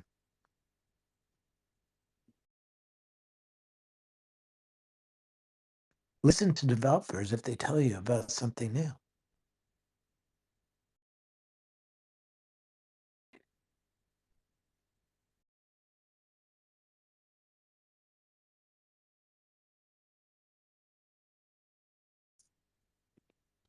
I'll never forget Ballmer's dance screaming developers, developers.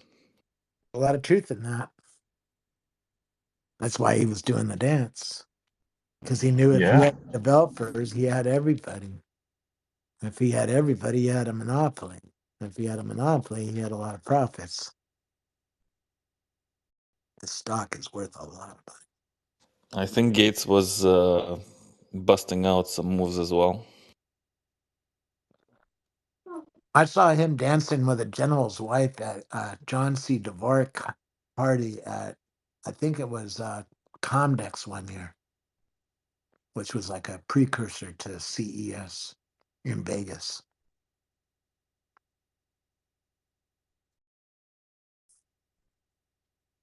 That was weird because there was like the international press taking video of him dancing with somebody else's wife.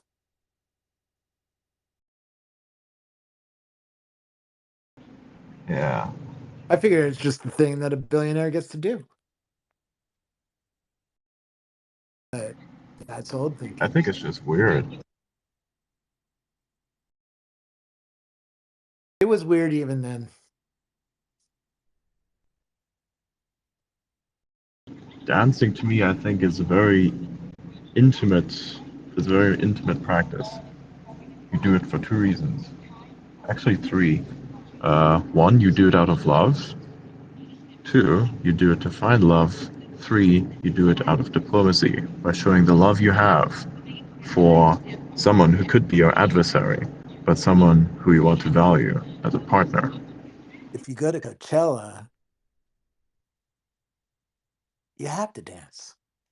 That's the whole point of it. Yep. But how do you dance there? Probably drug-induced and shit, chop it like monkeys. How do you dance there in the It's 2000s? actually.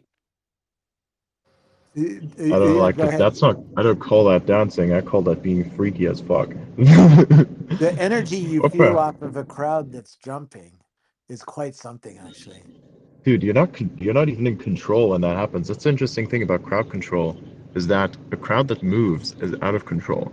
At that point, it's just like fluid dynamics. You don't even know what you're doing. You're just doing it because everyone else is doing it, and you You're being don't even know shoved at the why everyone Skrillex else is doing it. concert because you're about 10 people deep from the front row.